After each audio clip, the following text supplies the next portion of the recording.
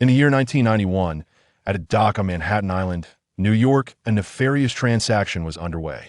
The darkness was meant to be the sole witness to this exchange, yet tonight, a third party lurked in the shadows. Perched atop the steel beams of the warehouse, a figure, nearly indistinguishable from the night, coldly observed. Both parties involved in the deal. Suddenly, the lights extinguished, plunging the once brightly lit warehouse into impenetrable darkness. A youthful voice rang out from above, "Water release." Great shark bomb technique. The sound of something hurtling through the air echoed, as if a fast-moving object was plummeting downwards, accompanied by a cacophony of crashing and splashing. A brief scream erupted from the crowd below, only to be abruptly silenced. The flash of gunfire illuminated the warehouse momentarily, but when the onlookers looked up, there was no sign of any adversary. Great water burst wave.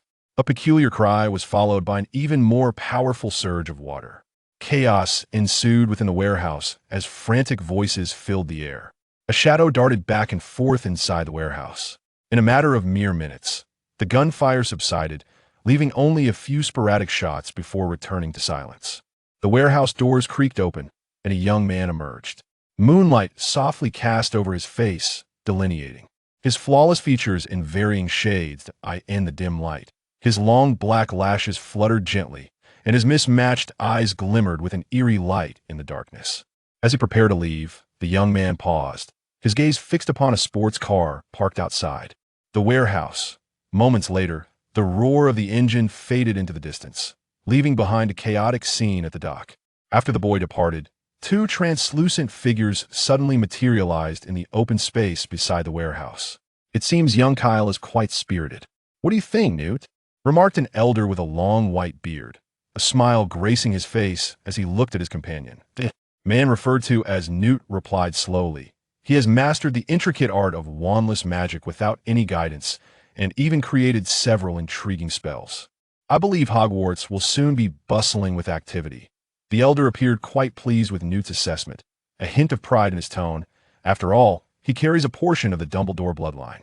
Upon hearing the boast about Albus Dumbledore, Newt did not hold back, but he is not a Dumbledore by name. Dumbledore's expression darkened. Nonetheless, one could say Kyle is like a son to me. After a moment's thought, Newt delivered a pointed retort that struck at Dumbledore's heart. "A son you? Abandoned at an orphanage and then lost?" Dumbledore, flustered, resolved to no longer engage Newt in discussions regarding Kyle's lineage. "Let's go. We must retrieve Kyle." With a loud crack, Dumbledore vanished from sight. Soon after, Newt too disappeared, leaving only the distant wail of police sirens echoing above the dock. The sports car sped through the moonlit night, its engine's roar reverberating on the deserted road. Shortly thereafter, the car entered an abandoned factory in Brooklyn, coming to a halt on a smooth surface. Kyle sat in the driver's seat, leisurely forming a series of hand seals. Earth release, earthquake, core. The ground beneath the car gradually sunk, resembling the mechanics of a hydraulic parking system. In truth, it was indeed a lift powered by chakra. The platform ultimately came to rest in a spacious underground chamber, which had served as Kyle's hideout for the past 5 years. Once the vehicle was parked, the earth above it rose back to its original level, leaving no trace of its alteration. Kyle picked up a suitcase from the passenger seat and approached a heavy iron door, behind which lay his true abode. The hideout was equipped with all essential living amenities, along with facilities for entertainment and fitness, epitomizing luxury. Deeper underground, several generators provided a continuous power supply to the hideout, gazing proudly at his accomplishments. A smile blossomed on Kyle's face. Over the past 5 years, he had unwittingly amassed a considerable fortune. Kyle placed his spoils from the night on the table in the center of the living room, beginning to inspect his treasures. He looked at the stacks of Franklin bills within the suitcase. A radiant smile illuminated his face. This was the most fruitful night since leaving the orphanage. Indeed, Kyle was an orphan. Theoretically, he should have been residing in an orphanage or with a family that adopted him. However, beyond his status as an orphan, Kyle held another identity. He was a time traveler from the Celestial Empire. A lightning bolt had struck him, thrusting him into a new world.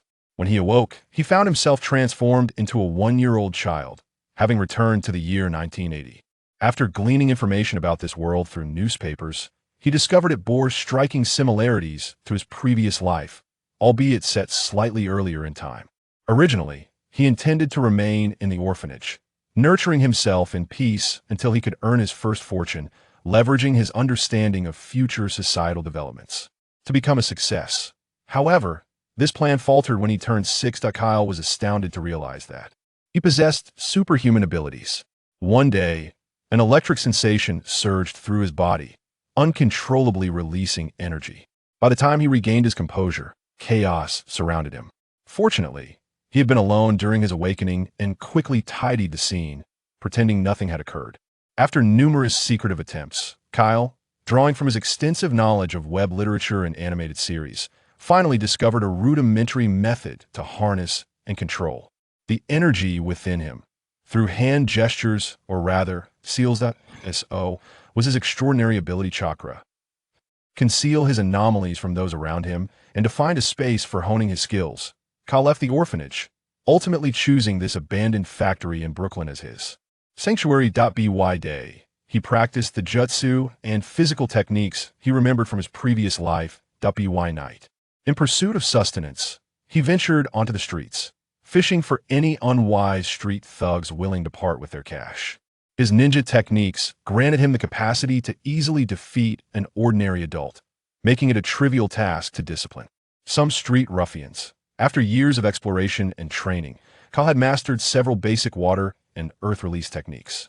After the Great Shark Bomb and Great Waterburst Wave he had just invoked, those were merely fanciful names he shouted, with their actual power being akin to that of C-rank.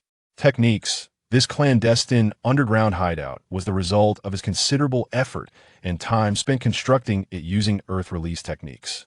As Kyle's combat prowess grew, his targets transitioned from minor thugs to more formidable gangsters. For the former yielded little in terms of profit, while the latter, the suitcase of cash before Kyle, now testified to the substantial wealth they possessed. After a rough tally of his gains for the evening, Kyle cast a pile of Franklin bills onto the table into the nearby safe. However, just as he was about to close the safe door, an unusual sound caught his attention. The unmistakable noise of the base's chakra-driven elevator being activated. Notice, the majority of the ninjutsu names have been reverted to their original titles. Should there be any omissions, please feel free to contact me in the comments for corrections. There are too many drafts, and I am unsure where I have yet to make changes. How could anyone other than him possibly activate the chakra elevator? He had meticulously designed such a complex means of entry and exit, much like the elderly Uchiha Madara burrowing underground, solely for the purpose of concealing his presence. It is utterly inconceivable that another could locate this place. One can be assured, the intruders are undoubtedly here for him. However, whether their intentions are benevolent or malevolent remains uncertain for the moment. Kyle swiftly formed a series of hand seals, summoning the chakra within him, ensuring he could unleash ninjutsu instantaneously if required. With his left hand, he formed a single seal, while his right hand retrieved a handgun from beneath the table, aiming it towards the entrance. Who says ninjas cannot wield modern weaponry? My dear, the times have changed. The iron door of the stronghold creaked open, revealing two figures at the threshold. They were greeted by a bullet striking the ground at their feet. State your intentions, Kyle shouted, leveling the handgun at the heads of the intruders. Dumbledore gazed into Kyle's familiar heterochromatic eyes, his own eyes slightly glistening. Yet, upon meeting Kyle's watchful gaze, Dumbledore's expression became complex, as if caught between words. A child who had lived independently for 5 years must have endured considerable hardship. However, as Dumbledore's eyes fell upon the decor of the living room behind Kyle, his guilt eased slightly. It appeared Kyle's living conditions were not entirely dire. With a gentle tone, Dumbledore attempted to convey his goodwill. Child, do not fear. We bear no ill will. Kyle regarded the peculiar old man with half-moon glasses, along with the other elder who maintained a profile view, his gun hand lowering slightly. You are not here to apprehend me? No, child. We are here to take you with us, Dumbledore replied, attempting to step forward. However, the moment he moved, Kyle instinctively retreated a half step. Is that retreat of yours sincere? Such a minor gesture can convey great harm. Until the situation is clarified, Kyle would not grant them any opportunity to approach. What if this seemingly frail old man is a master of taijutsu capable of unleashing devastating attacks? Furthermore, anyone capable of entering and exiting the stronghold in such a manner is certainly no ordinary individual. Take me? Kyle inquired, confusion evident in his voice. Dumbledore nodded. Child, you are a wizard. A wizard? What? Kyle was taken aback, his bewilderment deepening. He was a ninja. When had he ever been associated with the profession of a wizard? This old man must have chosen a rather poor excuse to deceive him. Wait a moment. The old man with the white beard? A wizard? It's you. Gandalf the Grey. Kyle scrutinized the elderly figure before him, noticing he neither wielded a staff nor brandished a sword. What is your name? Kyle asked hesitantly. I am Albus Dumbledore, the headmaster of Hogwarts School of Witchcraft and Wizardry in England. Dumbledore gestured towards the elderly gentleman beside him, who had been avoiding direct eye contact. This is Newt Scamander, a renowned magizoologist in the magical realm. Suddenly, the room fell into a profound silence. Kyle thought, what on earth? Wasn't this character from the movie he had seen in a previous life, Harry Potter and the Sorcerer's Stone? When he had crossed over, the film had just released its recent remaster. While surfing the internet, he had encountered fervent discussions among Harry Potter fans, eventually succumbing to boredom and downloading the film to watch it again. The plot had slipped from his memory, yet he still recalled the names of the three principal characters, Harry Potter, Albus Dumbledore, and the antagonist Voldemort. As for Newt Scamander, he had never heard of him. However, the mere mention of Albus Dumbledore's name indicated that the other party was not trifling with him. It was now 1991, and while Kyle was uncertain about the exact publication date of the first Harry Potter book, he was certain that it had not yet been released. Aside from J.K.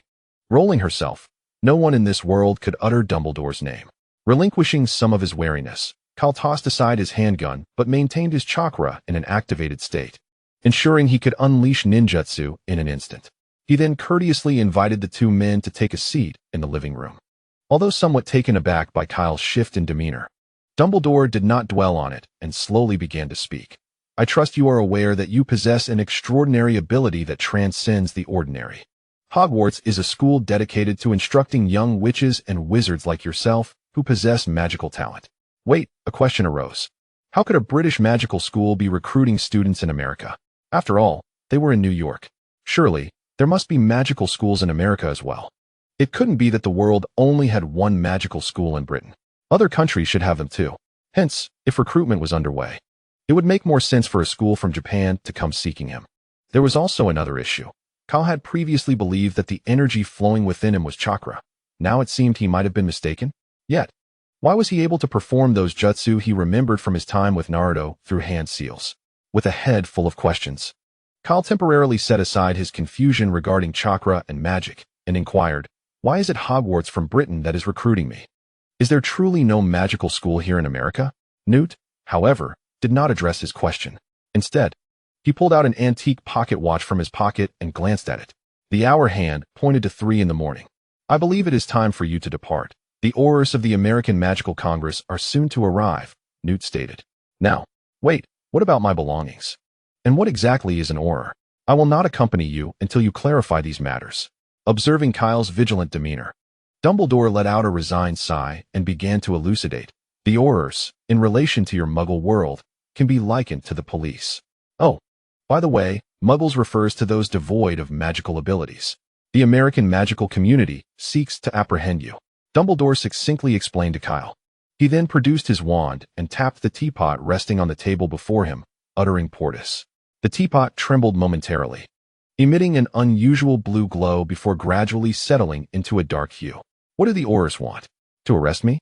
I am a law-abiding citizen, Kyle exclaimed, somewhat bewildered. Dumbledore cast a knowing glance at the open safe nearby, a hint of a smile playing on his lips. Law-abiding citizen? How do you suppose all that money came to be? Who on earth placed so much money in my home safe? Kyle stammered. Dumbledore interrupted his clumsy performance, stating, their intention to apprehend you is linked to your father. Now, if we delay any longer, the Aurors will indeed arrive. Place your hand on the teapot. We shall use the port key to travel to Britain, where I will provide further explanations. Wishing you a pleasant journey, Newt waved at the two, remaining stationary, clearly not intending to accompany them to Hogwarts. Farewell, Newt. In the next instant, Dumbledore activated the port key. Kyle felt as though a hook was tugging at his navel, pulling him forward with an irresistible force, lifting him off the ground as if he were carried by a gust of wind, rendering the surrounding world a blur. Fortunately, this uncomfortable sensation dissipated swiftly. As his feet met the ground, the indistinct scenery transformed into the sharp outline of a majestic castle. The momentum of the portkey nearly sent him tumbling forward in an undignified manner, but thanks to 5 years of martial training, he adeptly rolled and sprang to his feet, surveying the enchanting landscape before him. Majestic mountains encircled the vast castle, with expansive lakes shimmering in the sunlight, occasionally revealing the shadow of a gigantic tentacle rising from the depths. "Is this to be my new school?" Kyle marveled. Dumbledore smiled warmly and nodded. "Welcome to Hogwarts. Now, Kyle, let us proceed." Dumbledore glanced at the time. "We shall just make it in time for breakfast." He led Kyle along the elevated stone bridge that meandered through the mountains towards the castle. Along the way, Kyle strained to recall the plots of films he had seen in his past life, wondering why the usual protocol of sending an owl had been bypassed for a personal visit from the headmaster. Although his circumstances were indeed peculiar, he pondered the significance of the Aurors pursuing him. With a mind full of questions, Kyle finally spoke. "Professor, why did you say all of this pertains to my father?" "Just call me Professor." Dumbledore winked at Kyle with a smile. "Very well, Professor," Kyle acquiesced, eager to unravel the mysteries surrounding him. Dumbledore let out a deep sigh, contemplating whether to unveil the truth of Kyle's lineage. Following closely behind, Kyle remained unaware of the myriad expressions flitting across Dumbledore's face. After a brief moment of reflection, Dumbledore resolved to speak. "Do you know your surname?" He paused, turning to gaze at Kyle. "Grindelwald?" This name, as recounted by the headmaster of the orphanage where he once resided, was inscribed on a note attached to his swaddling blanket. Kyle, entirely oblivious to any implications surrounding this surname, could hardly be blamed. After all, his previous life had afforded him little interest in the Harry Potter series. Having only perused the first book, The Philosopher's Stone, and seen but 2 films from the Fantastic Beasts series. Thus, he remained unaware of the significance that the name Grindelwald held within the European magical community. "Your father is named Gellert Grindelwald." At the mention of this name, Dumbledore was immediately transported back into his memories. Kyle's inquiry drew him back to the present. What kind of person was he? Let us discuss as we walk. The Scottish Highlands in February were still quite frigid, and a brisk wind sweeping through the mountains made Dumbledore shiver. After all, he was an elderly man of over a century and not immune to the cold. "Your father, Gellert Grindelwald, was a remarkably complex individual, an idealist of exceptional talent. I became friends with him in the summer of 1899, united by a shared grand ambition." Kyle, taken aback, muttered, "Summer of 1899?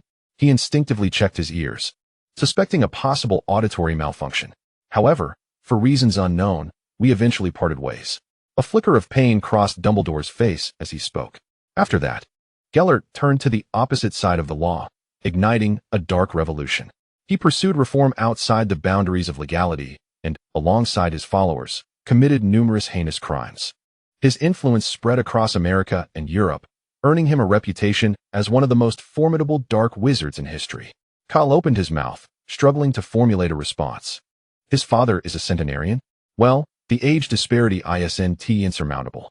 The real issue lies in the fact that his father is a terrorist, an epithet that serves as an insult to one who once stirred Europe's tumultuous waters. At a loss for words, Kyle pondered, the world's most nefarious criminal? No, his father was not Monkey D. Dragon, nor did he aspire to be a pirate king. A scourge of the magical realm? No, his father bore no resemblance to Uchiha Madara, nor was Dumbledore akin to Senju Hashirama. Kyle reined in his spiraling thoughts. So, this is the reason the Aurors seek to apprehend me? Dumbledore nodded. When every young wizard reaches the age of 11, their name automatically appears on the enrollment list of the local magical school. This is how the American Magical Congress discovered you. Fortunately, the wife of Mr. Scamander, who had recently assisted us, was previously employed by the American Wizarding Association. This connection enabled Newt and me to locate you before the Aurors arrived. Dumbledore's words alleviated some of Kyle's doubts. And what of my father? Where is he now? Why has he never sought me out? As he spoke, a hint of resentment crept into Kyle's tone, despite his lack of any emotional attachment to the father he had never met. After all, anyone abandoned in an orphanage for 6 years and cast into a life of wandering at merely 6 years old could hardly be devoid of bitterness. Even if he were faring well alone now, it was inevitable that he held some grievances towards Gellert Grindelwald. Unbeknownst to them, they had traversed the castle's forecourt and arrived at its grand entrance. Dumbledore stood at the castle's threshold, his expression tinged with melancholy. It is not your father's fault. He does not wish to be absent, but rather, he is unable. Dumbledore's slightly frail hand brushed against Kyle's golden locks. In 1945, I defeated him, and subsequently, he has remained imprisoned in Nurmengard, never to step outside its walls again. Kyle was taken aback. His long-absent father was indeed incarcerated, and it was the elder before him who had confined him there. And what of my mother? Upon mentioning her, Kyle noticed a flicker of discomfort cross the old man's face. Instantly, he deduced there might be some untold complexities surrounding this matter, prompting him to swiftly change the subject. Will my identity as the son of a Dark Lord cause you any trouble? Kyle inquired, fully aware that if enemies were to seek him out, it could indeed pose complications. This question was intentionally posed, for he sought a safeguard. Dumbledore, being a figure of great influence, was undoubtedly the best possible protector he could hope for. Yet, Dumbledore's response took Kyle by surprise. If you desire, the name by which you will be registered in the Hogwarts student roster will be Kyle Dumbledore. When you have acquired the strength to stand on your own, you may reclaim the Grindelwald surname at that time. Thus, a name change seemed to resolve the issue, and with this name, he could navigate Hogwarts with confidence. I am honored, Professor, Kyle remarked, a grin spreading across his face. It appeared that Dumbledore shared a profound connection with his father. Otherwise, such a suggestion would not have been proffered. Dumbledore smiled and gently patted Kyle's shoulder. Come now, let us proceed to the Great Hall for dinner. Upon their arrival at the entrance of the Hogwarts Great Hall, the students already gathered around the 4 long tables. Above them, thousands of floating candles illuminated the dining hall, casting a warm glow. The tables were adorned with gleaming cutlery, laden with an array of delectable dishes, which, for breakfast, seemed rather extravagant. Oatmeal, bread rolls, orange juice, pickled fish, eggs and bacon, toasted bread, buttered jam bread, cornflakes. Kyle, who had spent several years in an orphanage, once believed that a typical breakfast for foreigners consisted solely of bread and jam accompanied by a glass of milk. It now appeared that the orphanage was simply too impoverished to afford more.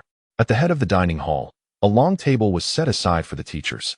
Kyle, clad in mundane attire, seemed conspicuously out of place amidst the uniformed Hogwarts students draped in their wizarding robes.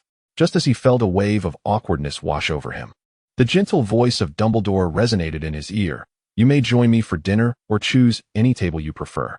Faced with the unfamiliar faces at the long table, all casting curious glances in his direction, Kyle decided it was best to accompany Dumbledore. Professor, I think I will sit with you, he said, hastening to match Dumbledore's stride. As Kyle took his seat among the faculty, a noticeable stir erupted in the hall. Students buzzed with whispers and speculations regarding Kyle's identity. What was his relationship with Professor Dumbledore? Why was the esteemed professor bringing him to the dining hall? And why was he dining alongside the faculty? Oblivious to the students' chatter, Kyle was acutely aware of the peculiarity of his presence. He had just arrived from New York, and his internal clock was still set to the early hours of the morning. Earlier, he had been entangled in a chaotic scenario with a group of gangsters involved in the laundry business. Barely managing to return home, and without the chance to grab a late-night snack, he was abruptly informed by Dumbledore that he was the son of a criminal, and that a cadre of magical law enforcement was in pursuit of him, leading to his hasty transatlantic escape. What a vibrant night life it had been. Now, hunger gnawed at him, and he felt capable of consuming a staggering 46 bowls of ramen.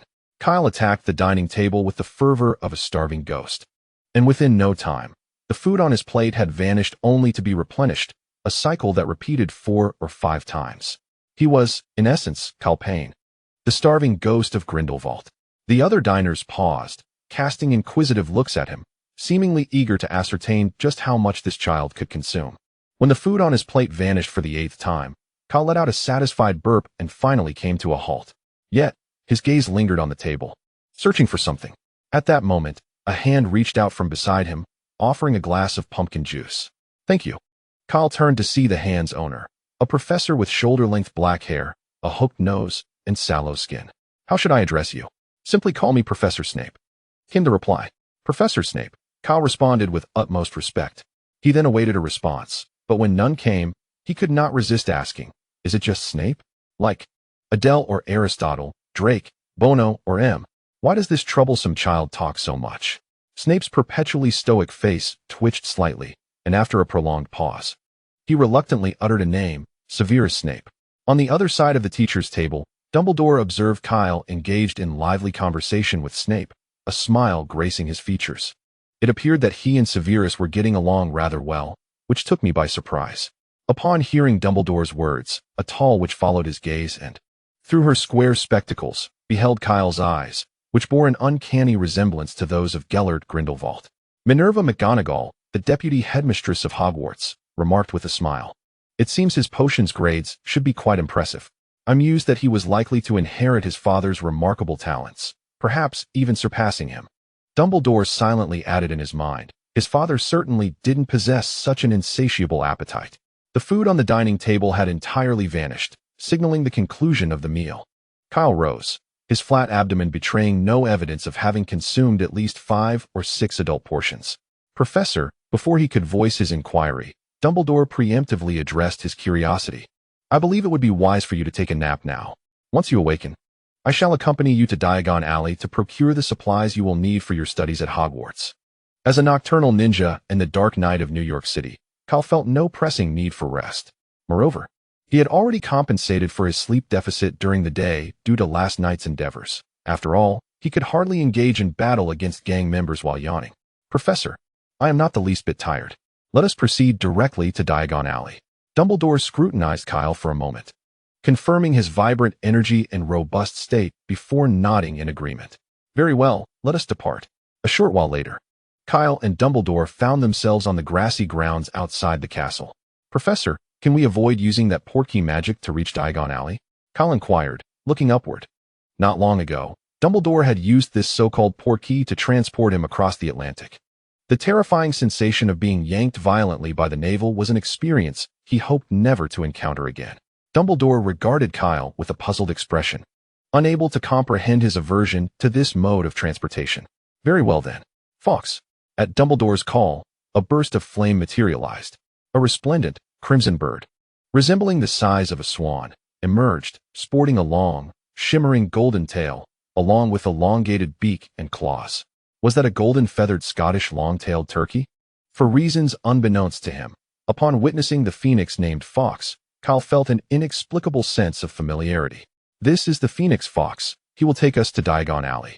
After hearing Dumbledore's words, Kyle cast a skeptical glance at Fawkes. Can such a small creature really carry us?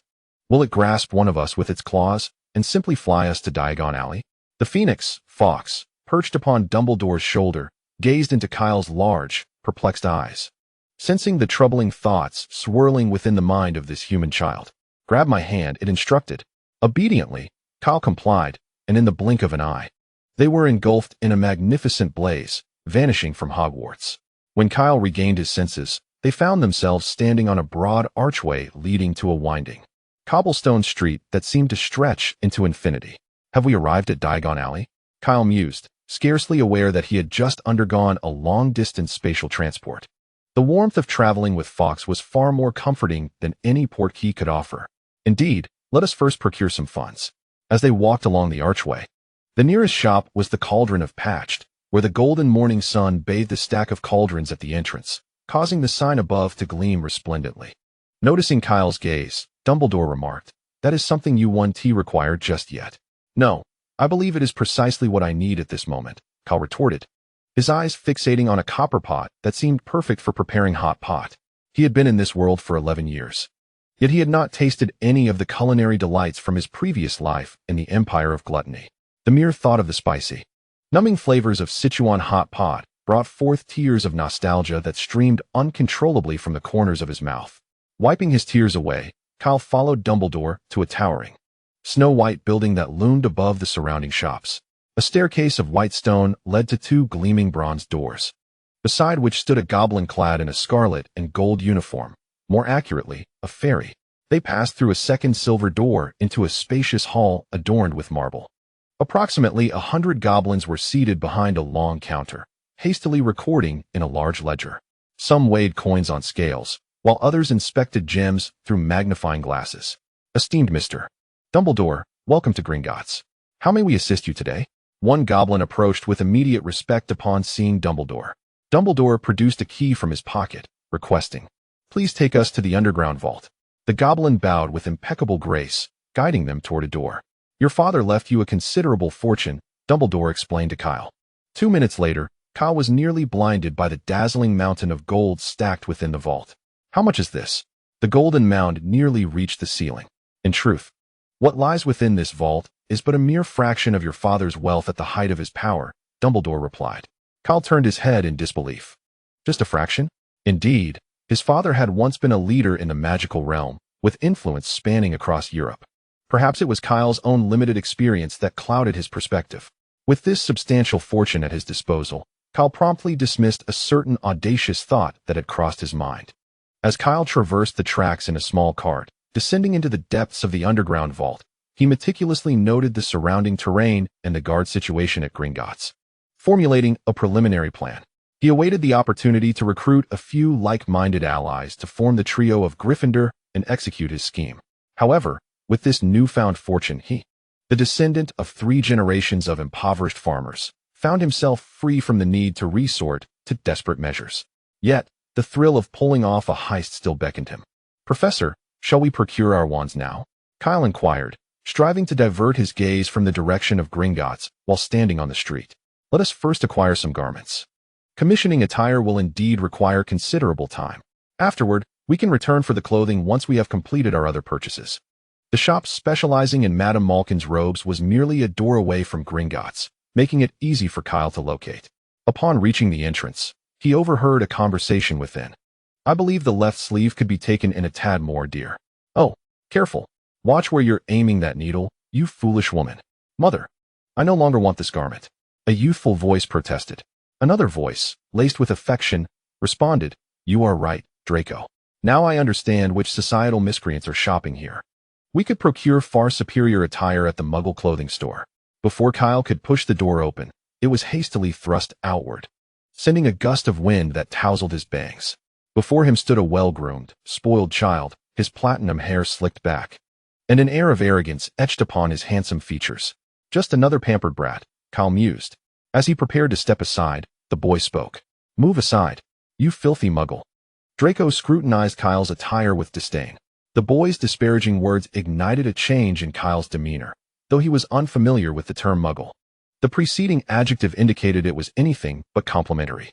Perhaps it was time for this spoiled child to learn the harsh realities of society. Casting a glance behind him, he noticed Professor Dumbledore had not yet caught up, prompting him to take action. With narrowed eyes, Kyle retrieved a round object from his pocket and hurled it to the ground. A soft explosion ensued, accompanied by a brilliant flash of light. Draco, momentarily blinded, lost sight of Kyle. Suddenly, a foot appeared behind him, sending him sprawling to the ground. Secret technique of leaf body, Kyle declared, his hands forming a tiger's seal. A wild, mischievous grin on his face. Draco, now on his knees, felt an inexplicable tightness at the sound of Kyle's voice. With a blood-curdling scream, a figure soared through the air, tracing an elegant parabola. With a leap akin to that of a frog, Kyle mused that this mischievous boy named Draco could effortlessly compete in pole vaulting at the Olympics without even needing a pole, given his remarkable jumping prowess. Draco, the troublesome child, knelt on the ground, hands clutching a sensitive area, his voice trembling, then morphing into soft sobs, ultimately escalating into heart-wrenching cries. Unfazed, Kyle casually conjured a water sphere to wash his hands, then looked skyward, feigning nonchalance as if nothing had transpired. Draco, what is the matter? A blonde woman hurriedly emerged from Madame Malkin's robes for all occasions. Narcissa Malfoy shot an angry glare at Kyle, who was still gazing upward, only to find an elderly man standing behind the boy. Dumbledore, Kyle has complained first. He called me a mudblood. Is this true, Mrs. Malfoy? Dumbledore inquired, his gaze shifting to the sobbing boy nestled in his mother's embrace, his previously warm demeanor now tinged with frostiness. Perhaps emboldened by his mother's support, Draco, who had just suffered a heavy blow, suddenly found his nerve. Look at his clothes. Isn't he just a mudblood? Draco, Narcissa, irritated by her son's insolence, swiftly intervened to silence him. I apologize, Professor Dumbledore. He is still just a child. Standing beside Dumbledore, Kyle muttered, just be mindful in your next life. A few dark lines appeared on Dumbledore's forehead. What do you mean by next life? Are you suggesting you wish to cause harm? Dumbledore suddenly found merit in Newt's words. Hogwarts would indeed soon become quite lively. I believe young Mr. Malfoy could benefit from a lesson in proper etiquette, Dumbledore remarked, casting a glance at Draco, whose face was flushed red from his mother's reprimand. Upon hearing Dumbledore's words, Narcissa's expression darkened considerably. After bidding farewell to Dumbledore, she dragged the wretched Draco away without a backward glance. Dumbledore looked down at Kyle, then glanced at the suspicious puddle on the ground nearby. We only distanced ourselves by a mere 10 steps, and you've already stirred up trouble. Professor, to be precise, trouble found me, Kyle retorted, retrieving a homemade shuriken from his utility pouch. If I were to get serious, this would be my weapon of choice. Internally, Kyle added that had he developed the method for creating explosive tags, he might have adorned it with one of those as well, much like Naruto did against Gaara. With the sharp weapon seized and his utility pouch confiscated, Kyle looked up to see a shadow of displeasure on Dumbledore's face. Kyle feigned innocence, blinking at Dumbledore, his gaze drifting toward a nearby shop. Oh, by the way, Professor, would you care for some ice cream? Watching Kyle bounce over to Florian Fortescue's ice cream parlor in just a few strides, Dumbledore rubbed his temples, experiencing for the first time what it truly meant to care for a child, especially one as formidable and troublesome as this young boy. Half an hour later, standing before Ollivander's wand shop, Kyle's skeptical gaze oscillated between Dumbledore and the shop's sign. Was this truly the legendary wholesale market for the Golden Finger? No, the wand shop. The establishment appeared both small and dilapidated, with its gilded sign peeling away, inscribed with Ollivander, crafting exquisite wands since 382 BC. Within the shop's window, a solitary wand rested upon a faded purple cushion. Some matters cannot be judged solely by appearances, Dumbledore smiled gently. For Ollivander was indeed the finest wand maker in the British wizarding community, ranking among the best in Europe as well. Pushing the door open, Kyle entered the wand shop. The interior was cramped, with nothing but a long bench in the corner. Countless slender boxes containing wands towered from the floor to the ceiling, all dusted with a fine layer of neglect. As they stepped inside, a chime of wind bells rang out, and a white-haired head emerged from the piles of boxes, warmly greeting Dumbledore. Dumbledore. Welcome, welcome. It is such a pleasure to see you. In his enthusiasm, he momentarily overlooked Kyle. As the old man approached them, his pale, large eyes, which shone like 2 moons in the dim shop, finally acknowledged Kyle's presence. Good heavens, this is... Ollivander exclaimed, gazing at the uniqueness of Kyle's heterochromatic eyes, then casting a glance towards Dumbledore, as if seeking confirmation. Dumbledore nodded, affirming, indeed, Ollivander, just as you suspect. Kyle's extraordinary eyes were exceedingly rare before this wand maker, who had spent a lifetime interacting with various wizards. Kyle's identity could not remain concealed. With his suspicions validated, Ollivander rubbed his hands together in excitement, retrieving a measuring tape imprinted with silver markings from his pocket. Which arm do you favor? The right. He measured from shoulder to fingertips, from wrist to elbow, shoulder to floor, knee to armpit, and finally, the circumference of Kyle's head. As Ollivander measured, he rambled on. Each Ollivander wand possesses powerful magical properties. This is its essence. We utilize unicorn hair, phoenix tail feathers, and dragon heartstrings. Each wand is unique, for no 2 unicorns, dragons, or phoenixes are identical. Of course, should you wield a wand that rightfully belongs to another wizard, you would not achieve such remarkable effects. Kyle wondered if Ollivander recited this same spiel to every wizard. Unable to contain his curiosity regarding Ollivander's enigmatic methods, Kyle inquired, why must measurements be taken to purchase a wand? Because every wand crafted by the Ollivander family is distinctive. To assist you in selecting the perfect wand, I must first measure your arm length, forearm length, height, head circumference, and other dimensions, and then choose a wand based on these parameters. After hearing Ollivander's explanation, Kyle contemplated for a moment before extending his hands. He placed his left hand upon his right arm and, with a sudden force, heard a crack as his right arm dislocated. As Kyle observed the few centimeters of growth in his arm, Ollivander's expression darkened at the dismantled apparatus. Dumbledore, witnessing the frozen smile on Ollivander's face and the twitching corners of his mouth, turned away, striving to suppress a chuckle, only to glance back, feeling a pang of sympathy. Healing restored. With a flick of Dumbledore's wand, Kyle's arm clicked back into place. Apologies, sir, may we continue? Kyle inquired. Ollivander, with great effort, opened his mouth, his voice dry as he replied, oh, very well. After years of crafting and selling wands, Ollivander had encountered countless situations, yet this particular one was indeed unfamiliar.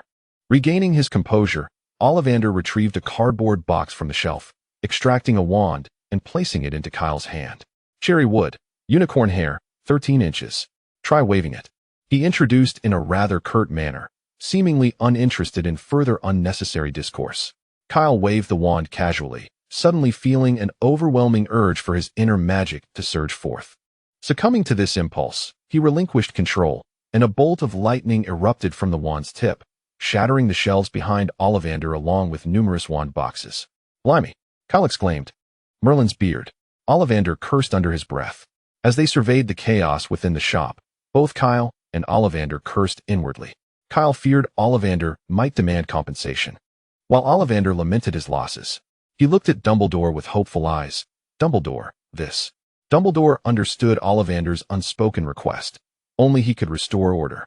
With a wave of his wand, everything in the wand shop rewound as if time had been reversed, the shattered shelves, wands, and their cardboard boxes flying back into place. Returning to their original forms, both the elder and the youth sighed in relief. The wand in Kyle's hand was taken away, and another was placed into his grasp. "Let us try this one," Ollivander said. "Willow, phoenix feather, 12 inches. Do not wave it. Just give it a gentle shake."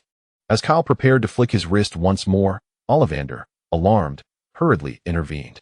Seeing Ollivander's reaction, Kyle found it amusing and disregarded the warning, swinging the wand with abandon. Though this time he reduced the magical output. At the sight of Kyle's action, Ollivander shivered. Once again, a spark shot from the wand, grazing Ollivander's scalp before striking the cabinet behind him. Fortunately, the cabinet remained intact this time. Ollivander, thoroughly startled, composed himself and hurriedly fished out a mirror from an unknown corner, gazing in despair at his balding hairstyle. "Ah, my apologies, Mr. Ollivander." "No worries, no worries. A bit of hair tonic will remedy this minor issue," Ollivander replied, forcing a smile. Had it not been for the formidable presence backing the mischievous child, Ollivander would have imparted a lesson today about the vibrant blossoms outside. It appeared that the resonance between the wand and its wielder was lacking, prompting Ollivander to retrieve a third wand, crafted from walnut and possessing a dragon heartstring core, measuring 11 inches. Unlike the previous two wands, as Kyle grasped this one, an extraordinary sensation enveloped him, as if it was destined to be an extension of his very being. No longer restraining the magic within him, he flicked the wand gently, conjuring a stream of water that danced and morphed in the air as he waved it like a conductor's baton. It was truly enchanting. Such an occurrence was unprecedented for him. Ollivander, captivated by Kyle's striking heterochromatic eyes, realized this was the one. Half an hour later, the two emerged from the leaky cauldron. Dumbledore cast a glance toward the nearby Owl Emporium before turning to Kyle. "With your wand and books acquired, let us procure a pet for you." Kyle's eyes sparkled at the mention of a pet. "Can we get a phoenix like Fox?" "Alas, that is unlikely. Phoenixes are exceedingly rare magical creatures. However, we can certainly acquire an owl." Kyle's eyes dimmed at the thought. The prospect of having a mere owl seemed lackluster compared to a magnificent phoenix. He desired a crow, imagining a cosplay of the Weasley twins. With determination, Kyle strode into the Owl Emporium. Upon exiting, he held a birdcage containing a pitch-black crow. Stroking his chin, he declared, "You shall be named 1 for 7. Dumbledore, his azure eyes twinkling with amusement, regarded the jubilant Kyle. "Now, let us visit Madame Malkin to collect your robes. That is the final item we require." However, Kyle did not follow Dumbledore's lead. Instead, he gazed longingly at the nearby apothecary, exclaiming, "Professor, I wish to purchase a cauldron." After receiving permission, he thrust the birdcage into Dumbledore's hands and dashed to the shop front, eagerly clutching the copper cauldron he had long coveted, before joyfully completing his purchase. By the time they concluded their shopping in Diagon Alley, the sun was high above them. "We have missed lunch at Hogwarts," Dumbledore noted, checking the time. Dressed in his wizarding robes, Kyle inspected the copper pot in his hands. "Professor, does Hogwarts have a kitchen?" "Indeed, we do. Our meals do not simply materialize from thin air." "Why do you inquire?" Swallowing hard, Kyle eagerly looked at Dumbledore. "Let us return to Hogwarts. To the kitchen. Allow me to treat you to a marvelous feast from the East." Dumbledore, chuckling, agreed, curious to see what culinary wonders Kyle would conjure. "Come. This time we shall use apparition to return to Hogwarts." Grasping Dumbledore's arm, Kyle suddenly felt as if he were being compacted into a ball and flushed away through a toilet, only to be expelled via the sewer. When he regained his senses, He found himself standing on the grounds of Hogwarts. Is this the magic of spatial teleportation? In truth, Kyle intended to refer to the flying thunder god technique. Well, one could certainly say so. Professor, I wish to learn this. Kyle's eyes transformed into sparkling stars. This magic is still a bit premature for you. Let us first address the matter of lunch. 20 minutes later, in the kitchens beneath Hogwarts Castle. The kitchen is a grand room with a high ceiling, as expansive as the great hall above. Surrounding the stone walls are numerous gleaming copper pots and bowls, while at the far end stands a large brick fireplace.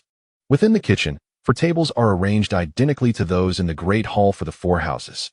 Kyle and Dumbledore sat facing each other, a copper pot steaming with red oil before them.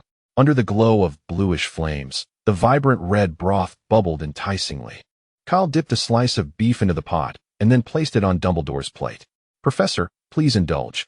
The distinctive spiciness of the hot pot surged into Dumbledore's nostrils, accompanied by an aroma that made him salivate. However, the substantial heap of chili peppers and Sichuan peppercorns that Kyle had just added made him hesitant to take a bite. He thought that he, Albus, would rather starve to death or leap from the castle's astronomy tower than taste anything from that pot. Yet, seeing the eager anticipation in Kyle's eyes, Dumbledore could not bring himself to refuse. Thus, he picked up his knife and fork, braving the unknown, and consumed the beef Kyle had placed on his plate. The next moment, Dumbledore's tightly shut eyes suddenly flew open. Delicious.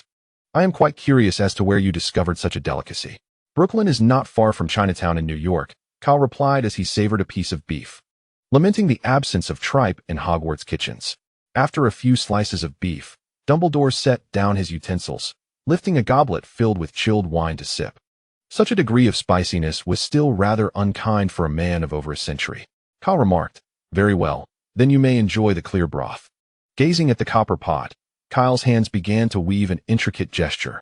A plume of white smoke rose, and the pot before them instantaneously transformed into a yin-yang shape, with the original red broth contained in one half. Non-one transfiguration? Dumbledore was taken aback by Kyle's talent, but quickly regained his composure. Grindelwald's son, indeed.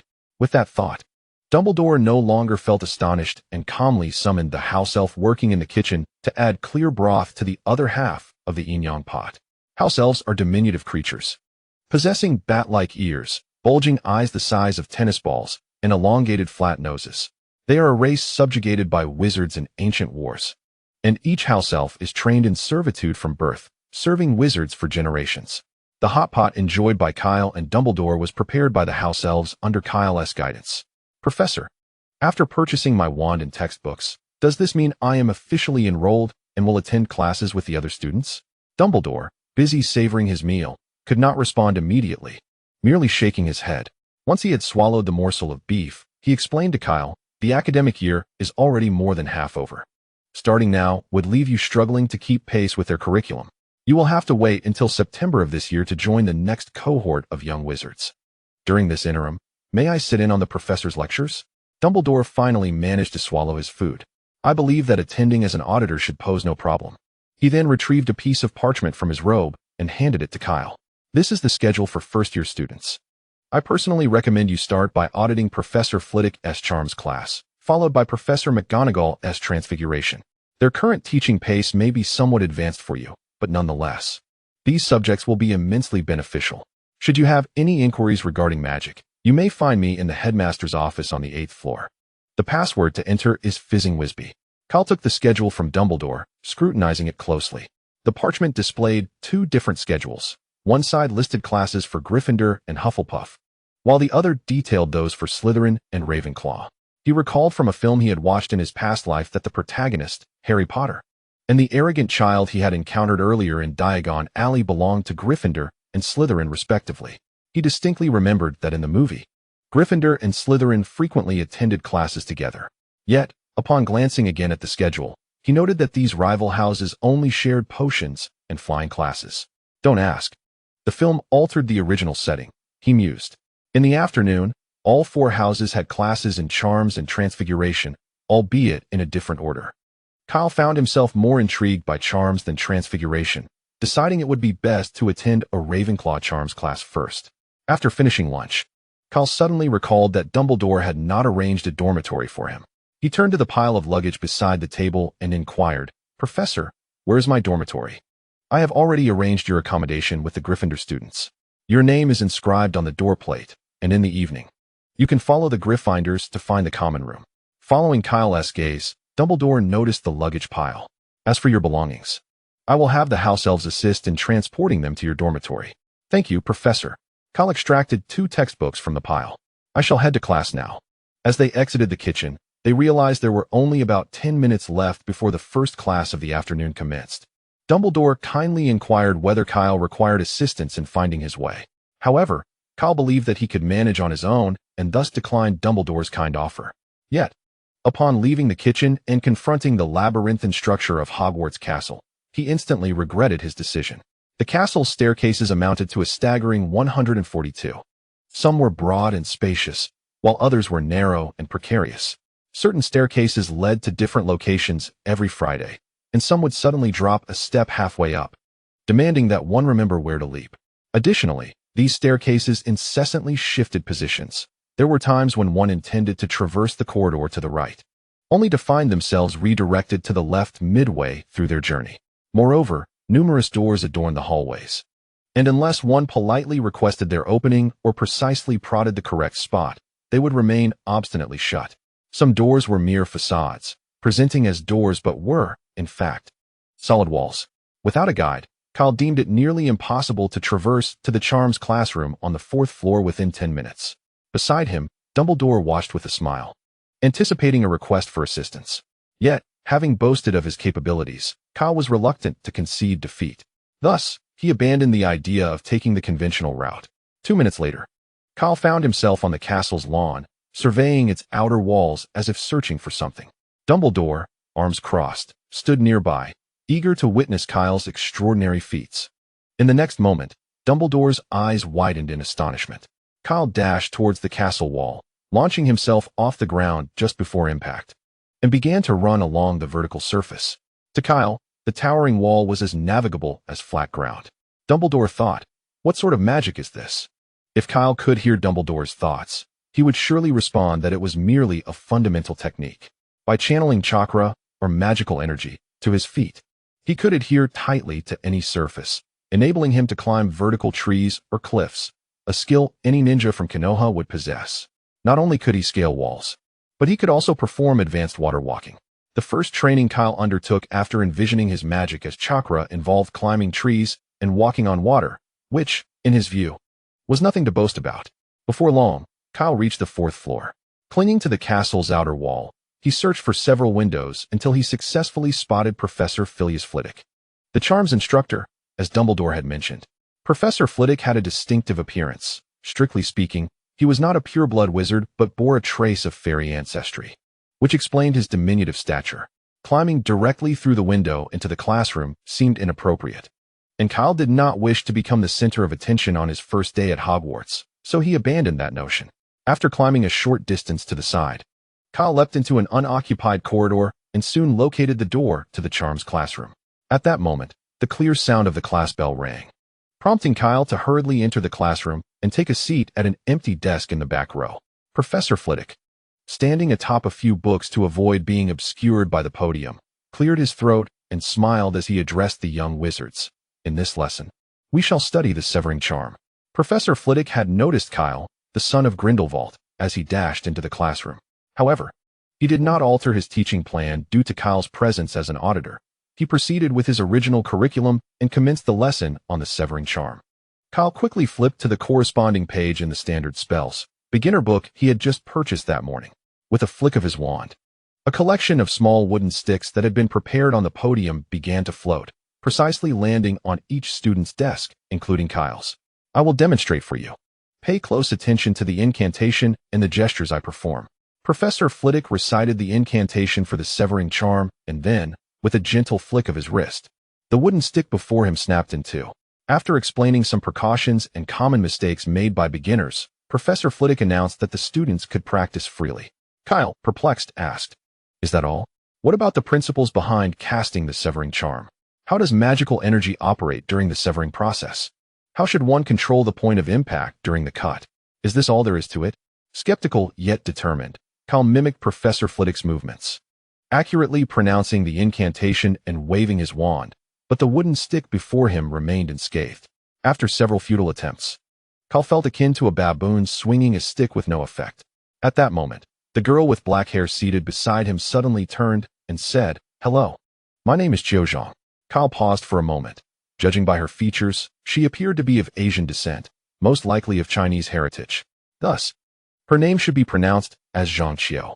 He was surprised to encounter a fellow countryman in this place. Although his current form was that of a fair-haired, blue-eyed Anglo-Saxon, his heart remained rooted in his homeland. No, his motherland. Suddenly, a bold thought occurred to him. "Are you Chinese?" Qiu nodded, clarifying, "More accurately, I'm just of Chinese descent. Can you perform Chinese martial arts? Like Bruce Lee?" Kyle jested, throwing a few punches into the air. Internally, he was nearly doubled over with laughter. In his previous life, whenever he met foreigners, the first question they asked upon learning he was Chinese was whether he could perform martial arts. He never anticipated that in this life it would be his turn to inquire about someone else's martial prowess. A few dark lines appeared on Qiu's forehead as she felt somewhat offended. After denying her ability to perform Chinese martial arts, she finally posed her burning question. "What is your relationship with Professor Dumbledore? I noticed you seemed quite close to him in the Great Hall this morning." Kyle was equally curious about the nature of his relationship with Professor Dumbledore. By generational hierarchy, should he refer to Dumbledore as uncle or elder? Were most professors at Hogwarts his juniors? Perhaps it would be best to simply reveal his surname and allow her to deduce it herself. Thus, Kyle extended his hand toward Zhang Qiu, neglecting to introduce himself. "I am Kyle Dumbledore." Zhang Qiu gasped in disbelief. "Dumbledore? Is he truly the Dumbledore professor?" Kyle thought he should have anticipated such a reaction. "Hello. I am Marietta Ekmo from Ravenclaw." The girl on Zhang Qiu's other side confidently offered her hand. Just as Kyle was about to shake hands, a cough interrupted their interaction from nearby. As students of Ravenclaw, Zhang Qiu and Marietta felt an acute embarrassment at being caught daydreaming by their house head. Instantly, they turned back to their studies, pretending to be diligent students practicing the severing charm on their wooden sticks. Meanwhile, Kyle felt no such embarrassment and boldly approached Professor Flitwick to inquire about the principles behind the severing charm. "Professor, I find it somewhat perplexing how merely uttering the incantation and waving the wand can manifest the severing charm." As he spoke, Kyle glanced at Zhang Qiu's stick, which had already been cleaved in two, while his own remained unchanged. Without waiting for Professor Flitwick's response, he quickly added, "The severing charm, in its literal sense, implies dividing an object. From a physical perspective, it is akin to using a sharp object, such as a knife, to cut through." Professor Flitwick listened with a smile. "However, when I observed you and Zhang Qiu casting the severing charm, I did not perceive anything akin to a knife dividing the object. Thus, it seems that the object must have split from within." Professor Flitwick maintained a broad smile. "So, the true principle of the severing charm should be that it allows magical energy to act upon the molecules of the stick, disrupting the attractive forces between them or exceeding the range of their binding capabilities, thereby achieving a cutting effect?" Professor Flitwick's smile faltered. "How should I control the magic to achieve such an effect?" Professor Flitwick pondered. What on earth is this child asking? He comprehended every word Kyle uttered. Yet when they were strung together, their meaning eluded him. Did one truly need to consider so many factors for a fundamental charm, such as the severing charm? Was it not merely a matter of waving one's wand and cleaving the object with a resounding snap? Although Professor Flitwick was a master of charms, his studies did not encompass analyzing them from the perspective of Muggle physics. Nevertheless, for the sake of his dignity as a professor, he could not allow himself to be stumped by Kyle's inquiries. Professor Frilvey feigned a serious demeanor, appearing to Kyle as if he were deep in thought, meticulously organizing his words. After a futile struggle, Professor Frilvey resolved to concede. He managed to force out a feeble smile. Embodying the essence of magic, one merely needed to channel their intentions into their wand and command it to cast a spell. Kyle gazed intently at Professor Frilvey, questioning, "Are you serious?" Professor Frilvey returned Kyle's gaze, pondering, "What prompts this young lad to look at me with such incredulity? Is he doubting my mastery of spells?" At that moment, a crow flew past the window, cawing twice, amplifying the palpable awkwardness surrounding the two. A few strands of frustration appeared on Kyle's forehead. This magic felt excessively abstract. When he performed the water release technique, there was a discernible process. The magical energy within him transformed into water elements, subsequently shaping into a shark, a grand manifestation, if you will. Whether this adhered to the laws of energy conservation and other physical principles, he could not ascertain, but there was, at least, a traceable path. The cutting spell, however, was indeed perplexing. Kyle endeavored to articulate his thoughts, ultimately posing the pivotal question. So, Professor, is the essence of magic merely the manifestation of one's desires?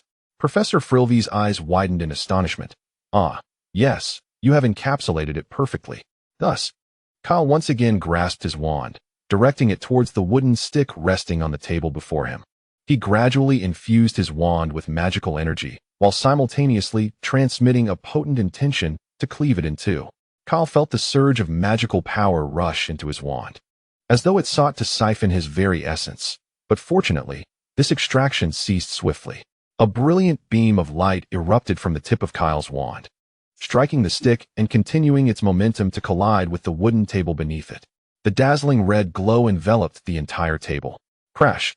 The thunderous sound of the table shattering into two echoed through the room. Thud! This time, it was the sound of books tumbling to the ground. Kyle stared blankly at the desk before him, bewildered by the recent turn of events. Regaining his composure, he hurriedly attempted to right the desk and quietly inquired of Professor Frilvy, "Professor, did my cutting spell succeed?" Succeed? More than that. This cutting spell rivals even Snape's precision. Professor Frilvy wiped non-existent sweat from his brow. "I believe you may not have controlled your output of magical energy effectively. Do not be disheartened. Let us try again." As the desk reassembled under the influence of the restoration spell, seamlessly mending without a trace of the recent cleaving, Kyle could not help but marvel at the wonder of magic. After summoning another wooden stick and bolstered by Professor Frilvy's encouragement, Kyle embarked on his second attempt at spellcasting, reflecting on the errors he had made during the previous incantation. As he cast the spell, transmitting his intent to the wand, he felt an innate surge of magical power within him, reminiscent of the sensation he experienced earlier that day in the wand shop. Judging by the reaction of the skilled wand maker, Ollivander, it seemed his magical prowess was significantly more substantial than that of others. To put it another way, while others wielded mere chakra, he possessed an abundance akin to chakras or even tons. This immense power likely accounted for the extraordinary potency of his spells. Consequently, when casting magic, he needed to exercise restraint over the magical energies within him, ensuring they did not erupt uncontrollably. Otherwise, the cutting spell he had just unleashed could have wreaked havoc throughout the entire school. Having grasped this realization, Kyle attempted the cutting spell once more. After 3 or 4 attempts, he finally managed to regulate the spell's potency to a level comparable to that of a typical wizard. Professor Flitwick, observing nearby, nodded with satisfaction. Without having learned any gestures or incantation techniques, he had successfully executed the cutting spell within the confines of a single class. What a remarkable talent! Once he had mastered the cutting spell, Kyle began to ponder the words of Professor Flitwick. If the essence of magic lay in the manifestation of thought, then perhaps by redefining the cutting spell's form in his mind, he could elicit a different effect altogether. An idea struck him like a thunderbolt. Transitioning from a one-handed grip to a two-handed grasp of the wand, he channeled his magical energy and intent, conjuring an invisible blade that extended from the wand's tip.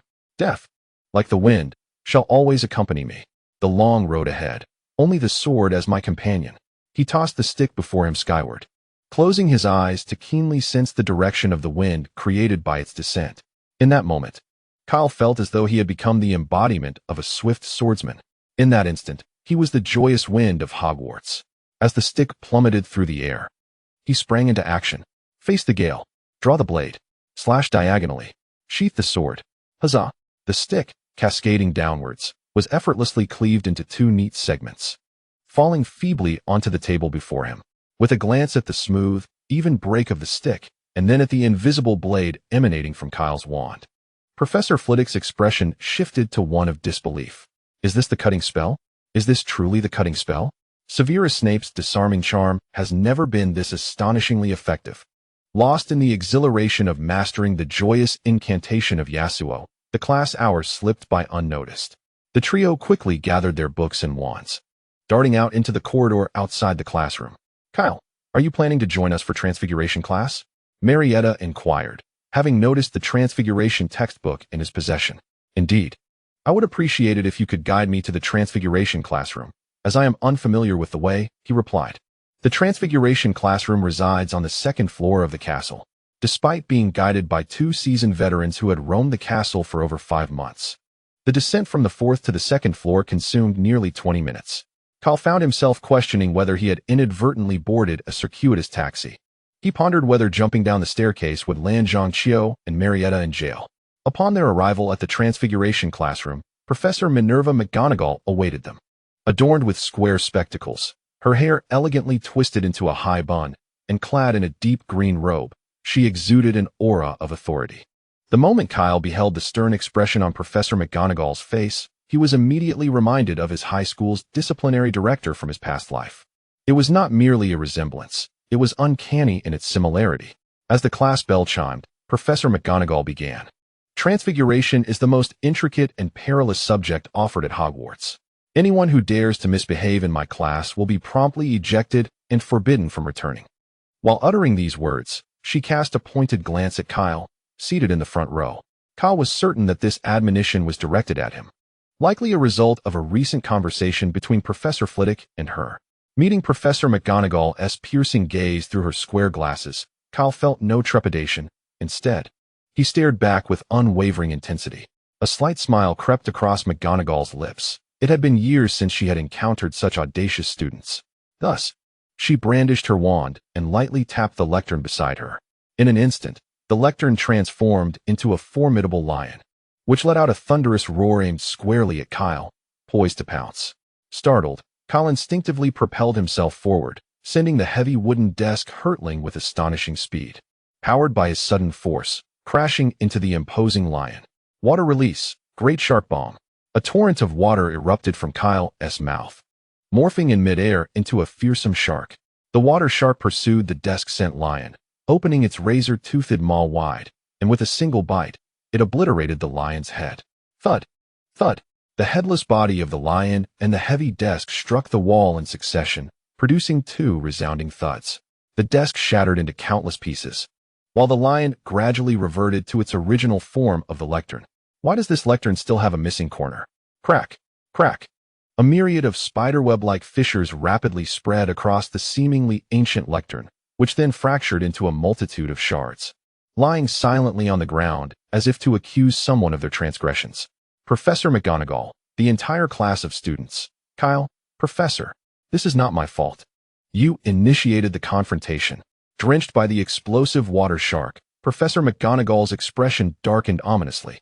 Kyle anxiously regarded the furious McGonagall, fearing he might be expelled from the classroom. He realized he might be the first student in Hogwarts history to be expelled before even officially enrolling. Professor McGonagall took a deep breath, forcing herself to regain her composure. She reminded herself that the fault did not lie with Kyle. After all, it was she who wished to showcase the intricacies of transfiguration before him. However, as her gaze swept over the heap of debris and the large puddle of water in the corner, her composure began to falter once more. What manner of creature was Grindelwald's son? The strength Kyle had just exhibited, sending that desk flying, surely rivaled that of a giant. And that magic she had never witnessed before. McGonagall shook her head, compelling herself to dismiss such thoughts. She mustered a strained smile, cast a drying charm on her clothes, and repaired the desk and lectern before commencing her lesson. Kyle let out a sigh of relief. Thankfully, Professor McGonagall had no intention of reprimanding him. For the remainder of the class, he sat upright, attentively listening as she explained how to transform a mouse into a goblet. Unfortunately, he comprehended not a word of her discourse. After more than 10 minutes had elapsed, he had gleaned nothing. It was only natural that he struggled to keep pace, as the other students had been studying transfiguration for over 5 months. Kyle's thoughts began to wander, recalling a crucial insight he had received from Professor Flitwick in the previous lesson. The essence of magic is the manifestation of one's will. If that were indeed the case, should he not be able to perform other forms of transformation beyond water and earth? He had previously assumed that the power within him was chakra, limited to the elements of water and earth. Yet, in truth, what he possessed was not chakra at all, but magical energy. Most importantly, magical energy was devoid of elemental affiliation. If that were the case, could he not also attempt various other transformations, such as ice, crystal, dust, scorching, and gale techniques, provided they were not body-based bloodline techniques? This warranted further experimentation at an opportune moment. Moreover, regarding his recent feat of strength, he had accumulated a substantial amount of magical energy in his foot just prior to that kick. Was this not a technique for harnessing immense power? As Kyle meticulously recalled the moment he had been startled by the lion and the subsequent flow of magic within him, a match floated into his line of sight. Professor McGonagall's voice chimed in beside him. When I teach them their first transfiguration class, I always start with transforming a match into a needle. Kyle looked up at Professor McGonagall, quietly absorbing her exposition on the theoretical foundations of beginner transfiguration. As one who could be considered a novice in the art, he found her teachings utterly captivating. He recognized that Professor McGonagall was tailoring her instruction specifically for him. It was vital to wield one's wand with confidence and decisiveness during transfiguration. With a flick of her wand, the match before Kyle transformed into a shimmering silver sewing needle. Now, let us revert the needle back to its original form and attempt a practical application. Professor McGonagall instructed Kyle. Upon hearing her words, he eagerly drew his wand. When casting transfiguration, one must convey their intent to the wand, much like when performing the cutting charm. Thus, if the mind can conjure a sufficiently vivid image of the desired transformation, the likelihood of success in transfiguration increases significantly. With great effort, I envisioned the delicate embroidery needle that Professor McGonagall had just transformed, and the tip of my wand gently tapped the matchstick. In an instant, the matchstick morphed into a silver needle. Silent incantation? Professor McGonagall's pupils dilated as she suddenly recalled that she had forgotten to instruct Kyle to utter the transfiguration incantation while demonstrating the match-to-needle transformation. Though she herself had cast the spell silently, it was a testament to her profound mastery of transfiguration. Given her level of expertise, she could perform even moderately complex transformations without uttering a word or using her wand. However, she did not anticipate that Kyle would achieve the same feat. And to think he succeeded on his very first attempt. She couldn't help but acknowledge, he truly is the son of the Dark Lord. While Grindelwald was not primarily known for his prowess in transfiguration, his skills were commendable, particularly given his close relationship with Dumbledore, the foremost authority in the field. If young Grindelwald has indeed inherited his father's magical gifts, it is hardly surprising that he succeeded on his first try. Yet, a twinge of irritation crept in. When she was a student, she had managed to transform a matchstick into a silver needle within a day, but that achievement was built upon hours of relentless practice. The more she pondered, the more sour her mood became. The conclusion of the second afternoon class heralded the commencement of dinner at Hogwarts Castle. Kyle, accompanied by two girls, jovially made his way to the first floor of the castle. As a mere auditor and not yet formally enrolled, he had no house affiliation. Consequently, upon entering the Great Hall, Zhang Qiu and Marietta invited him to join them at the Ravenclaw table for dinner. However, Kyle politely declined. Perhaps it was due to his former life as a perpetual singleton that dining with the two girls felt somewhat uncomfortable. Moreover, he found it challenging to indulge heartily in front of them. Thus, he deemed it more relaxed to dine with Professor Snape instead. As Kyle passed by the Gryffindor long table, two red-haired students blocked his path. Hey, newcomer, you're the one who caused a ruckus in Professor McGonagall's class, aren't you? Their tone was unfriendly, as if they were seeking trouble. Great, on his very first day at school. He might end up in a brawl with other students, a potential first in Hogwarts history. Noticing the commotion, onlookers from the adjacent tables cast curious glances, eager for the spectacle. Kyle's hand, which had been resting in his pocket, tightened around his kunai before releasing it. This was merely a mundane instance of schoolyard bullying. Employing a kunai could escalate it to a criminal matter. Yes, that's me, Kyle replied, his voice laced with hostility. What do you want? The young man with red hair on the left leaned closer and said, allow me to share my intentions with you. We would like to invite you to attend Professor Snape's class with us tomorrow. The expression of the boy on the right suddenly transformed from a stoic demeanor to a playful grin. The somber atmosphere dissipated, giving way to a more relaxed ambience. The two familiar boys, one on each side, draped their arms around Kyle's shoulders. I am George Weasley, declared the boy on the left, only to be swiftly interrupted by the boy on the right, who playfully punched him and retorted, no, I am George, he is Fred Weasley. Their identical appearances made it evident that they were twin brothers. Kyle, who was pulled to sit at the Gryffindor long table, nodded at the two, introducing himself. I am Kyle Dumbledore. Gasps of astonishment erupted around him, a reaction he had already encountered several times during the two classes that afternoon. You're actually a relative of Professor Dumbledore, exclaimed George. No wonder you were dining at the staff table this morning, added Fred. Across the table, two other boys with vibrant red hair extended their hands toward Kyle. Hello, I am Percy Weasley, introduced the bespectacled boy. Charlie Weasley, succinctly stated the other boy, whose face was dotted with freckles. Percy gestured toward George and Fred, saying, I am their older brother. The familial resemblance was unmistakable, as their hair color confirmed their lineage. With Percy and Charlie leading the way, other Gryffindor students began to extend their hands in friendship towards Kyle. Kyle had underestimated the significance of the Dumbledore surname among the students at Hogwarts, particularly in Gryffindor House. Albus Dumbledore, the greatest white wizard of the current magical world, hailed from Gryffindor. What should have been a delightful dinner had transformed into a veritable fan meeting. At the adjacent Ravenclaw table, the commotion caught the attention of Zhang Qiu, who was approached by a beautiful witch with long, brown, curly hair inquiring, Who is that boy? Zhang Qiu pointed to Kyle, surrounded by admirers, and replied, You mean him? His name is Kyle Dumbledore. Dumbledore? He is actually a Dumbledore? Penelope Clearwater quietly noted the name. Once the crowd surrounding Kyle dispersed, he felt his smile was nearly frozen in place. Would you like to join us for class tomorrow? We have Professor Snape's potions class. The twin brothers once again invited Kyle, clearly impressed by his audacity in Professor McGonagall's class. From across the table, Percy interjected. Could you be mindful of those around you while speaking? A palpable darkness loomed silently closer. Coughing to break the tension, Percy abruptly cleared his throat and shot a frantic look at his two younger brothers. Percy, what's wrong? Is your eye bothering you? The twins asked in unison. Utterly oblivious to the gravity of the situation, Kyle sensed something and turned to look behind him, only to be met with a wall of darkness obstructing his view. He raised his gaze, and an ominous visage, perpetually exuding dark energy, instantly came into focus. Goodness, it's Snape. The sudden appearance of the large bat-like figure nearly startled Kyle into a jump, but he quickly composed himself. After all, wasn't he the one disparaging the man? So why should he be afraid?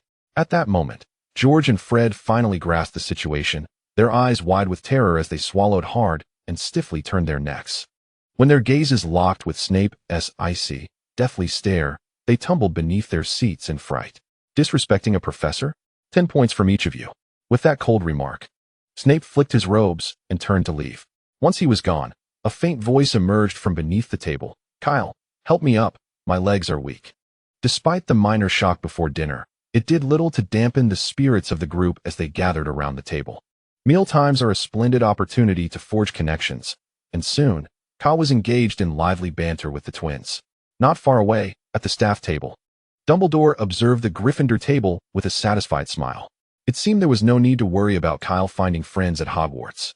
After dinner concluded, Kyle blended into the throng of Gryffindors, following George and Fred towards the common room. Are you going to be staying with us, Kyle? George inquired curiously, noticing Kyle trailing behind. Yes, Professor Dumbledore arranged a room for me, Kyle replied as he navigated through the bustling crowd alongside the twins, ascending the marble staircase. Eventually, they halted before a portrait at the end of a corridor on the 8th floor, depicting a rather plump woman in a pink dress. Password? She asked. Nirvana, Percy replied. The portrait swayed forward, revealing a circular entrance in the wall. They all crawled through the opening, arriving at the Gryffindor common room. It was a cozy, circular chamber adorned with plush armchairs. A bulletin board displayed school announcements, various advertisements, and posters. Through the windows, the grounds of the school could be seen. A grand fireplace dominated one wall, draped with a crimson tapestry illustrating numerous wizards, witches, and various creatures. Upon returning to the common room, George and Fred promptly claimed a table, deftly retrieving a box from beneath it. Care to join us for a game of wizardess chess? They invited Kyle.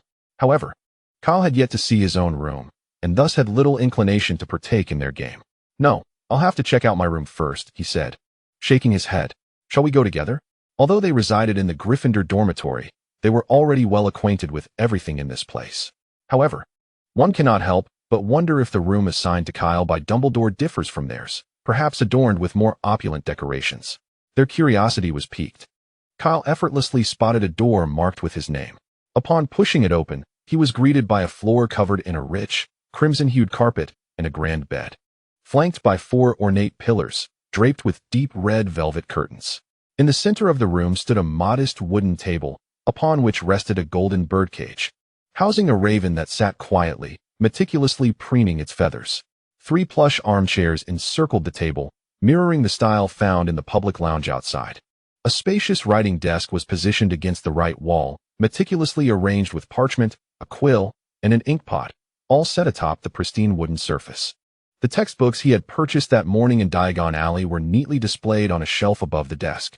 On the opposite wall, flames danced within the fireplace, providing a steady warmth to the room. This was a single room. Professor Dumbledore truly is exceedingly kind to you. Meanwhile, we are all crammed into a 5-person dormitory. You have no idea how unbearable George's snoring is at night. Nonsense. As if you don't snore. The mischievous twins began to bicker once more.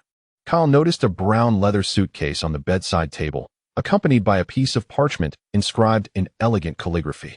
I believe you will enjoy the contents of this suitcase. It was unmistakably Dumbledore's handwriting.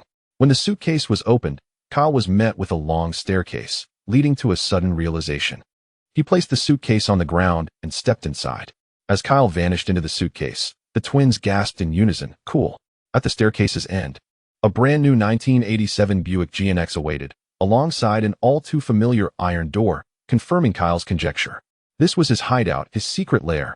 Wait, Dumbledore has relocated his hideout here. How will he manage to drive the car out? Cool.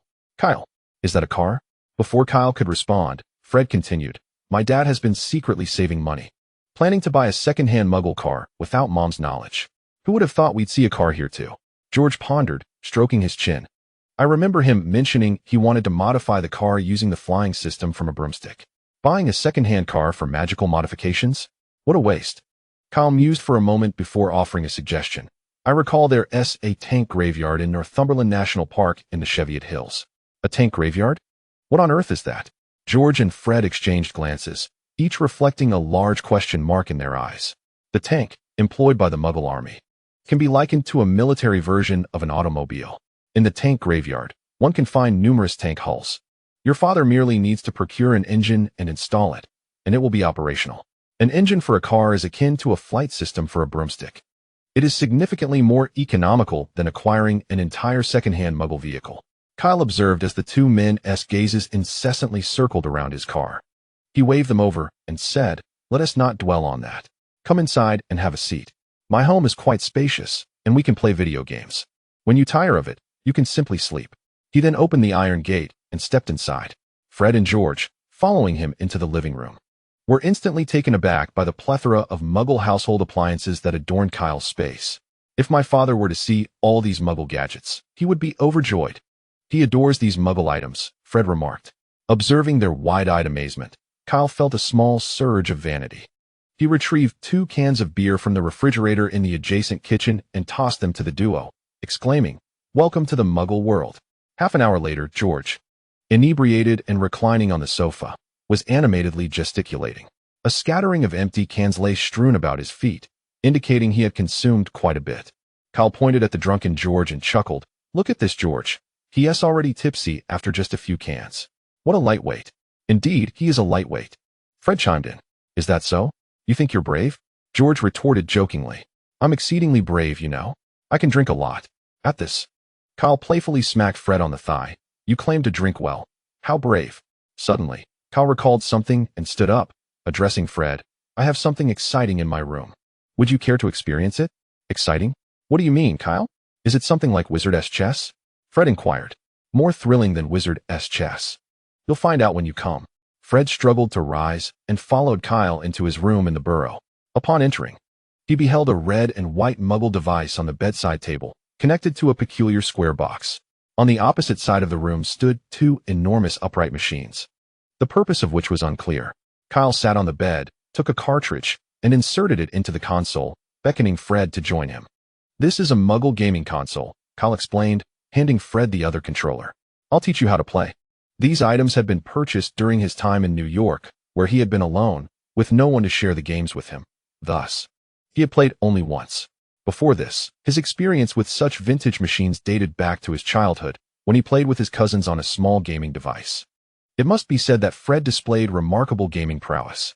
Kyle merely instructed him in the basic controls, and before long, the two were adeptly navigating the moderately challenging game of Contra. After conquering Contra, the two resumed their journey through the realms of Super Mario and other games. Additionally, on the opposite side of the room stood two arcade machines. One was equipped with the fighting game Street Fighter, while the other housed the world's first driving simulation game, Moto Racer. They immersed themselves in this playful endeavor, thoroughly enjoying their time. As the hours slipped by unnoticed, Kyle began to feel a sense of ennui after 2 hours of gaming. After all, these relics from the 80s and 90s lacked the engaging gameplay of modern titles, such as Love You 5. However, Fred remained blissfully absorbed. Observing Fred transform into a quintessential gaming enthusiast in just a couple of hours, Kyle found himself genuinely concerned that this individual might become a gaming addict. He mused whether Hogwarts had a professor named Yang. If Fred fell into the clutches of addiction, it could be quite the predicament. Nonetheless, Kyle's worries were unwarranted, as electronic devices were rendered ineffective at Hogwarts. The magnetic fields produced by wizards, a manifestation of their dissipating magical essence, interfered with electronic equipment, causing it to malfunction. While a solitary wizard might not impact electronic devices, in a place like Hogwarts, teeming with witches and wizards, such devices were undoubtedly inoperative. As for the burrow's immunity to this phenomenon, perhaps it was due to its profound subterranean location. The two exited the room once more, with Fred rousing the heavily slumbering George, who had succumbed to the effects of a sleep-inducing beverage. George, looking bewildered, rose and followed the duo, seemingly still in a state of mental disarray. Kyle led the two through a corridor, and upon passing through a door at the end, they arrived in a spacious area measuring 300 meters in length and 100 meters in width. Massive columns supported the overhead ceiling, ensuring it remained intact. To their left, a series of targets stood at various distances, while the wall to their right was adorned with an array of Muggle apparatuses. Although George and Fred were unfamiliar with their functions, Kyle was well aware. These items were gifts from the hospitable American mob during his time as the Dark Knight in New York.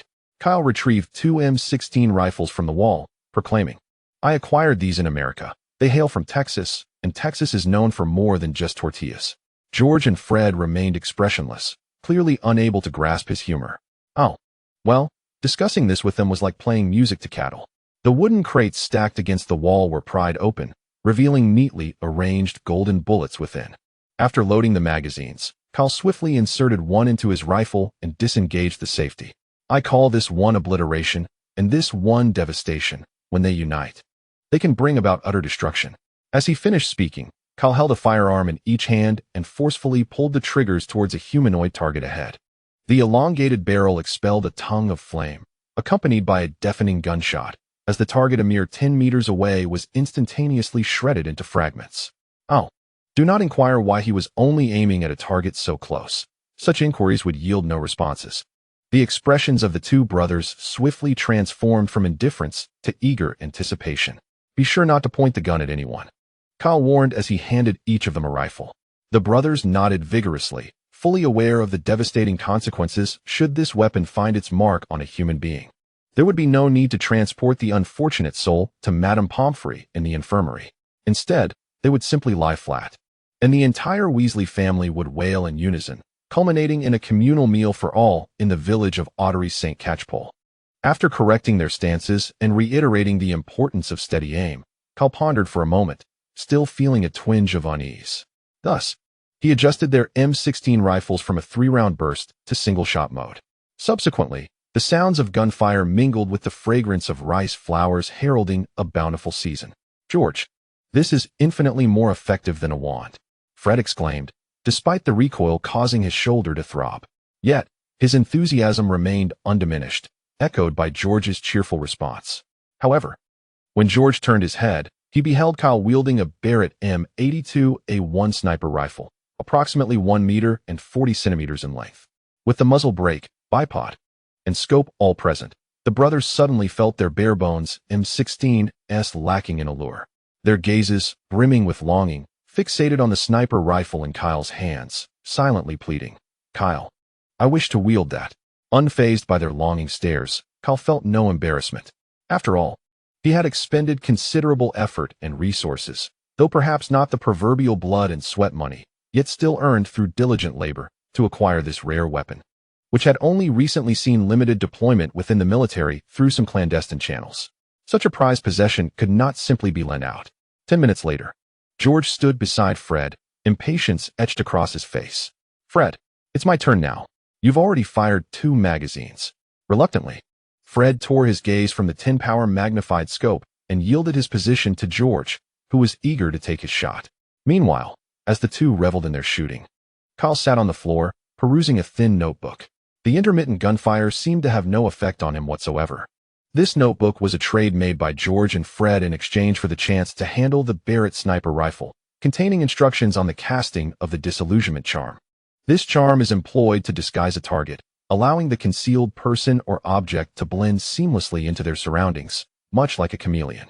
Kyle developed a profound fascination with this spell. Mastering it could allow him to engage in activities shrouded in invisibility, such as clandestinely observing the girls' bathing area. No, that is not it. Rather, it could serve as inspiration for his work, Intimate Hogwarts.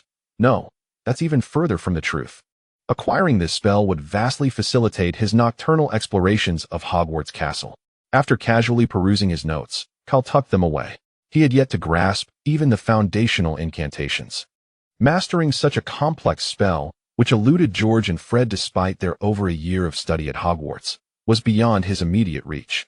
Hey, it's getting late, Kyle remarked, glancing at the clock on the wall, its hands indicating it was already past 10 in the evening. We should head out. The two boys also checked the time reluctantly, setting down their firearms. As they exited the shooting range, Fred sighed, "We should bring Dad here for a visit." "Wait," Kyle called out to them, then began rummaging through the bookshelf in the living room. Moments later, he retrieved 2 or 3 military magazines detailing tank designs and handed them to the two boys. These contain information on tank construction. Perhaps it will assist your father when he modifies tanks with his magical touch. Kyle rubbed his hands together in anticipation, wondering if Mr. Weasley could transform a tank into a starship. If that were possible, envision a magical fighter jet, a magical battleship, or even a magical aircraft carrier. Imagine a colossal flying aircraft carrier housing dozens of fierce dragons, with its cargo bay expanded through magic, stocked with dozens or even hundreds of magical fighters and bombers. The presence of magic could significantly enhance the endurance, firepower, maneuverability, and speed of these aircraft. With such an asset, it wouldn't be impossible for one vessel to annihilate an entire nation. The thought alone was exhilarating. That night, Kyle lay on his soft bed, his mind racing with thoughts. The events of the day had been overwhelming. First, he was found by Dumbledore, and then he learned that he was a wizard. He had initially believed he was the only one with extraordinary abilities in this world, only to discover that he was mistaken. There were thousands like him. His previous lack of encounters was simply due to the concealment of wizards. However, Kyle mused, if he could experience such an outrageous phenomenon as transmigration, then finding himself in the world of Harry Potter was not so extraordinary after all. With a turn, Kyle slipped into a deep slumber. The following morning, he awoke early from his dreams. Ever since becoming a ninja, he had maintained a habit of morning exercise. After all, to become a true ninja, one must not only possess formidable ninjutsu, but also engage in rigorous physical training. Now, even after transitioning into a wizard, Kyle had no intention of forsaking his workouts. Just imagine, when others perceive you as a distant spellcaster, you suddenly draw forth a mighty sword, launching into an unexpected and audacious combat style. Who could foresee such a dramatic shift? Upon entering the Gryffindor common room, Kyle was astonished to find that not a single soul had risen yet. He glanced outside to see that dawn had yet to break. After departing from the tower housing the Gryffindor common room, Kyle faced an unprecedented dilemma. How was he to descend? The previous evening, he had returned to the common room alongside fellow Gryffindor students. Now, however, he was alone. His gaze drifted towards a nearby window. It seemed he had no choice but to employ the same method he had used to reach the charms classroom the day before. Meanwhile, in the castle's second floor, Professor McGonagall's office. As a diligent educator, Professor McGonagall had long been accustomed to rising early. On this particular morning, she too was awake before the sun had graced the sky. Approaching the window of her office to inhale the fresh morning air, a shadow suddenly plummeted past her window. Was that a large rat? It took her 2 seconds to process the event. Goodness gracious! A student has fallen. Professor McGonagall quickly drew her wand, and a burst of silver light emanated from its tip, coalescing into the form of a cat. The feline guardian darted through the castle towards the headmaster's office on the 8th floor. Meanwhile, Professor McGonagall, her expression fraught with concern, hurriedly exited her office, racing towards the castle's lawn. Unbeknownst to Kyle, the unfortunate subject of the incident, he had no idea what the first witness, Professor McGonagall, was up to. Upon reaching the first floor of the castle, he sprinted towards the distant forbidden forest. Once at the edge of the forest, Kyle commenced his morning workout: 100 push-ups, 100 sit-ups, 100 squats, and finally, a 10-kilometer run around Hogwarts. 96, 97, 98. As Kyle sweated profusely, the crimson dawn began to color the eastern sky, and the land, once shrouded in the veils of night, gradually shed its darkness. 99, 100. Completing his 100 sit-ups, Kyle straightened up, just as he was about to embark on the third segment of his routine, when the sound of footsteps crunching on fallen leaves piqued his curiosity. With a few agile movements, Kyle climbed a nearby tree to observe the source of the footsteps. In the distance, a colossal black figure stealthily approached. Concealing himself among the foliage, Kyle waited until the figure drew nearer, allowing him to discern the visitor's appearance. It was a giant, towering over 3 meters tall, clad in a massive coat of mole skin, with long black hair and an unkempt beard that nearly obscured his face, rendering him somewhat intimidating. Kyle recalled having seen this individual during his meal in the Great Hall the previous day. The giant carried a large bag stained with suspicious blood as he passed beneath the tree where Kyle was hidden, venturing deeper into the forbidden forest. Completely oblivious to the presence of the boy concealed above, Kyle, filled with curiosity about the giant's intentions, decided to follow him. As he trailed behind the colossal figure, he deftly leaped between branches, striving to minimize any noise, until he arrived at a secluded spot within the forbidden forest. The giant seemed to sense something amiss and halted his steps. Suddenly, 6 glimmers illuminated the dim forest, but these were not mere lights. They were the glistening eyes of a monstrous creature. Kyle found himself gazing into the eyes of an enormous dog, its size incomprehensible, dwarfing even the giant, who stood over 3 meters tall. It possessed 3 heads, each adorned with pairs of menacing, swirling eyes, and 3 drooling mouths from which viscous saliva dripped like sticky threads from its yellowed fangs. Goodness, what an ugly beast, Kyle thought to himself. The 3-headed dog let out a deafening roar and lunged at the giant. Earth escape. Earth wall. A sturdy earthen barrier rose before the giant, intercepting the dog's assault. What are you waiting for? Move, Kyle shouted from his perch in the trees, observing the giant below, still in a daze. No, please do not harm Fluffy. The giant's voice was filled with urgency. What? Kyle was momentarily taken aback by the giant's plea, his own prepared earth spike spell faltering. Suddenly, a massive paw ripped through the tree where Kyle stood, and with remarkable reflexes, he leaped to another tree before it collapsed. Fluffy, stop. The giant positioned himself between the 3-headed dog and its intended target. Is this 3-headed creature your pet? Kyle inquired, crouching beside a newly kindled fire 2 minutes later, directing his question at the giant. Indeed, isn't it adorable? The giant replied. Kyle stole a glance at the 3-headed dog, now viciously tearing into a large sack of meat and bones, completely disagreeing with the notion of its adorability. Are you a professor at Hogwarts? Kyle asked. No, I am not a professor. I am Rubius Hagrid, the keeper of keys and grounds at Hogwarts, a patrolman of the Forbidden Forest. You are the young boy Professor Dumbledore brought back yesterday, correct? Yes, I am Kyle Dumbledore. Upon hearing Kyle's surname, Hagrid stiffened momentarily. Could you please refrain from mentioning my ownership of Fluffy to Professor Dumbledore? Hagrid asked cautiously. Sensing the underlying reason for this request, Kyle hesitated before responding.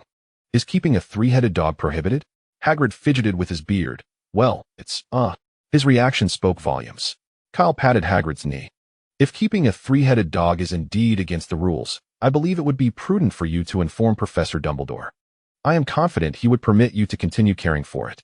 Seeing Hagrid wavering, Kyle continued to persuade him. Moreover, with Dumbledore assisting you, many potential troubles can be alleviated. Surely, you wouldn't wish to see it harm the students within the castle. Hagrid nodded, feeling somewhat bashful as he scratched the back of his head. Kyle, could I trouble you to report this matter to Dumbledore for me? I don't quite have the courage to speak with him myself. Of course, no problem, Kyle readily agreed, glancing at the 3-headed dog nearby. Just moments ago, he had found the creature rather unattractive, yet now, the more he observed it, the more he felt it exuded a certain charm. If only it could be trained to become a ninja dog like Akamaru. Kyle envisioned the scene with him and Ruby performing their techniques together. Never mind. This three-headed dog was best left for Hagrid to manage. Due to his unexpected encounter with Hagrid, Kyle's morning workout had been delayed. As he emerged from the Forbidden Forest, the sun had fully risen, casting a warm golden hue over Hogwarts Castle. After completing 100 squats, Kyle abandoned his plan for a 10-kilometer run and opted to return to the castle for breakfast instead. Drawing from his experience the previous day, he decided against the Western-style breakfast in the Great Hall and instead made his way to a spacious stone corridor in the castle's basement. The torches illuminated the surroundings brightly, adorned with delightful paintings, predominantly featuring delectable foods. Kyle paused before a painting depicting a massive silver bowl brimming with fruits. Gently poking at a vibrant green pear with his fingertip, the pear began to wiggle, giggling, and suddenly transformed into a large green doorknob. Behind that door lay the kitchen, a place Kyle particularly enjoyed. To his surprise, there was not only the amiable house elves present, but also a student in the kitchen. The student, caught in the act of sneaking a snack, smiled shyly at Kyle and explained, "Well, today is the day for owls to deliver messages. Soon, the owls will make a mess of the breakfast in the Great Hall." Kyle understood why the student was there and extended his hand in greeting. "Hello, I'm Kyle Dumbledore." "Dumbledore?" the student exclaimed, his eyes widening in astonishment. After a moment of realization, he shook Kyle's hand. "I'm Cedric Diggory, from Hufflepuff House." Only then did Kyle take a moment to observe Cedric's appearance. He was quite tall and remarkably handsome, with black hair and bright gray eyes. As it was their first meeting, the atmosphere in the kitchen felt a bit awkward. Kyle refrained from continuing the conversation with Cedric and instead summoned the house elves, skillfully directing them to prepare breakfast according to his specifications. Cut the char siu into small pieces, mince the ginger and scallions, and mix them with soy sauce and salt. "Very well, esteemed Mr. Dumbledore," one house elf exclaimed, pointing its finger at the cooking utensils before it. Instantly, the knives and other kitchen tools began to autonomously handle the ingredients as per Kyle's instructions. Finally, chop the raw shrimp with a knife. Then use the back of the knife to pound it into a paste. Combine the bamboo shoots, fatty pork, celery, shrimp bits, and ginger, mixing them harmoniously. "Let us prepare shrimp dumplings." "At your command, sir." The kitchen is particularly lively, thanks to Kyle. Cedric observes everything with keen curiosity, the enticing aromas wafting through the air rendering the jammed sandwich in his hand rather unappealing. Before long, a delightful array of dishes graced the kitchen table. Kyle gazes at the shrimp dumplings, red rice sausages, steamed ribs, boat porridge, char siu buns, and other familiar Cantonese dim sum, his spirits soaring. It has been a decade since he last savored Cantonese morning tea since his arrival in this world. "Oh, you mentioned that there are Cantonese tea houses in New York's Chinatown? I beg your pardon." Although Kyle has dined at Chinese restaurants there, he finds them utterly lacking in authenticity, devoid of the flavors of his homeland. "Come, let us dine together," Kyle offers, pushing a platter of dim sum toward Cedric. As a ravenous Hufflepuff badger, Cedric has eagerly awaited this invitation. "By the way, I am curious, where did you learn to cook these dishes?" Cedric inquires after savoring a shrimp dumpling. "I taught myself," Kyle says, blowing on the steaming tea in his cup. "You might find it hard to believe, but I was discovered by Professor Dumbledore while I was wandering the streets and was then taken in." Cedric is taken aback by this revelation. Feeling a twinge of guilt for asking what he perceives to be an intrusive question, Kyle waves his hand dismissively. In truth, the life of a vagabond is not as harsh as you might imagine. It can even be quite intriguing. Of course, the comforts of life are built upon the selfless contributions of the street youths of New York. If a 6-year-old child without special abilities were to wander the streets, merely surviving would be a feat, really? Cedric looks bewildered, struggling to believe Kyle's words. Yet Kyle's joyful expression belies the notion of enduring great hardship. Noticing Cedric's confusion, Kyle shrugs. "Once you see the secret hideout I crafted during my time on the streets, you will understand." Intrigued by Kyle's words, Cedric expresses his eagerness to visit this hideout. A child from the illustrious Dumbledore family, who should be living a life of affluence. Why had he found himself reduced to wandering the streets? Cedric is genuinely curious about Kyle's extraordinary experiences. However, probing into the truth behind his tale must wait.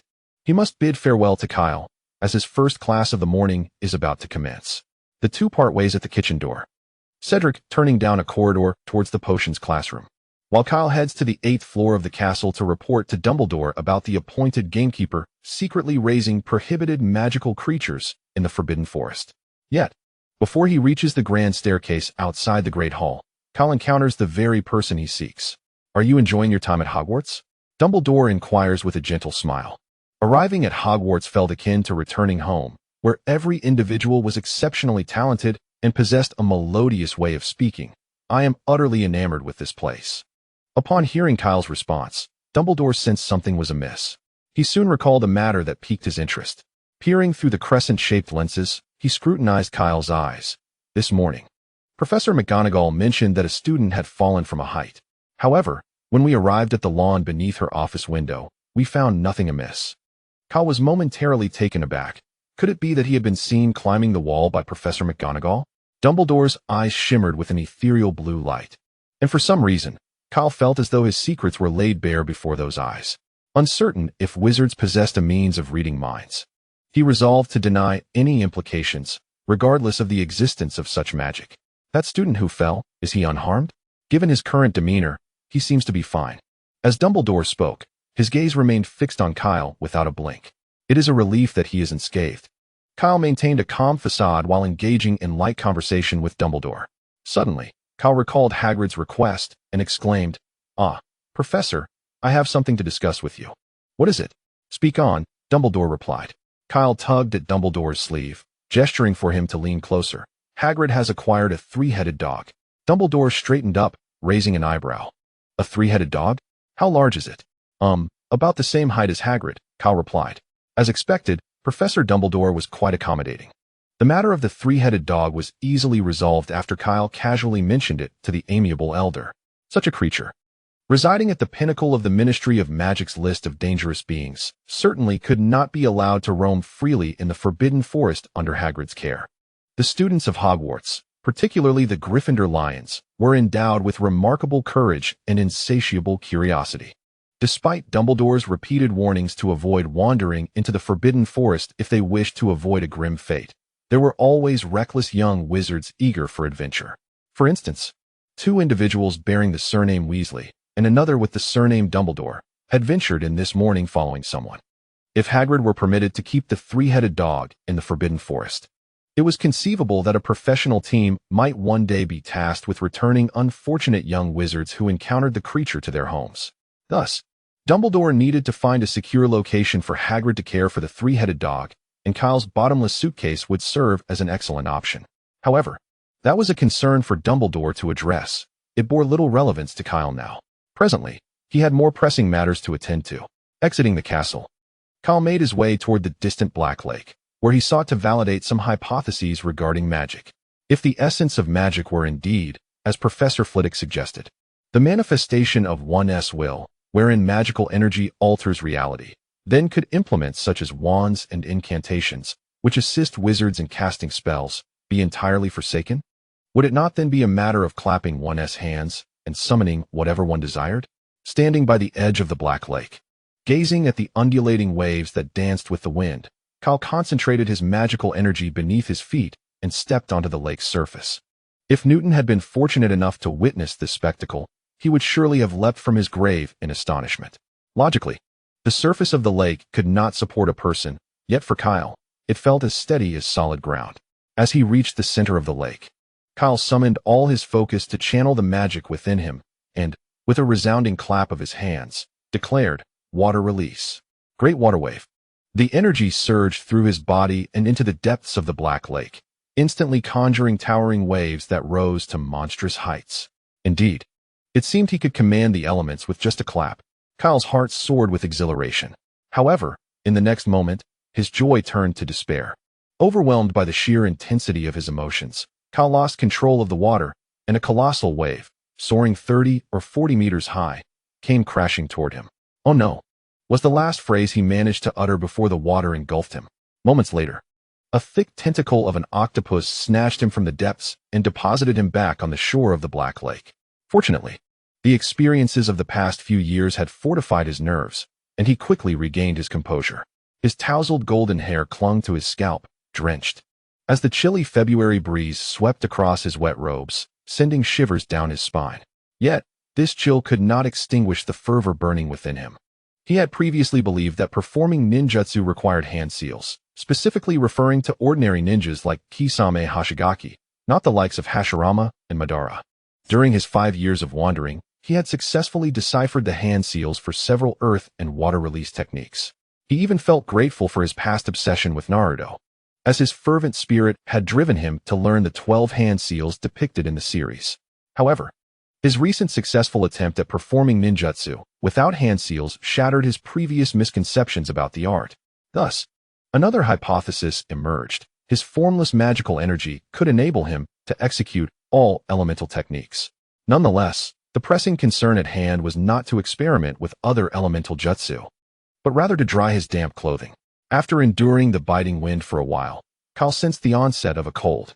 Before long, a pile of firewood had been gathered by the lakeside. Gathering his magic in his throat, he proclaimed, "Fire release." Great fireball. A torrent of flames erupted from his mouth, expanding into a massive fireball that ignited the woodpile before him. This was his first time performing a technique outside of water and earth, and if fire release proved successful, it indicated that he had previously confined himself with limiting beliefs. The crackling bonfire radiated warmth as Kyle shed his soaked wizard's robe and draped it over a nearby wooden post. I just converted my magical energy directly into flames. Logically, the combustion process should require a combustible material, Kyle mused to himself, seated beside the fire, basking in its comforting glow. If fire magic could eliminate the need for combustible materials, could one not also gather electric charges directly without the aid of a power source when wielding lightning ninjutsu? Kyle extended his finger, fixated on it, envisioning a multitude of electric charges converging at his fingertip. Under the guidance of Kyle's will, magical energy silently drew forth the stray charges from the surrounding air towards his fingertip. 10 seconds later, alas, Kyle clutched his finger, singed by the current, exclaiming a few elegant phrases in sea language. His initial intention was that, by gathering a significant amount of lightning in his hand, he could unleash the signature technique, Chidori. In the future, building upon Chidori, developing Raikiri would not be an impossible endeavor. However, it seemed that while he could amass a substantial electric charge, his hand would likely be reduced to cinders long before he could form Chidori. This meant that his aspirations for those dazzling high-level lightning techniques might be forever out of reach. With a face full of despair, Kyle collapsed onto the ground, contemplating his dreams of donning lightning armor to face a dragon head-on. If the path of Chidori proved unfruitful, would he be relegated to crafting orbs like Naruto? To concentrate chakra in his hand and manipulate it in various directions, compressing it into a rotating sphere of chakra. That was Naruto's signature Rasengan. This technique has woven itself throughout the very fabric of Naruto, as he relied upon it in every battle, charging forth with a Rasengan against any foe. Even against the formidable Kagaya Otsutsuki, the tenacious Naruto brandished an array of Rasengan. If a single Rasengan was insufficient, he would unleash multiple, compounding their potency. If that still failed, he would unleash an even more formidable barrage of Rasengan. The more he spun, the grander and more impressive the orbs became. Yet, Kyle felt a tinge of discontent with such a singular technique, used from the moment of mastery until death. What he truly desired was to become a battlefield rose like Madara, dancing amidst combat, effortlessly executing techniques without the need for repetition. However, it appeared that, aside from crafting Rasengan, he had little alternative left to pursue. After adding a few logs to the campfire, Kyle stroked his smooth chin, contemplating the various steps required to master Rasengan. Initially, one must learn to gather chakra in the palm. Next, place a water balloon in hand, releasing chakra to induce chaotic movement of the water within until the balloon bursts. The following stage involves replacing the balloon with a water sphere. When the practitioner succeeds in bursting the sphere, the Rasengan begins to acquire offensive capability. Previously, while in America, he had already commenced his training with Rasengan to compensate for the lack of offensive prowess in his ninjutsu. Yet, here he was, still unable to burst a mere balloon. Such astounding talent. He seemed almost destined for the realm of magic. In the principal's office on the 8th floor of the castle, Dumbledore stood by the window, gazing at the distant figure by the shores of the Black Lake, and couldn't help but utter a sigh of reflection. Severus Snape, with his eyes cast down, found it hard to believe that the young wizard had only just embarked on his journey into the magical realm. A considerable path of growth lay ahead of him. Dumbledore turned, fixing his earnest gaze upon Snape, and said, "Severus, I wish to appoint you as his mentor." "What do you want me to teach him?" Snape queried. "Anything you deem necessary. The crucial aspect is to steer him away from the wrong path," Dumbledore replied, raising his hands in a gesture of openness. "You wouldn't want to witness another Grindelwald stirring chaos in the wizarding world in a decade or two, would you?" Snape shook his head slightly. "In matters of child-rearing, I believe Professor Sprout or Professor Flitwick would be far more adept than I." Dumbledore, his face alight with a smile, countered. "But I believe he would relate to you better. Did you not engage in delightful conversation during the meal in the Great Hall?" At Dumbledore's words, Snape's expression darkened.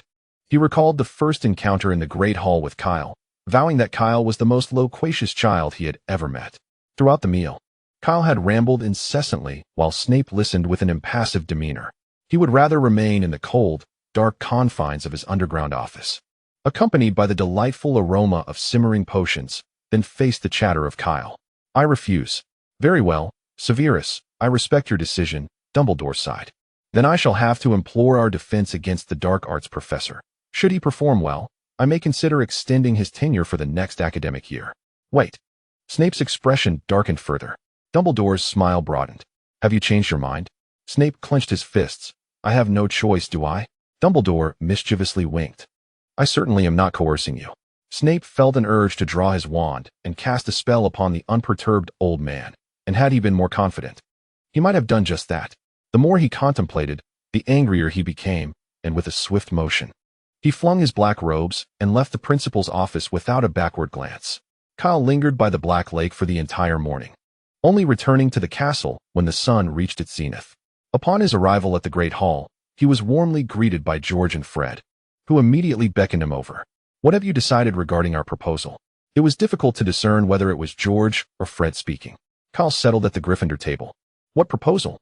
"To join us for potions class, of course." Kyle was preoccupied with how to successfully create an authentic spiraling sphere and had little inclination to attend class with them, especially since he had not purchased a cauldron. Oh, wait. He had bought one, but it was intended for cooking hot pot, not brewing potions. He waved his hand dismissively. "No, I have other matters to attend to." George and Fred appeared somewhat disappointed. "Very well, how about we play video games tonight? I find shooting games far more engaging." Kyle interrupted the two individuals engaged in a debate over whether electric or shooting experiences were more thrilling. "I remarked. As a seasoned veteran who had spent over a year at Hogwarts, shouldn't I be granted a tour of the castle by you, the newcomers?" The twin brothers exchanged glances and nodded. They decided to postpone the exploration of the castle until evening, suggesting instead a visit to a more entertaining location.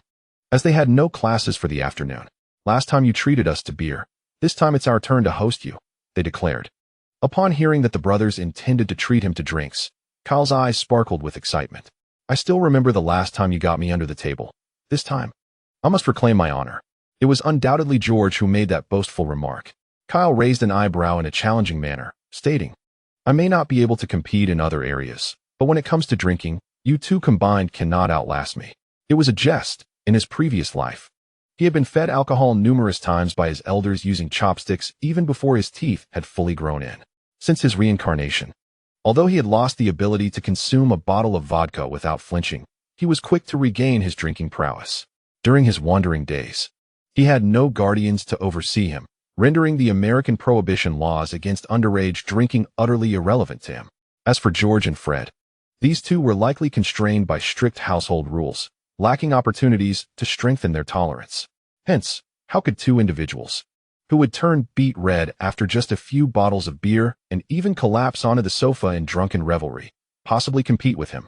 The corridor on the 5th floor of Hogwarts was eerily deserted, save for the mischievous trio who had just finished lunch. George and Fred moved aside a mirror, revealing a concealed passageway hidden behind it.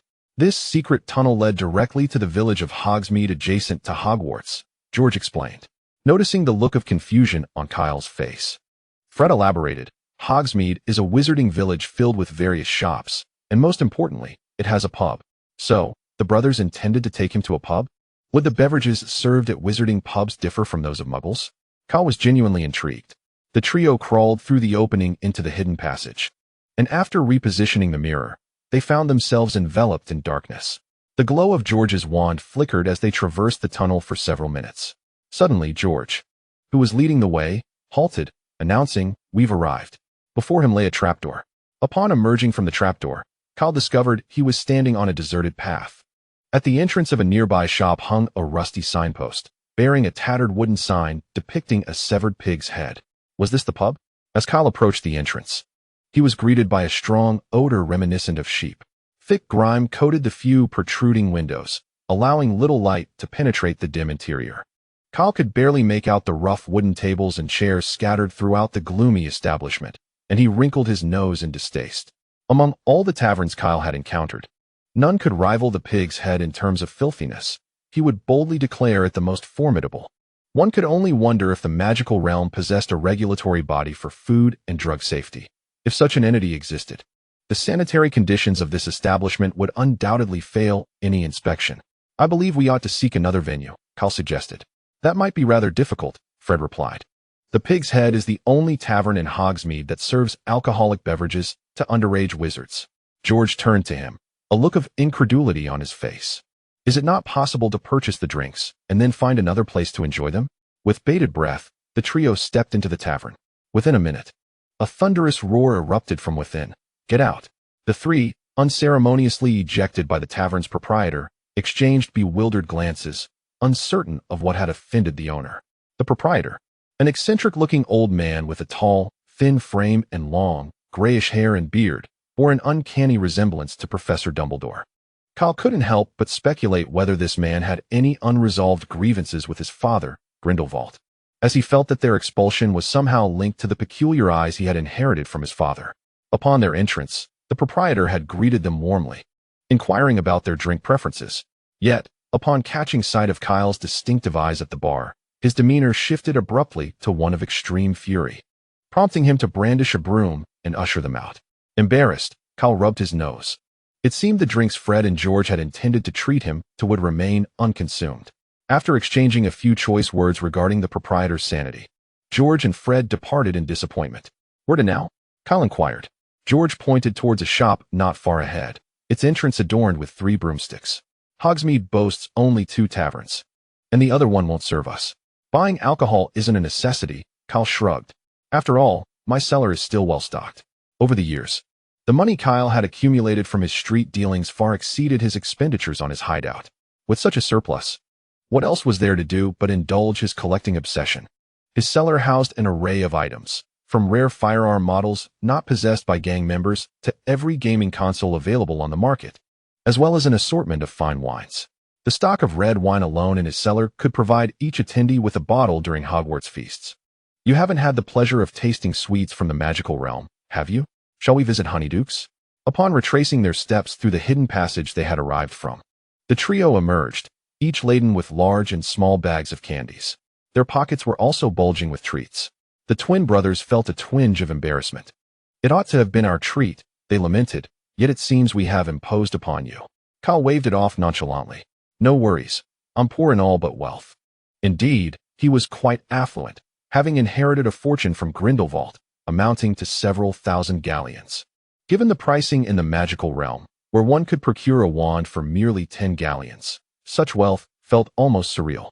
Upon hearing Kyle's words, the momentary embarrassment of the 2 brothers evaporated, leaving only the impulse to deliver a punch to Kyle's nose.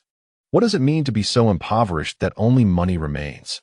Do you believe I would slide in and kneel to embrace the wealthy's thigh?" The group, filled with laughter, approached the mirror, and when it was moved aside, the smiles on George and Fred's faces vanished in an instant. What happened? Kyle, trailing behind, was bewildered. As Professor McGonagall spoke, her teeth were chattering in agitation. Upon hearing her name, Kyle's heart sank, and he dropped the candy he was holding, intending to flee. "Come out. Professor Dumbledore, I can see you." In the corridor on the 5th floor, the 3 little wizards trembled like quails, standing before the stern-faced Professor McGonagall. "Mr. Weasley, I believe you should know that third-year students are not permitted to visit Hogsmeade." Kyle stepped forward. "Professor McGonagall, it was my request that they take me." McGonagall shot him a glare.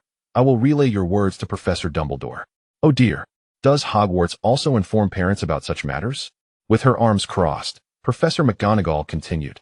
"Regardless of the reason, you should not have ventured to Hogsmeade. You 2 will face a week's detention. Fortunately, No points were deducted. George muttered quietly. At least we didn't lose points. Gryffindor loses 20 points. George exclaimed, his head snapping up. What? 20 points for each of you, Professor McGonagall added. Cal lowered his head in silence.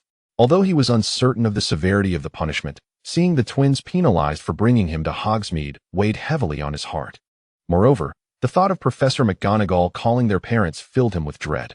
Your detention begins tonight at 11 o'clock, patrolling the Forbidden Forest with Hagrid, McGonagall stated, glancing at Kyle, whose head was nearly buried in his collar.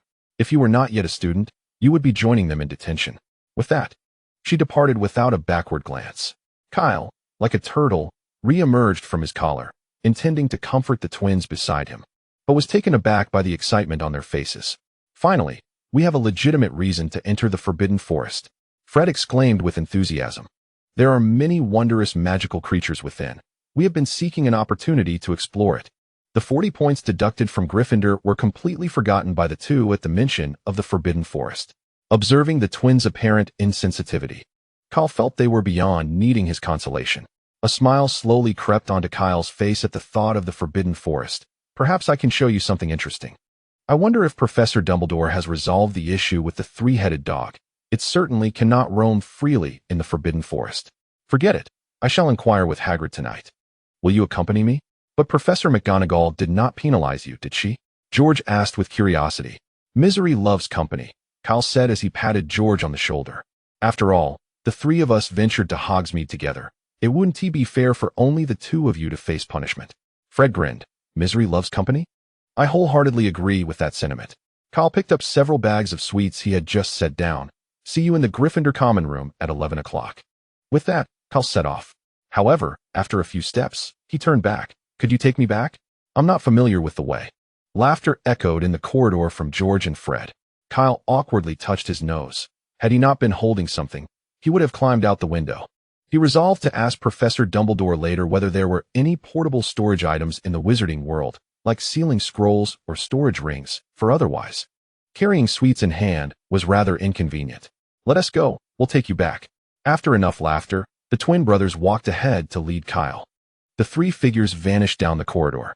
Unbeknownst to them, just around the corner, in their blind spot, a figure stood silently in the shadows. Had George and Fred seen him, they would have recognized him as their defense against the dark arts professor, Tom Hiddleston.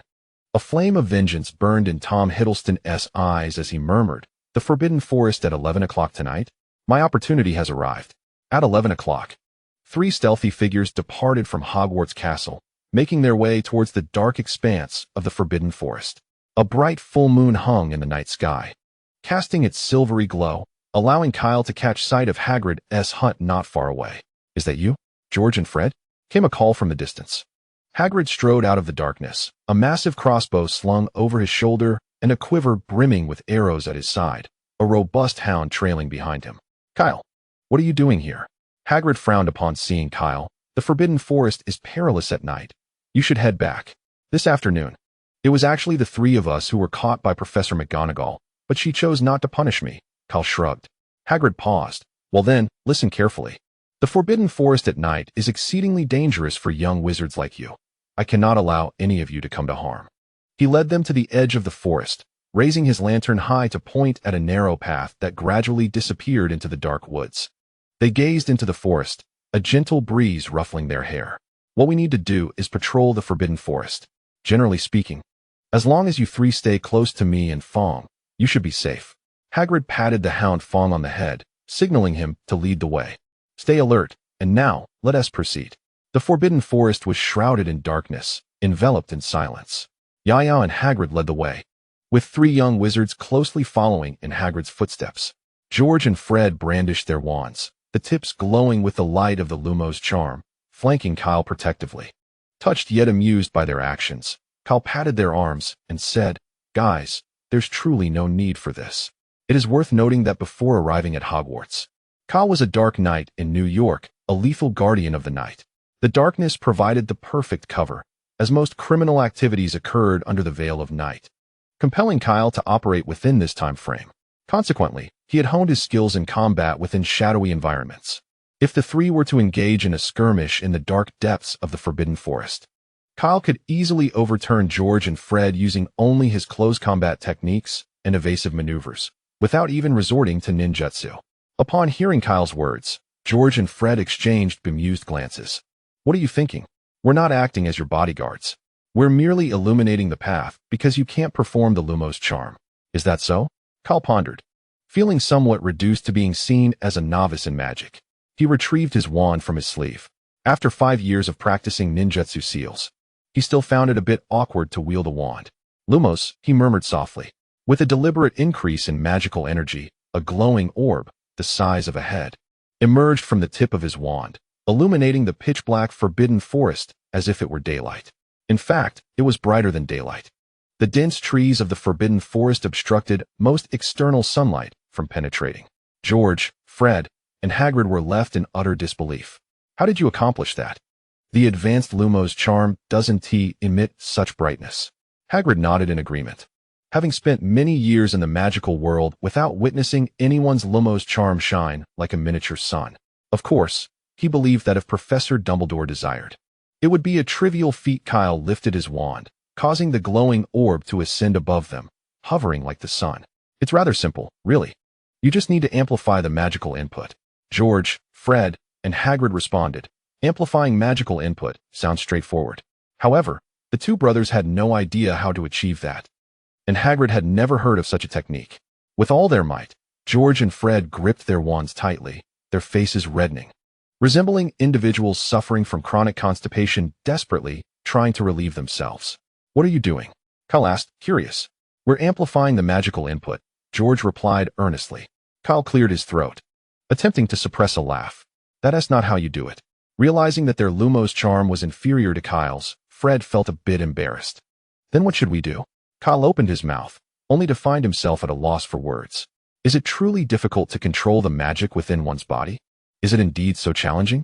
Just like this, and then like that. Kyle gestured towards the small sun above his head, and it floated forth. Feeling somewhat disregarded, the two individuals flanking Kyle tightened their grips around his neck, evidently resolved that should Kyle continue to jest, they would choke him. Stop, stop, stop.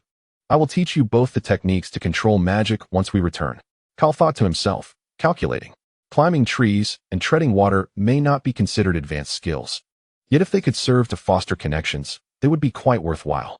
Kyle was not oblivious to his identity as the son of a Dark Lord. Even if he had no intentions of reigning supreme in the magical realm, expanding his network was indeed necessary. Hagrid cast a glance at the three bickering young wizards and could not help but cough, reminding them, the patrol is not yet complete. Upon hearing Hagrid's words, the trio ceased their playful antics. The brothers, having extorted the magic control techniques from Kyle, exchanged satisfied glances. However, at that moment, a sudden wolf howl shattered the tranquility of the forbidden forest. Upon hearing the howl, Hagrid's expression changed dramatically. Quick, we must return, he shouted. Kyle, extinguish your Lumos. Sensing Hagrid's urgency, Kyle complied without hesitation. The four of them, along with the dog, hurried back along the path they had come. The fleeing creature was swift, soon vanishing from their sight. Hagrid, is it a werewolf? George inquired. Indeed, they are calling to their kind, Hagrid replied. Damn it, tonight is a full moon. Upon hearing Hagrid's response, George and Fred trembled slightly, their pace increasing with urgency. Another howl, even more mournful than the last, echoed through the air, and judging by the volume, it seemed to be drawing closer. They are upon us. Hagrid halted, declaring, we cannot outrun them. Hiding the three behind a towering oak, he unfastened the crossbow from his back, knocked an arrow, and raised it, ready to fire. Kyle glanced at a nearby tree and, utilizing both hands and feet, ascended swiftly to the treetops. As he showcased this skill, George and Fred nearly dropped their jaws in astonishment. Perched on the branch, Kyle retrieved a pair of insulated gloves from his pocket, held his breath, and awaited the werewolf's approach with bated anticipation. The four listened intently, and soon, a strange shadow materialized before them. 2 points of eerie green light, akin to ghostly flames, caught their attention first. A peculiar being, shrouded in thick fur, stood upright on 2 legs, its triangular ears twitching in the cold wind as they adeptly detected every faint sound around them. That was the werewolf. Its eyes, emanating a fierce aura, glowed ominously in the darkness. Unlike human eyes, the werewolf structure allowed it to capture low light, enabling clear vision even in the depths of night. Additionally, it possessed a sense of smell and hearing far surpassing that of humans. Indeed, these extraordinary senses, far beyond the ordinary, can sometimes transform into vulnerabilities. Take the present moment, for instance. Close your eyes. Kyle hurled a cylindrical object, riddled with numerous holes, towards the distant werewolf. A dazzling explosion erupted at the creature's feet, accompanied by a thunderous cacophony.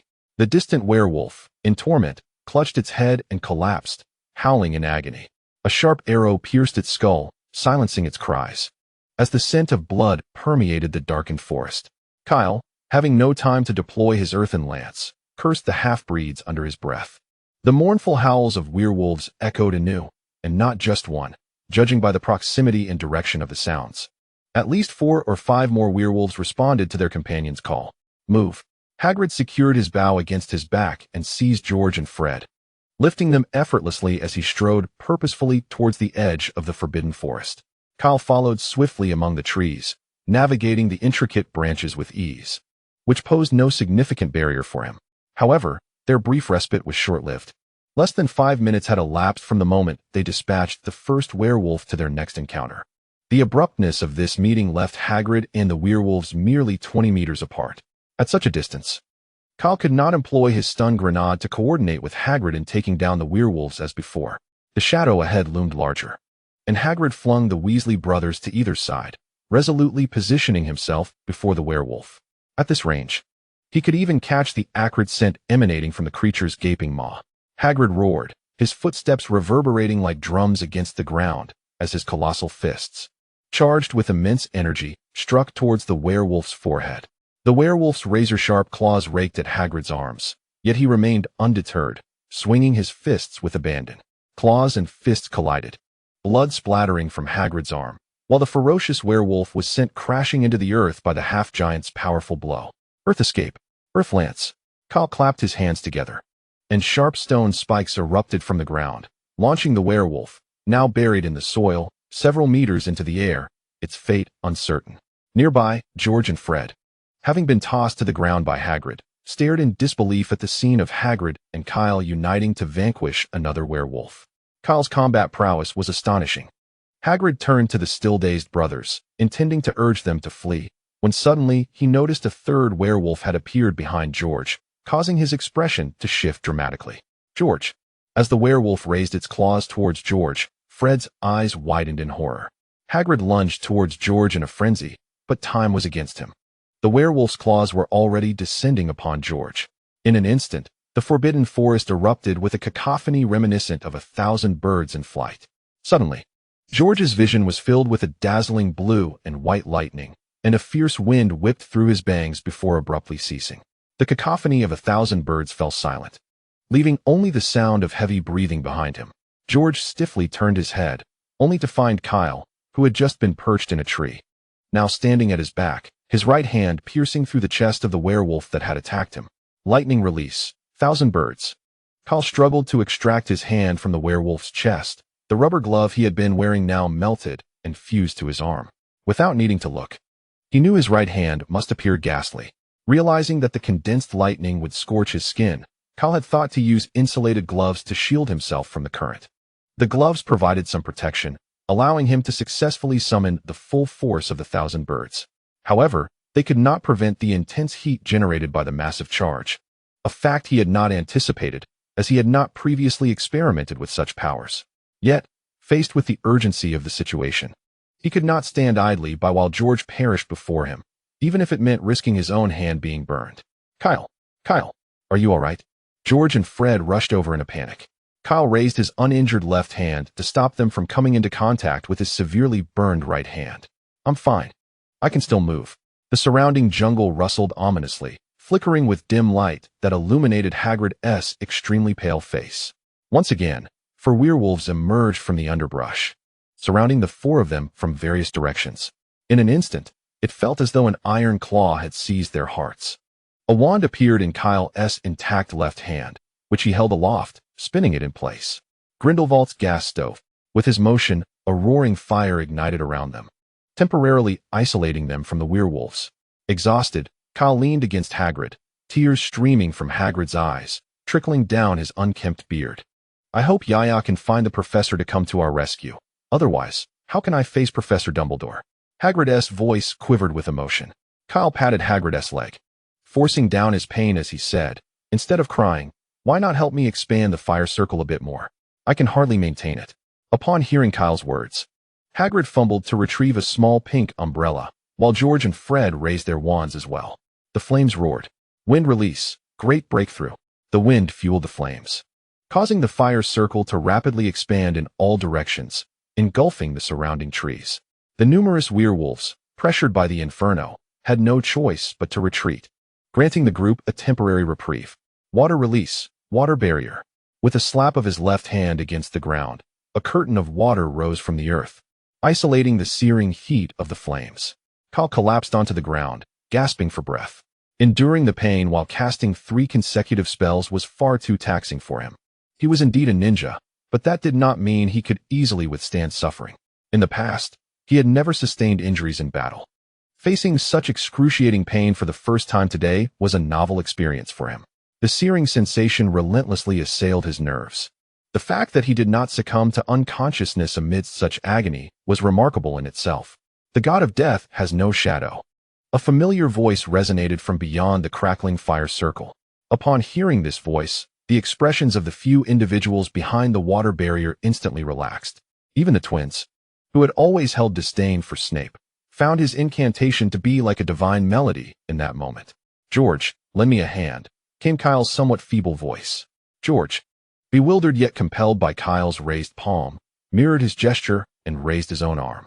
Water style, great waterfall technique. Kyle's palm collided forcefully with George's, and George suddenly felt his magical energy being drawn away in a continuous flow.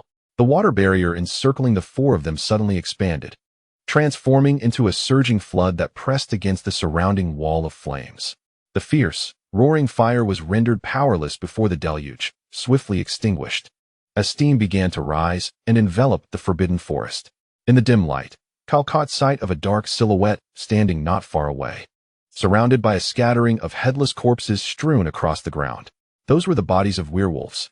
Professor Snape, it is truly a relief to see you. Hagrid's face was taut with tension. George and Fred wore expressions of profound relief. They were saved. Are you all right? Snape maintained his ever-stoic demeanor, but Kyle could discern a hint of concern in his flat tone. Snape's gaze locked onto Kyle's right hand, which was positioned behind his back.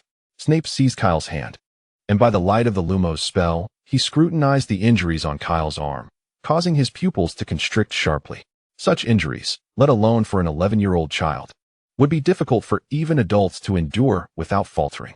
After employing magic to cleanse the molten rubber adhered to Kyle's hand, Snape produced a vial of potion from his robe and applied it to Kyle's severely burned right hand. The initial searing sensation subsided, replaced by a refreshing coolness akin to being immersed in ice water. The crimson hue from the burns rapidly faded, and the more severely charred areas quickly formed scabs, with Kyle's arm healing at an astonishing pace. In the blink of an eye, Kyle's right hand was nearly restored, although it was not entirely healed. The impact on him was negligible. Kyle raised an eyebrow. This potion was remarkably convenient. He suddenly entertained the thought of learning potion making from Snape. If there existed a potion to enhance physical strength, he could fortify his body to withstand lightning, or even a potion that would grant him immunity to it. Were it not for the inopportune time and place, Kyle would have executed a sliding kneel before Snape, exclaiming, "Professor, I wish to learn potion making." We departed after Snape administered preliminary treatment to Kyle's arm, turning towards the forbidden forest, where other threats might lurk. Suddenly, a beam of red light sliced through the air, striking Snape and propelling him away. His wand soared into the air, spinning before vanishing from sight. Before anyone could react, several more beams of light emerged from the shadows, hitting several individuals in succession. Kyle, having relaxed his guard during Snape's treatment, was caught off guard by this sudden ambush and was also struck, sending him crashing into a tree.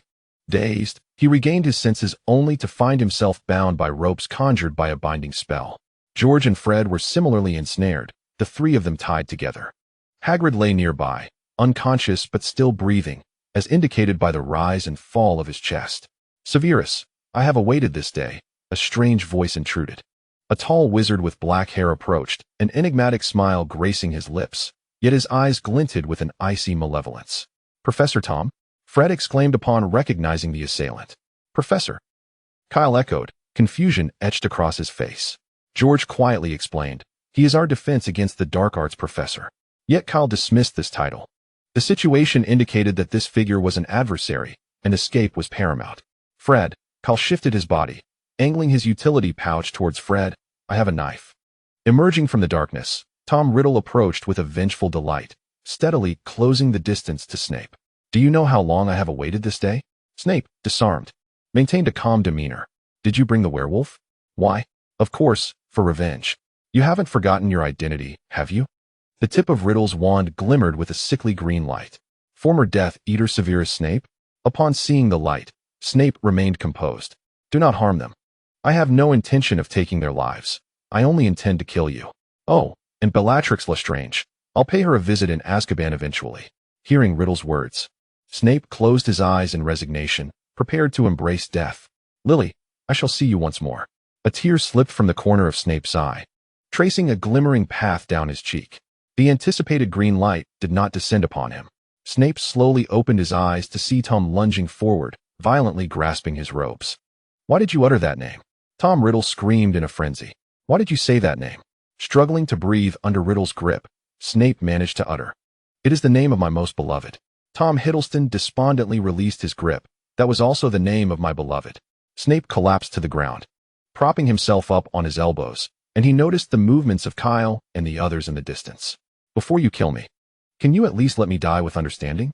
For Lily's sake, I shall reveal everything." Tom Hiddleston picked up the wand he had just discarded. At that moment, Fred finally managed to extract a dagger from Kyle's stealth bag without alerting Tom. "Do you remember the Hemsworth family, whom you and Bellatrix murdered 13 years ago?" A flicker of pain crossed Tom's face. Fred severed the ropes binding Kyle's hands. "My beloved, Lily Hemsworth, when I finally mustered the courage to confess my feelings to her." Tom lamented in a sorrowful tone. Kyle had climbed back to his feet, silently approaching Tom from behind. George and Fred, having also freed themselves, dared not breathe. "Do you know what it felt like when I arrived at her home and saw the dark mark hovering above?" Snape's eyelids twitched imperceptibly, his gaze unfocused, as if stirred by a distant memory. "I witnessed you and Bellatrix leaving her house. Now, as one of the murderers, you are about to meet your end." The expression of pain on Tom's face faded, replaced by the joy of imminent revenge. Kyle formed a tiger seal with his hands, a flicker of electricity dancing silently at his fingertips. "After I kill you, I shall head to Azkaban," he declared, but the moment was interrupted as Tom's expression abruptly stiffened. Two fingers struck swiftly and accurately into his body. Seeing this, Snape, George, and Fred felt a tightness in their chests. Kyle sported a twisted, perverse smile as he shouted from behind Tom, "Lightning release. 1,000 years of death." It is said that in a state of extreme anger, a person's potential can be maximally unleashed, enabling them to punch through 30 meters of steel. Whether Tom Hiddleston could penetrate such thickness under the flames of vengeance remains uncertain. However, it is a fact that anger allowed him to endure a certain extreme pain, witnessed by the onlookers. Faced with Kyle's enhanced lightning technique, Tom Hiddleston astonishingly did not leap away like Malfoy, but instead turned back to give Kyle a piercing glare. In that instant, Snape seized the opportunity of his distraction, lunging forward with a powerful punch that struck Tom's face with pinpoint accuracy. This blow successfully dislodged Tom's wand. The two became embroiled in a brawl reminiscent of street thugs. Kyle, suddenly struck by a piercing curse, felt as if every bone in his body was ablaze. Crumpling to the ground, he writhed in agony, desperate to scream, yet only a hoarse growl escaped his throat. Kyle, are you all right?" The twin brothers rushed to his side. Kyle exerted every ounce of strength to utter a single phrase, "Go help Professor Snape." A flicker of hesitation crossed the faces of the two, yet they rushed towards the pair engaged in a struggle not far away. They were capable of discerning what was of greater importance. The torment inflicted by the Cruciatus curse was fleeting, and it soon ceased its grip on Kyle. With great difficulty, he managed to roll over and rise, his body drenched in sweat, as if he had just emerged from the depths of a river. In the distance, the scuffle was nearing its conclusion.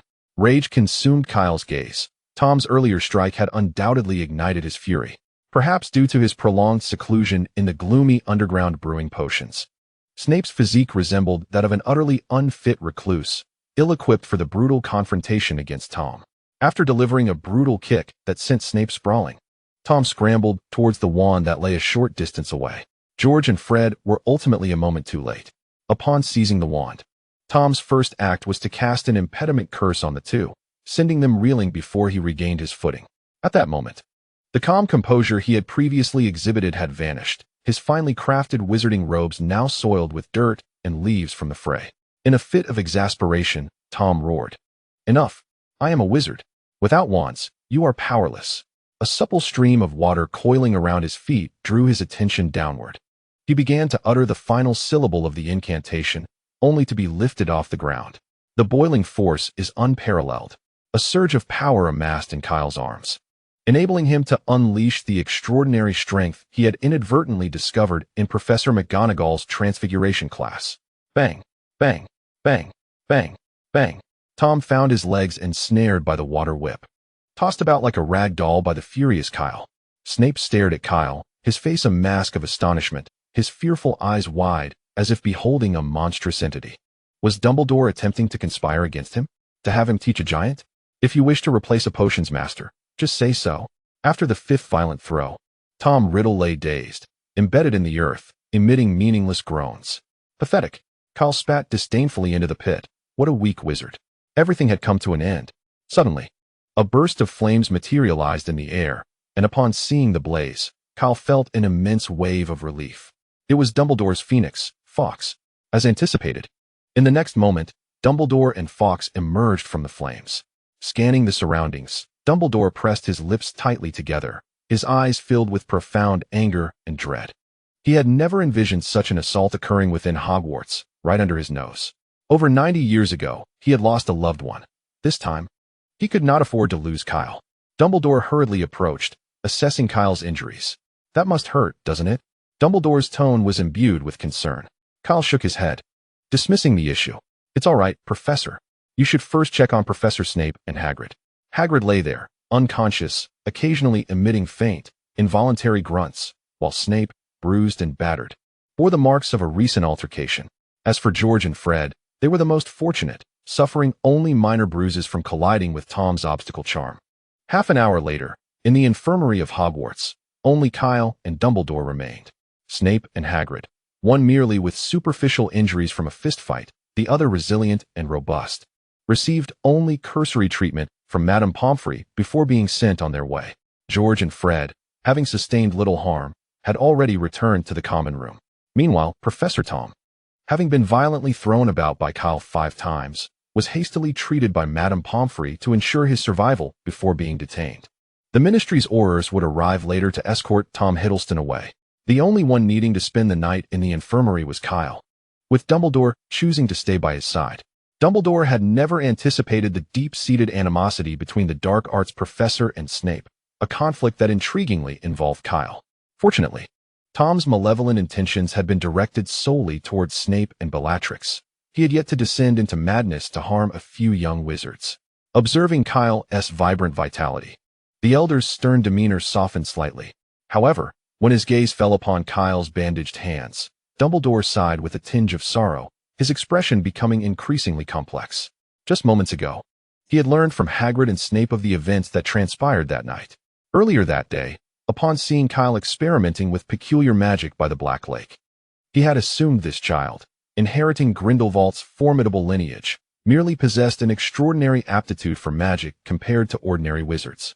Yet, in light of Kyle's demonstrated combat experience that evening, Dumbledore suddenly realized that the experiences Kyle had endured while wandering the streets of New York for 5 years were likely far beyond his imagination. Utilizing a flashbang grenade, the acute senses of the werewolves were transformed into their Achilles heel. The ground morphed into spikes, and truthfully, this transformation magic was not particularly profound. However, when executed at the right moment, it could effectively vanquish a werewolf. With a surge of lightning stimulating his body, he unleashed an astonishing speed, eliminating the werewolf that had ambushed George in a single strike. Despite suffering severe burns on his arm, he continued to fight without flinching, devising a strategy to envelop himself in flames, isolating the werewolves until reinforcements arrived. After enduring the torment of a heart-wrenching curse, he still managed to rise and retaliate. unleashing tremendous strength that left his opponent nearly incapacitated. Upon learning from Snape and Hagrid about Kyle's remarkable performance that evening, Dumbledore realized that the battle between Kyle and the Muggles at the docks was perhaps not as straightforward as he had envisioned. Dumbledore was acutely aware that Muggles were far from the frail beings most wizards believed them to be. In the face of armed Muggles, even adult wizards could find themselves in precarious situations, let alone an 11-year-old like Kyle. It was difficult to fathom the hardships Kyle faced when he left the orphanage at the age of 6, just as his magical abilities began to awaken. The trials he endured in the 5 years since were beyond Dumbledore's capacity to contemplate. Kyle remained oblivious to Dumbledore's unusual expression as he lay on the hospital bed, replaying the earlier battle in his mind. His greatest shortcoming that night was his lack of a sufficiently powerful offensive spell, although he possessed various forms of water manipulation. At their core, they all amounted to merely hurling water at opponents. For instance, the jutsu employed by Kisame, the Great Shark Bomb technique, could consume an opponent's chakra. In contrast, Kyle's version of the Great Shark Bomb was essentially just a water projectile shaped like a shark, capable of damaging fragile objects like wooden tables and chairs, but utterly ineffective against the resistant skin of a werewolf. This was akin to throwing a water balloon at an ordinary person. As for earth manipulation, its slow casting speed and lengthy pre-casting period rendered it disadvantageous against highly agile foes like werewolves. The werewolf dispatched by the Earth Spike technique had been rendered vulnerable by Hagrid's initial strike, allowing Kyle to deliver the final blow. Until he could master Earth manipulation to the level of the Dust Release, which could annihilate anyone who crossed its path, Kyle felt it prudent to refrain from delving deeper into this area. Lightning manipulation was also a risk to oneself. As for fire manipulation, aside from Uchiha Madara's Great Fire Annihilation, it seemed that fire techniques in the original story had rarely resulted in fatalities. Thus, it was best left aside. This left only wind manipulation among the elemental techniques. Kyle suspected that conventional wind manipulation would likely encounter similar predicaments as water manipulation. And until he could develop the wind spiral shuriken, wind techniques would probably only serve to create a gentle breeze or dissipate heat against his adversaries. Ultimately, his ninjutsu remains merely superficial, unless he can summon Susanoo or manifest the true thousand-handed Avalokiteshvara. It would be exceedingly challenging to make an impact in the realm of magic solely relying on the elemental ninjutsu. Thus, it is imperative to first delve into the magical arts. Kyle recalled the spell that Severus Snape had employed to sever the heads of those werewolves. He tugged at the hem of Dumbledore's robe, seated beside the bed, and inquired, "Professor, may I learn magic from Professor Snape?" Dumbledore's scattered thoughts were interrupted by Kyle's request. He was momentarily taken aback. Just that morning, he had entrusted Snape with the role of Kyle's instructor. Yet he had not had the opportunity to inform Kyle of this arrangement.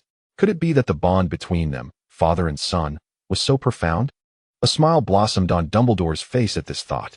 Before he could respond, Kyle added, "I wish to learn the disarming charm." Dumbledore's smile froze. That may not be possible. Kyle, he decisively rejected Kyle's request. At that moment, he felt reluctant to allow Snape to teach Kyle.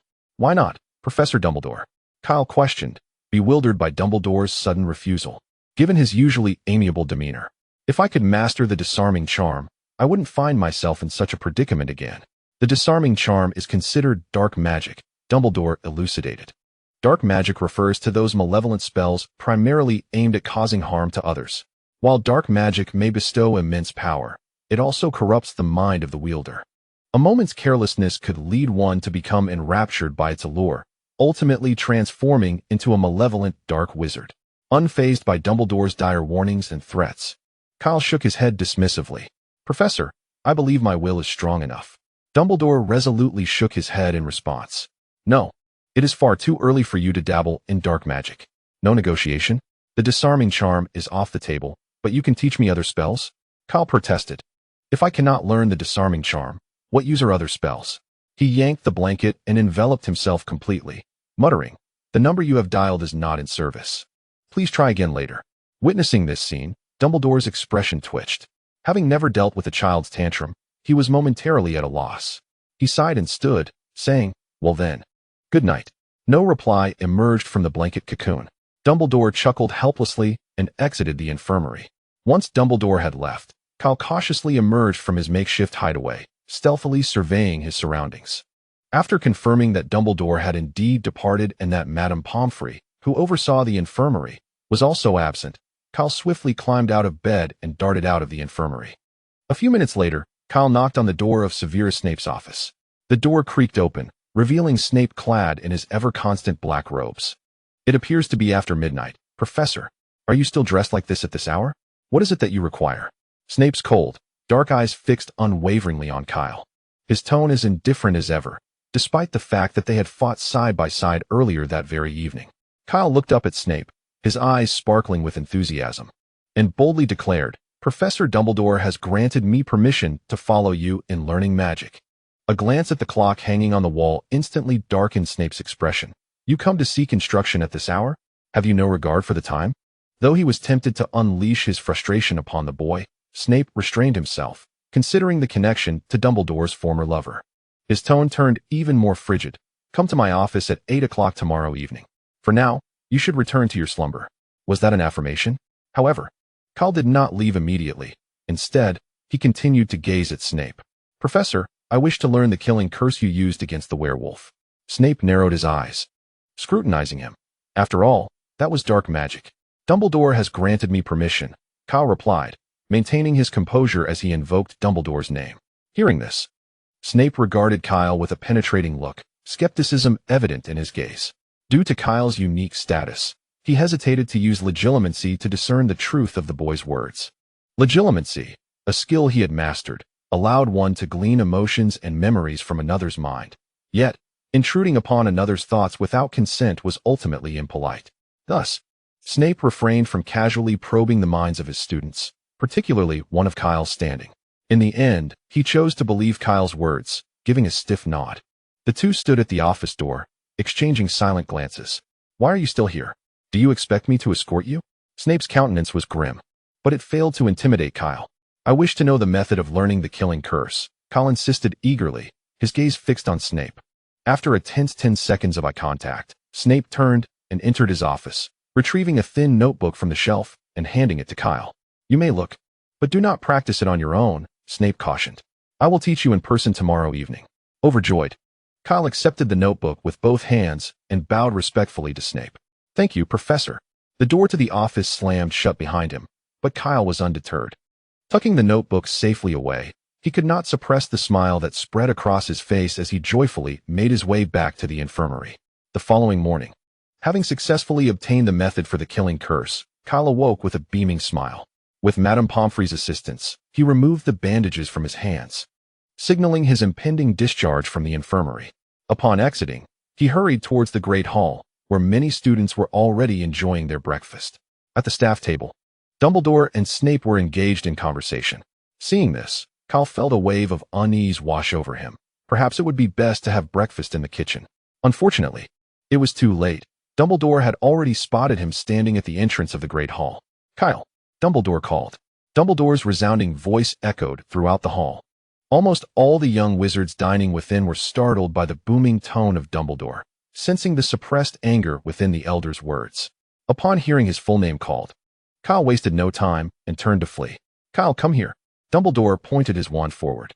Suddenly, Kyle felt as if fate had tightened its grip around his throat, not by destiny, but by his own clothing, as the collar of his shirt constricted around his neck. Pulled by his attire, Kyle soared through the air, flying over the heads of the students, and landed precisely in Dumbledore's grasp. Held aloft like a chick, Kyle managed a sheepish smile toward Dumbledore. With a stern expression, Dumbledore inquired, "Where is the notebook Severus gave you?" Kyle scratched his head and retrieved a thin booklet from his pocket. Dumbledore accepted the notebook, his demeanor softening as he released his grip on Kyle's neck, admonishing him against the perilous practice of studying dark magic. "Do you understand?" Kyle nodded vigorously. Observing Kyle's sudden compliance, Dumbledore felt a twinge of frustration at his temples. He did not need to use legilimency to discern that Kyle's demeanor was feigned. If he was not mistaken, Kyle's willingness to surrender Snape's notes without contest indicated that he had already perused their contents. Perhaps he had even memorized the intricacies of the disarming charm. Nevertheless, Dumbledore decided to let it slide. Kyle was currently studying the disarming charm, which, while categorized as dark magic, posed relatively low danger due to the existence of a counter curse. However, If Kyle were to encounter the three unforgivable curses, Dumbledore's gaze darkened as he contemplated whether to administer a memory charm to erase Kyle's knowledge of the disarming charm. Ultimately, he dismissed the thought, recognizing that given Kyle's father's identity, it would be impossible to prevent him from engaging with dark magic in the future. Kyle glanced toward Professor Snape, asking, "So, do I still need to visit your office tonight?" "No need," Dumbledore interjected before Snape could respond. "You may go have breakfast now." Relieved by Dumbledore's words, Kyle dashed toward the Gryffindor table. Once Kyle had departed, Snape raised his eyes to Dumbledore, knowingly asking, "Do you still wish for me to be his teacher?" Though Snape's tone remained as cold and indifferent as ever, Dumbledore detected a hint of sarcasm in his voice. Dumbledore's expression darkened slightly, not for the time being. At the Gryffindor table, George and Fred curiously inquired, "What did you do to provoke Professor Dumbledore's ire?" A smile crept across Kyle's lips as he replied, "I swindled a spell from Snape, the disarming charm we encountered last night." George was so astonished that he dropped the fork from his hand. "Is this a deception?" Fred smirked, struggling to fathom the immense psychological fortitude required to deceive someone like Snape. "Could you teach us?" George asked as he draped an arm around Kyle's shoulder. Kyle shrugged. "That spell was invented by Professor Snape, and I am uncertain whether he would permit me to impart it to others. Besides, it is dark magic." Speaking of which, Snape certainly had a flair for the dramatic. While perusing his notes last night, the cover page boldly proclaimed his moniker, the Half-Blood Prince. On the final page of the notes, this self-proclaimed Half-Blood Prince had taken care to note that he was the originator of the spell known as Sectum Sempra. Without a doubt, this Half-Blood Prince is none other than Professor Snape. It remains unclear whether this nickname was self-assigned or bestowed upon him by others. If it were the former, it would indeed reflect an extraordinary level of pretentiousness. Upon hearing Kyle's words, the two felt a twinge of disappointment. "But what about the magical control techniques you promised us last night?" "No problem," Kyle readily agreed. "However, you must teach me spells in return. I am utterly clueless about the magic contained within the charms textbook." Suddenly, a cacophony of flapping wings erupted overhead as hundreds of owls streamed into the great hall through the windows, circling the room and dropping letters and packages among the conversing and dining crowd. Quick on his feet, Kyle repositioned his bowl of pumpkin porridge just in time to prevent it from being overturned by a falling parcel. Charlie Weasley picked up a copy of the Daily Prophet delivered by an owl, which prominently featured an article on the Forbidden Forest battle that had transpired the previous night. After reading the report, he looked up in shock at his twin brothers and Kyle. "You three encountered such grave danger in the Forbidden Forest last night?" His gaze scrutinized each of them, as if searching for any missing pieces. Kyle stirred the pumpkin porridge in his bowl with a spoon. In truth, the situation hadn't been as perilous as it seemed. The worst injury he sustained last night was not from the werewolf or Professor Tom, but rather from his own reckless use of the Sectum Sempra spell, which had burned him, perhaps due to the hastily prepared news. The newspaper vaguely reported that Hagrid and the three young wizards had encountered a werewolf in the Forbidden Forest, as well as the dark intentions of the defense against the dark arts professor. The article provided no detailed account of the battle. Furthermore, it contained inaccuracies. For instance, the reality was that Kyle and Snape had united to overturn Tom, whereas the paper claimed that Snape arrived just in time to rescue Hagrid and the three young wizards from Tom's grasp. Yet, this was preferable for Kyle, as he had no desire for undue notoriety. The article concluded with the announcement that Tom Hiddleston's trial would take place at the Ministry of Magic in 1 week. Dumbledore rose to inform the students about the capture of their defense against the dark arts professor and the new arrangements for their class. With the original professor apprehended, the responsibility for teaching defense against the dark arts had now fallen to Snape. Upon hearing this news, the Gryffindor students felt as though the very sky had fallen upon them. Although Professor Tom is a criminal, it does not detract from the vividness and intrigue of his lessons. According to Charlie, Professor Tom's defense against the dark arts class is the finest he has encountered among the 7 professors throughout his 7 years. But wait, why would there be 7 professors for a single class over 7 years? Kyle voiced his curiosity. "You are aware of the Dark Lord, right?" Charlie lowered his voice. "The defense against the dark arts is a core subject at Hogwarts. In this course, students learn to resist various types of dark curses, hexes, jinxes, and other malevolent enchantments. How to combat dark magical creatures, as well as dueling techniques. The fearsome terrorist Voldemort, in his youth, also attended Hogwarts School of Witchcraft and Wizardry. After his graduation, He applied for the position of defense against the dark arts professor, but his true intention was to further explore the secrets of Hogwarts and recruit followers among the students. Dumbledore saw through his scheme and denied his application. It is said that Voldemort bore a grudge for this, secretly cursing the position of defense against the dark arts teacher. Consequently, every professor who subsequently held this role has been unable to remain for more than a year due to various unfortunate circumstances. This is the origin of the curse upon the defense against the dark arts position. After hearing Charlie's account, Kyle glanced anxiously in Snape's direction. Snape is substituting. But will he also meet the same fate before the semester ends? The question of whether Snape would succumb to the curse would take some time to ascertain. However, George and Fred felt that they might not survive until that moment. Human joys and sorrows do not resonate with one another. Kyle, however, perceived Professor Snape as quite a commendable individual. From Professor Tom's cryptic remarks the previous evening, Kyle sensed that both he and Snape were individuals with intriguing pasts. His curiosity was piqued, yet such inquiries could not be posed directly to the parties involved. Perhaps Dumbledore would know. It might be worth finding a moment to ask him.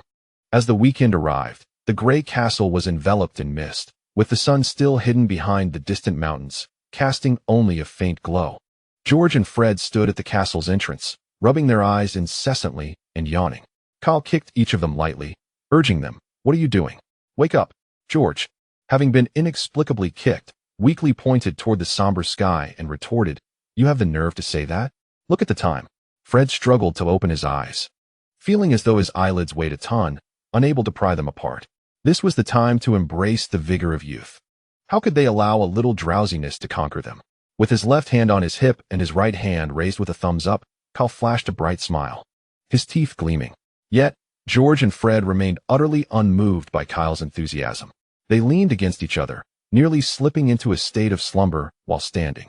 Realizing that verbal encouragement had failed to incite them, a glint of determination flashed in Kyle's eyes as he began to weave hand signs. Water style, water dragon bullet. A pair of terrified screams echoed outside the castle. A grotesque water dragon soared swiftly towards the distant Black Lake, clutching two small wizards who were incessantly shrieking. Moments later, a bonfire blazed at the edge of the lake. The brothers, clad in nothing but their undergarments, huddled by the fire, shivering uncontrollably, their teeth chattering. Having just plunged into the frigid waters, the biting cold still lingered, rendering the blanket draped over them utterly ineffective against the psychological chill.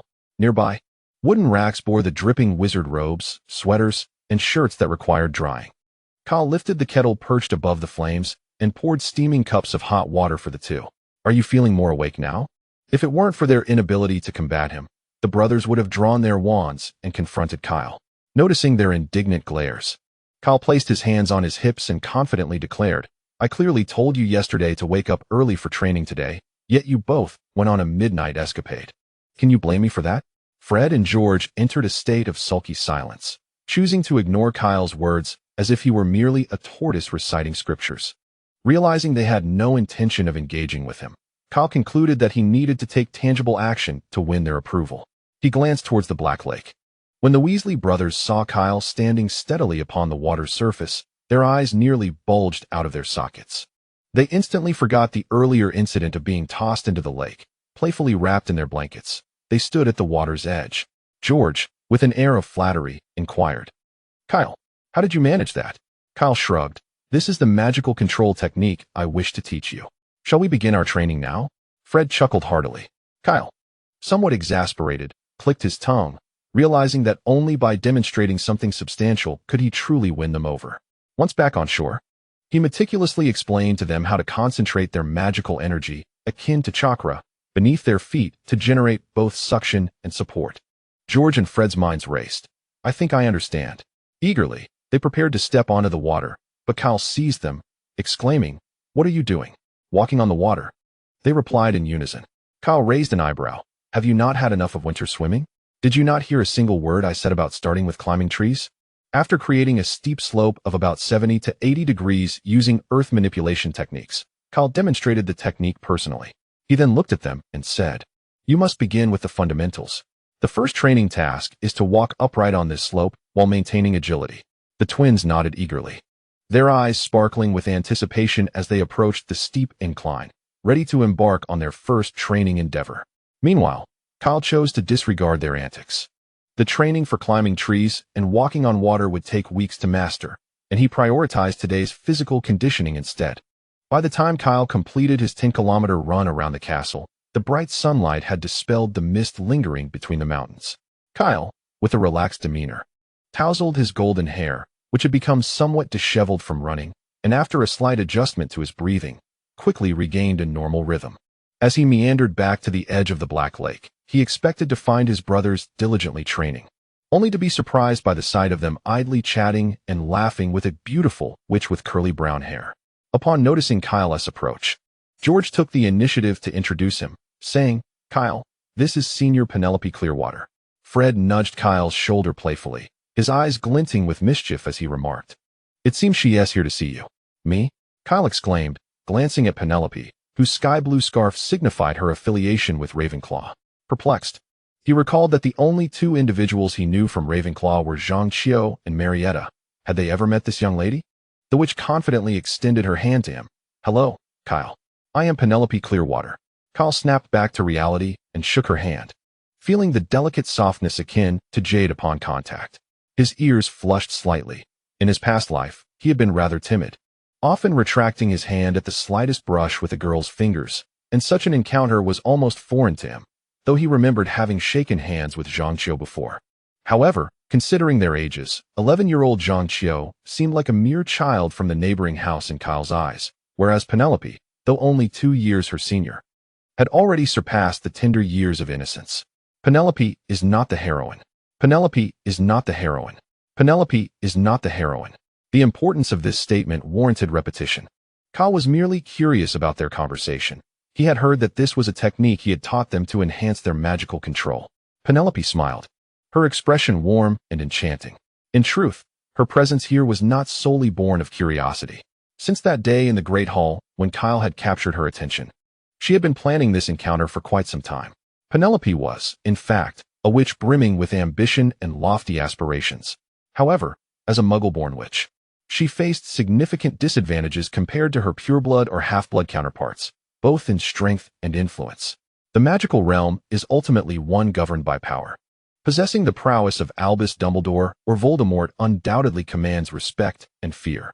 Yet, how many wizards possess the extraordinary talents of Dumbledore or Voldemort? The vast majority are merely of average caliber. This is where the significance of resources and influence becomes apparent. The establishment of Hogwarts indeed provided an opportunity for all Muggle-born wizards born in Britain to learn magic. But it did not imply that they could stand shoulder to shoulder with pureblood or half-blood wizards. Perhaps in the early years at Hogwarts, all young witches and wizards experienced a similar level of magical education. As the students delved deeper into the study of magic, the advantages of pureblood wizards begin to manifest. Wizards hailing from magical families, in addition to the spells taught at Hogwarts, have the privilege of learning ancestral family magic passed down through generations.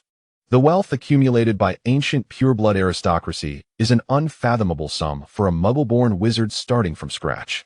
For instance, the notes on the disillusionment charm that the Weasley twins entrusted to Kyle. This spell, not included in Hogwarts curriculum, is indeed a challenging feat for a wizard of Muggle descent. Only in their 6th or 7th year, through strong rapport with their professors, can exceptional students hope to acquire the knowledge necessary to master this incantation. Yet, the Weasley twins, mere second-year students, effortlessly traded this spell to Kyle in exchange for a chance to wield a sniper rifle. The disparity between Muggle-born and pureblood wizards is stark. Furthermore, the limited number of wizards in the magical community establishes a social order reminiscent of ancient Greece, characterized by a tightly knit society where nearly everyone is acquainted and graduates from the same institution. This intricate web of relationships connects all wizards, influencing the workings of the Ministry of Magic, where many matters are inextricably linked to these connections. In essence, the Wizarding Society is one governed by personal relationships and social ties. The ancient wizarding families have long inhabited this realm, meticulously cultivating their networks, allowing them to thrive in a magical world where personal connections are paramount. Conversely, Muggle-born wizards find themselves as outsiders in this insular society, struggling to navigate a landscape devoid of such privileges. Every Hogwarts graduate must face the N-E-W-T-S the equivalent of an advanced wizarding examination, akin to China's Gaokao. Even with outstanding results in such an examination, Muggle-born wizards are relegated to the most menial positions within the ministry. Penelope Clearwater, however, is not content with this fate. The solution to breaking free from this predicament is quite straightforward: to align herself with a formidable ally. Yet, Penelope is a proud witch, and common individuals hardly capture her interest. During a meal in the Great Hall, upon hearing Kyle Dumbledore's name from Cho Chang, Penelope identified him as her new target. Previously, her ambition had been fixed on Percy Weasley. Of course, when referring to targets, it is not in the sense of a quarry. While Penelope is ambitious, she is not of the ilk to pursue her goals through unscrupulous means.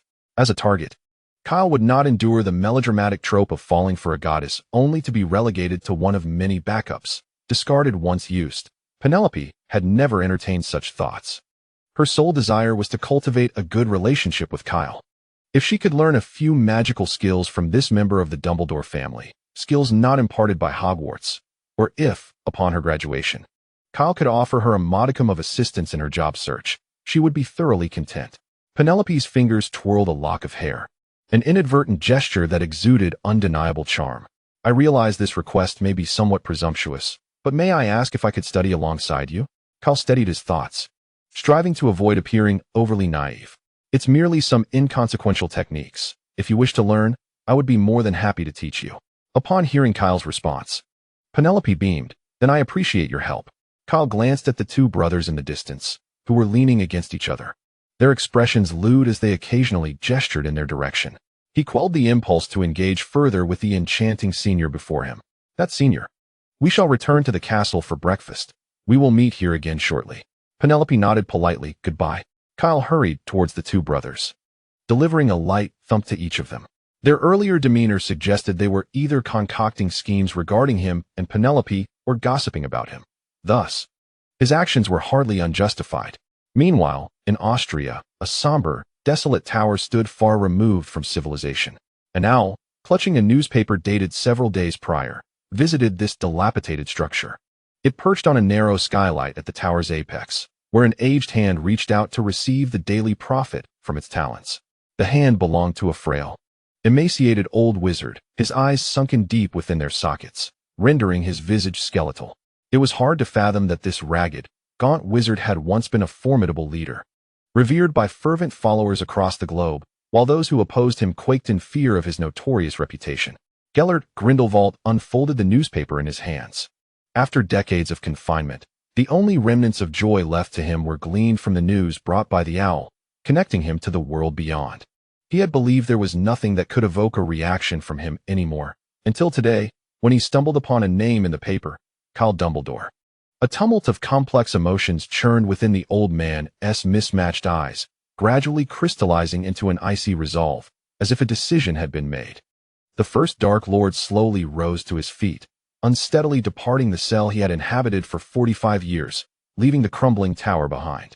Standing before the gates of Nurmengard, Grindelwald cast a glance at the inscription etched above the entrance, his lips parting slightly, for the greater good. The joyous days at Hogwarts passed swiftly, and before long, June had arrived. In the span of these 4 months, the number of individuals practicing climbing and treading water by the Black Lake has increased from 3 to 4.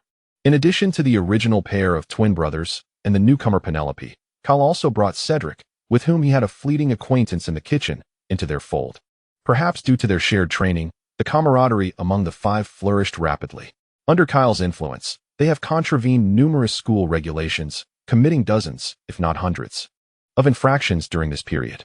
Their escapades included, but were not limited to, sneaking into the forbidden forest at the witching hour to confront magical creatures, utilizing secret passages to venture into the wizarding village beyond Hogsmeade during non-Hogsmeade weekends, flouting the underage drinking law, and encountering the castle's disciplinary officer and janitor, Argus Filch, during a nighttime escapade, blinding him with a Lumos charm to facilitate their escape.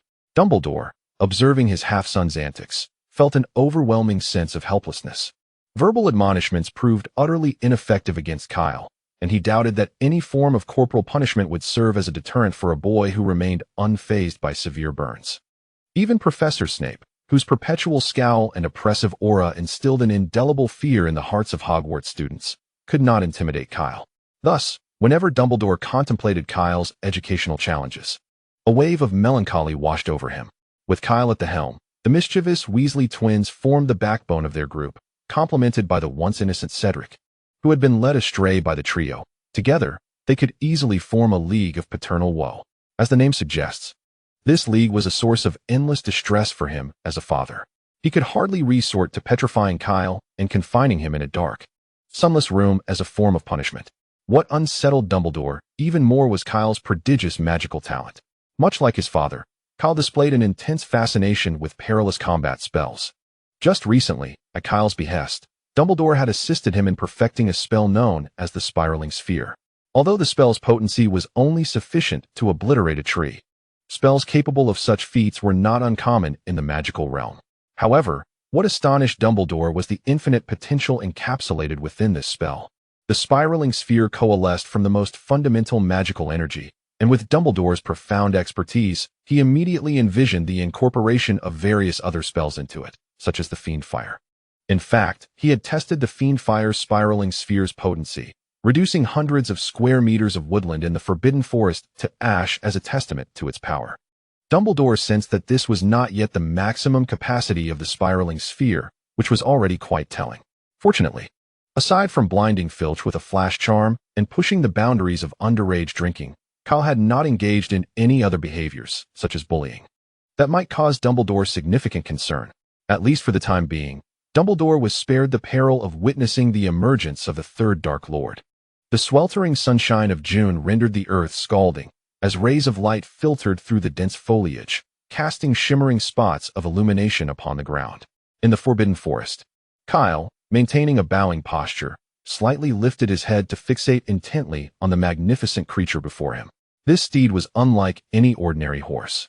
It boasted a colossal eagle's head, its legs transformed into sharp talons, and from its back sprouted powerful wings, spanning over 20 feet when fully unfurled. This was a hippogriff, a creature of majestic lineage, proudly elevating its head and regarding the bowing young wizard with keen interest. Just as Kyle felt the urge to blink becoming overwhelming, the hippogriff suddenly bent its scaled forknees and lowered its body, evidently returning the gesture of respect. "Huh, Kyle, you've done it." Hagrid's gruff voice resonated nearby. "Now you can ride Buckbeak." Buckbeak was the name of this noble creature. Upon hearing Hagrid's words, Kyle blinked his somewhat tearful eyes and cautiously approached, employing his finely honed skills from a previous life to gently scratch the feathers on its neck. Buckbeak responded with a delighted nuzzle, clearly enjoying Kyle's affectionate touch. With that, Kyle felt a wave of relief wash over him and boldly placed his hand upon Buckbeak's body, leveraging himself to mount onto the creature's back. "All right, Kyle. Just be careful not to pluck any of its feathers. It won't take kindly to that," Hagrid advised. Once Kyle was settled, Hagrid gave Buckbeak a gentle pat on the hind leg. Buckbeak suddenly raised its forelegs, its 12-foot wings extending majestically to either side. With an exhilarating surge, Kyle soared into the sky, as if shot from a bow. Clinging to Buckbeak's neck, he reveled in the rush of wind against his face, his heart soaring with joy. This was far more thrilling than any flight on a mundane airplane. The wind rustled the willow branches by the Black Lake as the grand hippogriff spiraled around the castle's towering turrets, before darting toward the mountains encircling Hogwarts. After several minutes of soaring between the valleys, a daring idea struck Kyle. He withdrew his wand from within his robes, removed his wizarding cloak, and leapt from Buckbeak. During his free fall, he adeptly pointed his wand at the discarded cloak, which instantly transformed into a glider. With his current proficiency in transfiguration, converting his cloak into a triangular wing, while not effortless, was certainly within his capabilities. Suspended beneath the glider, Kyle quickly caught up with the majestic hippogriff. Buckbeak turned its head to regard Kyle, emitting a resonant cry. After a few more minutes of aerial exploration, Kyle adjusted the glider's direction, gliding slowly back toward the edge of the Forbidden Forest, where their adventure had begun. Buckbeak spread his wings, taking a few small strides forward with his forelegs before halting his momentum, ultimately landing gracefully on the ground. In contrast, Kyle's descent was far from smooth. As he hovered 3 or 4 meters above the earth, he released his grip on the glider with his left hand. With his wand held aloft in his right hand, he cast a cushioning charm to soften his landing. The moment his feet touched the ground, Kyle rolled to absorb the impact, rising to his feet covered in dirt. Hagrid approached, puzzled by Kyle's unconventional landing while suspended from the glider, though he refrained from voicing his curiosity. What was it like soaring through the skies? Hagrid inquired. Retrieving his fallen wizarding robe, Kyle waved excitedly at Hagrid, exclaiming, "It was splendid. If given the chance, I would love to experience riding a fire dragon." "Oh, that is a question I too am eager to explore," replied Hagrid. June marked the final month of the Hogwarts academic year, with all students bracing for the grueling ordeal of final examinations. Naturally, such assessments held little relevance for Kyle, who had yet to enroll. His inaugural final exam awaited him until the following June. This was precisely why, while all the students were preoccupied with exams, Kyle leisurely rode a hippogriff in the Forbidden Forest. Meanwhile, Cedric and the Weasley twins found themselves in a less favorable predicament. The afternoon's History of Magic exam was their last, and under the guidance of an incompetent peer, they were already exhibiting early symptoms that warranted Professor Yang's electric therapy. During countless days and nights devoid of classes, the trio had languished in Kyle's suitcase, frittering away their time in arcades and shooting ranges. Subjects such as transfiguration, charms, and potions were tightly monitored by their professors, leaving the three too apprehensive to relax. However, in History of Magic, where the professor scarcely remembered the names of his students, they had completely let loose. Thus, as they approached the History of Magic exam, having crammed for only a couple of days, they had no choice but to face the challenge head-on, uncertain whether failing was even a possibility within Hogwarts' curriculum. After Kyle had consumed an unknown number of cups of tea in Hagrid's hut, the distant castle finally rang the bell, signaling the end of the examinations. With students' jubilant cheers echoing even to Hagrid's abode, Kyle rose to bid farewell to Hagrid, having arranged with the twins and Cedric to sneak out to Hogsmeade after their exam. The necessity of climbing over the wall stemmed from a previous weekend when they had clandestinely ventured to Hogsmeade, only to encounter a fuming Dumbledore right outside the Three Broomsticks. Dumbledore's ire was not directed at their unauthorized excursion, but rather at the bottles they had carelessly brought from the Hogshead Inn. Thus, their misfortune began. Not only were the drinks confiscated by Dumbledore, but Kyle's cellar was also sealed, and the enraged headmaster even scrutinized the secret passage leading from Hogwarts to Hogsmeade. Certainly, none of this posed a challenge for Kyle, who had ample experience in circumventing obstacles and sneaking away to surf the internet from his past life. If the secret passage was unavailable, surely Albus Dumbledore could not have cast a boundary around the extensive perimeter of Hogwarts. Thus, the mode of travel for the group shifted from traversing hidden paths to scaling walls. This method of departure left Dumbledore utterly unprepared. Kyle soon found himself waiting at the edge of the Forbidden Forest for the three others approaching from that direction. Once reunited, the four swiftly traversed the sunlit meadow and arrived at the stone walls encircling the castle. Kyle cast a glance at the tall, winged boar columns flanking the main entrance of the school before redirecting his attention to the others. "Let us proceed," he urged, charging towards the imposing stone wall before him. He sprinted along the wall, approximately 4 to 5 meters high, and with a powerful leap, twisted in midair to land outside the formidable structure.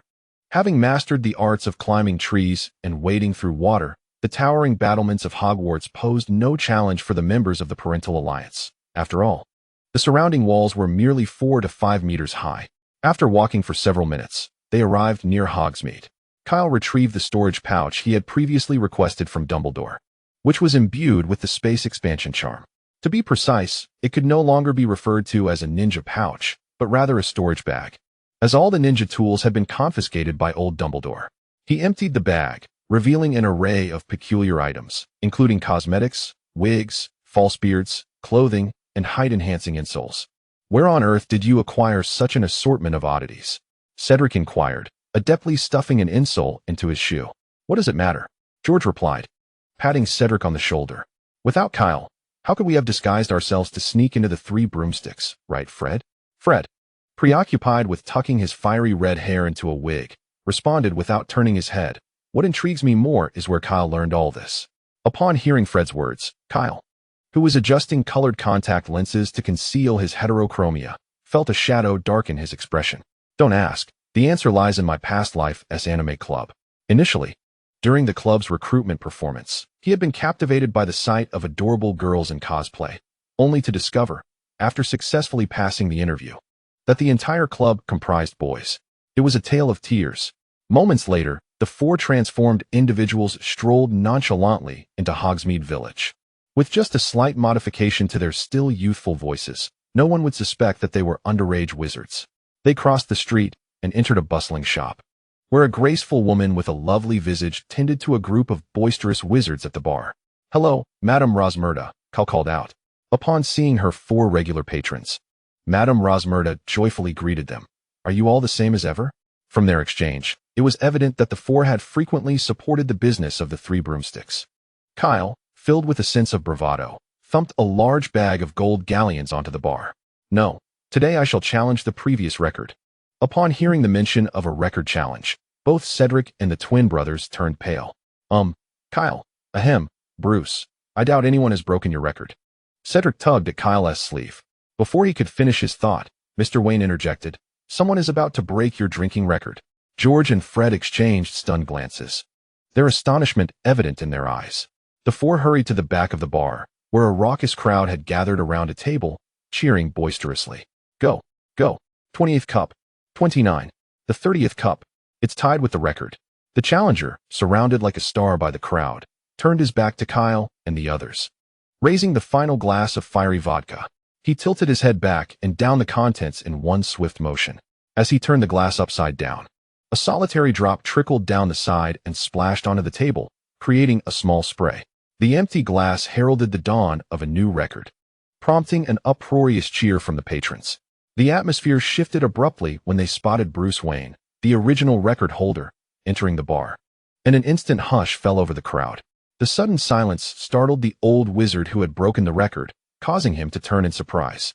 Kyle stared into the wizard's mismatched eyes. "Who are you?" "Just a passing wizard, looking for my son." Gasps erupted from George, Fred, and Cedric. Kyle froze. "You can't find your son?" "Indeed, it has been quite some time," the old wizard replied, a hint of melancholy in his tone. Kyle gazed intently into his eyes. "I can't find my father either." "What a pity," the old wizard's gaze fell. "Well, good luck to you," Kyle said. "And to you as well. I hope you find your son soon." "I too hope you find your father." All eyes in the bar shifted back and forth between Kyle and the old wizard. George, Fred, and Cedric sighed in exasperation.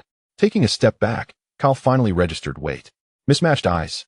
He brushed his fingers over his eyes, removing his colored contacts to reveal his true eye color. Son, father. Moments later, Kyle and Grindelwald occupied a table alone, enveloped in a magical aura that bound their voices within a protective barrier. The other three were sent away by Grindelwald. Kyle had never imagined that his first meeting with his biological father would be so dramatically charged. He was still grappling with the shock of his drinking record being shattered, nearly overlooking Grindelwald's identical eyes. The latter, due to his altered appearance and inebriation, had failed to recognize him. They had almost missed each other entirely. Thus, Albus has not divulged everything to you? Grindelwald, having magically expelled the alcohol from his system, raised an eyebrow after listening to Kyle's account. Kyle set down his butterbeer. Everything. Grindelwald revealed a mischievous smile. For instance, the nature of his relationship with you. Are you not confidants? Should I then address him as uncle or elder? Uncle? Elder? Grindelwald chuckled lightly. In truth, we are far from mere confidants. Our bond is even more intimate than you might presume, he stated nonchalantly. Kyle inquired, what does a relationship more intimate than that of confidants entail? Considering their current locale, the notorious realm of corruption. Could it be that the Dark Lord and the White Lord engage in such games? Grindelwald casually toyed with a silver pendant in his hand, a symbol of intersecting triangles, circles, and lines, revealing that you were not naturally conceived. I am aware, Kyle nodded dismissively, given the age difference between him and his father. It was implausible for a centenarian to possess the capability for natural procreation. Grindelwald gazed tenderly at Kyle's face. I created you through magic.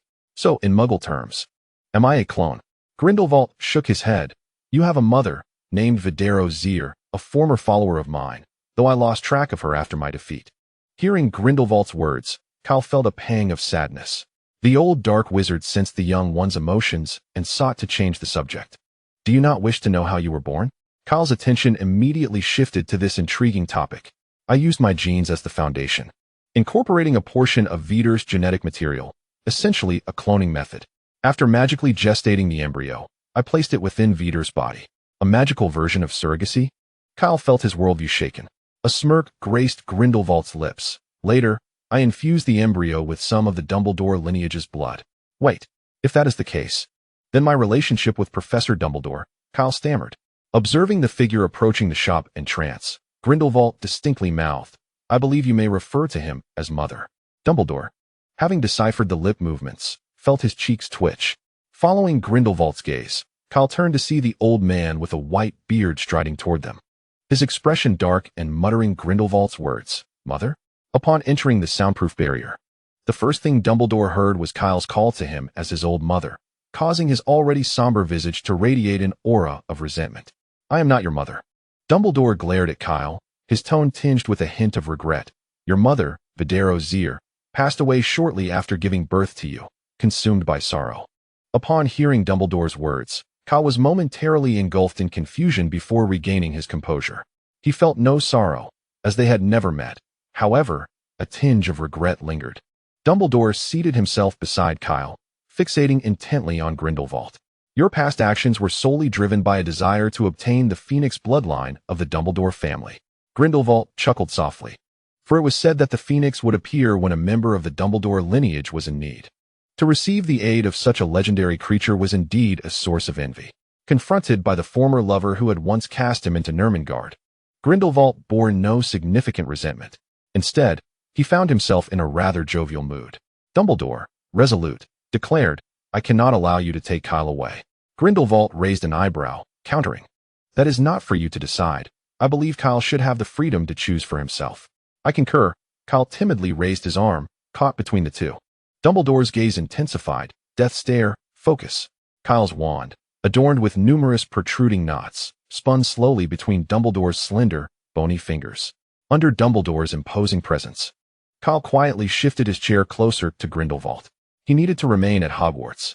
Leaning back in his chair, Grindelwald crossed his arms, a smirk playing on his lips. The magical world has more to offer than just Hogwarts.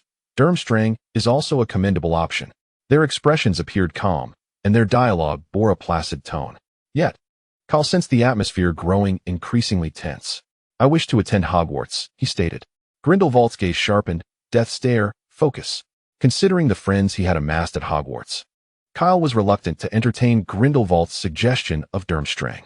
Dumbledore beamed triumphantly at Grindelwald upon hearing Kyle's words. However, I wish to live with you during the summer.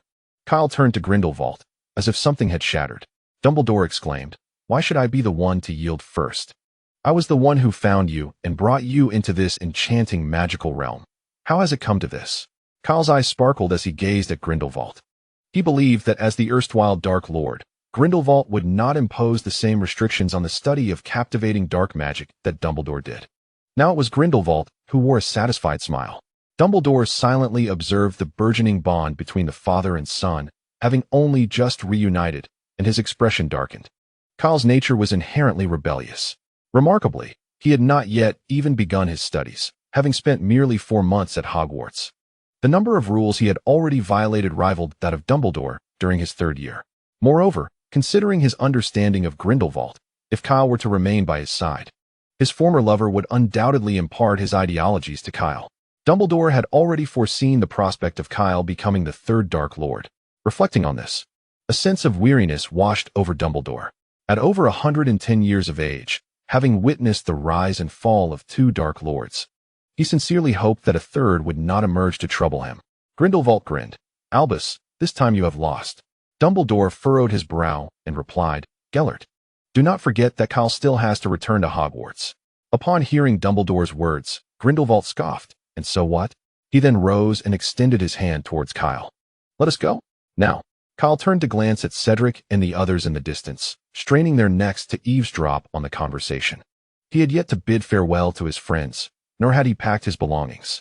Dumbledore sighed with melancholy and waved his hand towards the two. Noticing that Grindelwald's hand remained outstretched, clearly eager to leave without lingering even for a moment before Dumbledore, it was evident that the couple's discord ran deep.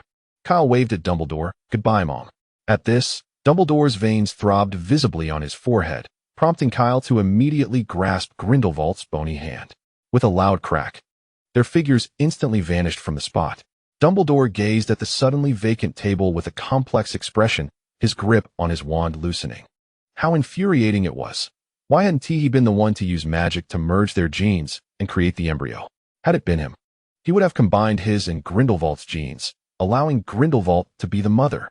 Instead, he found himself facing the child of Grindelwald and Rosier, feeling like an unwelcome third party. Today was the day for recommendations, and excitement bubbled within him. This was the most competitive light novel channel on the entire platform, and he had finally made a breakthrough. To celebrate, he planned to add 2 more chapters after the recommendation was posted at 2 o'clock. Would that be appropriate? If you think so, do cast some recommendation votes. Monthly votes and rewards were a bit too much to hope for at the moment. Of course, having monthly votes would be splendid, and if there were rewards, that would be even better. Oh, and let me reveal another piece of news. The author has many chapters saved. However, expecting additional updates without any effort is simply impossible. You understand. In the Alps, where the borders of France, Italy, and Switzerland converge, an ancient castle stood quietly amidst the towering snow-capped mountains. Its lofty spires exuded an air of solemnity, and its grand entrance and circular arched windows showcased its opulence. To construct such a magnificent castle in the bustling Alps without being discovered by Muggles clearly required the aid of magic. 2 figures, one old and one young, appeared at the castle's entrance. Sensing their presence, the heavy doors of the castle silently swung open. As the steward of the Grindelwald family, Alfred von August, impeccably attired in a tailored butler's uniform, awaited in the expansive foyer. "Master Gellert, dinner is prepared," he declared with a slight bow, casting a glance towards the young boy beside Grindelwald, whose resemblance to the youthful Gellert was striking. "This must be young Master Kyle," he mused. Grindelwald nodded in acknowledgement, instructing, "Alfred, lead us to the dining room." Upon hearing the butler's name, Kyle experienced an unsettling dissonance, particularly when referred to as young master. Earlier that day, he had adopted the alias Bruce Wayne at the Three Broomsticks. Touching the wand concealed within his sleeve, Kyle pondered whether he had indeed arrived at the correct scene. The opulent castle exuded the utmost luxury. As he traversed the spacious and airy foyer, he scrutinized the lavish decor surrounding him. He was no stranger to castles. Hogwarts itself was a castle, yet it did not belong solely to him. Even though his mother served as the headmaster, this castle was different. Its ownership was entirely his dark wizard father's. The logic was irrefutable. What belonged to his father also belonged to him. In comparison to his father's vast wealth, the modest sum of galleons he had glimpsed in Gringotts was but the tip of the iceberg. How naive he had been to meticulously memorize the layout and guard patterns. Preparing for a grand heist at Gringotts, passing through the resplendent foyer and along an arched corridor, Alfred the butler guided them into an even grander space, the castle's dining room. Under the glow of candlelight, the sumptuous dining area sparkled, showcasing the classical grandeur of European palaces. Kyle sat at the long dining table, sharing a meal with a father he had known for less than an hour, feeling no trepidation whatsoever. Raising a golden goblet filled with deep red wine, Grindelwald gazed into the depths of the glass and suddenly remarked, "Before we begin dinner, I believe you owe me an explanation regarding the incident at the bar." Kyle's body stiffened momentarily. 30 shots of vodka exceeding 80 proof. Grindelwald swirled his goblet, raising an eyebrow. "I can explain that." Kyle's voice dwindled. It was only now that he grasped the reality of his 11-year-old body. Though his height approached nearly 6 feet due to rigorous training, despite appearing to be 13 or 14, he was fundamentally still a child of 11. Given the strict regulations surrounding underage drinking in Europe and America, Kyle, a seasoned drinker, suddenly found solace in the notion of wandering alone. At least no one would oversee his drinking habits. Grindelwald's eyes narrowed dangerously, indicating that Dumbledore's educational methods were indeed lacking. Perhaps it was due to their recent reunion that Grindelwald chose to forego pursuing any grievances against Kyle. He merely advised Kyle, in a light-hearted manner, to refrain from consuming excessive amounts of alcohol in the future before indulging in the exquisite dishes before him. A sudden silence enveloped the dining table. Although they were father and son, the years of separation left them with little to converse about. Their only shared topic was alcohol. But did Kyle dare to engage Grindelwald on this subject? The scene at the table played out like a display of paternal affection, while Grindelwald found himself at a loss on how to interact with his own child. Once a formidable dark wizard who commanded respect across Europe, his eloquence had captivated many wizards, and his charisma had garnered him a legion of loyal followers. His vast knowledge allowed him to master most of the magic in the world. Yet, regrettably, this profound wisdom did not extend to navigating the complexities of dealing with a troubled child, particularly when that child happened to be his own flesh and blood. Furthermore, his charm as the leader of the pureblood party held little sway. One could hardly expect a child who had been separated from his father at a young age and had once roamed the streets to harbor any fondness for this suddenly reappeared father. As for his persuasive eloquence, it seemed of little use in soothing a child. Fortunately, the astute butler Alfred was present to alleviate the tension between the two. Under the butler's mediation, the atmosphere at the dining table became considerably more relaxed, and Kyle began to open up, sharing his life experiences over the years. From the orphanage in New York, to the discovery of his unique abilities, to the 5 years of solitary living after leaving the orphanage, and finally to being found by Dumbledore and making some intriguing friends at Hogwarts. As Kyle recounted his story, Grindelwald could not help but smile, occasionally interjecting with questions, creating a harmonious atmosphere. Observing this scene, the butler wore a knowing smile. After dinner, in Grindelwald's study, Kyle and Grindelwald sat facing each other. "I know you have many questions," Grindelwald said softly, cradling a cup of hot tea. Kyle pondered for a moment before asking, "I want to know. Since you could have left that prison known as Nurmengard long ago, why did you never come to find me all these years?" Grindelwald fell silent for a moment. "I once thought your body would not bear a soul, until I saw your name in the Daily Prophet some time ago." Kyle suddenly understood. Grindelwald was referring to the incident in the Forbidden Forest back in February. Was it due to a flaw in magic? Grindelwald slowly nodded. "In my quest to create a perfect progeny, I employed dark magic to make multiple adjustments to your embryo. Yet perhaps my pursuit of perfection was misguided. For although that embryo was imbued with remarkable vitality and possessed the magical talents of both myself and Albus, it bore no soul and could only be regarded as a mere shell." Kyle felt a moment of disorientation. Had it not been for his unexpected transference into this body, it would likely have remained in a state of vegetative existence forever. Such ponderings held no significance for him, and he swiftly dismissed them from his mind. Raising his gaze to Grindelwald, he inquired, "Might you share some tales of your past? Perhaps regarding your history with Professor Dumbledore?" His curiosity for gossip was unmistakable. Grindelwald smiled faintly and began to recount his relationship with Dumbledore. In 1945, amidst the majestic Alps of Europe, sporadic raindrops fell from the sparse clouds of the night sky, striking the flowing river and creating delicate ripples upon its surface. The full moon emerged from behind the scattered rain clouds, draping the valley in a shimmering veil of silvery frost. The relentless river relentlessly eroded the banks, while a man stood resolutely by its edge, moonlight illuminating his face and casting varying shades of light upon his features. Although the passage of time had etched lines upon him, he retained remnants of his youthful handsomeness. The scars from previous battles marred his body, and his once resplendent wizardess robe had lost a sleeve, leaving him breathless. Opposite him stood another man of similar age, equally gasping for breath. In the dim light of the moon, his golden hair shone like sunlight, and his mismatched eyes sparkled with an eerie glow. Both were equally disheveled. The gazes of Dumbledore and Grindelwald intertwined in the air, engaging in a silent yet fervent clash. Moments later, they simultaneously raised their wands toward one another. They both understood that this would be the decisive blow.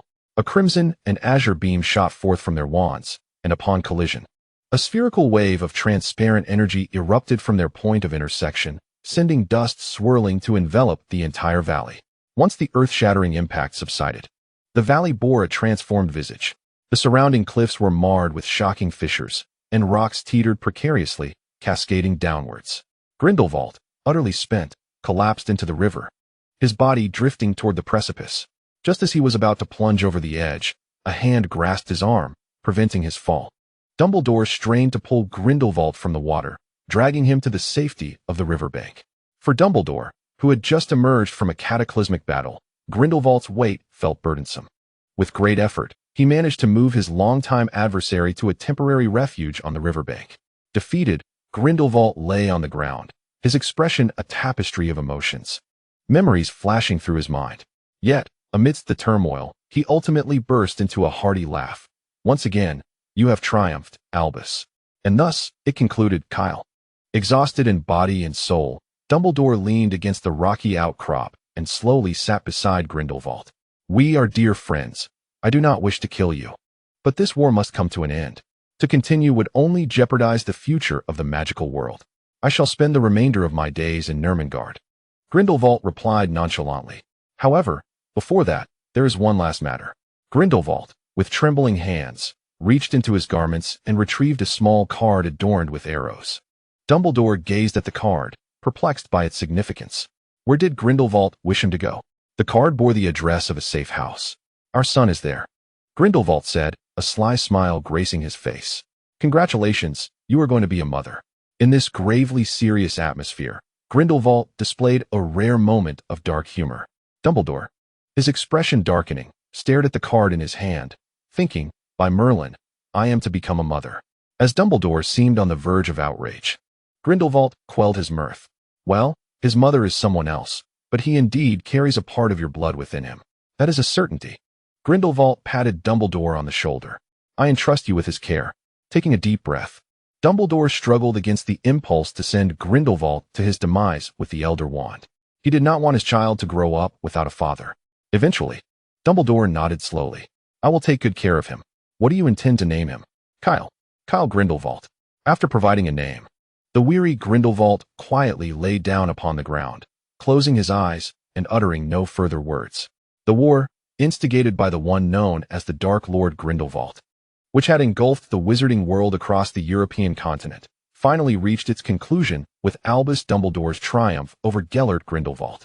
The valley where their duel took place would later be known as the Valley of Endings. Defeated by Dumbledore in the Valley of Endings, Grindelwald confined himself to Nurmengard Castle. 1 year later, in a secluded manor in Devon, England. "Nico, is there truly no way regarding Kyle?" In the opulent sitting room of the manor, Dumbledore's expression was tinged with sorrow as he implored the elderly man before him, whose hair was as white as snow. The man known as Nico removed his black-rimmed glasses. "Dumbledore, you know that this child was conjured into being by magic. His body has yet to host a complete soul. When Rogier bore him, he failed to manifest a soul, which is already telling enough." Nico shook his head, having made his point clear without the need for further elaboration. Dumbledore understood his implication but remained undeterred. "What if we were to use the Philosopher's Stone?" Upon hearing Dumbledore's words, Nicodemus spoke in a subdued tone. "Even the Philosopher's Stone is not omnipotent, for it delves into the most profound depths of the soul, a mystery we have yet to fully comprehend." Despite being well-versed in dark magic, Nicodemus hesitated, striving to avoid uttering Grindelwald's name in Dumbledore's presence. He felt utterly powerless regarding Cale's situation. Dumbledore lowered his gaze, a flicker of disappointment crossing his features, soon obscured by a glimmer of hope. "What of the Resurrection Stone?" Nicodemus leaned forward. "We both know the legends surrounding the Deathly Hallows. The Resurrection Stone can summon the souls of the departed, yet it cannot bestow life upon a lifeless body." Dumbledore could not suppress a sigh, sinking further into the softness of the sofa. Could he truly be unable to fulfill his final promise to Grindelwald? "I understand now," he said, his voice tinged with a hint of despondency as hope crumbled once more. Even the immense warmth radiating from the blazing fireplace could scarcely alleviate the chill within his heart. His last glimmer of hope had extinguished. Dumbledore appeared to age a decade in an instant, his once vibrant azure eyes now dulled and despondent, losing their former brilliance. The one destined to vanquish the Dark Lord was nearing birth within the lineage of those who had resisted him thrice, to be born at the conclusion of July. The Dark Lord had marked him as a formidable adversary, yet he possessed a strength incomprehensible to the Dark Lord. One among them would perish at the hands of the other, for both could not coexist. Only one would emerge victorious. That individual destined to confront the Dark Lord would be born at the end of the 7th month, in a small, dimly lit tavern in Hogsmeade. Reeking of mutton and filth, the now gray-haired Dumbledore furrowed his brow as he listened to the near-dreamlike murmurs of the woman before him. Sybil Patricia Trelawney, the great-granddaughter of the renowned seer Cassandra Trelawney, possessed a significantly diminished prophetic gift compared to her forebear. Rather than making precise predictions about the future, Sybil more often discerned the traits of others with the acumen of a psychologist, uttering vague statements to beguile those around her. Dumbledore regarded the slender woman behind her large spectacles, uncertain whether to place his faith in her prophecy. Sybil, sensing Dumbledore's skeptical gaze, emerged from her half-dreamlike state. bleary-eyed and clutching a bottle. What has happened?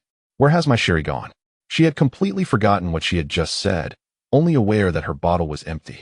Sybil Trelawney rapped the bar counter, signaling the proprietor for another bottle of her favorite sherry, observing Sybil in a state reminiscent of a drunken reveler.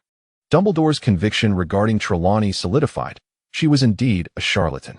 The Dark Lord she spoke of, whose full name was Tom Marvolo Riddle, had once been a pupil of Dumbledore's. Thus far, Albus Dumbledore had endured 2 wars. Coincidentally, both tumultuous wizarding conflicts were instigated by individuals closely associated with Dumbledore, who was regarded as the greatest white wizard of the magical realm. The first wizarding war he experienced was known as the Global Wizarding War, ignited by one Gellert Grindelwald. After being expelled from Durmstrang, Grindelwald traversed the globe, eventually encountering the equally gifted Dumbledore in Godric's Hollow. The two, drawn together by mutual admiration, gradually fell into an unconventional romance. In 1945, Dumbledore personally brought an end to the war instigated by his beloved. Now he found himself ensnared in yet another wizarding conflict. Although this war was confined to the British Isles, far less devastating than Grindelwald's upheaval across Europe, the panic it instilled in wizards was no less than that of the Grindelwald era. Presently, it was 1980, marking the 9th year of the Wizarding War led by Tom Riddle, who styled himself as Voldemort. Approaching a century, Dumbledore had lost the vigor of his youth. His hair had turned entirely silver, and his white beard had grown long enough to tuck into his belt. Instead of enjoying a well-deserved retirement, he was compelled to take action due to the Ministry of Magic's inaction, founding the Order of the Phoenix to oppose Voldemort's Death Eaters and raising the banner of resistance against the Dark Lord. This was indeed a critical juncture in the Wizarding War. Dumbledore, in his confrontations with Voldemort over the years, had gradually begun to feel the weight of his limitations. Even as the most formidable white wizard in the magical world, he could not withstand the ravages of time. As the war lingered, the scales would inevitably tip in Voldemort's favor, for he was decades younger than Dumbledore, with time decidedly on his side. Throughout these 9 years of conflict, Dumbledore had relentlessly sought a means to vanquish the Dark Lord. This time, he had carved out precious moments to meet with the renowned seer Cassandra Trelawney's descendant at the Hogshead Inn, hoping to glean some valuable prophecies from Sybil. However, judging by Sybil Trelawney's current demeanor, this visit seemed futile. With a slight sigh, Dumbledore fell silent for a moment, depositing several gold galleons on the bar before turning to exit the establishment. Gazing up at the clear sky, his spirits were nonetheless shrouded in gloom. Yet, as the leader of the Order of the Phoenix, he could ill afford to waste time in despondency. He needed to return swiftly to the Order's headquarters to oversee the unfolding events. Clearing his mind, Dumbledore envisioned the destination he was about to head towards, his form gradually twisting into a semblance of the ethereal. With a resounding explosion, Dumbledore's figure abruptly vanished from the village of Hogsmeade. In the next moment, he reappeared instantaneously at the headquarters of the Order of the Phoenix. A house elf, characterized by bat-like ears and bulging eyes the size of tennis balls, approached him. House elves are a race that was subjugated by wizards during ancient wars. Each one is conditioned from birth to accept servitude, destined to serve their masters for generations. They bear the burden of all household chores, bound by their owners, and cannot defy orders without inflicting punishment upon themselves. For them, their highest privilege is to obey their master's commands. Great Dumbledore, the house elf began, but Dumbledore, somewhat perturbed, waved his hand, signaling the creature not to disturb him. Yet the house elf persisted. "Sir, it is you who assign me to guard." Upon hearing the house elf's words, Dumbledore's expression shifted dramatically. "Kyle, what has happened to Kyle?"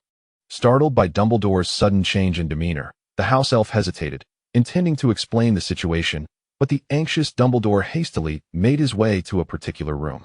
In a secret chamber safeguarded by numerous protective enchantments, Dumbledore gazed intently at the infant enveloped in a transparent gel-like substance floating in the air, an uncontainable joy illuminating his face. Within Kyle's body, as the master of the mind and soul, Dumbledore sensed the first stirrings of consciousness. Previously, he had encountered only a void, signifying the emergence of a soul within Kyle's form. In his ecstatic state, Dumbledore soon regained his composure. This was a crucial moment in the fight against Voldemort, although it was a cause for celebration that Kyle had transformed from a soulless shell into a complete being. He found himself unable to devote the necessary energy to care for Kyle at this time. Moreover, Kyle bore the surname Grindelwald, a name of great significance in the magical realm, particularly as he was a direct descendant of Grindelwald. After much contemplation, Dumbledore reached a decision that weighed heavily upon him. He resolved to send Kyle to a safe location. Moments later, a brown feathered owl soared from the Order's headquarters, clutching a letter tightly in its talons, flying towards a distant land across the Atlantic. Under the golden sunlight, the recipient's name on the envelope was clearly visible: Newt Scamander. After listening to Grindelwald's account, Kyle incredulously pointed at himself. So, my actual birthday is in 1945? Grindelwald shook his head. To be precise, it is 1946. If that were the case, he would be 45 years old this year. As far as he knew, Professor Snape could not be older than 40, and Professor McGonagall was at most a decade his senior. Upon returning to Hogwarts after the term begins, would he address Snape as younger brother and McGonagall as elder sister? Or would he face repercussions? Ahem, addressing Professor McGonagall as sister may not raise any eyebrows. But calling Severus brother would surely leave one feeling as if their neck is as rigid as a werewolf's. Moreover, even a werewolf's neck could not withstand the lethal precision of Severus's spells. The haunting memory of the multitude of headless corpses that fell in the Forbidden Forest still lingers vividly. Kyle scratched his cheek, suppressing a certain foolish thought that dared to stir within him. Indeed, it was quite a challenge to refer to a stranger of over a century as father. This was far more difficult than the jest of calling Dumbledore mother. What is it? Grindelwald inquired, his face alight with amusement as he regarded his son. May I learn magic from you? Kyle spread his hands in exasperation. Professor Dumbledore won't even allow me to learn the killing curse. He claims it is dark magic, only willing to teach me what is offered in school. Grindelwald, unfamiliar with the specifics of the killing curse, found it easy to deduce its effects based on the composition of its incantation. The spell, Sectum Sempra, could be dissected into two components. Sectum, derived from the Latin secco, meaning to cut or sever, and semper, which signifies forever in Latin. Thus, it was not difficult to surmise that this incantation would leave the victim with wounds that are difficult to heal. This rudimentary form of dark magic would merely be considered introductory lessons for the first and second years at Durmstrang in Grindelwald's eyes. With a scoff, Grindelwald remarked, "Albus is regressing. When did he start categorizing such elementary magic as dangerous dark arts?" He turned to Kyle. "I can teach you this spell." Although he was not proficient in Sectum Sempra, he could create a similar incantation based on its intended effects. "I've already mastered this spell," Kyle chuckled proudly, believing he had thwarted Dumbledore's intentions. Grindelwald's face broke into a delighted smile upon hearing of Dumbledore's embarrassment. "How did you accomplish that?" Kyle recounted the ruse he had employed to catch Dumbledore off guard, and Grindelwald's smile widened further. Additionally, during dinner, Kyle had mentioned to Grindelwald his clever method of circumventing Dumbledore's blockade on the secret passages of Hogwarts by climbing over walls. An 11-year-old boy with such cunning ideas was certainly remarkable. A glint of excitement sparkled in Grindelwald's eyes. No one understood how to deal with Dumbledore better than he did. And he suddenly found himself eager to see the scene at Hogwarts 2 months hence, when he would return with this weapon against Dumbledore. Allowing Kyle to stir trouble for Dumbledore was merely a small act of retribution. However, more pressing was the matter of Kyle's education. Grindelwald affectionately stroked Kyle's short, golden hair. "What kind of magic do you wish to learn?" "Combat magic," Kyle exclaimed without a moment's hesitation.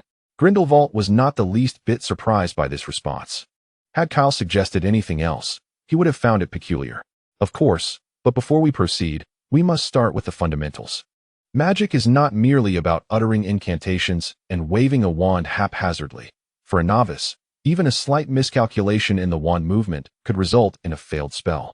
Kyle scratched his cheek, pondering, "Is that so? Isn't magic akin to ninjutsu, where you summon whatever you desire?" After a brief moment of hesitation, he retrieved his wand from his sleeve, scanning the surroundings for a suitable target. Soon, his gaze fell upon a vase in the distance. With an exceedingly casual flick of his wand, he cast a spell without even uttering the incantation. Crash! Grindelwald. Upon witnessing the vase shatter in two, Grindelwald's expression momentarily froze. What had he just said? He had not spoken at all. A crucial skill for a dark wizard is to possess a thick skin and a robust nerve, enabling one to maintain composure in the face of calamity. Given Kyle's nonchalant casting style, coupled with his silent spell casting, It was evident that this untrained boy was already closer to the essence of magic than most mediocre wizards. If this were the case, then Grindelwald would need to revise his educational approach for Kyle. Modern wizards primarily learn spells that allow for convenient casting. By strictly adhering to the proper wand movements and accurately articulating incantations, they can perform the corresponding magic without needing to grasp the underlying principles of the spells. While this modern magic is one of the most successful, it is also one of the greatest failures of contemporary invention. It enables the mediocre wizards to master numerous spells, yet simultaneously constrains those with exceptional talent, stifling the evolution of modern magic. If a wizard merely learns by rote, strictly following gestures and pronunciations, he will never ascend to the status of a true master of magic. At best, he will become a living compendium of spells. Grindelwald did not wish for Kyle to become such a wizard. With this thought in mind, he raised an eyebrow, his expression relaxed. We can commence our magic studies tomorrow. After Kyle departed from Grindelwald's study, the loyal butler Alfred knocked on the door. Observing Grindelwald's noticeably uplifted demeanor, Alfred sensed his master's good spirits and felt a surge of happiness himself. "It appears you had a fruitful conversation with the young master," Alfred remarked, collecting the empty teacups from the table. "It was indeed pleasant, though I do not yet consider myself a worthy father. It requires time," the old butler said with a smile at the corner of his mouth. Moreover, Master Kyle's previous life was not as dire as we might have imagined. On the contrary, he lived rather well. Grindelwald waved his hand dismissively.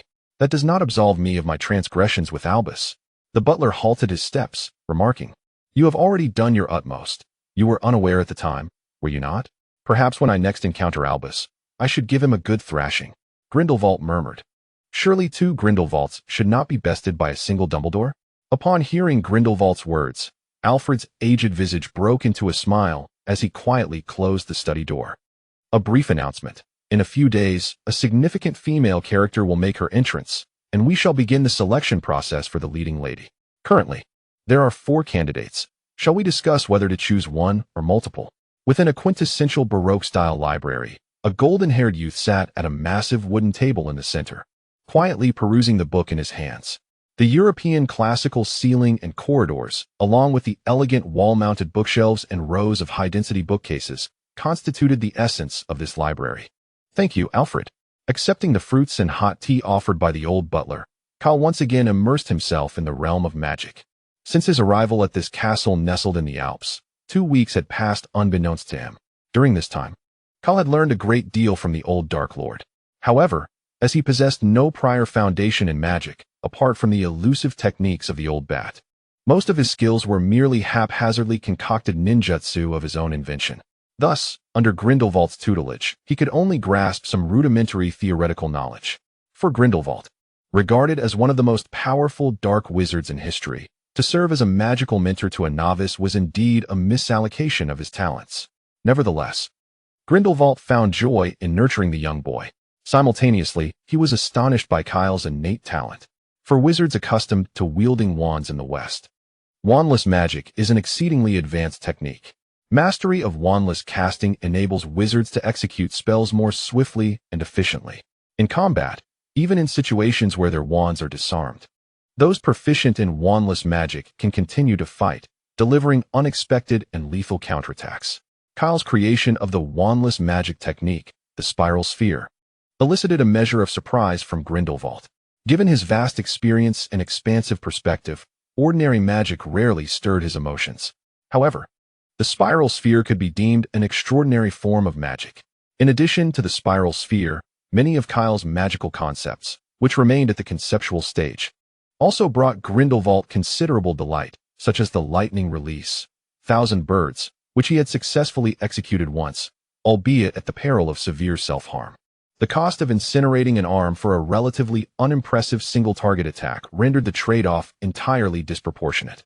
Among the dark magics known to Grindelwald, there are no less than 10 that could grant formidable power in exchange for the sacrifice of an arm. However, the technique known as Chidori cannot be perceived through such a simplistic lens. It serves as a key, a pivotal instrument that unlocks all subsequent lightning release jutsu. If one can successfully master Chidori without succumbing to the searing currents it produces, the technique's coverage can extend from the palm to the entirety of the arm, and indeed the whole body. This evolution gives rise to the derivative technique known as Chidori flow. Building upon Chidori flow, it may even be possible to develop a lightning release armor that comprehensively enhances offensive capability, speed, and defense, akin to that of the Raikage. Kyle is intrigued by the prospect of a frail wizard with low health and defense, encountering a robust tank capable of withstanding the Eight Tails after activating such armor, particularly one endowed with mobility skills and high burst damage. It almost feels like a reference to a mobile game, doesn't it? Regardless, the essence is what matters. Should he master the lightning release armor, Kyle wonders if any wizard could react in time before falling victim to his Raikiri and Hell Stab. Grindelwald, too, finds himself captivated by Kyle's description of the lightning release armor. Nonetheless, most forms of magic require a medium for their execution. Even wandless magic does not imply the absence of a conduit during the casting process. The medium for casting the lightning release armor is the caster's own body. If the caster cannot withstand the extreme ferocity of the lightning, forcibly attempting to cast the armor may very well result in becoming a charred remnant, unrecognizable to even their parents. Of course, certain specialized spells could mitigate the effects of lightning. However, in such cases, the lightning release armor would fail to maximize its enhancement on the caster's body. At best, it would serve as a resilient shell, akin to that of a hardened turtle, providing only a reflective effect against physical attacks. Grindelwald advises Kyle to begin with the most minute electric stimuli, allowing his body to be tempered by the currents, gradually adapting to the lightning. Yet, this process is not devoid of challenges. The inhabitants of the Harry Potter universe inherently differ significantly from the characters that populate the realms of Naruto and One Piece. No matter how much a wizard enhances their resistance to lightning, they cannot achieve the resilience of certain titans or gods who have consumed the thunder fruit and emerged unscathed. Thus, aside from lightning body tempering, other forms of magic are required to assist in fortifying his physique. This is why Kyle spends entire days immersed in the castle's library, diligently poring over texts. With a sense of restlessness, he closes the thick tome before him and stretches. After devoting the better part of the afternoon to the exploration of tomes related to physical reinforcement, he has gleaned quite a bit of knowledge. Albeit at the cost of considerable time, Kyle feels that, compared to theoretical study, he possesses a greater aptitude for learning through practical application. After swiftly consuming the afternoon tea sent by Alfred, Kyle lowered his gaze to his fingertips, tentatively gathering a small amount of electric charge. A slight static electricity caused a tingling sensation in his fingers, prompting Kyle to instinctively retract his hand and give it a shake. He meticulously adjusted the intensity of the current, gradually controlling the lightning that coursed across his body, though only on the surface, as he had not yet ventured to the perilous extent of applying it internally. Summoning a curtain of water to serve as a mirror, Kyle gazed at his reflection. His hair stood on end, truly embodying the phrase hair standing on end. After some fiddling, his hair finally settled down. If he were to become disheveled every time he activated his lightning-enhanced training, how could he maintain such a state in his daily life? After a brief session of electrical therapy, Kyle felt the fatigue from maintaining a single posture while reading dissipate entirely. As for the enhancement of his physical strength, the duration of his electrical therapy was too brief to yield noticeable results. However, given that the current alleviated his fatigue, it must have some efficacy. The electrical stimulation was meant to enhance cellular vitality, potentially improving the user's physical capabilities within the activation period, much like how a certain individual managed to match another's speed in just a day. Kyle, however, felt nothing and was uncertain if the stimulation was sufficient. Currently, the intensity of the lightning he employed for bodily stimulation was the minimal current he could control. Any increase would induce sharp pains in his body. He needed to adapt to this current intensity before gradually intensifying it. This process demanded considerable time. Yet Kyle's actual age was merely 11, leaving him with an abundance of time. Moreover, during this journey, he could utilize potions to aid in enhancing his physical attributes, which would surely expedite his progress compared to relying solely on lightning for body strengthening. Additionally, maintaining the lightning that fueled his training consumed his magical energy, and at his current capacity, the expenditure of sustaining such a low-intensity current was even less than his recovery rate. If he could maintain his lightning-enhanced training while asleep, he could train around the clock. Given 10 or 8 years, the day he, Mike Guy, nearly delivered the final blow would pale in comparison to how I, Kyle Grindelwald, could easily vanquish Voldemort. With the Konoha Gale, after deftly dodging an incoming attack, Kyle executed a spinning kick, his foot striking the wooden alchemical puppet before him with a resounding crack. "Ouch!" Kyle exclaimed, sitting down and cradling his foot. The sharp crack was not merely the sound of the puppet fracturing, but also that of his own bones. Indeed, the duration spent cultivating his lightning-enhanced training was still somewhat insufficient. Kyle could sense that the acceleration of his physical enhancement over these past few days far surpassed his previous pace. Before the development of the Thunder Body technique, considering that excessive exercise during critical periods of physical development could impact growth, he limited his physical training to simple daily exercises such as push-ups, sit-ups, and squats. Therefore, his previous physical condition was roughly comparable to that of someone who scored perfectly in physical fitness assessments during their university years in his past life. After undergoing the Thunder Body training for half a month, Kyle felt confident that he could easily dominate in amateur boxing matches. Of course, this assessment disregarded the protective effects of magical energy inherent in wizards, which generally endowed them with superior physical capabilities compared to muggles. However, in comparison to the extraordinary beings found in works like One Piece, Naruto, or Dragon Ball, he still fell short. The ability to break trees with a single kick, a fundamental skill for those extraordinary beings, was beyond Kyle's current capabilities. Only with the aid of superhuman strength could he manage to fracture an alchemical puppet with a kick. Yet using such strength came with risks. Sometimes, if the protective effects of magic were insufficient, one could face the unfortunate consequences of fractures or bone cracks. Watching from the sidelines, Alfred furrowed his brow with concern and drew his wand towards Kyle's injured foot. A few shimmering green orbs emerged from the tip of the wand, cascading down to the site of Kyle's fracture, alleviating the pain he felt. Indeed, healing magic was remarkably convenient. Speaking of which, Hogwarts would soon commence its academic year. Practicing martial arts, particularly combat techniques, often led to injuries. Once he returned to Hogwarts, he couldn't expect Alfred to accompany him everywhere, healing his wounds during training sessions as he did now. Although Hogwarts had a hospital wing, and Snape's potions were quite effective for recovery, it wasn't feasible for him to trouble Madame Pomfrey or Snape every time he sustained an injury. Thus, mastering healing magic himself was essential.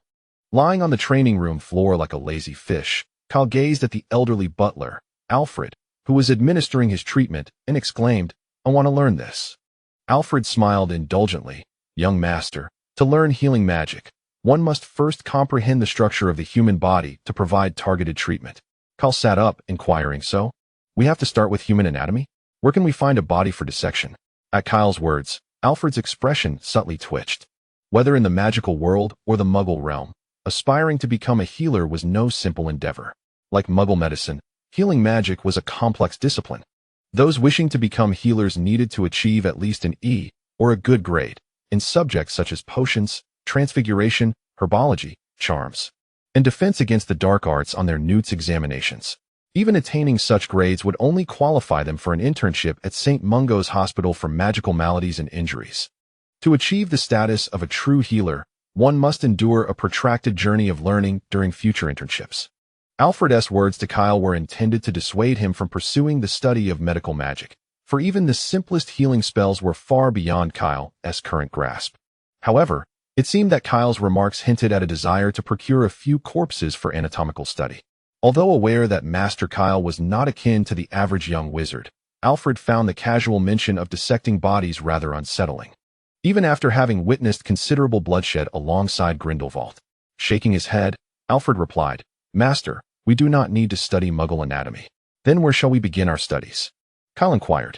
Despite Alfred's reluctance to see the prodigious talent in combat magic, akin to his father, squandered on the realm of medical magic, he could not ignore Kyle's evident enthusiasm for it.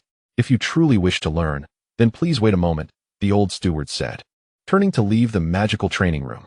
As he watched the elderly figure disappear through the doorway, Kyle contemplated whether Alfred would return with a barely alive fish for him to practice healing. It occurred to him that there were indeed similarities between magic and ninjutsu. Initially believing that the power within him was chakra, he had focused on developing his magical abilities in the direction of ninjutsu until Dumbledore found him. To his surprise, ninjutsu could indeed be utilized in the magical world, albeit often in a superficial manner. Moreover, While both disciplines exhibited similar manifestations, magic bore side effects that ninjutsu did not, such as with the technique Chidori. This led him to ponder whether the sage techniques from the world of Naruto, which utilized yang-release chakra to stimulate cellular division and regeneration, could achieve similar results through magic. With this thought, Kyle dashed from the magical training room. Moments later, he and Alfred sat facing each other, separated by a half-dead trout placed in a basin, their eyes locked in mutual astonishment. A few open spell books lay scattered on the nearby table. After briefly skimming through the tomes Alfred had brought, Kyle cast them aside in frustration upon realizing their complexity. Indeed, practical experience yielded true knowledge. Master, what are you planning? Alfred broke the silence. Kyle withdrew a shuriken from his pocket and made a small incision on the trout. Alfred, could you show me the healing spell once more? Please slow down the process. Certainly, the old steward replied, retrieving his wand and casting the spell as requested. Under the vibrant green glow suffused with life, Kyle intently observed the wound, witnessing the muscles on either side of the incision slowly undulate and knit together. As the treatment progressed, the muscles that had been conjoined swiftly healed, followed by the surface layer of fish skin. Ultimately, only a faint scar remained on the fish's body, which soon disappeared under Alfred's care. The trout, which had been on the brink of death, suddenly sprang back to life. Kyle scratched his head, feeling somewhat perplexed. Aside from witnessing the entire healing process, he had gleaned nothing of value. Without a second thought, Kyle seized a shuriken and inflicted another cut upon the unfortunate fish, his mind racing with thoughts of the healing principles of magical arts, and thus commenced his inaugural attempt. 10 seconds later, the incision on the trout had not only failed to heal but had deepened, and the once fluttering gills had ceased their movement. With a stoic expression, Kyle shook his head. There was no saving it now. It was time to send it to the kitchen. That very evening, Kyle enjoyed 2 generous bowls of steamed trout. Following the delightfully satisfying dessert, eager to master the healing spell, he darted back into the kitchen, intent on wreaking havoc upon the fresh ingredients tended by the household elves. As he watched Kyle's figure vanish at the end of the corridor, Alfred remarked, "By the way, in just a couple of days, it will be Master Kyle's birthday. Has a gift been prepared?" Grindelwald shrugged helplessly. "I am at a loss as to what to give him. He seems to possess an insatiable curiosity about all things magical. What do you think of a flying broomstick?" "I do not believe that is a wise idea," Alfred replied, turning to Grindelwald and narrowing his eyes mischievously. "Perhaps you could take Master Kyle to an amusement park for a day of fun? Do you think that would be appropriate?" Grindelwald tossed the question back to the old butler. What could be inappropriate about that? Master Kyle's childhood has not been filled with the same whimsy as other children. Perhaps you could help him reclaim some of those lost experiences. "I think he might be more intrigued by a bar than an amusement park," Grindelwald scoffed. Upon hearing this, the old butler felt a twinge of annoyance. "What about a magical creature?" The old butler squinted. "Perhaps a niffler or something similar." Of course, Alfred did not mean to suggest gifting a niffler to Kyle as a pet. Nifflers are rather dangerous magical creatures. Even a skilled adult wizard might struggle against one in a solo encounter. The old butler merely wished to jest about how Newt Scamander had once used a niffler to block a spell cast by Grindelwald, seizing the opportunity to subdue it. Hearing Alfred's words, Grindelwald's expression twisted slightly. "Speaking of nifflers, I suddenly recall a matter that requires your attention." "What matter?" Although it did not need to be stated, the old butler could roughly guess. "Please find out where Newt Scamander resides," Grindelwald issued with a series of chilling laughs, "and procure a house next to his." "I wish to be his neighbor." The old butler's lips curled into a subtly sinister smile. "I understand. Do you have any other instructions?" "I recall he has a grandson." "Doesn't he? He should be approaching the age for schooling, I believe." The old Dark Lord, harboring a multitude of sinister intentions, emanated a dangerous glimmer from his gaze. Alfred, who was equally far from virtuous, wore a smile that revealed a hint of mockery. "I shall inquire on your behalf." Upon hearing this, Grindelwald raised his hand, prompting the old butler to take a few steps back before he turned and exited the dining room. Meanwhile, a certain magical zoologist, situated in the distant county of Dorset, England, inexplicably sneezed several times in succession. Newt, peril. Around 8 o'clock in the evening, Kyle finally emerged from the kitchen. His mastery of healing spells had significantly deepened, and his progress was indeed quite promising. Given a few more days, he would surely succeed in fully mastering the art. However, even at its pinnacle, his healing spells would only suffice to invigorate the blood and hasten the recovery of minor injuries. More severe ailments, such as fractures, could be mended, albeit with a longer duration for recovery. Achieving the speed with which Alfred could completely heal a bone fracture in mere seconds was still a distant goal for him. As for why he left the kitchen after only a little over 2 hours of practice, it was not due to a lack of desire to continue, but rather because he simply could not eat another bite. Strolling leisurely from the kitchen, Kyle made his way to his father's study. He knocked on the door. "Father?" No response. Was he absent from the study? Kyle pushed the door open and, familiar with the surroundings, swiftly approached the bookshelf to retrieve a copy of a comprehensive guide to dark magic. This was not his first venture into such actions. In stark contrast to the strict limitations imposed by Dumbledore regarding his exposure to dark magic, Grindelwald's supervision was considerably more lenient. As the former Dark Lord, Grindelwald did not oppose Kyle's exploration of dark arts. In fact, he encouraged it. This was precisely why, mere hours after their initial meeting, Kyle had resolutely abandoned Dumbledore and opted to accompany his newfound father figure. As for Dumbledore's warnings about the detrimental effects of dark magic on a wizard's psyche, they were merely to be taken lightly.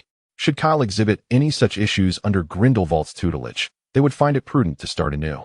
Yet, the study of dark magic was inherently perilous, and even under the guidance of the old Dark Lord, Kyle needed to proceed methodically and with utmost caution, beginning with the foundational aspects of dark magic. For instance, this book, which could be considered an introductory text on dark arts, a comprehensive guide to dark magic, had already been perused by Kyle twice. Most of its content detailed the author's interpretations of dark magic, with only a limited number of spells documented. However, Kyle did discover an intriguing curse within its pages, the intro-removing curse. This rather unsavory incantation held a uniquely fatal allure for Kyle, who had mastered the formidable technique known as 1,000 Years of Pain. Upon mastering this curse, he had rushed to the kitchen to wreak havoc upon a plethora of foul. Fortunately, in this world, there existed a convenient cleaning spell known as Freshen Up, or else that kitchen would have been rendered unusable. Kyle's current interest lies in the potential for improvement of this spell.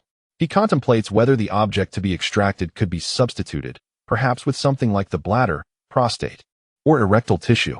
With one hand propping up his chin and the other leafing through a book, he ponders how to enhance the effectiveness of this incantation. The tome in his possession has lost its allure. What troubles Kyle now is a different dilemma. He has long recognized that a wizard's will can, to a certain extent, alter the effects of magic. If he could imbue this spell with his own intentions while casting it, he believes it might be possible to change the target of its effects. However, since the incident in the kitchen, Grindelwald has forbidden him from using this magic on the fresh ingredients there. He cannot think of a suitable place to experiment with the spell. In a state of despondency, Kyle returned the book titled Detailed Exposition of Dark Magic to the shelf and began searching for other volumes. His gaze fell upon another book, 12 Uses of Dragon's Blood. If memory serves, the author of this book is none other than Albus Dumbledore. Pulling the book from the shelf, he noted Dumbledore's name emblazoned on the cover. It seems his father is quite the stubborn romantic. Their relationship now resembles that of Kagoro Mori and Eri Kisaki. Grindelwald, despite harboring deep feelings for Dumbledore, refuses to acknowledge them.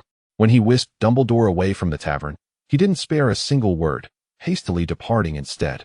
Given that Grindelwald still possesses Dumbledore's works, it seems reconciliation between them could be achieved with just a word, if only one would take the initiative.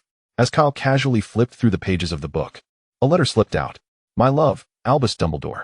Upon reading the overly sentimental salutation, Kyle's hand trembled, momentarily overwhelmed by the sheer saccharine nature of it. Fortunately, the content that followed was quite ordinary, discussing the thoughts exchanged between Gellert Grindelwald and Albus Dumbledore regarding the overthrow of the Statute of Secrecy.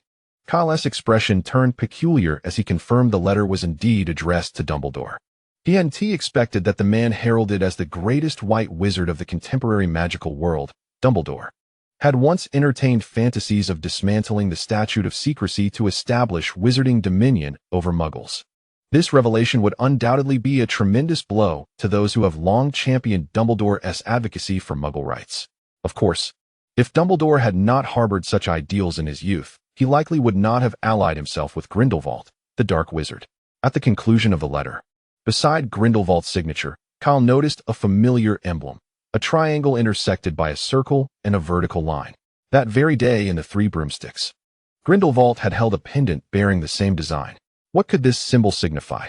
Kyle was indeed quite curious about this, prompting him to rummage through the bookshelf, extracting every book authored by Albus Dumbledore. Among the other tomes, he discovered 5 letters exchanged between his parents. However, he did not find the information he sought. At that moment, footsteps echoed from outside the study. Kyle glanced at the chaotic scene around him and hurriedly began to tidy up the scattered books. Just as he was about to return a handful of letters to the shelf, the door to the study swung open. Seeing Kyle in his study, clutching the correspondence with Dumbledore, Grindelwald felt little surprise. The letters were deliberately placed in such an accessible location for Kyle to find. He simply wished for Kyle to grasp the true nature of Dumbledore, lest he be deceived by the duplicitous old bee upon his return to Hogwarts after the term commenced. Kyle, Grindelwald spoke calmly. Sensing no anger in Grindelwald's tone regarding his unauthorized examination of the letters, Kyle composedly placed the letters back on the shelf. Father, I have a question. He gestured towards the pendant hanging on Grindelwald's chest. Does that mark hold any particular significance? Grindelwald glanced down at his chest. You mean this? It symbolizes the Deathly Hallows. Deathly Hallows? Kyle asked, perplexed. Grindelwald pulled up a chair and sat down. Did Albus never regale you with bedtime stories? Kyle, feeling exasperated, thought to himself how such a tale had no connection to bedtime stories. Grindelwald clicked his tongue. What a most inadequate father. He beckoned to Kyle. Come, sit down. Let me experience the sensation of telling a bedtime story to my son. Kyle's expression darkened further. If only you would conjure a bed, I could lie down. And then you could tell me the story. That would enhance the experience. Glancing at an adjacent chair, Grindelwald nonchalantly pointed his wand. Suddenly, Kyle wished he could slap himself for instigating this. Grindelwald regarded Kyle before turning his attention to a large crib nearby, subtly indicating his intent. Dig your own grave. Kyle retorted with feigned righteousness. 10 seconds later, Grindelwald's magic forcibly nestled Kyle into the bedding of the crib. Once upon a time, 3 brothers were traveling along a secluded, winding path as dusk approached. Kyle lay in the oversized crib, feeling despondent, covering his head with the blanket while the cunning Dark Lord tenderly narrated the tale of the 3 brothers. As they walked, they arrived at the banks of a river, too deep to wade across and too perilous to swim. However, the 3 brothers were adept in magic, and with a flick of their wands, a bridge materialized over the treacherous waters. Upon reaching the center of the bridge, a hooded figure blocked their path. The Grim Reaper addressed them, irate at having lost 3 new victims, as travelers typically drowned in that river. Yet, the Grim Reaper was cunning. He feigned congratulations to the 3 brothers for their mastery of magic, proclaiming that through their cleverness, they had eluded death, and each would be granted a reward.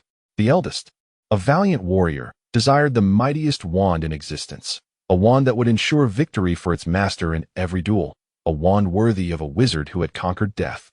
Death approached a yew tree at the water's edge and fashioned a wand from its drooping branches, which he bestowed upon the eldest. The second brother, proud and arrogant, sought to further humiliate Death, asking for the power to resurrect the dead. Death picked up a stone from the shore and presented it to the second brother, stating that this stone possessed the ability of resurrection. He then inquired what the youngest brother desired. The youngest, being the most humble and intelligent, did not trust Death. Thus, he requested an object that would allow him to leave without being followed by Death. Reluctantly, Death granted him his invisibility cloak. Kyle peeked out from his covers, pondering if the Deathly Hallows were indeed the Elder Wand, the Resurrection Stone, and the Invisibility Cloak. He recalled overhearing some gossip about Snape from Dumbledore. If Snape possessed the Resurrection Stone, of course. Grindelwald's words interrupted Kyle's wandering thoughts. He summoned a piece of parchment and a quill, drawing a vertical line to represent the Elder Wand, then added a circle for the Resurrection Stone. Finally, he sketched a triangle outside the line and circle for the Invisibility Cloak. The combination of the line, circle, and triangle formed the emblem that adorned Grindelwald's chest. Grindelwald caressed the pendant of the Deathly Hallows, reminiscing about how he and Albus had once planned to seek out the Hallows and become the masters of death, which was why he had chosen it as his emblem.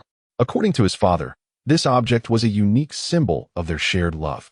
Kyle scratched his cheek, realizing he had inadvertently been fed a mouthful of romantic notions by Grindelwald. We had envisioned using this power to lead a revolution in the wizarding world, to overthrow the international statute of wizarding secrecy, and establish a new global order led by wise and powerful witches and wizards. Kyle emerged from his cocoon of covers, contemplating a world ruled by wizards. He genuinely found this notion appealing. However, he preferred not to be the founding emperor. If Grindelwald could ally with Dumbledore to conquer the world and then allow him to live as a carefree prince, he would be quite content with that arrangement. The former Dark Lord, Grindelwald, spoke with a hint of melancholy, yet ultimately, Albus and I parted ways, and I was left as the sole proponent of this endeavor. You are aware of the outcome.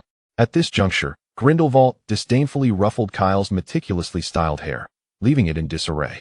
This is irrelevant to you. Just go to sleep. With that, Grindelwald rose and exited the study. Still lost in dreams of princely grandeur, Kyle obediently lay back down, only to suddenly realize something felt amiss. Wait, why was he sleeping in a crib? Standing at the entrance of his study, Grindelwald wore a faint smile. A month later, outside King's Cross Station in London, Grindelwald was dressed impeccably in a formal black double-breasted wool coat, paired with a matching shirt and tailored waistcoat, adorned with silver buttons and complemented by knee-high leather boots. Beside him stood a similarly attired young wizard, who, despite his youthful appearance, might easily be mistaken for a grandfather and grandson duo due to their age difference. Notably, Kyle had not received an acceptance letter from Hogwarts, but rather a missive from Dumbledore. The letter subtly conveyed the message, after indulging in enough frivolity. It was time to return. Though Dumbledore did not explicitly state this, the implication was clear. This was likely due to Kyle's lack of correspondence during the 2 months of summer vacation, as he had only written to Dumbledore twice, once shortly after arriving in France and again on his birthday, when he penned a response to the birthday gift Dumbledore had sent. Why the scant communication? One reason was the considerable distance, which made it challenging for owls to deliver messages. However, the more pressing reason was that Kyle simply forgot. Consequently, Dumbledore harbored a lingering frustration towards him. Father, are you truly not going to see Mother? Grindelwald shook his head. No, it is getting late. The train departs at 11. And you should be on your way. Then, Father, farewell. I shall write to you, Kyle replied, pulling his suitcase past Grindelwald as he made his way towards the station. His luggage was minimal, as he had already purchased and left his school supplies at Hogwarts back in February. He soon arrived at the space between platforms 9 and 10, where a small girl, overwhelmed and pushing a cart laden with belongings, caught his eye. The owl cage atop her mountain of luggage indicated she was a new student at Hogwarts this year. Flanking her were her equally bewildered parents, clad in Muggle attire. It was evident that this family was new to the magical world and unaware of how to access platform 9 3/4. Approaching them, Kyle offered, "Hello. I believe you could use some assistance." The family, still searching for the platform entrance, paused and turned to the source of the voice. Yes," replied the middle-aged man with thick brown hair, glancing at Kyle's suitcase and noticing the absence of a similar owl cage, which left him uncertain about Kyle's identity. Nevertheless, he ventured to speak. "We do not know how to reach platform 9 3/4. Kyle glanced at the man's daughter, whose hair was tousled and reminiscent of a young beaver, and remarked, "Your daughter must be a new student at Hogwarts this year." The man nodded. "Indeed. I am Roy Granger. This is my wife, Monica, and our daughter, Hermione." Mr. Granger introduced himself. Kyle was somewhat taken aback to encounter a member of the famed trio here, and he shook Mr. Granger's hand. "I am Kyle Dumbledore." Upon hearing Kyle's surname, Hermione gasped in astonishment, a reaction that Kyle had long since become accustomed to. Meanwhile, Mr. and Mrs. Granger remained oblivious to the significance of that name. "Good heavens! What is your connection to Professor Dumbledore?" A somewhat bashful Hermione emerged from behind Mr. Granger, her gaze fixed intently on Kyle. Kyle replied, "I know you may find it hard to believe, but I am his son. He is my mother." "No, wait, that is not quite right. My father? Does that imply I have two fathers? This is a rather complex matter." He lifted his gaze toward the clock hanging above the platform and addressed Mr. Granger. "The train is about to depart. We should be on our way. To enter platform 9, just head straight toward the ticket barrier between platforms 9 and 10. Kyle instructed the little beaver.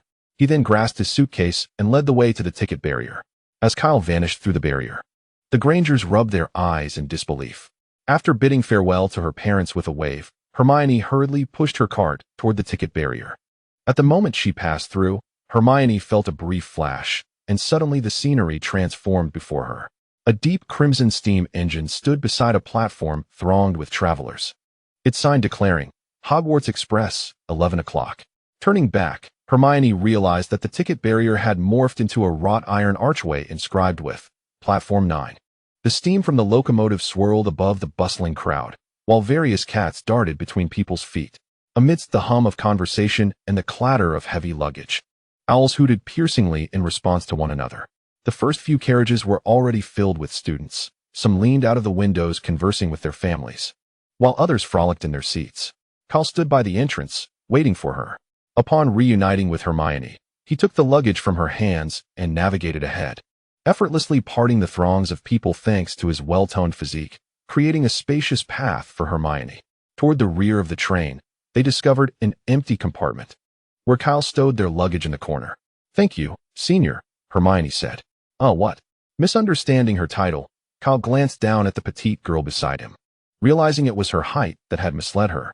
At 11 years old, Hermione stood merely around 1.3 to 1.4 meters tall, while Kyle, due to years of physical training and a nutritious diet, was now nearly as tall as Levi Ackerman.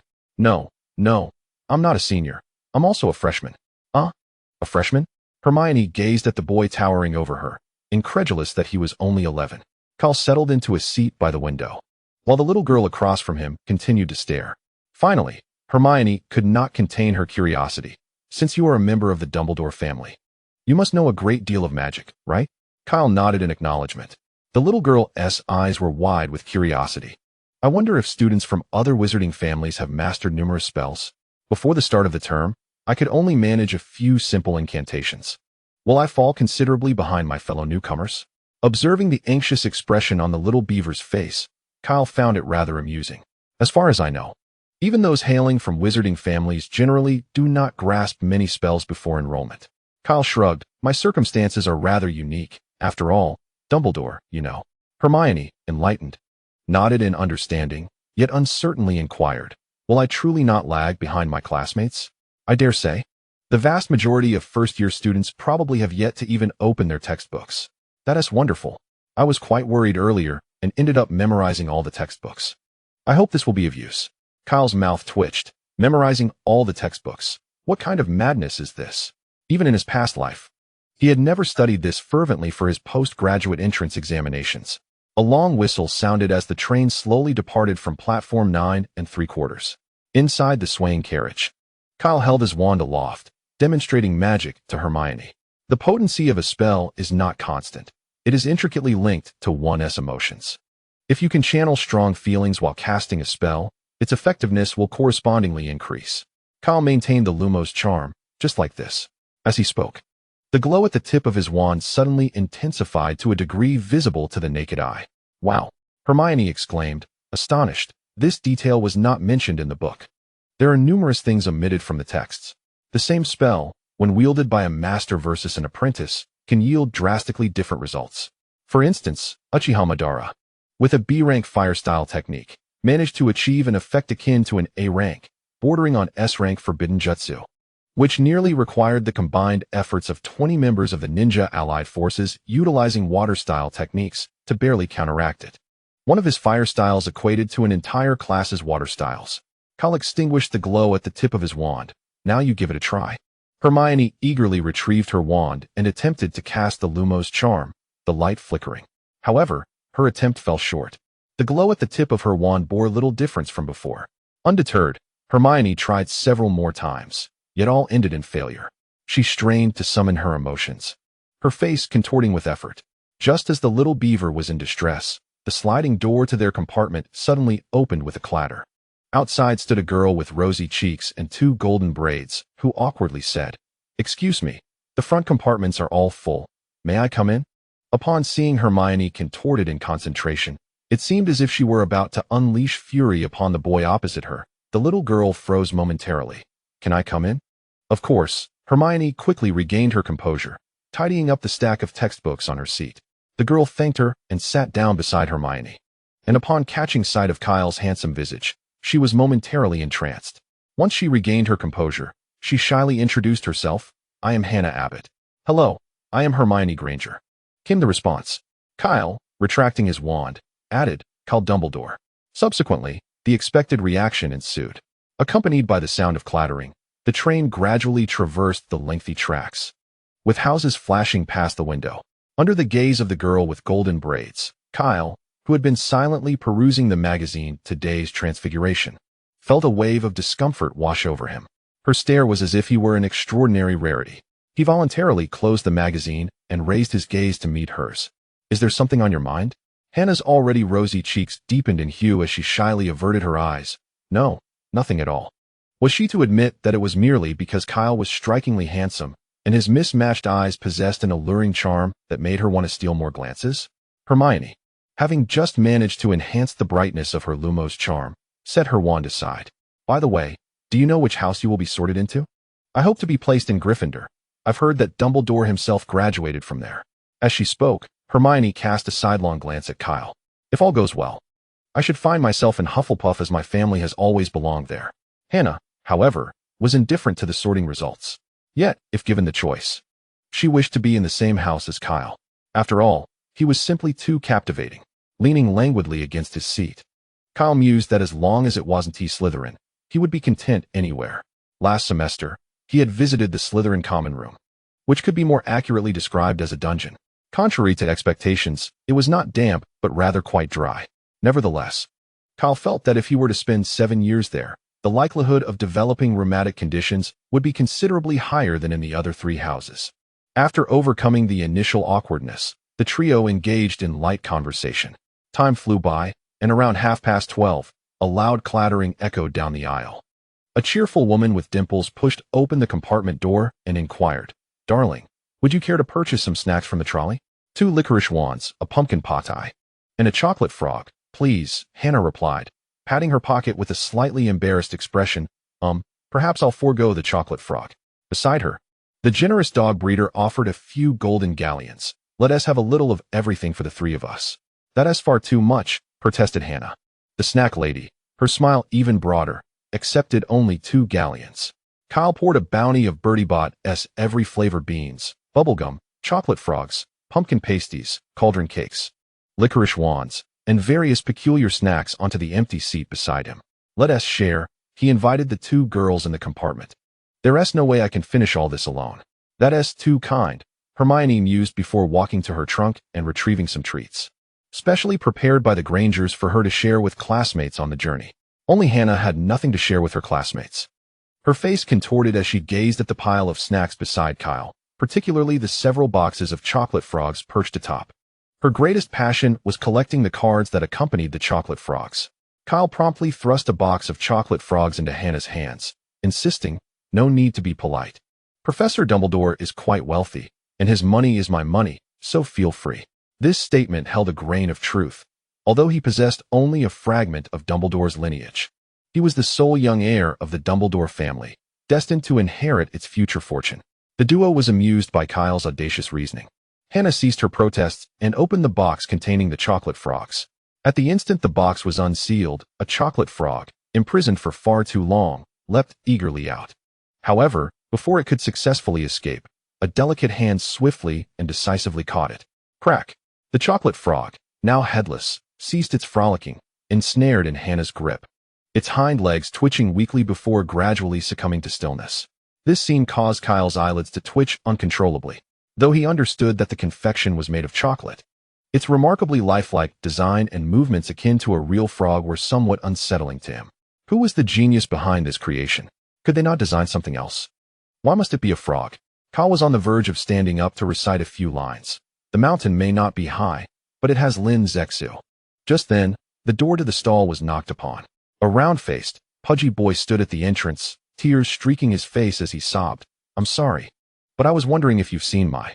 His tear-blurred vision precisely caught sight of the half-eaten chocolate frog in Hannah's hand, his expression shifting to one of sheer terror. "My leaf," the boy wailed. Sensing the situation spiraling out of control, Hannah abruptly extended the chocolate frog toward him, exclaiming, "It's just a chocolate frog." "Gah!" The boy's cries abruptly ceased. Kyle, exasperated, face-bombed. What was he thinking? Who would dare to eat a toad raw? Hannah was neither a Greengrass nor a Stanford. Speaking of which, did no one notice that on the character card, Dumbledore's role was that of a supporting character? Truth be told, had Ariana not perished, it was likely that Dumbledore would have been the one standing beside Grindelwald. cradling a skull and fantastic beasts too. Under the guidance of the kind little beaver, the other two in the stall accompanied the tearful boy named Neville Longbottom on a quest to find the toad leaf. Hello. Have you seen a toad? Lacking the ability to perform summoning spells or flying charms, Kyle resorted to the most rudimentary method, leading the three of them from stall to stall in search. When they knocked on another stall door, Kyle encountered an unexpected individual. Well. If at ISNT Malfoy, Kyle's expression bore a striking resemblance to that of a nefarious thug lurking in the shadowy alleys of New York. After several months apart, had he truly become this disheveled? The sight of an adversary ignited a fierce intensity in Draco's gaze. He could never forget the day he had lugged a sack of rice through Diagon Alley, his pallid cheeks flushing crimson with indignation. "Draco, what's wrong?" inquired a girl resembling a lion dog, standing behind Malfoy. "Nothing, Pansy, just a bit of personal animosity," Draco replied, his eyes fixated on Kyle. "Are you looking for a fight?" Two unattractive chubby boys flanked Draco, standing resolutely on either side, effectively serving as his bodyguards. Kyle shrugged. "That depends on whether you're eager to experience the taste of 1,000 years of suffering again." At this, Draco inhaled deeply, striving to regain his composure. He must not allow his temper to flare. The last incident had left an indelible mark on his youthful psyche. "This is Crabbe, and this is Goyle," Draco introduced through gritted teeth. He had intended to lean forward and look down upon Kyle, but his height forced him to adopt an upward gaze instead. "Do you truly believe you can take on all three of us alone?" Ignoring the girls, Draco noted that Kyle was accompanied only by Neville, who bore remnants of tears on his face, giving him an appearance that lacked intelligence. The atmosphere grew tense, and Hermione, with a hint of anxiety, tugged at Kyle's sleeve, urging, "Don't fight." Draco quickly assessed the combat capabilities of both sides. Although Kyle was tall, the sheer mass of Crabbe and Goyle was undeniable. In a 3-on-2 situation, Malfoy felt confident that victory was assured. With the rain having passed and the skies cleared, Malfoy suddenly felt invincible. "You will apologize for what you did to me in Diagon Alley," he declared, crossing his arms and lifting his chin haughtily at Kyle. "And what if I refuse?" Kyle replied, narrowing his eyes dangerously. The blonde girl standing behind Kyle frowned. "What exactly did you do to him in Diagon Alley?" Kyle pondered how to respond. Should he reveal that he merely allowed Draco to experience the profound affection Naruto felt for Gaara? "I merely provided a spoiled brat with a modicum of discipline," he stated. Upon hearing Kyle's reply, Goyle, dissatisfied, reached out to grasp Kyle's arm, attempting to force him to apologize to his master.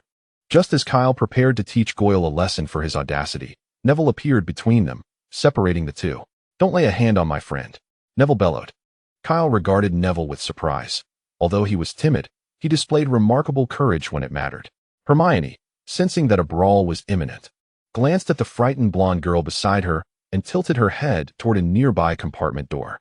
"Hannah, go fetch some upperclassmen." She herself gripped her wand concealed within her clothing. Hannah hesitated, casting a glance at the carriage door before surveying the tense standoff before her. "Just don't fight. Wait for me to return." "Stop. Don't leave," Crabbe shouted at Hannah, attempting to maneuver past Kyle and Neville to block her path. Neville positioned himself in front of Crabbe, inciting Crabbe's ire. The stout boy thrust his hand forcefully, shoving Neville aside. Stumbling a few steps, Neville quickly resumed his stance before Crabbe. Frustrated by the repeated obstructions, Crabbe's face contorted with anger as he swung a fist at Neville. Kyle swiftly pulled Neville away, effortlessly extending his hand to seize Goyle's fist, applying a slight yet formidable force. "Ah, my hand. Let go. Release me," Goyle exclaimed, feeling as though his bones might shatter under the grip. Engaging in such petty bullying was hardly amusing, Kyle thought with a disdainful curl of his lip. Nonchalantly, he loosened his grip on Goyle's fist while his other hand balled into a fist, striking Goyle squarely in the eye. With a single blow, Goyle's eye socket fractured, blood and bruises bursting forth like a vibrant tapestry of red, black, and purple. Witnessing his comrade crumple, Crabbe lunged at Kyle. Kyle deftly dodged Crabbe's wild punches and retaliated with a powerful jab to Crabbe's solar plexus. Crabbe's eyes bulged, his body bending like a cooked shrimp as the snacks he had just consumed erupted from his mouth, filling the carriage with a nauseating stench. Fortunately, Kyle had evaded the worst of it. Disgusted, Kyle pinched his nose and turned his attention to Malfoy. "Now it's just you left." In an instant, the once proud Draco transformed into a coward, scrambling frantically into the compartment, only to be yanked back by Kyle. With a swift trip, Draco fell to the ground, his handsome face perilously close, within mere inches, to the grotesque remnants of Crabbe's vomit.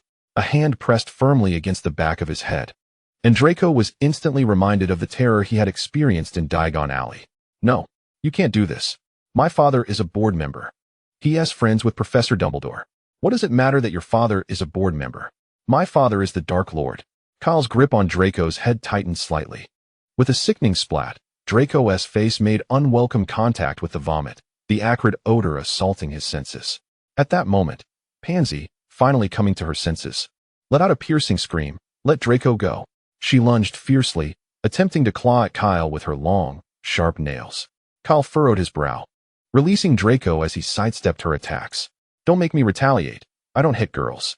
Yet, she relentlessly pursued him, and as she attempted to bite him, he reluctantly withdrew his hand, allowing her to miss.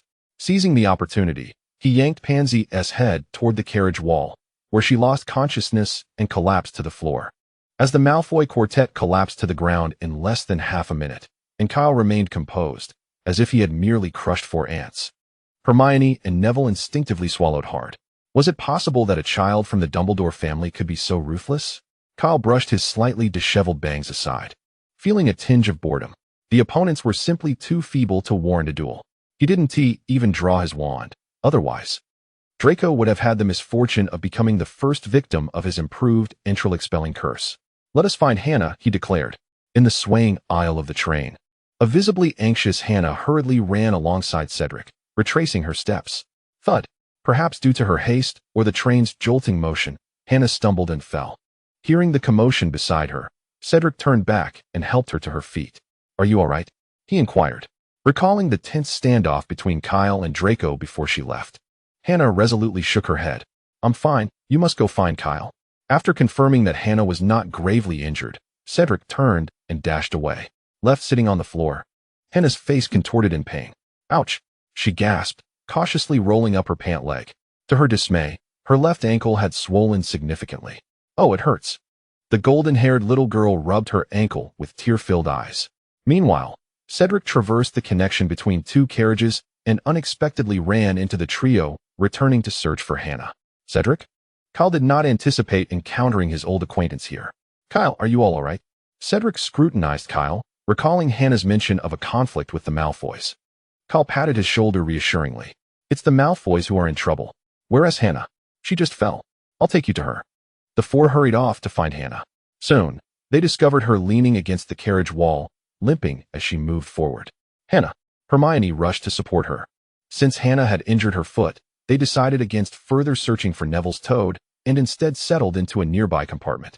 As they helped Hannah into a seat, Kyle knelt beside her. Let me see how badly you're hurt. Before Hannah could react, Kyle had already lifted her pant leg. The instant she felt his hands on her foot, her cheeks flushed crimson, and steam seemed to rise from her head.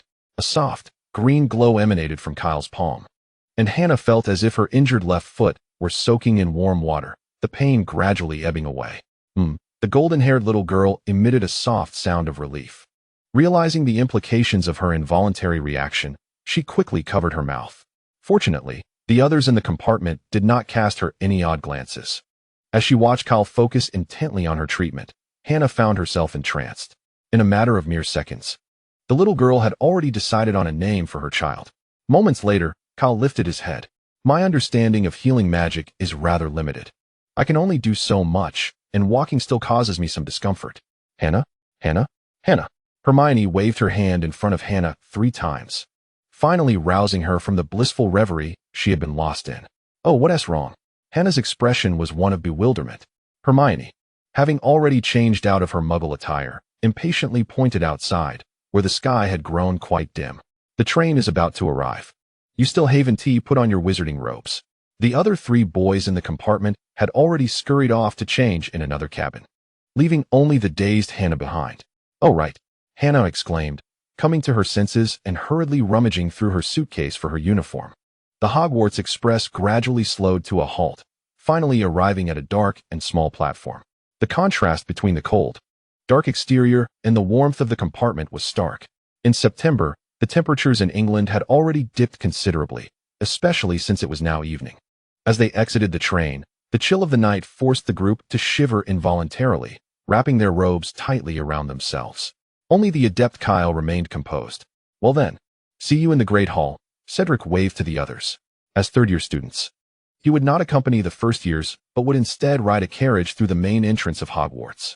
After Cedric departed, the remaining three closely followed their steadfast leader, Kyle. They were merely 11-year-old children, having left the comfort of home to attend Hogwarts, hundreds of kilometers away. Fear and anxiety were inevitable. Fortunately, with Kyle, their experienced guide, their nerves were somewhat alleviated. A beam of light swayed above the students. It was Hagrid, holding a lantern over 3 meters high, calling out, "First-year students. First years over here." "Hey, Hagrid." Kyle waved back. "Oh, Kyle, did you enjoy your summer?" Hagrid easily spotted Kyle amidst a sea of first years, whose average height was barely over 4 feet. "Quite well," Kyle replied. Hagrid was busy maintaining order at the platform and ensuring no first year got left behind, so he merely exchanged greetings with Kyle before hastily moving on. Kyle noticed that after Hagrid departed, he greeted a slender little boy, whose dark hair concealed a faint lightning-shaped scar. That must be Harry Potter. Amidst the bustling crowd of young wizards, Hagrid's bearded face broke into a smile. "Come along, follow me. Any more first years? Watch your step." Hagrid led the newcomers along a steep, narrow path. The path was somewhat rugged, and the ground slippery. The dense foliage on either side of the narrow trail obscured the already faint moonlight, rendering the already difficult path even more arduous. Not to mention, the young wizards were encumbered by their long robes, which hampered their movements. Kyle glanced back at Hannah, who was still limping. "Can you manage on your own?" he inquired. I can manage," Hannah replied, her voice soft and feeble. Observing the girl's feigned strength, Kyle decided to crouch down. "All right, hop on my back," he offered. "Really? Is that okay?" Hannah exclaimed, struggling to conceal her excitement as she obediently clambered onto Kyle's back, nestled against his warm, sturdy shoulders. She buried her face in the crook of his arm, feeling a wave of bliss wash over her. Is this what love feels like? If Kyle were aware of her thoughts, he would undoubtedly toss her off his back. He was not the kind to be enamored with an 11-year-old flat-chested girl. His affections lay with the curvaceous older girls, like Tsunade, Mei Terumi from the Naruto series, Conan, Hinata, Nami, Robin, Hancock, among others. For reasons unknown, Hermione felt a twinge of jealousy. After all, she had been the first to arrive, the first to know Kyle. Turning away, she strode to the front of their small group, preferring to avoid any distressing thoughts. The path was devoid of light, illuminated solely by Hagrid's lantern, with various vines snaking across the ground, causing several young wizards to stumble. Hermione furrowed her brow, wondering if not a single young wizard had the sense to draw their wand and cast a Lumos charm for illumination. Just as Kyle had remarked, the quality of these incoming students was indeed concerning. Suddenly, a flickering light emanated from the tip of Hermione's wand, casting a gentle white glow. The once treacherous trail became somewhat easier to navigate under the wand's radiance. "Well done, Hermione," Kyle praised. Receiving commendation from Dumbledore, though not the headmaster himself, was enough to lift Hermione's spirits. However, even with the light from the Lumos charm, the clumsy Neville unexpectedly lost his footing. Just as his face was about to meet the ground, a hand reached out from the side, catching him in the nick of time. "Be careful, Neville," Hagrid called out as they turned a corner. "You're about to catch your first glimpse of Hogwarts." At the end of the narrow path, a shimmering expanse of a black lake suddenly unfurled before them. By the lakeside stood a modest wooden dock, with a small fleet of boats moored alongside. The boats swayed gently on the water, and a small gap separated them from the dock, creating an appearance of precariousness. This meant the young wizards would have to stride across or leap into the boats. "Each boat can hold no more than 4 people," Hagrid bellowed, pointing at the vessels. "We're short on time. Let us board." Hannah gently tapped Kyle's back and whispered, "Let me down." The first-year students began to board the boats in small groups. Just as Hannah descended from Kyle's back, she intended to leap across by herself, but in the next moment, her body inexplicably soared into the air. To her surprise, she found herself cradled in Kyle's arms, her mind momentarily blank, and her hands instinctively wrapped around his neck. Hermione let out a disdainful huff and turned her head away, repeatedly reminding herself that out of sight meant out of mind. The little boat glided effortlessly across the glassy surface of the dark lake, heading towards the castle ahead.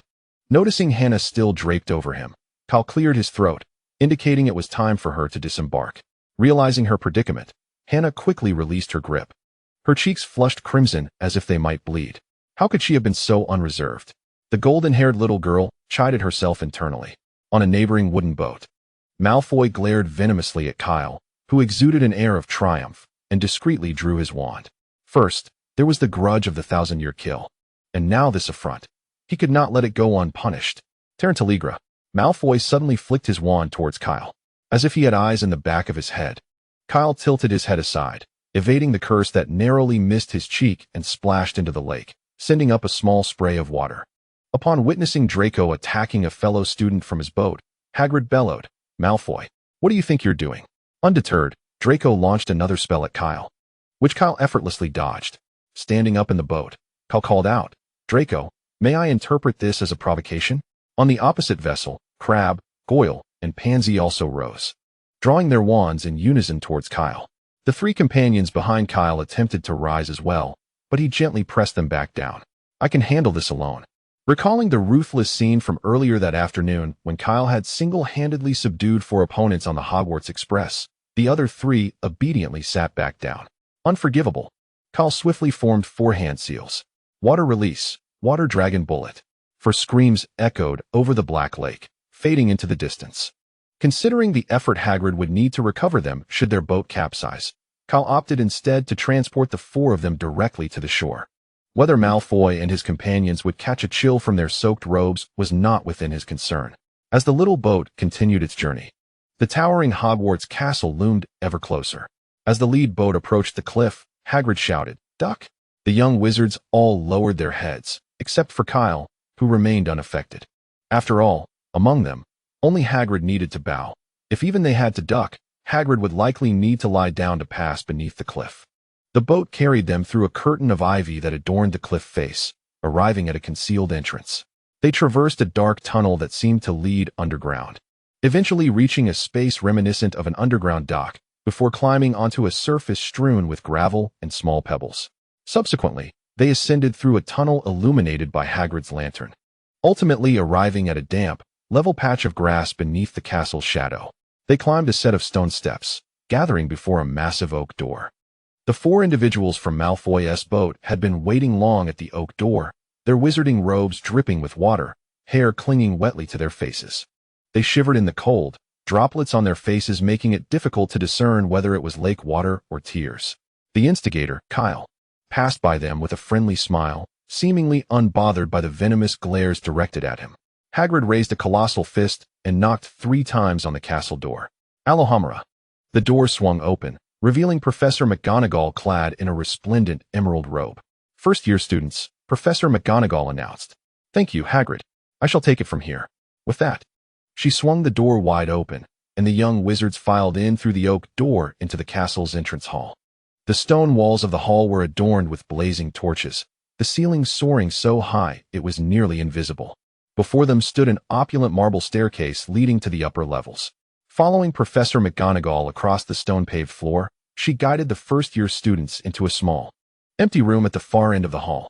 They all crowded in, jostling against one another, nervously observing their surroundings, except for Kyle, who had become quite familiar with everything after living here for over 4 months.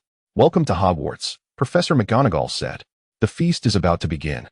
But before you take your seats in the dining hall, you must first determine which house you will belong to. The sorting ceremony is a significant rite, as your house will serve as your home during your time at Hogwarts. You will attend classes with other students from your house, reside in your house's dormitory, and spend your leisure time in your house's common room. The 4 houses are Gryffindor, Hufflepuff, Ravenclaw, and Slytherin. Each house has its own illustrious history and has nurtured remarkable witches and wizards. Throughout your studies at Hogwarts, your exemplary conduct will earn points for your house, while any infractions will result in point deductions. At the year's end, the house with the highest score will be awarded the House Cup, a prestigious honor. I hope that regardless of the house you are assigned to, you will bring glory to it. In a few minutes, the sorting ceremony will commence before the entire school. I suggest you take this time to compose yourselves and appear more presentable." Her gaze lingered momentarily on the thoroughly soaked Malfoy quartet, and she frowned. Following their line of sight, Professor McGonagall spotted the instigator amidst the throng of young wizards. There was no doubt that it was the work of the little Dark Lord. Professor McGonagall had grown weary of the situation. Let Grindelwald's offspring trouble his old adversary.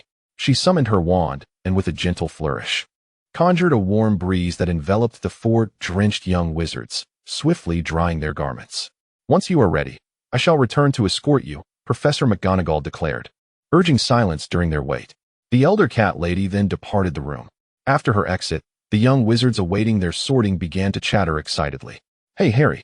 A red-haired boy nudged his companion standing beside him, his tone laced with schadenfreude, for it was Malfoy and his gang who had just been assailed by the water dragon. Harry felt a surge of delight at Malfoy's misfortune and remarked in a tone akin to Ron's, "I truly wish I could have given Malfoy a taste of that." Earlier, they had encountered Draco on the train, whose haughty demeanor had left an unfavorable impression on Harry, while Ron had nearly come to blows with him. "How can they possibly determine which house we belong to?" Hermione's face bore the marks of anxiety.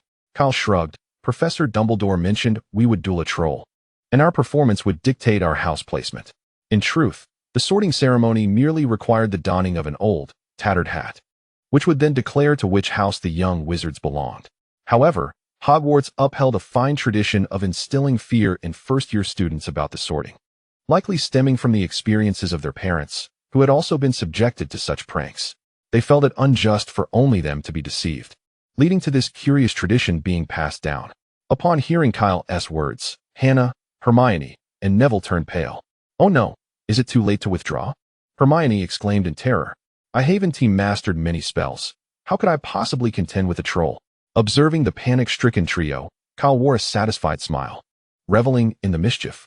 Just as he indulged in his prankish delight, Neville suddenly leapt several feet into the air, followed by the high-pitched screams of several others. Kyle turned to see a host of ghosts emerging from the walls behind them. 20 or so translucent, pearly apparitions floated into the room, their entrance quite startling. These spectral figures glided through the space, whispering among themselves, largely ignoring the first-year students. One ghost clad in a ruffled, form-fitting garment suddenly took notice of the newcomers. "Hey, Kyle, I hope you're sorted into Gryffindor." Kyle greeted the spirit with a smile. "Hello, Sir Nicholas. That will depend on the sorting ceremony." Hermione, who stood behind Kyle, tugged at his sleeve. "Do you know them?" "I lived here for a few months prior," Kyle explained. As the ghosts drifted through the walls, Professor McGonagall reappeared. "Now, form a single line," she instructed the first-year students. "Follow me."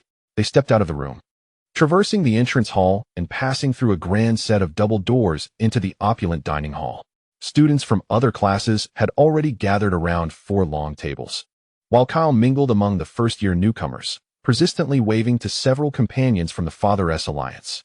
The twin brothers rose from their seats, cupping their hands to their mouths like trumpets, and shouted towards Kyle. "Kyle, we hope you'll be sorted into Gryffindor." Kyle sighed in exasperation. Why did everyone wish for him to be placed in Gryffindor? Was it merely because the previous Dumbledore had graduated from that house? Compared to Gryffindor, Kyle harbored a preference for Hufflepuff. As a practitioner of physical arts, he understood the importance of nutrition, and being sorted into Hufflepuff would afford him easier access to the kitchens. Kyle vowed that his desire was not born from gluttony. Professor McGonagall led the first-year students to the staff seating, positioning them in front of the assembled student body, with the teachers standing behind them. Candlelight flickered, and hundreds of faces gazed upon them like pale lanterns. Ghosts mingled among the students, shimmering with ethereal silver glimmers. To evade their scrutiny, Hermione looked up, noticing the velvety black ceiling adorned with twinkling stars. She whispered, "This place has been enchanted to resemble the sky outside. I read about it in Hogwarts, a history." Kyle longed to share that his family's castle dining hall boasted a similar ceiling, but he dismissed the thought, fearing it would appear as ostentation. Professor McGonagall gently set a 4-legged stool before the first-year students, placing a tattered and grimy pointed wizard's hat atop it. The assembly's attention was drawn to the hat, and the previously bustling hall fell into an eerie silence. Kyle discreetly retrieved his wand and cast a spell to block out sound. The next phase, as anticipated, would be the Sorting Hat's song. Kyle had already experienced its ear-piercing resonance multiple times in Dumbledore's office. The sound-blocking spell was a precaution he had prepared specifically for this moment. As expected, the Sorting Hat wriggled, its brim splitting open like a mouth, and it began to sing. You may think me unremarkable in appearance, but do not judge by looks alone. So, we merely need to wear this hat? Hermione whispered to Kyle after the song concluded. Kyle suddenly stiffened. Oh no. He had been so caught up in his fibs that he forgot the truth would soon emerge, leading him to the metaphorical funeral pyre. This is also something Professor Dumbledore told me. Kyle turned his head, quietly explaining to Little Beef. Hermione cast a skeptical glance at Kyle, questioning the veracity of his words. Now, silence. The sudden interjection from Professor McGonagall saved Kyle from a precarious fate. Stepping forward with a scroll of parchment in hand, she declared, when I call your name. Step forward, don the hat, and await your sorting. Hannah Abbott, the golden-haired little girl, stumbling out of the line, donned her hat, which conveniently obscured her eyes. She took a seat. The sorting hat paused for a brief moment before loudly proclaiming, Hufflepuff. The table on the right erupted in applause and cheers, welcoming Hannah to their midst. Susan Bones, Hufflepuff, Terry Boot, Ravenclaw. Soon, Professor McGonagall called out Kyle's name. Kyle Dumbledore.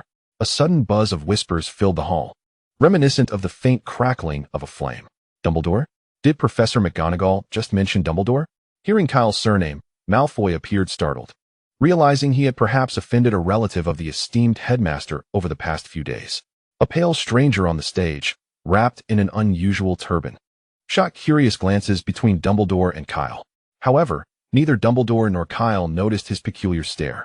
As McGonagall placed the grimy hat atop Kyle's soft golden hair, the sorting hat, already instructed by Dumbledore, opened its mouth. Gryffindor. A hand swiftly covered the sorting hat's mouth, silencing it. Dumbledore, who had thought he was in complete control, suddenly found his smile frozen. McGonagall's expression darkened, her lips pressed tightly together, brows furrowed almost to the point of standing on end, her glasses gleaming ominously. Snape's lips curled into a subtle smirk. Kyle, with his right hand still covering the sorting hat's mouth, retrieved his wand with his left and aimed it at the hat, igniting a flame of deep azure, a legacy of the Grindelwald family, though merely an ordinary fire instead of a dark one. The hue of the flames caused Dumbledore's lips to twitch. Speak, Hufflepuff. At Kyle's command, the very air in the hall seemed to freeze. Faced with the imminent threat to its existence, the sorting hat cast a pitiable glance at Professor McGonagall for assistance. In all its centuries of sorting, it had never encountered such a scenario. McGonagall silently averted her gaze from the hat, turning instead to Dumbledore, realizing that without his word, she could not intervene. Albus sighed in exasperation, shaking his head in resignation. Very well, as long as Kyle did not sway others toward Slytherin, let him be. Dumbledore silently parted his lips, his voice magically reaching the ears of the sorting hat. Relieved by Dumbledore's directive, the sorting hat boomed. Hufflepuff. The long table of Hufflepuff erupted in thunderous cheers and applause, with little Hannah clapping vigorously, her hands turning rosy from the effort. Kyle endeavored to refrain from glancing at Dumbledore's increasingly darkened visage, lightly jogging to the Hufflepuff table and taking a seat beside Hannah. Following Kyle, the sorting ceremony continued smoothly, devoid of further disturbances. Just now, Kyle's actions were so profoundly shocking that even the legendary savior, the illustrious boy who lived, Harry Potter, garnered far less attention during the sorting than Kyle did. As the last student, Blaise Zabini, was assigned to Slytherin, Professor McGonagall rolled up the parchment and took her leave with the sorting hat.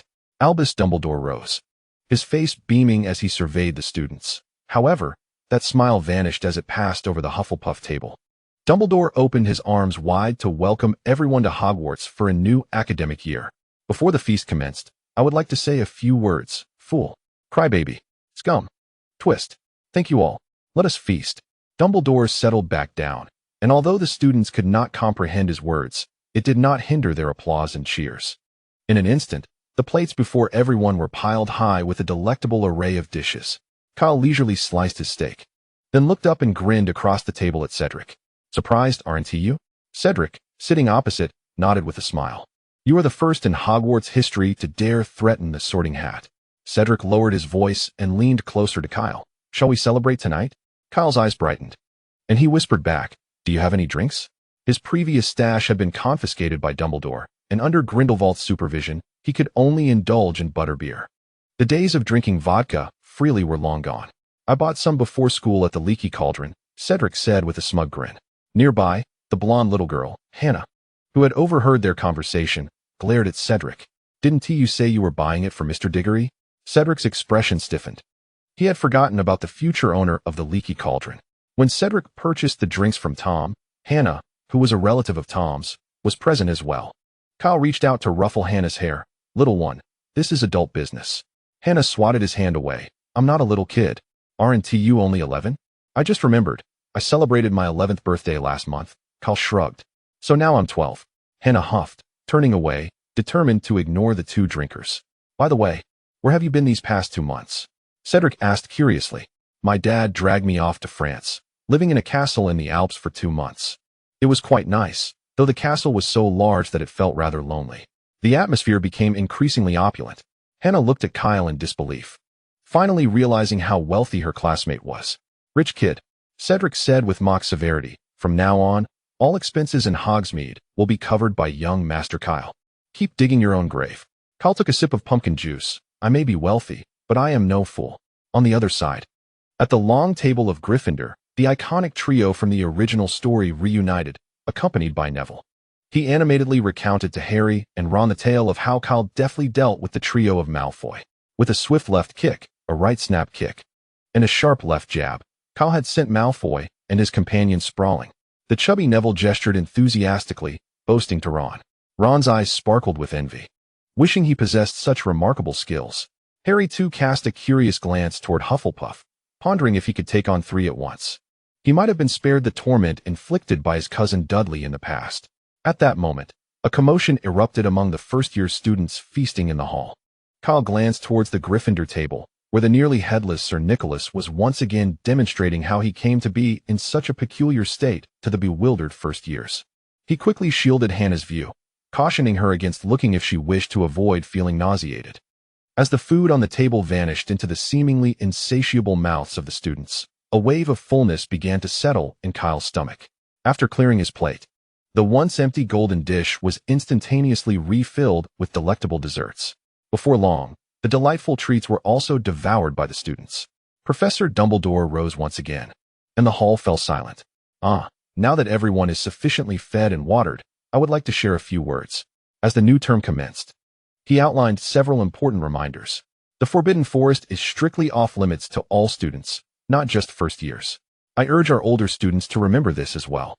Dumbledore's luminous gaze briefly swept over the Weasley twins. Furthermore, Mr. Filch has asked me to remind everyone to refrain from casting spells in the corridors during breaks. The tryouts for the Quidditch teams will take place in the second week of this term. Any students wishing to join the house teams should contact Madam Hooch.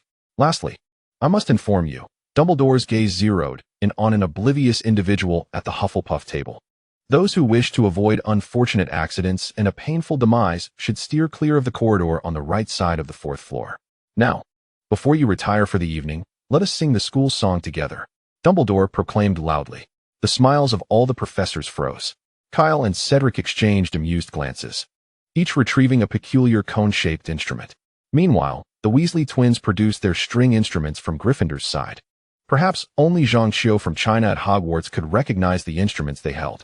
Indeed, they were the famous Swana and Eru. They had rehearsed for this moment throughout the previous academic year. Penelope desperately covered her ears, for this was not her first encounter with the cacophony of these rogue instruments. A heart-wrenching melody. Where can one find a kindred spirit in this vast world? With a gentle flick of his wand, Dumbledore summoned a long golden ribbon that danced through the air above the grand dining table, twisting and coiling like a serpent to form lines of text. "Each of you may choose your preferred melody," he announced. "Prepare, sing." In an instant, Kyle and Cedric blew into their Swana horns with fervor.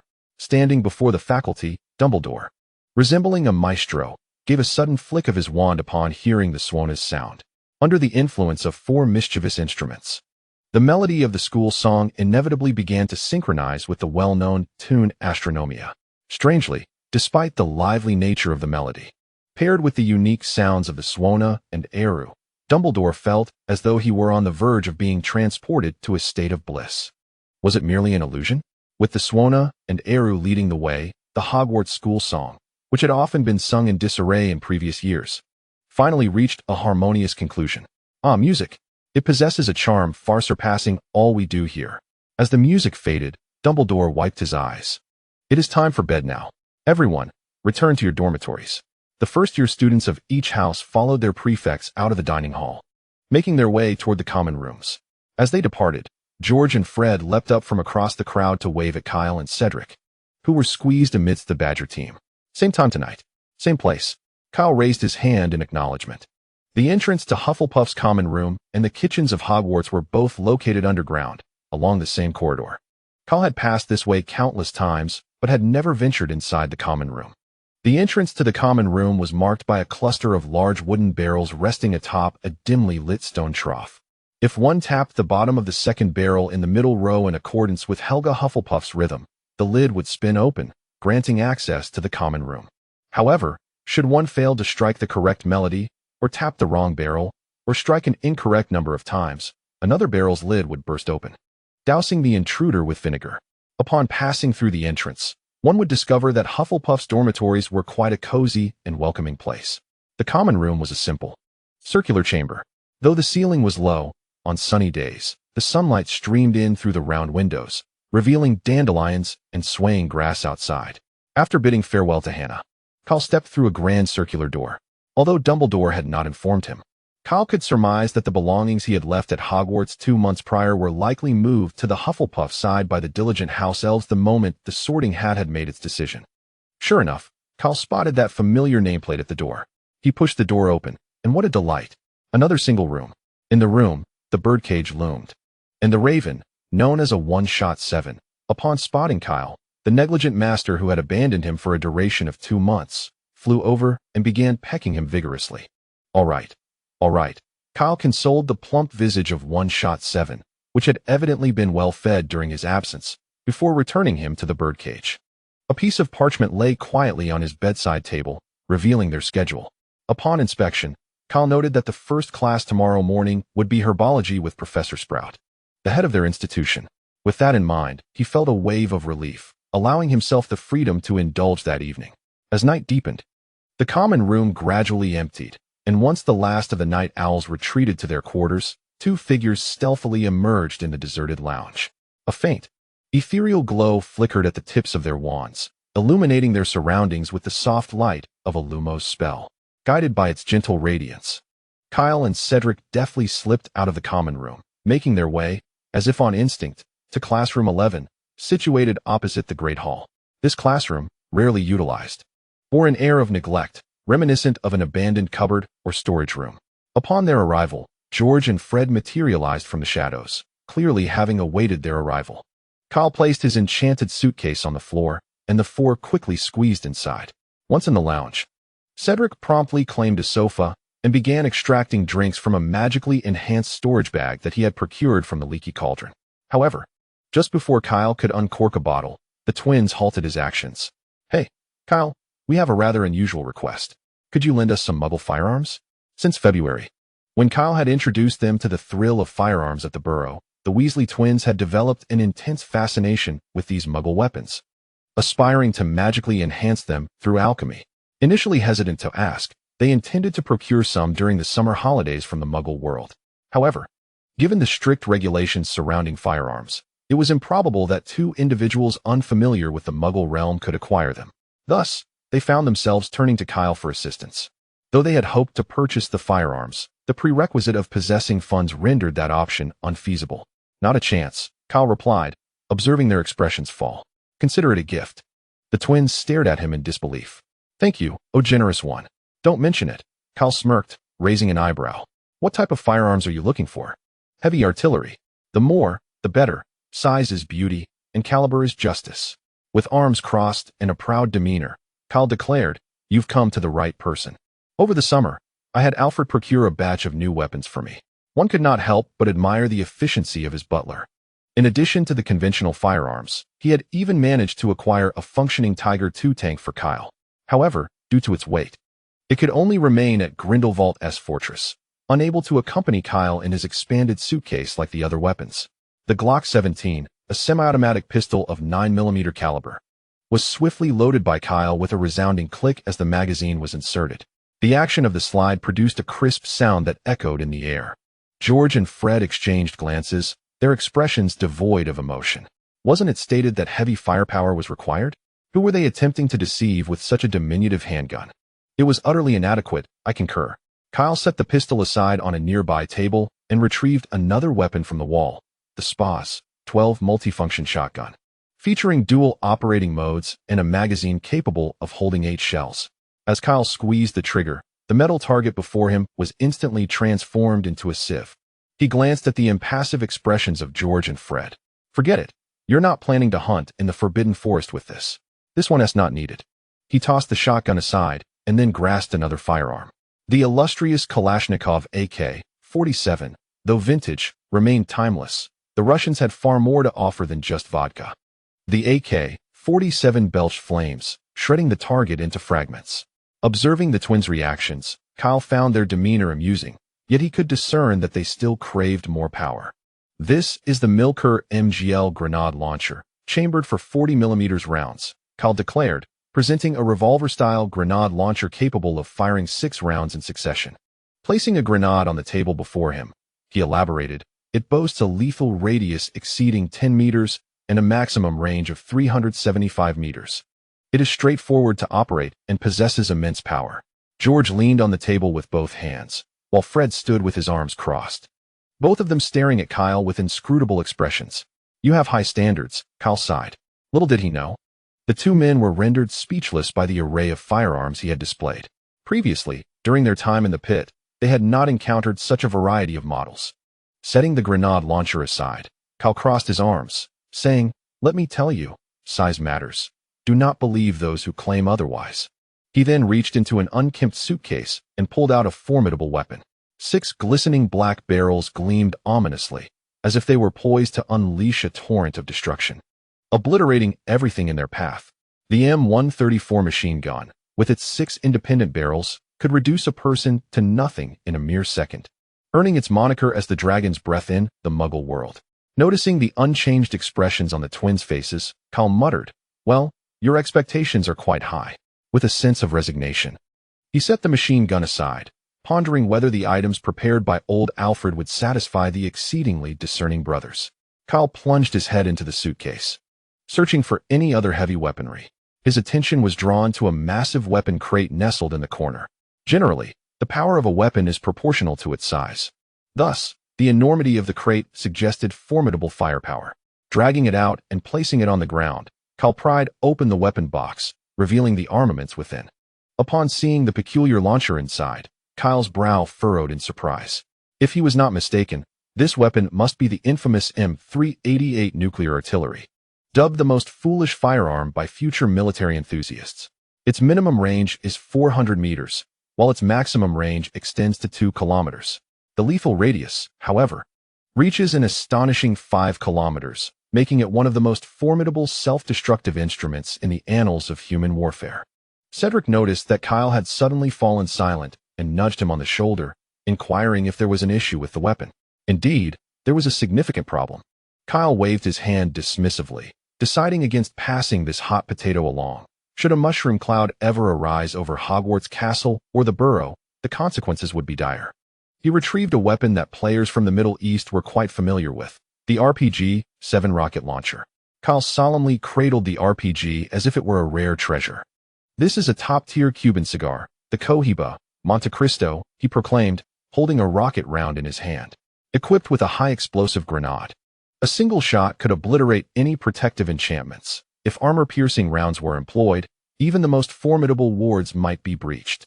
If it were any more intelligent, it might write its own tome, undoubtedly more convoluted than Professor Bin's History of Magic, and it would even read it aloud to you. Kyle appeared utterly entranced.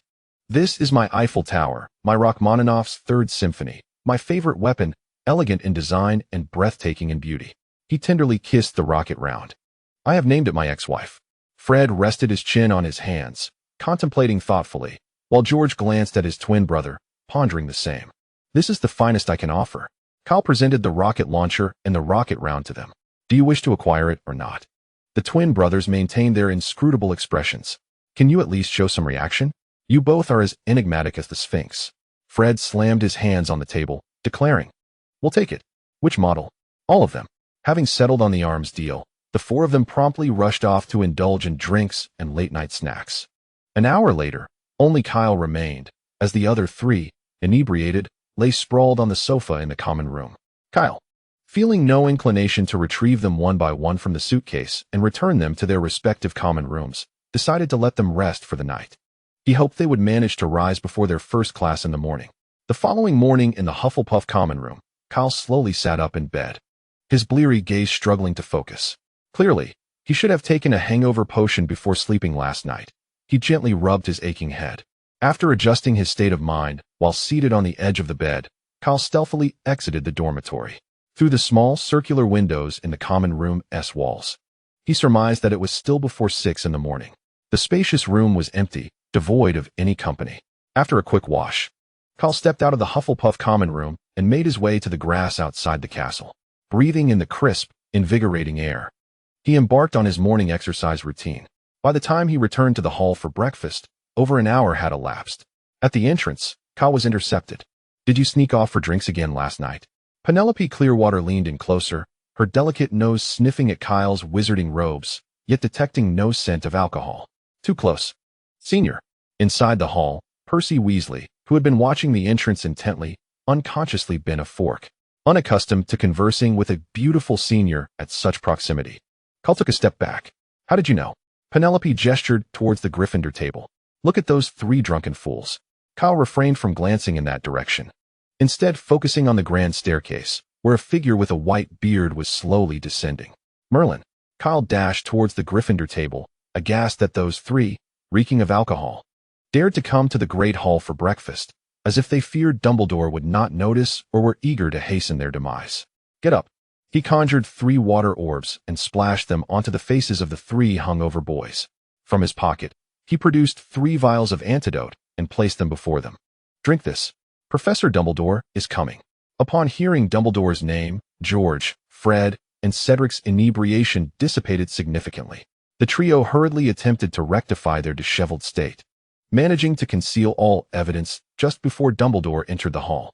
Once inside, Dumbledore noticed the peculiar gazes directed at him from the 4 members of the Order of the Phoenix seated at the Gryffindor table. He scrutinized his own attire, believing there to be nothing amiss. The first class on Monday morning was Professor McGonagall's Transfiguration. Due to the amicable relations between Gryffindor and Hufflepuff, most classes for these 2 houses were conducted together. Had the arrangement mirrored that of certain films from his previous life, where Gryffindor and Slytherin were paired, the classroom would likely be rife with open rivalry and subtle skirmishes, rendering the lesson futile. In the Transfiguration classroom, a tabby cat sat quietly upon the podium. Transfiguration is a discipline that teaches students how to alter the shape and appearance of various objects. It is notably intricate and rigorous, considered one of the most challenging subjects within the realm of magic. Thus, mastering Transfiguration demands more effort than other courses and a certain degree of innate talent. Unlike the Defense Against the Dark Arts class, where even the most inept could teach, every professor of Transfiguration at Hogwarts possesses a remarkable proficiency in the field. Prior to Professor McGonagall, the Transfiguration instructor was Albus Dumbledore, the most revered white wizard in the current magical world. Professor McGonagall's expertise in Transfiguration is thereby evident. As one of the 7 registered animagi in the Ministry of Magic during the 20th century, her favorite pastime was to demonstrate the profound art of transfiguration by transforming herself into an animal, guiding novice witches and wizards who were encountering transfiguration for the first time. Indeed, this method may occasionally yield unexpected surprises. For instance, during this particular lesson, when Kyle and Hannah arrived at the Transfiguration classroom, there were not many young sorcerers present.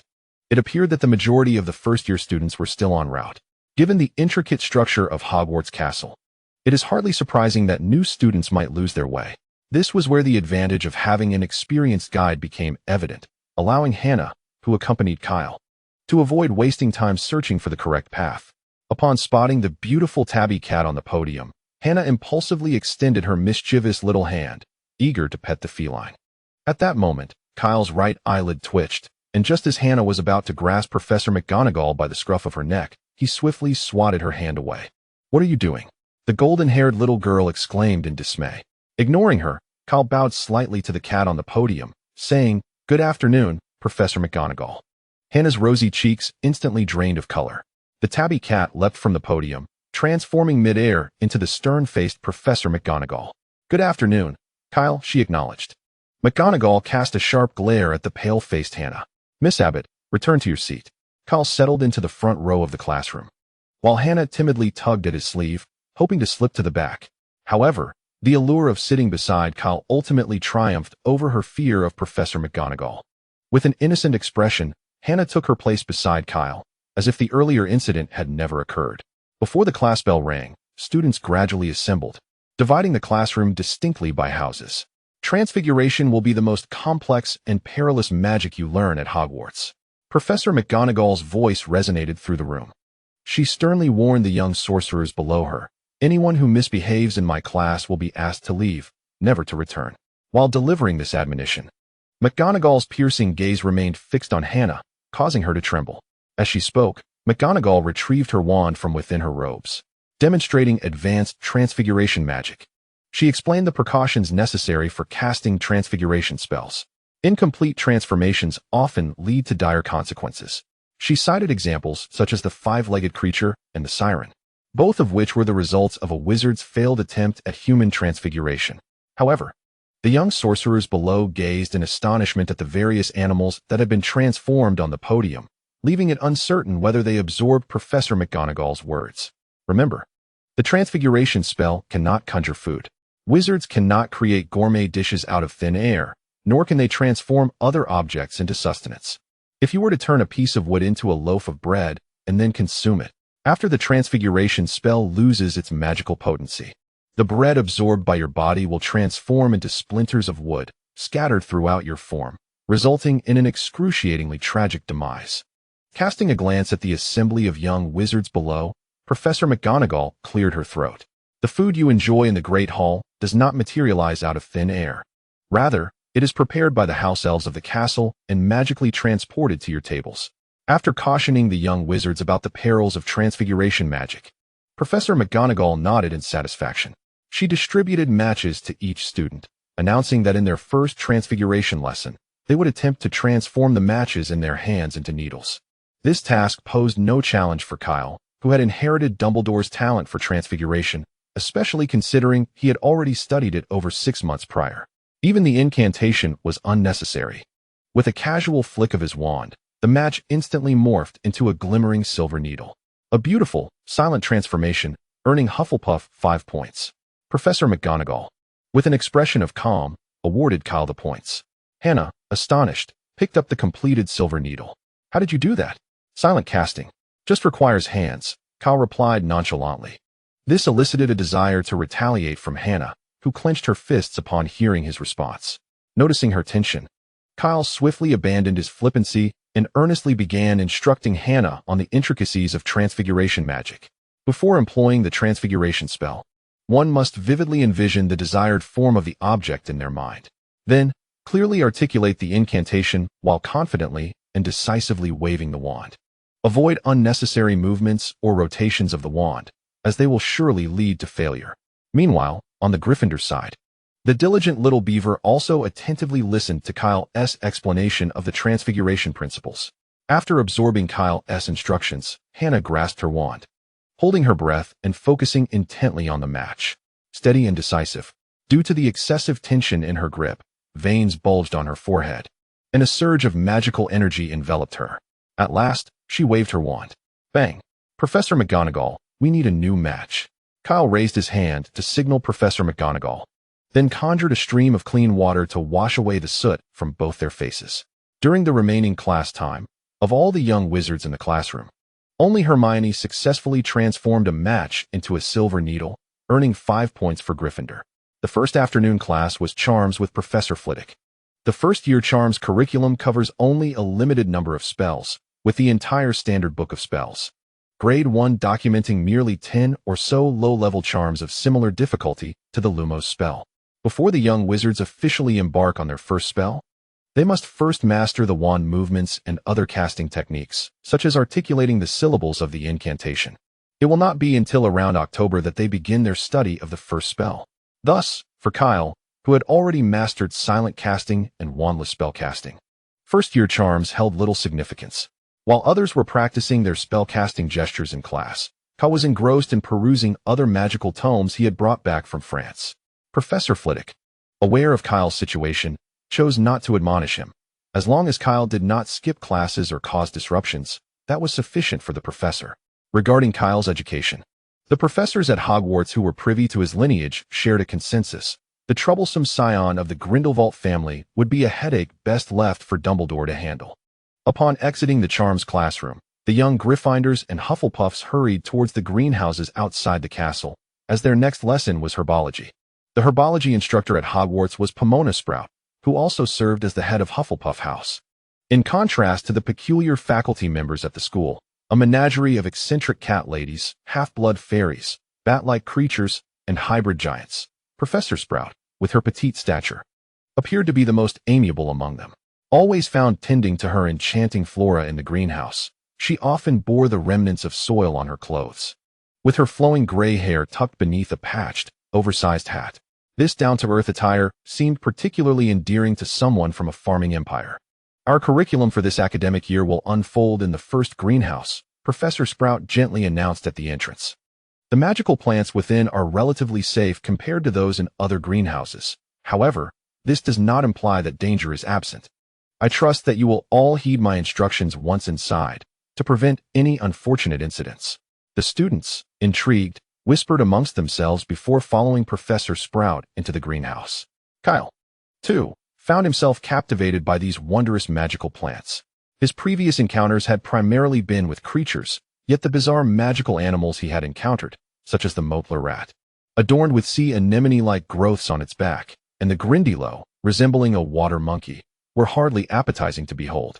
As for the high-risk creatures like dragons, he was curious about the taste of dragon meat, but given his current abilities, it was more likely that the dragon would sample human flesh instead. Compared to those chaotic magical beasts, the plants before him appeared to be far more approachable. He pondered whether these plants were edible, how one might consume them, their flavors compared to mundane vegetables, and whether they were, in fact, delicious. His gaze grew increasingly eager. At 6 o'clock, the young witches and wizards thronged towards the great hall, where they would indulge in a sumptuous feast, replenishing their empty stomachs after a long afternoon of lessons. Rather than dining at the Hufflepuff table, Kyle blended into the Gryffindor crowd, adorned in badger colors. Hermione was quite astonished to see him hopping tables. However, the second-year students and above were already accustomed to the antics of the members of the Father-S Grief Alliance from the previous academic year, so they were not particularly surprised. Kyle, what brings you over here? Hermione inquired. I sought out George and Fred for a matter of some importance. Kyle's gaze drifted towards the delectable spread upon the table, as he selected his favored morsels, responding without lifting his head. He was quite intrigued by the firearm modification plan proposed by the twin brothers the previous evening. However, due to George and Fred's limited tolerance for alcohol, their conversation had barely begun before they succumbed to the depths beneath the table. Coupled with a day filled with classes, he resolved to defer the discussion until later that evening in the auditorium. As he speared a sausage with his fork, Kyle turned to the brothers, inquiring, "Do you have a modification plan?" He suggested utilizing a certain energy-storing substance to replace the magazine, along with a conversion enchantment to transform the magical energy within into magical bullets. This approach would enable an endless supply of ammunition until the energy was depleted, while also allowing for the infusion of various elemental attributes, resulting in effects such as freezing or corrosive damage. The spoon in Hermione's hand clattered dramatically against her plate, her eyes wide with astonishment as she gazed at Kyle. "You possess firearms?" "Calm down." Kyle waved his hand dismissively. "They're merely muggle firearms, far less dangerous than your wand, which is 100 times more perilous." However, Hermione was momentarily at a loss for words, exclaiming, "But that's illegal." "The laws of the muggle world do not apply to the wizarding realm," Kyle replied, turning back to discuss alchemical modifications with the twins. The ordinary firearms offered little in terms of modification options, primarily involving the replacement of physical bullets with magical ones and the addition of elemental properties. Their task was to strike a balance between the potency of the magical bullets and the magical energy required to condense them. Kyle lifted a glass of pumpkin juice to moisten his parched throat. "How do you plan to modify the RPG?" Little Beaver's brow furrowed, aghast that these dangerous individuals even possessed an RPG. Children from the combat-oriented nations aren't this reckless, she thought. She needed to find an opportunity to inform Professor Dumbledore. In comparison to possessing weapons of mass destruction, Merely breaking school rules seemed trivial. If Kyle and his companions had only violated 1 or 2 rules, Hermione might have chosen to overlook it in the spirit of friendship. However, the idea of concealing a cache of arms on campus was something she could not ignore. Fred scooped a generous helping of mashed potatoes, lamenting, "If only we could cast the Fiendfire spell. Our original idea was to encapsulate Fiendfire within a rocket." George shrugged, "Unfortunately, we don't know that spell, nor do we have its incantation." Miss Beaver perked up at the mention of Fiendfire. It was clearly not a spell for the average wizard. She noted this for later, intending to report it to Professor Dumbledore. Kyle bit into the chicken leg in his hand, cautioning, "Fiendfire is a highly dangerous magic. I advise you not to attempt it without sufficient magical control." With a furtive glance at Hermione, who believed she had concealed her eavesdropping quite effectively, yet was fully aware of their actions, Kyle leaned closer to the twins and whispered in a tone inaudible to a little beaver, "We could modify the principle of a Molotov cocktail, akin to that of a rocket, which would yield a similar effect to Fiendfire, equally challenging to extinguish, yet somewhat easier to control." Hermione, unable to glean any confidential information, wrinkled her nose, knowing that these 3 restless individuals were undoubtedly conspiring something far more perilous. She felt compelled to report this to Professor Dumbledore. Gazing up at Dumbledore seated among the faculty, she quietly resolved to act. After dining in the Great Hall, Hermione quickly rose, intending to distance herself from these 3 dangerous miscreants and seize an opportunity to inform Professor Dumbledore. Kyle cast a puzzled glance at the hurried Hermione. "Hermione, where are you rushing off to?" Hermione stiffened momentarily, slowly turning around, and explained in a tone of feigned nonchalance, "To the library, of course. If I don't go early, there won't be any space left. My goodness, today is the very first day of school.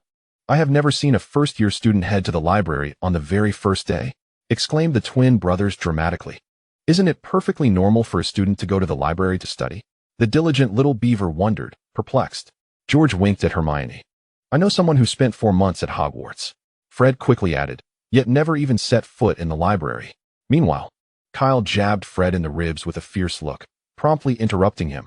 "Do you want to be on the receiving end of 1,000 years of pain?" The little beaver, realizing who Fred referred to, stifled a laugh behind her hand. Embarrassed by the revelation of his academic shortcomings, Kyle sheepishly touched his nose. Indeed, it was quite shameful to have spent 4 months at Hogwarts without ever visiting the library. Upon hearing that, the little beaver paused, a sense of foreboding surfacing within her. "I suppose I shall also visit the library," Kyle declared. Hermione. She merely sought an excuse to slip away. How did it suddenly morph into a genuine plan to go to the library? Kyle waved to Hannah, who was approaching their direction. "Hannah, would you like to join us in the library?" Sure. Hannah eagerly nodded in agreement upon receiving Kyle's invitation. "You all are going together?" Kyle turned to the twins, intending to extend an invitation, but was met with their mischievous grins. Their impish expressions evoked a strong desire to deliver 1,000 years of pain. They were undoubtedly scheming something nefarious. Kyle narrowed his eyes dangerously, sensing the escalating tension. George and Fred made a hasty retreat, leaving behind a lingering, "We won't disturb you any further," echoing in the air. As Kyle watched the diminishing figures of George and Fred, he reluctantly released the tiger's grip he had formed. "Let us proceed to the library." That evening, the little beaver, anxious to sneak away and report to Dumbledore, found no opportunity and remained restless in the library for 2 hours. At last, when the library's closing time arrived, the little beaver emerged, bewildered, wandering aimlessly through the castle. Where on earth is the headmaster's office? On Tuesday, Professor Quirrell's defense against the dark arts class was nearly a catastrophe. Fortunately, Kyle had low expectations for this subject. From the moment he laid eyes on Professor Quirrell at the opening feast, he had little hope for the course. Quirrell was tall with a pallid complexion, and his face bore numerous scars among the wrinkles. Although he wore a robe, it appeared both filthy and tattered, as if it had not been mended or washed in over a decade, in stark contrast to the charming and eloquent Professor Thorne from the previous semester. Quirrell's appearance was decidedly disheveled. Moreover, his halting English was heavily laced with a strong curry scent, rendering it difficult for anyone to comprehend him fully. The bizarre turban wrapped around his head only added to his resemblance to an exotic figure.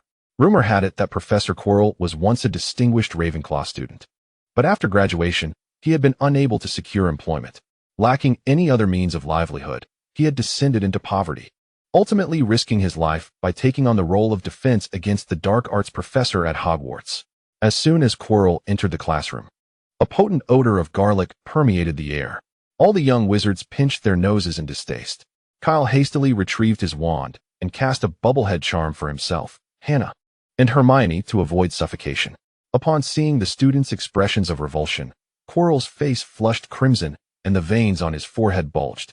"This is to ward off vampires," he exclaimed. He recounted his experience in Romania, where he had used garlic to fend off a vampire, explaining that he maintained this garlic scent to deter the creature from returning to seize him. As he narrated his legendary tale, his flushed face gradually returned to its normal hue, and he began to speak of other experiences. He mentioned that his large scarf was a gift from an African prince, who had expressed gratitude for Quirrell's assistance in freeing him from the clutches of a ghoul. However, no one could genuinely vouch for the truth of his story. A brave Gryffindor lion raised a hand and asked, "Professor, did you truly defeat a ghoul?" Quirrell regarded the inquisitive student with an air of disdain. Another student inquired, then, "Professor, how did you defeat the ghoul?" Quirrell instantly appeared dejected and anxious, his countenance shadowed, and his curry-scented English became incomprehensible to the audience. Laughter erupted among the students, and the classroom was filled with a jovial atmosphere. Realizing he could not continue on this topic, Professor Quirrell resorted to questioning the young wizards. He gazed at a small wizard whose head was enveloped in a bubble charm, resembling a celestial dragon. "Mr. Dumbledore, do you know the definition of dark magic?" Kyle nodded slightly. Professor Quirrell inquired, "Could you elaborate on that?" Kyle felt a twinge of disdain. How could a beggar like him dare to question him? Nevertheless, he stood to respond. Dark magic refers to those malevolent spells primarily intended to inflict harm upon others, capable of causing significant injury. Excellent. Please take your seat. Hufflepuff earns 5 points. The history of magic class in the afternoon was utterly tedious. It was the only course at Hogwarts taught by a ghost, an ancient relic from a millennium ago. What could one possibly anticipate from such a monotonous teaching style? During class, Professor Binns droned on in a dreary tone, and Kyle, seated at the back of the classroom, removed his wizarding robe and draped it over a life-sized alchemical mannequin. Then, amidst the incredulous gazes of Hermione and Hannah, Kyle stealthily slipped out of the classroom. "Hermione, Hannah, is this even allowed?" It wasn't until dinner time that they reunited with Kyle in the Great Hall. "How could you skip class, even if it was Professor Binns' history of magic?" "Your behavior." Upon seeing Kyle, the diligent Hermione placed her hands on her hips, chastising him vehemently.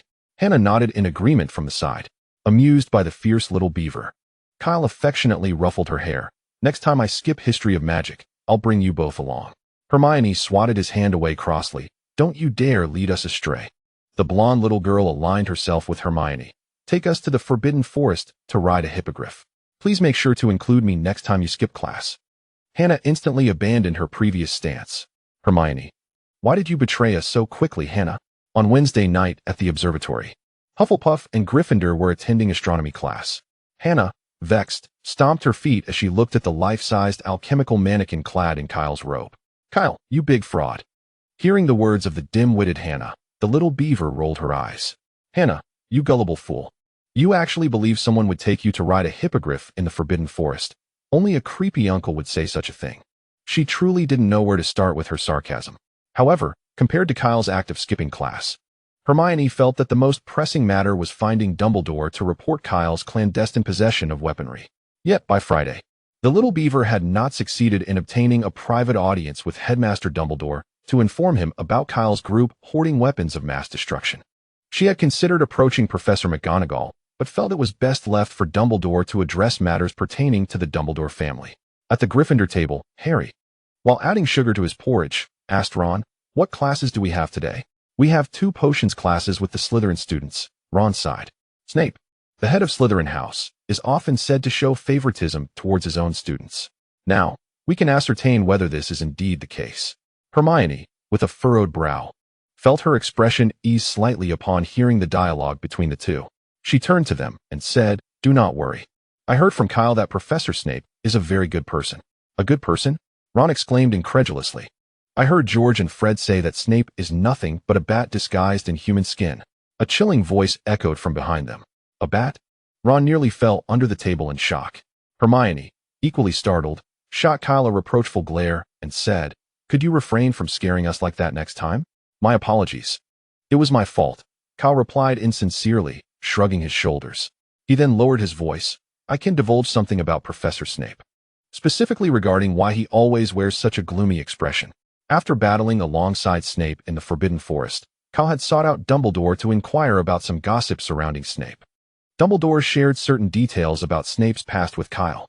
Harry and Ron were evidently captivated by the gossip, while Hermione, feigning disinterest, honestly perked up her ears in anticipation. Professor Snape once, before he could finish, a black hand seized Kyle by the ear. Professor Snape once taught me magic. Hence, I assert he is a remarkable individual.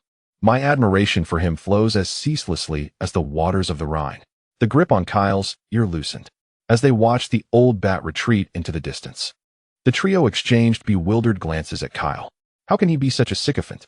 After Snape had walked away, Kyle leaned closer to the three. The love of Professor Snape's life was murdered by an old man. Voldemort was born in 1926. By the time he killed Harry's mother, who was also Snape's first love, Lily, in 1981, he was already over 50.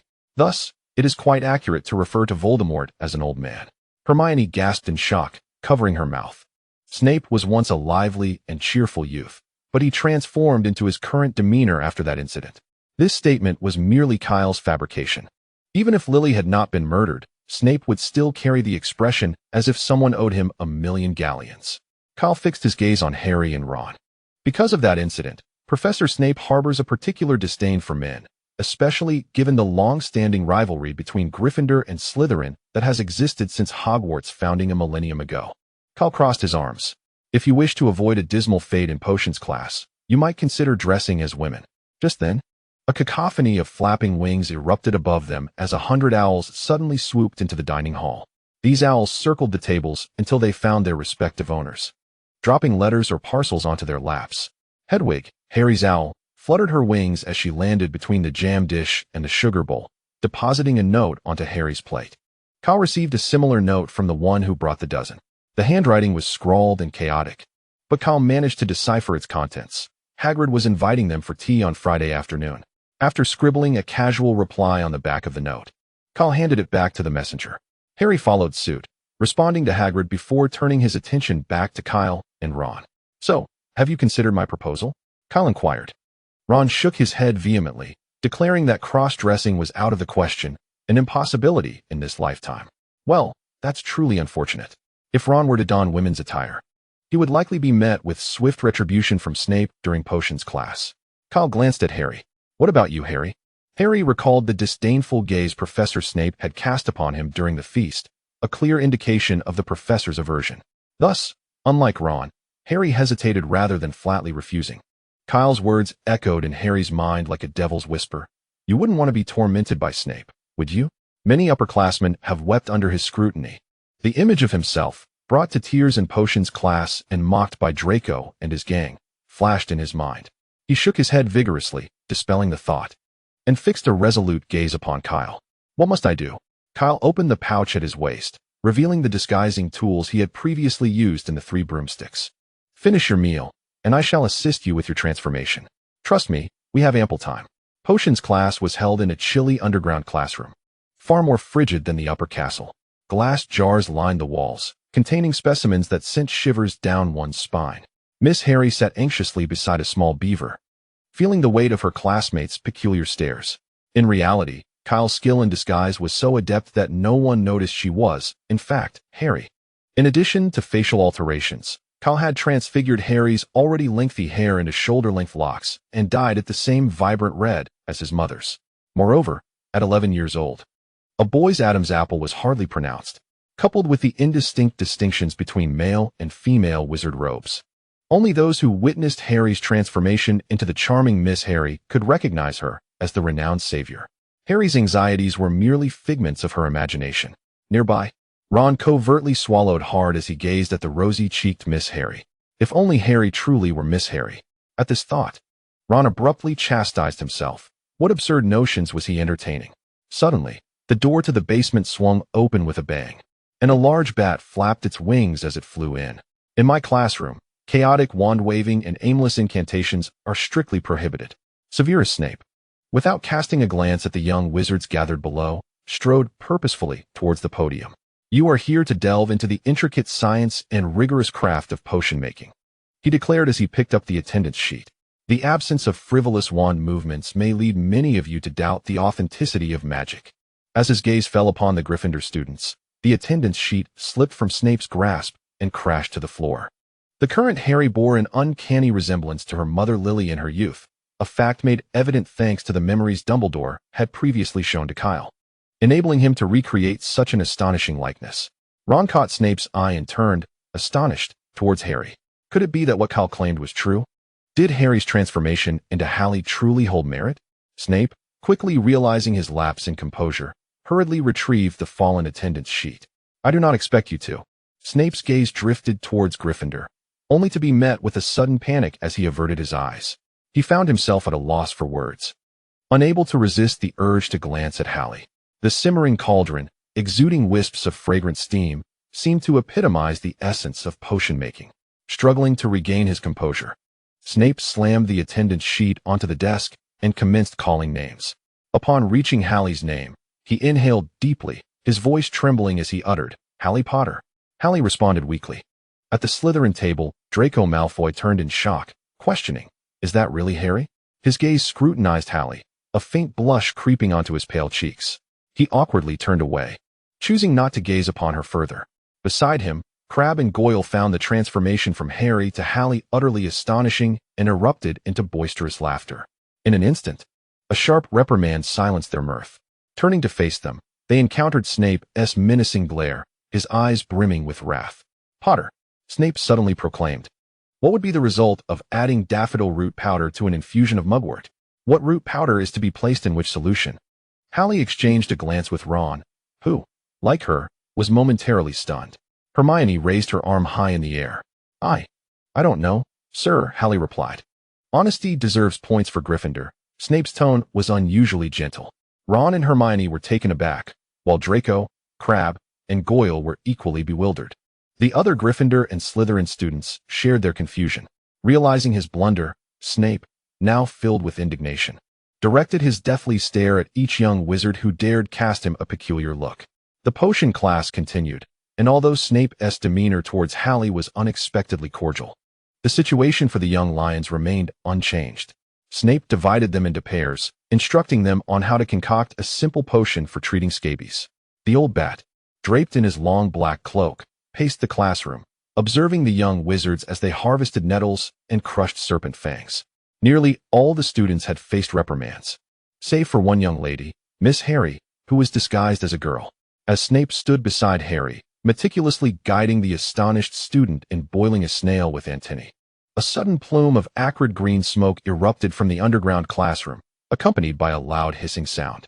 Somehow, Neville had turned Seamus's cauldron into a misshapen mass. The potion splashed onto the stone floor, burning holes into the classmates' shoes. Within seconds, the entire class was perched upon their stools. When the cauldron was overturned, Neville found himself drenched in potion, his arms and legs covered in swollen, painful sores, causing him to wail in agony. "Idiot!" Snape bellowed, brandishing his wand to vanish the potion from the floor.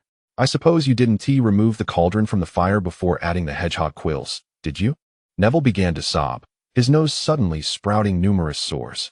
"Take him to the hospital wing," Snape commanded Seamus sternly. He then turned to Harry, his tone softening. "Harry, are you unhurt?"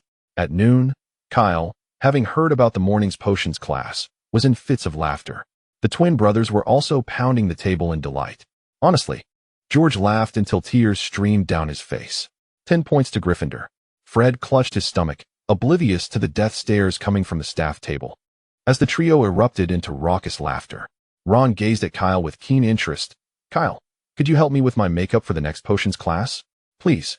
Kyle erupted into laughter again, nearly collapsing under the table. Fred and George had already knocked over several plates on their table.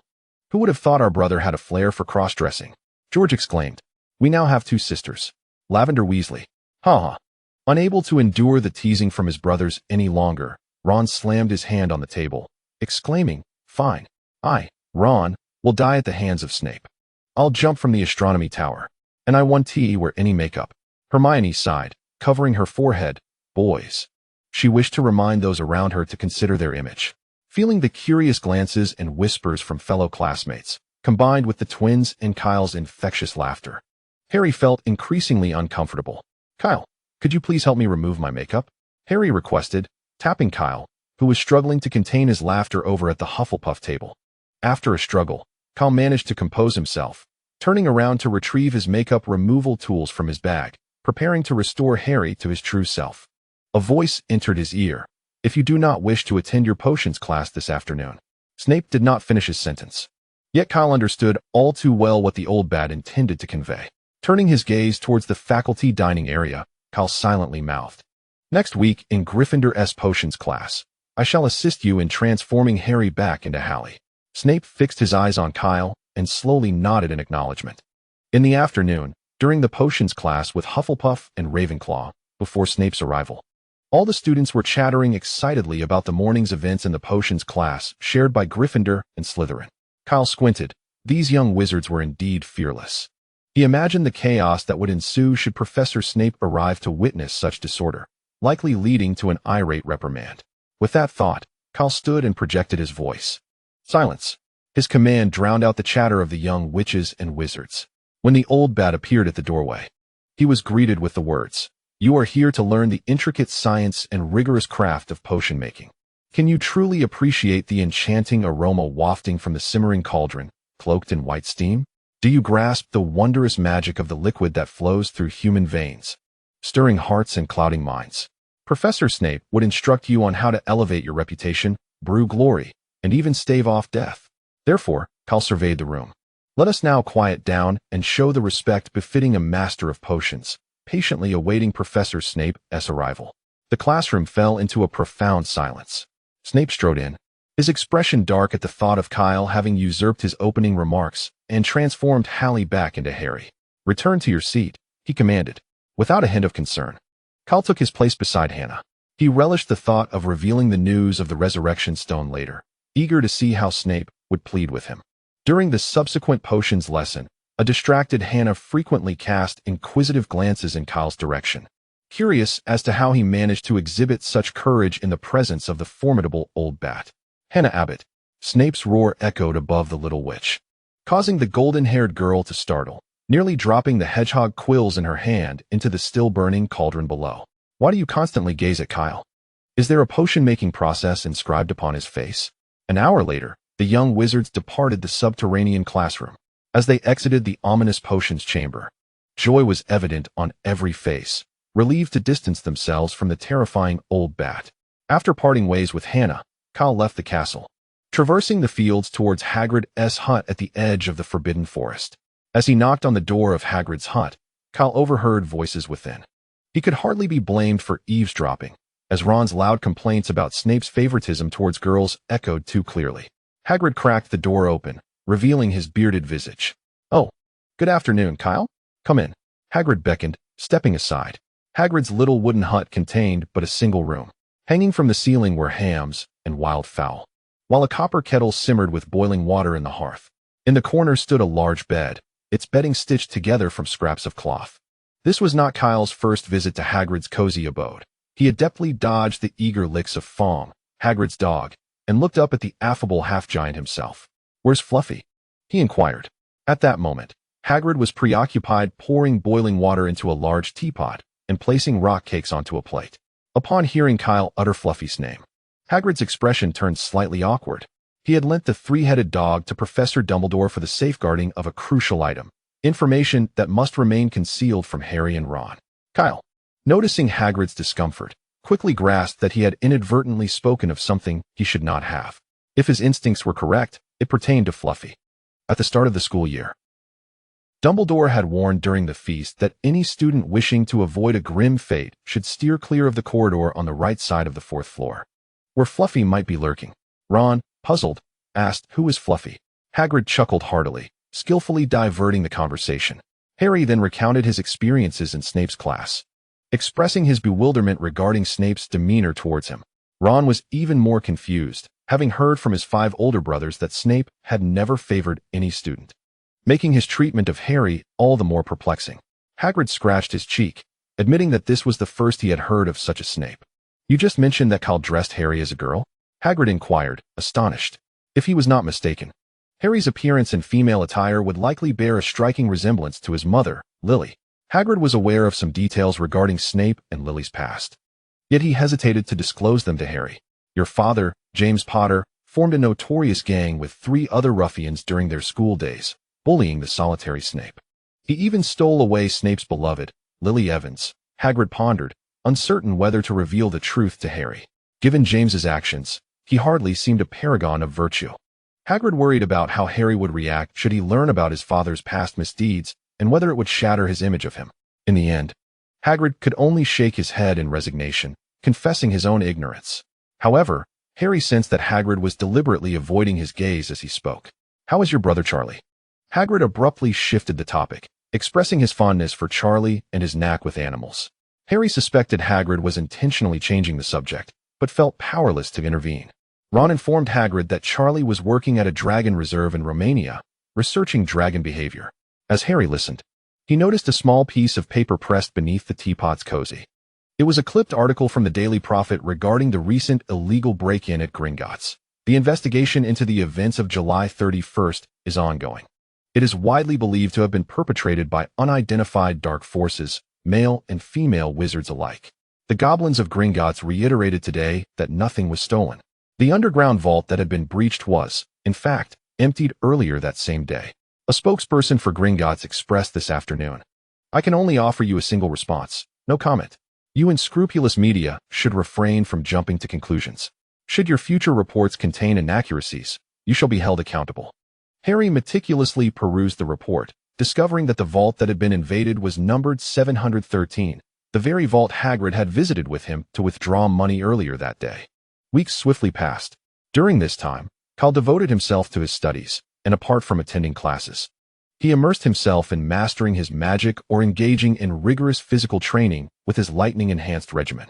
As for the twin brothers and their alchemical weaponry modification project, Kyle paid it little mind, trusting that if George and Fred achieved any breakthroughs, they would approach him. Meanwhile, Hermione seized an opportunity to confront Dumbledore in front of his office on the 8th floor, revealing Kyle's stockpiling of an arsenal at Hogwarts. To her surprise, Dumbledore simply assured her that he would handle the matter, leaving her with no further information. Days continued to pass, with Kyle and the mischievous Weasley twins carrying on with their antics, while any expected repercussions, such as the confiscation of weapons, were conspicuously absent. Hermione found herself perplexed. Was Dumbledore truly so lax? In truth, Dumbledore was somewhat powerless. The previous academic year, he had sealed all secret passages leading to Hogsmeade. Yet the quartet of troublemakers swiftly adapted their means of escape. While Dumbledore could enclose Hogwarts walls with protective barriers, that measure would only be employed in times of crisis. Moreover, once the walls were sealed, he could only speculate on what alternative methods they might employ to venture outside. Digging tunnels? Kyle's cellar had been sealed as well. Yet that proved futile in curbing a few underage wizards from clandestinely indulging in alcohol.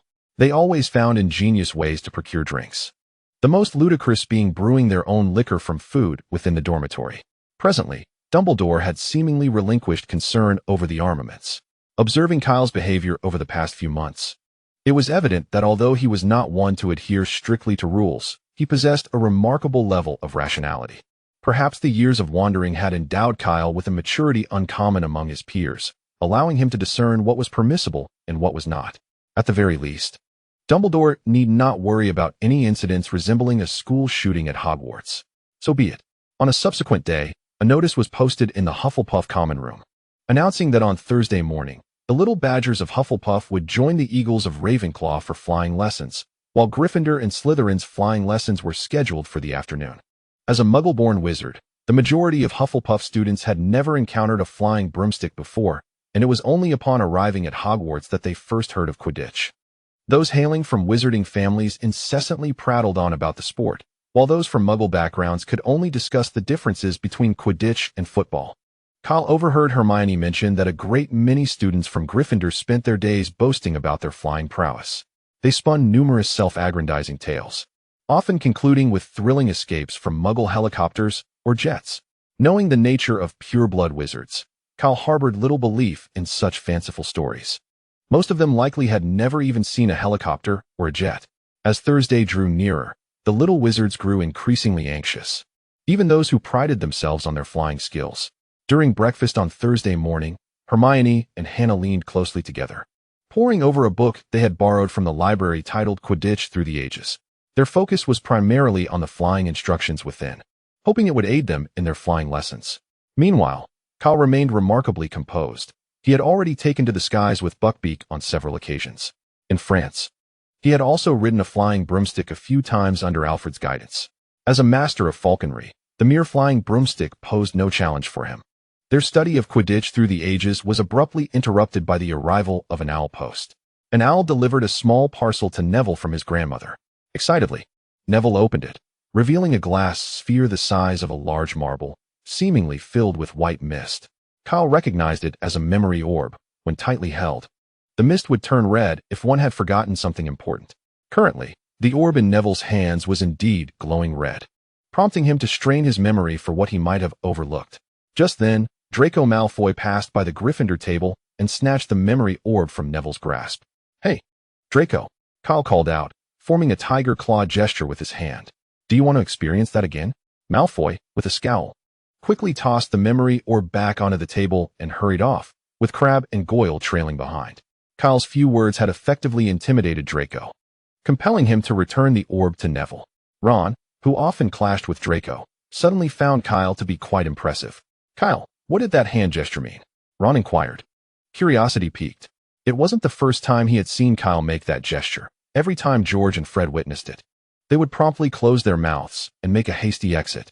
"Oh, you mean this?" Kyle repeated the tiger claw gesture. "It's a technique from martial arts called 1,000 Years of Pain." Ron's eyes lit up. "Can I learn it?" Kyle's gaze appraised Ron's slight frame. Mastering martial arts necessitates a steadfast determination to persevere in training. "For instance, I rise from my warm cocoon before dawn each day to engage in morning exercises." "Can you accomplish such a feat?" Ron gazed at Kyle with a look of astonishment, as if confronting a monstrous revelation. "Rising before the break of day?" When the two of us initially followed Kyle to learn magic, he would drag us from our beds at the crack of dawn as well. George and Fred chimed in with their own experiences, and Ron's expression grew increasingly perplexed. Rising before daylight. Could this be an attainable endeavor for an ordinary human? He suddenly found the notion of studying combat rather unappealing. Shouldn't wizards merely wield their wands and cast spells at one another? What purpose does martial arts serve? Kyle had long recognized that Ron's momentary enthusiasm was fleeting, and he was not genuinely inclined towards martial arts. Thus, he was not surprised by Ron's reaction. "You need not pursue combat training. I can impart to you a few clever techniques to effortlessly handle the likes of Crabbe and Goyle." Ron's enthusiasm was rekindled, and even Harry perked up, attentively listening. "To contend with those two, who exceed you in height and strength, you must leverage your agility to your advantage." Ron nodded vigorously in agreement. "You can launch a counterattack. When they charge at you, simply use a throw to send them crashing to the ground, rendering them unconscious with a twist of their necks." Ron sensed something amiss, but still deemed Kyle's insights to be quite reasonable. "You may also feign weakness to lower their guard. When they relax, spring upon them from behind, take them down, and execute a crosslock." Kyle demonstrated the technique of the crosslock for Harry and Ron.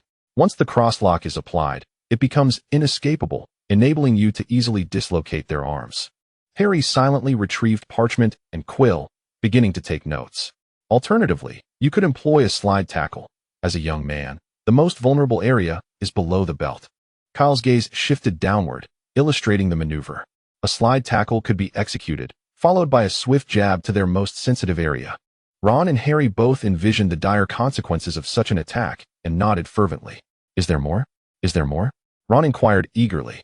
Kyle shrugged, indicating that he had no further techniques to offer. "Master these 3 moves first. One cannot bite off more than one can chew. And these 3 are sufficient to deal with Draco and his cohorts." "Very well."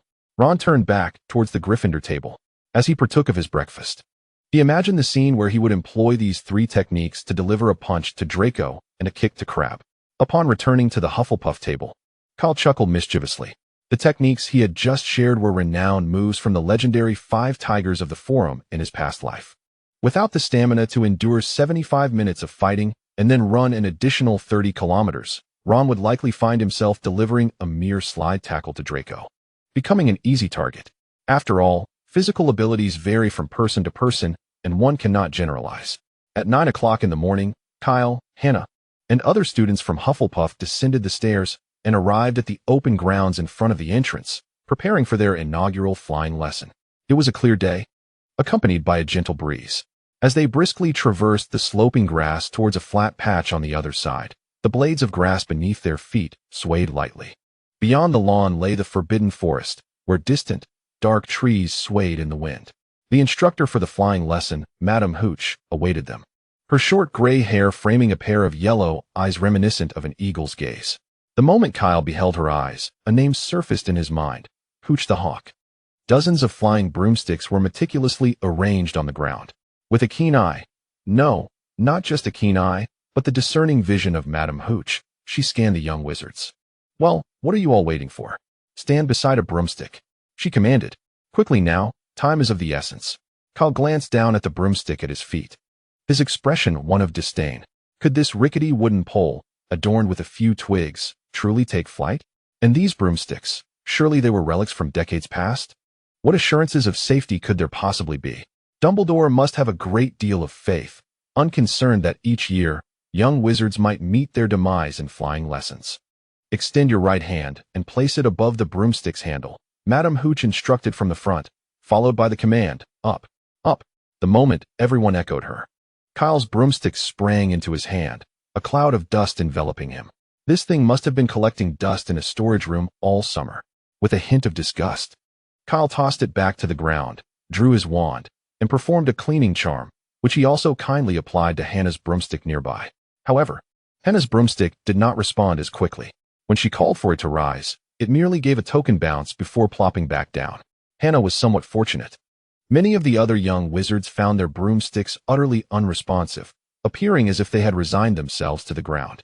After a brief wait, all the broomsticks finally leaped into their owners' hands. Madame Hooch stood at the front of the line, explaining the essentials of mounting a broomstick and sharing some flying tips. Typically, wizards ride broomsticks in one of two positions, straddling or side saddle. The former is the standard position, while the latter is favored by witches for its elegance, as it allows for modesty while wearing skirts. In this flying lesson, Kyle intended to experiment with some rather reckless flying postures, such as standing on the broomstick. Previously, in France, due to the vigilant oversight of the house elf, he had been confined to the conventional straddling position, maintaining a low-speed flight close to the ground before descending after a few loops. As a seasoned player of battle royale games and a veteran of heists and military bases, how could he be satisfied with such limitations? Madame Hooch was demonstrating how to mount the broomstick without slipping off. She paced back and forth among the group, instructing them on the proper grip of the broomstick. Moments later, everyone had mounted their brooms. Feeling the soft cushion beneath him, Kyle let out a sigh of relief. Thankfully, despite the school's brooms being somewhat worn, they at least had a cushioning charm to prevent any discomfort. "All right, when I whistle, you all kick off the ground with all your might," Mrs. Hooch declared. "Grip the broom tightly, ascend a few feet, then lean slightly forward to return vertically to the ground. Listen for my whistle, 3, 2. Before Mrs. Hooch could blow her whistle, Kyle suddenly kicked off with both legs, and the broom beneath him shot forward like an arrow, propelling him several meters away in an instant. "Come back, child," Mrs. Hooch called anxiously. However, Kyle paid her no heed. At a certain speed, he abruptly pulled back on the broomstick, tilting the broom head to an angle between 110 and 120 degrees, achieving a brief state of level flight with the tail leading. Mrs. Hooch gasped in astonishment. Kyle pushed the broomstick forward, returning the broom head to its original horizontal position. After executing a beautiful Pugakev's Cobra maneuver, he excitedly raised his arm and performed several fighter-like maneuvers on the broom. Observing Kyle soaring through the air like a bird, Mrs. Hooch's gaze grew increasingly fervent. Recently, a Quidditch prodigy named Victor Krum from Durmstrang had made headlines, having been selected for the Bulgarian national Quidditch team at a young age, even assuming the pivotal role of seeker. Now, it seemed that Hogwarts might also nurture a gifted Quidditch player named Kyle Dumbledore, utilizing magic to anchor himself to the broom. Akin to the techniques of tree climbing and water walking, Kyle stood confidently on the broom. Such a daring feat elicited gasps from the young wizards below, even causing Mrs. Hooch to widen her eyes in disbelief. Could it be that Hogwarts was home to such a prodigious Quidditch talent? Surely, even national team players would struggle to replicate this maneuver. Unbeknownst to Mrs. Hooch, Kyle was also relying on magic to maintain his balance on the broom. It was precisely due to the stealth of wandless magic that she remained unaware. No wizard could achieve this solely through physical prowess. Once Kyle landed smoothly, all the young wizards gathered around him, particularly the Hufflepuff Badgers, who regarded him with admiration. A blonde little girl stood by Kyle's side, her expression animated, as if she herself had just performed those dazzling aerial maneuvers. Mrs. Hooch pushed through the crowd of young wizards to reach Kyle. Her eyes sparkled with intensity as she looked at him. "Kyle, would you be interested in becoming a Quidditch player?" After a moment of contemplation, she added, professionally, "I could write a letter of recommendation for the Quidditch Club." Kyle replied, "You intend to have the son of the Dark Lord, the future Dark Lord himself, pursue a career as a professional Quidditch player? Are you serious?" "I must apologize, Madam Hooch, but my aspirations lie elsewhere." "Have you considered it further, Kyle? With your talent, you could undoubtedly become a world-class star," she urged. "I appreciate your encouragement, Madam Hooch, but rather than being a world-class player, I aspire to be a great wizard like Professor Dumbledore," Kyle retorted, raising his hands in a gesture of resignation. "However, I would be willing to join the Hufflepuff Quidditch team." It then dawned on Madam Hooch that the young wizard before her bore the surname Dumbledore. It was no wonder that Kyle looked up to Albus Dumbledore as a role model. She gazed at him with a tinge of regret, as if she had just missed out on a rare treasure. Unbeknownst to her, Kyle's true surname was Grindelwald. This secret was known only to the four heads of Hogwarts. Apart from Albus Dumbledore, after the flying lesson concluded, the Hufflepuff Badgers surrounded Kyle like admirers surrounding a star as they made their way to the Great Hall. At the entrance of the dining hall, Kyle encountered Zhang Qiu, a Chinese which he had not seen in quite a while. "Hello, Kyle." Zhang Qiu greeted him with a smile, waving her hand. "I witnessed your performance in the flying lesson while attending class on the second floor of the castle." "Really? I suppose I did fairly well," Kyle replied, raising an eyebrow with a hint of pride. "Fairly well? Your flying talent is simply unprecedented. You will undoubtedly pass the selection for the Hufflepuff team next year. I hope to see you on the field." Zhang Qiu, a second-year student, also possessed considerable Quidditch talent. She was among the few in her year who could summon a broomstick to her hand with a mere shout. If all went according to plan, she would soon secure a place on the Ravenclaw team during the upcoming Quidditch trials. Kyle smiled at Zhang Qiu. "When that time comes, I want to go easy on you." At that moment, a familiar figure passed by. Kyle, Cedric, who had been speaking about the flying lesson, caught sight of Zhang Qiu chatting with Kyle. His face instantly flushed crimson as he stumbled through the remainder of his sentence. "I heard about your performance." Kyle's gaze flitted between Zhang Qiu and Cedric, quickly discerning the underlying tension. He playfully poked Cedric in the ribs. "Oh, are you feeling shy? Let me see." Noticing the curious look Zhang Qiu cast at him, Cedric awkwardly averted his gaze and swatted Kyle's hand away. "Cut it out." "And who might this be?" "This is Zhang Qiu, a second-year student from Ravenclaw," Kyle introduced, retracting his hand. "Zhang, this is Cedric Diggory, the most handsome in Hufflepuff, second only to me." Zhang Qiu chuckled lightly. Cedric's first encounter with her ended rather awkwardly, as his shyness inevitably led to an unsatisfactory conclusion. During lunch, Cedric mentioned to Kyle no less than 11 times his desire for Kyle to act as his wingman. Indeed, our Hufflepuff, the second most handsome of his house, had fallen head over heels for Zhang Qiu. When Cedric uttered Zhang Qiu's name for the 12th time, Kyle forcefully shoved a hefty chicken leg into his mouth, silencing him. "Be quiet. I'm contemplating how to assist you." Nearby, Hannah, upon overhearing Kyle's intention to help Cedric pursue Zhang Qiu, let out a quiet sigh of relief. Just moments ago, she had encountered Zhang Qiu at the entrance of the Great Hall, where Zhang appeared quite familiar with Kyle, causing Hannah's heart to tighten. Zhang Qiu was breathtakingly beautiful, exuding an exotic charm from the East, with skin far surpassing the average Western standard. In comparison, Hannah felt utterly lacking in confidence. Fortunately, observing Kyle's demeanor, it seemed he held no romantic interest in Zhang Qiu. In truth, Hannah's anxiety was entirely unwarranted. Kyle's inherent aesthetic sensibilities still reflected the tastes of his previous life in the Celestial Empire, which differed markedly from those of the British. To Cedric, Zhang Qiu seemed enchanting. But to Kyle, she was merely average, failing to captivate him. In the afternoon, during the flying lesson for Gryffindor and Slytherin, Neville, as expected, found himself in a predicament. Like Kyle, he had taken to the skies before Madame Hooch blew her whistle. However, his Quidditch talent paled in comparison to Kyle's. Clumsy and awkward, Neville's ability on a broomstick was nearly non-existent, with poor reflexes and a lack of coordination. Ultimately, he fell, breaking his arm, and the memory ball he had just acquired tumbled aside, only to be snatched up by Malfoy. With Kyle absent, Draco felt emboldened, and he resolved to hide Neville's memory ball high out of reach. After Madame Hooch escorted Neville to the hospital wing, he soared into the air on his broomstick.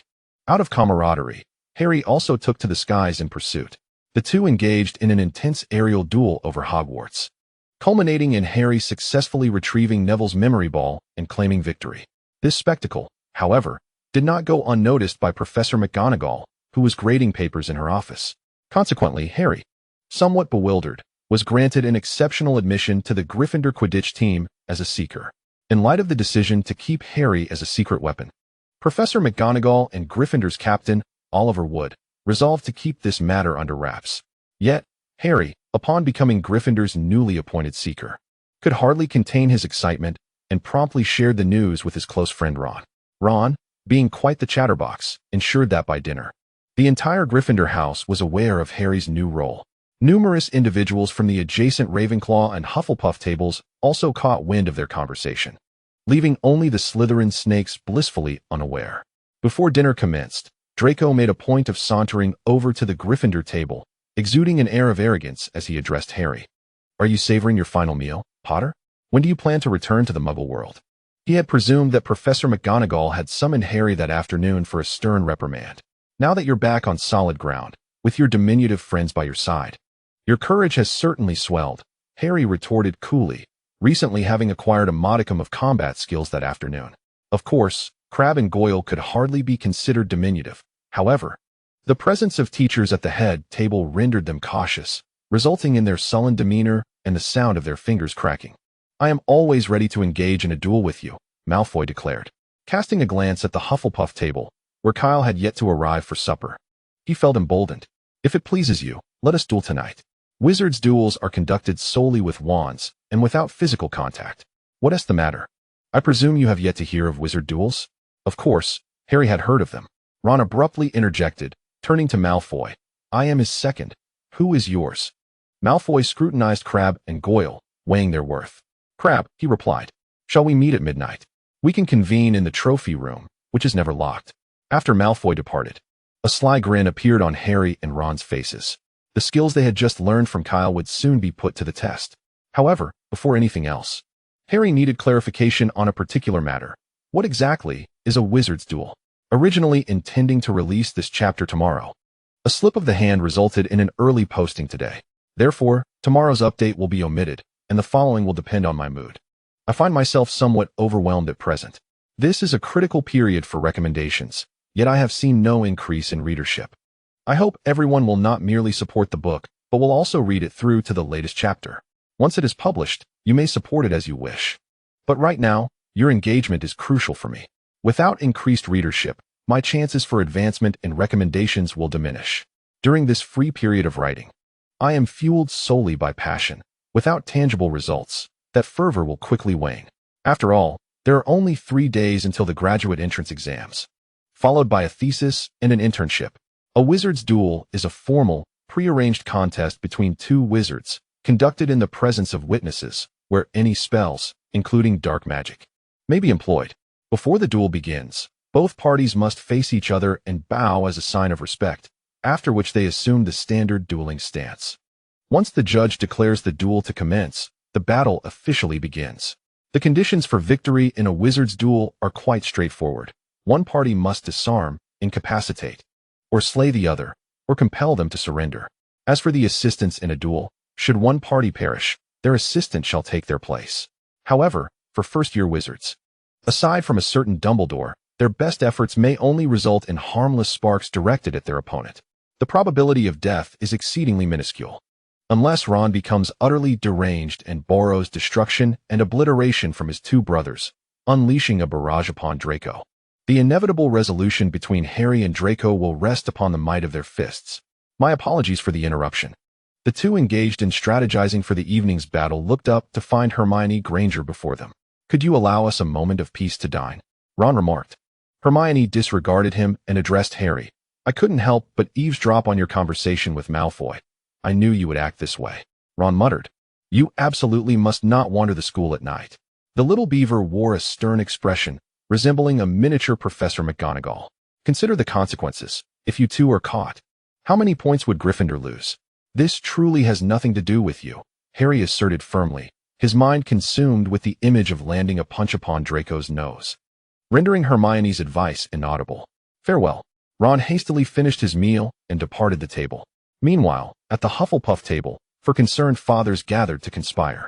Since the beginning of the term, George and Fred had removed a quarter of his arsenal and were poised to unveil their grand creation. Weeks had passed, and it remained a mystery what they had concocted. Today was the day for the twin brothers to reveal their results. After dining, the duo lifted a large wooden box resembling a coffin from beneath the table. With an exaggerated gait, they meandered toward the Black Lake, the entire scene evoking a sense of macabre ceremony. I am honored to present, George announced as he placed his hand upon the coffin lid. Fred, alongside his brother, lifted the lid, exclaiming, "Behold the first-generation comprehensive threat response combat armor."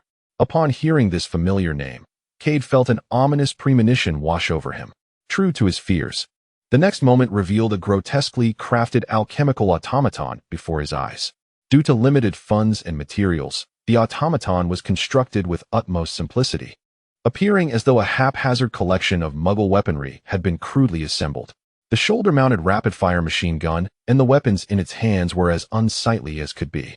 Steel plates were awkwardly riveted onto the automaton's frame, providing only minimal defense.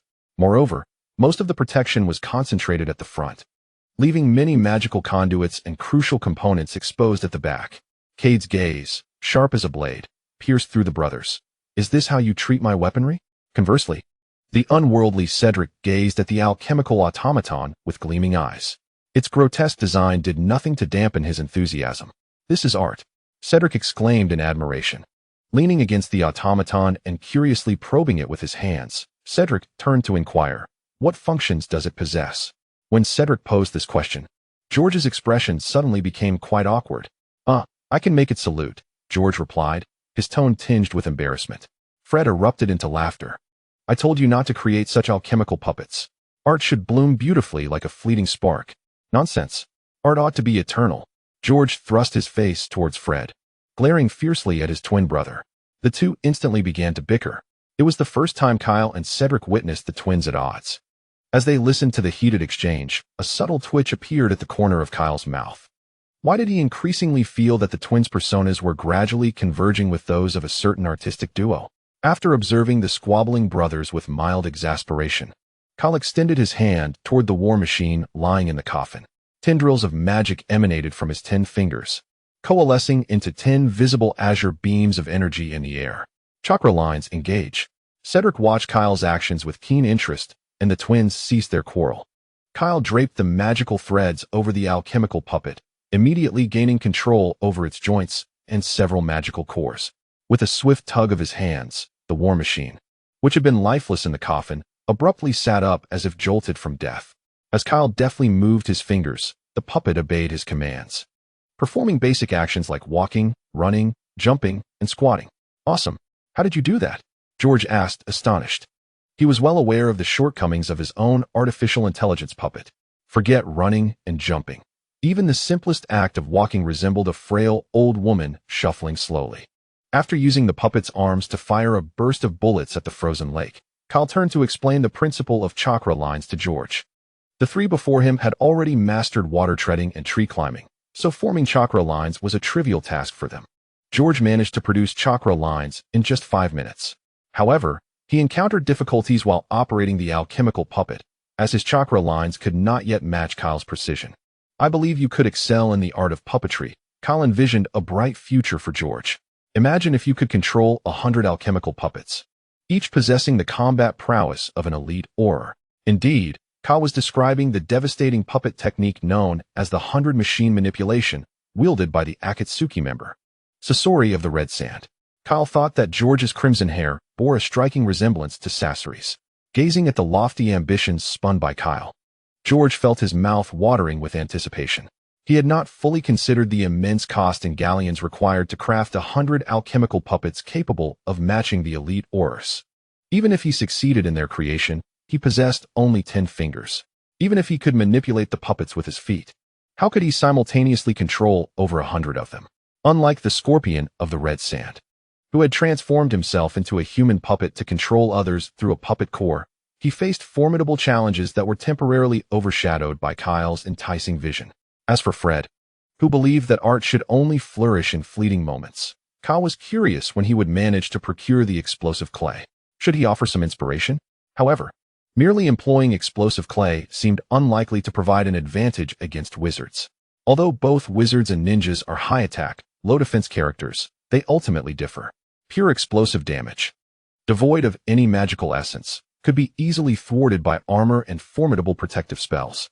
Yet, if George, the prospective puppeteer of Hogwarts, could venture into the realm of developing steel battlesuits, why couldn't Fred carve out his own path?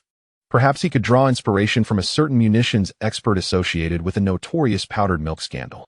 This way, the affectionate brothers, George and Fred, could collaborate in the creation of weaponry, one crafting mechs, the other missiles. Consequently, his Hogwarts version of the Akatsuki would soon have 3 prospective members. Kyle pondered whether he should write a letter to old Alfred, requesting him to procure some physics and chemistry textbooks from the Muggle world. Thus, it was cheerfully decided. Late at night, Kyle and Hannah strolled briskly down the corridor. The moonlight outside the castle streamed through the tall windows, casting shimmering patches of frost-white light upon the floor. Hannah trailed behind, clutching Kyle's wizard robe to avoid losing her way, her spirit buoyant with joy. In the eyes of the blissful young girl, this nighttime excursion felt like a date between her and Kyle. Of course, this was merely her fanciful imagination. Kyle was not a deadpan lowly enthusiast, nor did he wish to experience 3 years in Azkaban as a consequence, or be directly kissed by a Dementor. However, if little Hannah were to grow up, that might be an entirely different matter. Kyle had ventured out primarily to witness a spectacle. Earlier that evening, Hermione had confided in them in the library, venting her frustrations about Harry and Ron. To Hermione, sneaking into the trophy room at midnight for a wizard duel with Malfoy was an utterly baffling behavior. Kyle suggested she stake out by the entrance of the Gryffindor common room. Once Harry and Ron emerged, she could cast a stunning spell on them, thereby resolving the situation. However, Little Beaver was unlikely to follow through with such a plan. Ultimately, she would probably adhere to the bonds of friendship and accompany Harry and Ron to the trophy room. Kyle stealthily crept out, motivated primarily by the desire to witness the spectacle, and secondarily by the inclination to assist Hermione should she encounter Filch or the Professor of Night Watch. Given Professor McGonagall's temperament, if a nighttime escapade led to Gryffindor losing points, it would indeed be a catastrophe for her. As a seasoned nocturnal adventurer, Kyle felt no hesitation in bringing along Hannah, a somewhat clumsy companion, confident in his mastery of the disillusionment charm that would keep them undetected by the professors. Even if they were caught, the worst consequence would merely be a deduction of points. Meanwhile, in the trophy room, 4 young wizards huddled quietly against the wall, their eyes fixed intently on the doors at either end of the room.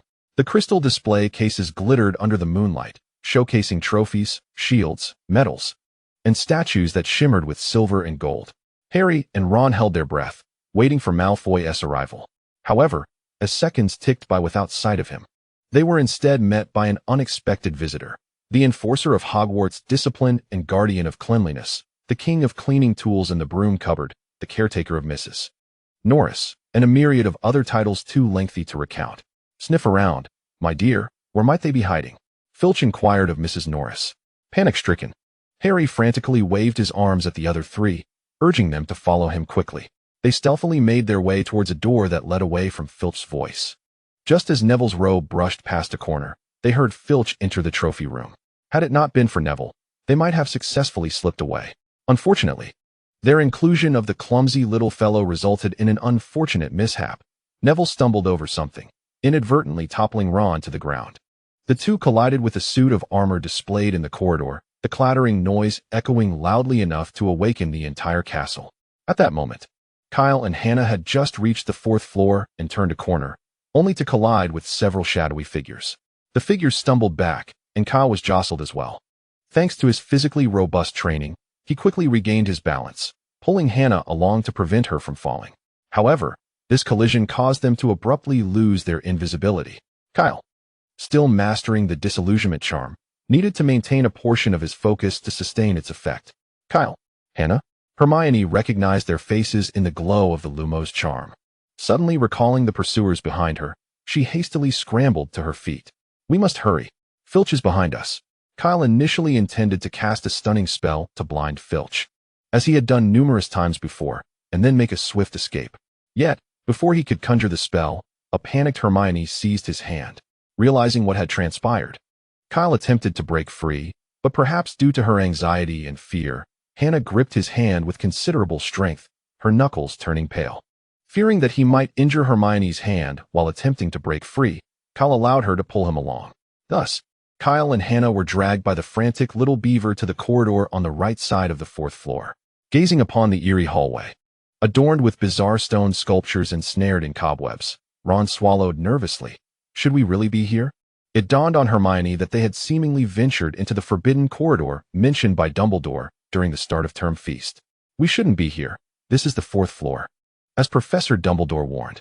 No sooner had Hermione spoken than the torches in the corridor suddenly flared to life, startling everyone except for Kyle.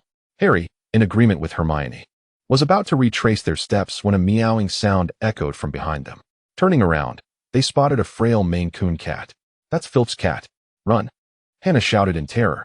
It must be said that Argus Filch, the castle caretaker, was the second most feared person in the castle, the first being none other than Snape. Even the new students, having been here for just a month, had heard tales of Filch's notorious reputation and of his companion, Mrs. Norris, the very Maine Coon before them. With Mrs. Norris present, it was not far-fetched to assume that Filch was close behind, pursuing them relentlessly. The trio, along with Hannah, fled deeper into the forbidden corridor. They ran until they reached a locked door at the end of the hallway. Kyle trailed behind, a mischievous smile playing on his lips. If he was not mistaken, his adorable 3-headed dog, Fluffy, was guarding something behind that door for Dumbledore. These little wizards truly exhibited the fearlessness of youth. Quick, hide behind the door. Harry attempted to open it, but it would not budge. Stand back. Hermione drew her wand and uttered, Alohomora. The door swung open. Once they all entered, the audacious Ron closed and locked the door behind them. Kyle cast a surprised glance at Ron, wondering if he truly intended to leave no escape route. Harry and Ron pressed against the door, peering through the crack to observe the happenings outside. As they watched Filch search for them and gradually move away, a sense of relief washed over the two. Filch is gone. Perhaps he assumes no one could enter since the door was locked. Meanwhile, the two girls stared in terror at the imposing creature before them, their blood running cold. Hermione stammered, There's a reason the door is locked. Sensing the presence of intruders, the slumbering Fluffy awoke, groggily opening his eyes. Upon recognizing the little figures before him, Fluffy suddenly unleashed a deafening roar. The room reverberated with terrified screams. Ah! The group shrieked in panic, bolting for the door. It was only as they dashed out of the corridor that the 5 frightened young wizards realized one of their number was missing. Hannah's flushed cheeks turned as pale as a ghost. Kyle hasn't followed us. Her tone was laden with fear, startling the other 3. Hermione, in disbelief, covered her mouth, tears welling in her eyes. We must return to find Kyle, Hannah exclaimed, turning to dash back the way they had come. Hermione wished to follow, but Ron stopped her. We should seek out the professor. Hermione shot him a disdainful glare. By the time the professor arrives, it will be too late. Kyle might still be saved. Without another word, she raced after Hannah. Meanwhile, Kyle, whom the 5 young wizards believed to be in grave peril, was waving a large meat bone before Fluffy. Fluffy, sit, and you shall have it. The drooling 3-headed dog lunged forward, baring its teeth. The center head nudged Kyle to the ground, while the left head promptly snatched the meat bone from his grasp. Well, it seems humanity's nemesis is indeed the dog. Kyle was quite displeased with Fluffy's antics. He drew his wand and aimed it at the bone being contested by the left and middle heads. A spell struck the bone with precision, and with a flick of his wand, it landed directly in the gaping maw of the right head. The coveted bone vanished, and the 3 heads began to bicker amongst themselves. When Hermione and Hannah returned to the room, they were not met with the gruesome sight of Kyle being torn apart by the fearsome 3-headed dog. Instead, they found Fluffy sprawled on the ground, exposing its soft belly, while Kyle gleefully petted it. Hermione, Hannah. Upon seeing the 2 young witches return, Kyle sprang to his feet, resuming his usual charming demeanor. Let me introduce you. This is Fluffy. Fluffy, feeling neglected, also stood up. The 3 furry heads immediately lavished Kyle with affectionate licks, coating him in slobber. The carefully crafted image of a handsome young man crumbled in an instant. Hermione and Hannah stared, dumbfounded, at the bizarre interaction between the boy and the dog. With a look of distaste, Kyle pushed Fluffy's head aside and, drawing his wand, cleaned himself up with a few swift motions. He did not forget to explain to the two bewildered witches, Fluffy is Hagrid's pet. I've watched him grow up, he won't harm me. How could you possibly keep such a creature at school? Hermione exclaimed, still reeling from the thought that Kyle might have met his end in the dog's jaws. Relax, relax. Kyle said nonchalantly. Professor Dumbledore has designated the corridor on the 4th floor as a restricted area. As long as students don't foolishly venture over here, they should be fine. He pulled another large meat steak from his pocket and tossed it to Fluffy, who immediately began to quarrel over it with its heads. What do you think? Would you like to pet Fluffy?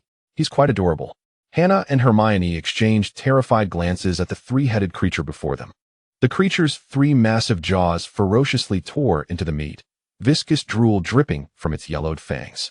The expressions of the 2 little girls were filled with utter refusal. Observing this, Kyle shook his head, lamenting that these individuals still failed to grasp the allure of magical creatures. Let us depart. It is time to return, he said, patting Ruby on the hind leg. Ruby, I shall visit you again.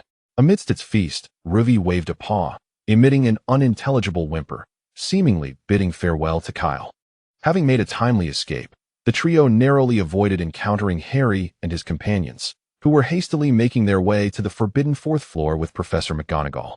Casting a disillusionment charm, Kyle first escorted Hermione back to the Gryffindor common room on the 8th floor.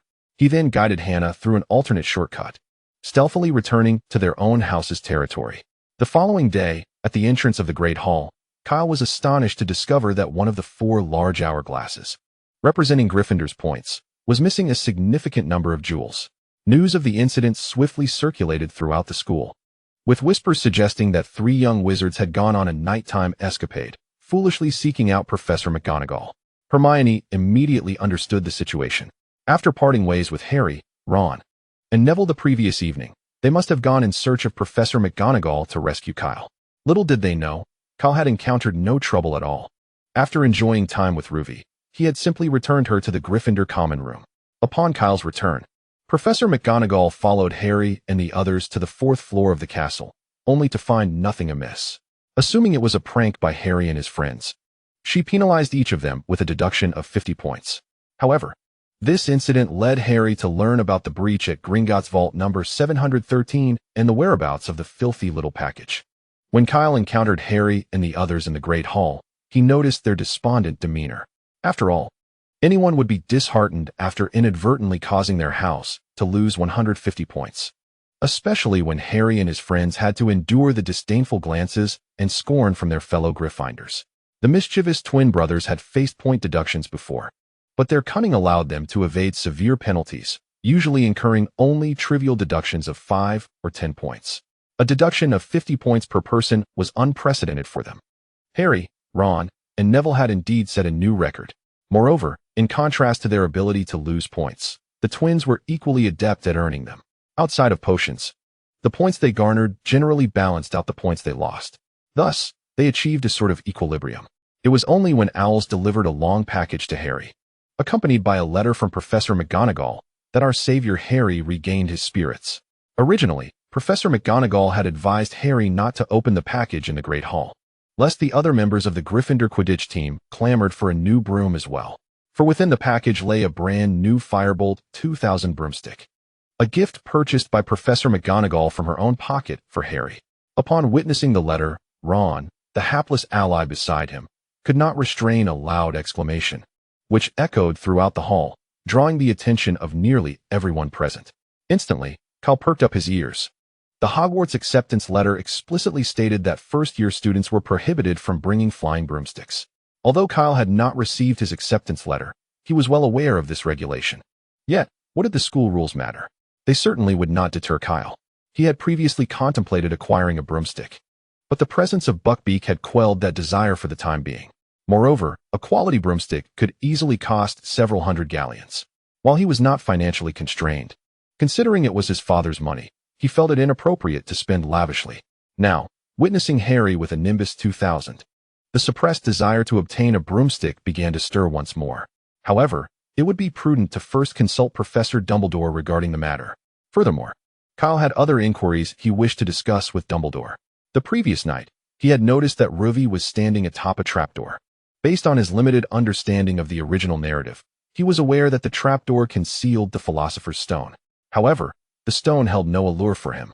From the descriptions in the original text, its functions were to transmute base metals into gold and concoct an elixir of immortality. Transmuting gold? His father was already wealthier than most nations. What need had he for such a power? An elixir of immortality? What would a 12-year-old boy do with that?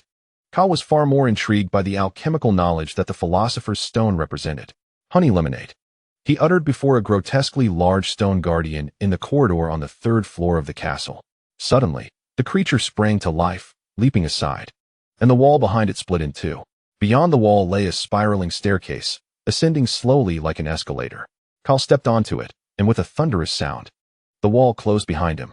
The activated escalator rose higher and higher, finally halting before a gleaming oak door adorned with a brass knocker shaped like a griffin. Kyle mused that such escalators ought to be implemented throughout the school. Otherwise, each time he ascended to the 8th floor of the castle to find his twin brothers in the Gryffindor common room, he would be forced to climb the stairs. Although he could scale the walls with ease, he had no desire to be gawked at like a circus monkey by the bustling students of Hogwarts. Upon pushing the door open, he entered a spacious, beautifully circular room, filled with an array of whimsical sounds. On a slender-legged table, numerous peculiar silver artifacts spun, releasing wisps of smoke. The walls were adorned with portraits of past headmasters and headmistresses, all gazing down at Kyle, the scion of the Dumbledore family, with friendly expressions. In the room stood an enormous table, its legs resembling claws. Behind the table, on a shelf, lay a tattered and crumpled sorting hat. Kyle inclined his head slightly towards the portraits of the former headmasters of Hogwarts before comfortably taking his seat at Dumbledore's desk. Without hesitation, he reached for the jar of sweets resting on the surface and popped a piece into his mouth. This was not his first visit to the headmaster's office. After the attack in the Forbidden Forest last academic year, Dumbledore had regaled him with tales of Snape's youth in this very room. Just at the beginning of this term, he had summoned Dumbledore, whom he affectionately regarded as a surrogate father, for a scolding, primarily regarding the fact that Dumbledore had only received 2 letters from him over the summer break. Naturally, Dumbledore's invitation to the office couldn't have been solely for that trivial matter. The greatest white wizard of the present magical world was not so petty. His main purpose was to inquire about Kyle's summer experience while subtly probing for news about Grindelwald. However, Kyle surmised that the inquiry about Grindelwald was of greater significance. His summer escapades were merely incidental. Although Dumbledore endeavored to maintain a nonchalant tone, Kyle could still detect the underlying concern for Grindelwald. Both were stubbornly proud, and if they cared, they should express it openly rather than beating around the bush. Kyle found himself empathizing with the feelings of Maureen as she desperately wished for her parents to reconcile. Suddenly, a loud bird call broke the silence, and Kyle turned around. "Hello, Fox." The phoenix perched on a tall, gilded branch behind the door. Compared to their last encounter, Fox appeared somewhat aged, his once brilliant crimson feathers now dulled. Perhaps the day of his rebirth was approaching. A door on the 2nd floor of the headmaster's office creaked open, and Dumbledore emerged, drawn by the commotion below. "Father." Kyle waved at Dumbledore. "I would like to ask you for a favor." Dumbledore shot Kyle a knowing glance. "When have you ever come to me without a request?" Despite the reprimand, it was evident from his tone that he was quite pleased with Kyle's address. Kyle chuckled, unabashed. "I wish to purchase a Firebolt 2000. He placed a bag of galleons on the desk, stating, "I'll buy it with my own money, but I need your assistance in ordering it from Diagon Alley." Dumbledore was unsurprised by Kyle's request. He was aware that Professor McGonagall had procured a Firebolt 2000 for Harry, and thus had no reason to deny Kyle's appeal. Dumbledore nodded in agreement as he descended from the 2nd floor. However, he was well aware of Kyle's nature. He surely wouldn't have come to the headmaster's office solely for this matter. "Is there something else aside from the Firebolt 2000? Dumbledore inquired as he took his seat behind the desk. Kyle gazed intently at the elderly man before him, his curiosity piqued. "What exactly is it that you have entrusted Quirrell to guard?" He was already well aware of the existence of the Philosopher's Stone, having watched the first installment of the Harry Potter series. Naturally, he could not voice this knowledge outright, for it would lead to complications. Dumbledore, however, was not surprised by Kyle's inclination to explore the forbidden corridor on the right side of the fourth floor. The child's mischievous prowess surpassed even that of Dumbledore's own youthful days at Hogwarts. It was the Philosopher's Stone, the legendary elixir of immortality. One of the highest pursuits of alchemy. Is that a trial you have set for Harry? Kyle inquired, casually discarding the candy wrapper into the trash. Indeed. I hope he will grow from this experience, Dumbledore replied, his fingers interlaced beneath his chin, his azure eyes unwaveringly fixed on Kyle. If only he possessed your maturity. It would greatly ease my mind. Kyle scratched the back of his head, grateful for the compliment. I hope you don't involve yourself in the trials, as their difficulty would be trivial for you. Nevertheless, remain vigilant. Be cautious of Quirrell. Kyle felt little concern regarding this matter from the outset. He had no intention of entangling himself in the tumultuous affairs between the Savior and the Dark Lord. Quirrell? What about him? He asked. Voldemort had possessed Quirrell. There was no one more suited to serve as the ultimate antagonist for Harry's trials. I have no interest in the trials you mentioned, nor the Philosopher's Stone, Kyle shrugged. But I am intrigued by the knowledge of alchemy it represents. More precisely, Kyle's interest lay in transforming his clandestine arsenal into more formidable weapons, such as an AK with infinite ammunition, a fire-spewing RPG, or a Star Destroyer. Dumbledore was more inclined to see Kyle delve into the relatively harmless study of alchemy, rather than dabble in dark magic like his father. Thus, without a moment's hesitation, he acquiesced to Kyle's request. However, he would soon realize the folly of his decision. Kyle nodded gently, his gaze piercing as he addressed Dumbledore. You possess considerable expertise in alchemy, do you not? Indeed, the elderly man's tone reflected a hint of pride at Kyle's acknowledgement. Yet, in the next breath, he shifted his focus. But I have an even better recommendation for your alchemy tutor. Who? Kyle's interest was piqued. Nicholas Flamel. A spark ignited in Kyle's eyes. This was splendid news. Who better than the legendary alchemist who created the Philosopher's Stone to serve as his mentor in alchemy? Dumbledore smiled. I shall write to him. Given our long-standing friendship, he should not refuse my request. Await his reply with anticipation. As Kyle exited the headmaster's office, a satisfied smile adorned his face. This visit was far from futile. Not only had he secured the coveted Nimbus 2000, but Dumbledore had also arranged for a legendary alchemist to be his mentor in the art of alchemy. Originally, he merely intended to study alchemy under Dumbledore, for the latter's expertise in the field was indeed commendable. The chocolate frog card described his discovery of 12 uses of dragon's blood and his fruitful collaboration with his partner, Nicholas Flamel. However, Kyle's smile dissipated upon encountering the intricate staircases before him. Despite his time at Hogwarts, he had yet to memorize which staircases required a leap and which transformed direction after being tread upon. Fortunately, he did not have to ascend the stairs. Ever since mastering the cushioning charm, he had adopted a novel method of descent known as the leap of faith. With a foot planted upon the handrail, he prepared to jump. Nearby, the trio of saviors returning to the Gryffindor common room happened to witness this alarming spectacle. Kyle balanced precariously on the handrail, arms outstretched, ready to leap. Kyle! Hermione screamed, rushing to the edge of the staircase. Harry and Ron, equally startled, dashed to the side and peered down, finding nothing but emptiness, prompting them to prepare to seek out a professor. Fortunately, George and Fred, passing by, each seized a friend to prevent them from repeating the previous night's misadventure. What has happened? Hermione's voice trembled with distress. Kyle has jumped. George burst into laughter, only to be met with Hermione's tearful, fierce glare. Thankfully, Fred intervened with an explanation, stating that Kyle had always descended the stairs in this manner. George shrugged, noting that since mastering the cushioning charm, Kyle had never taken a conventional approach to stair descent.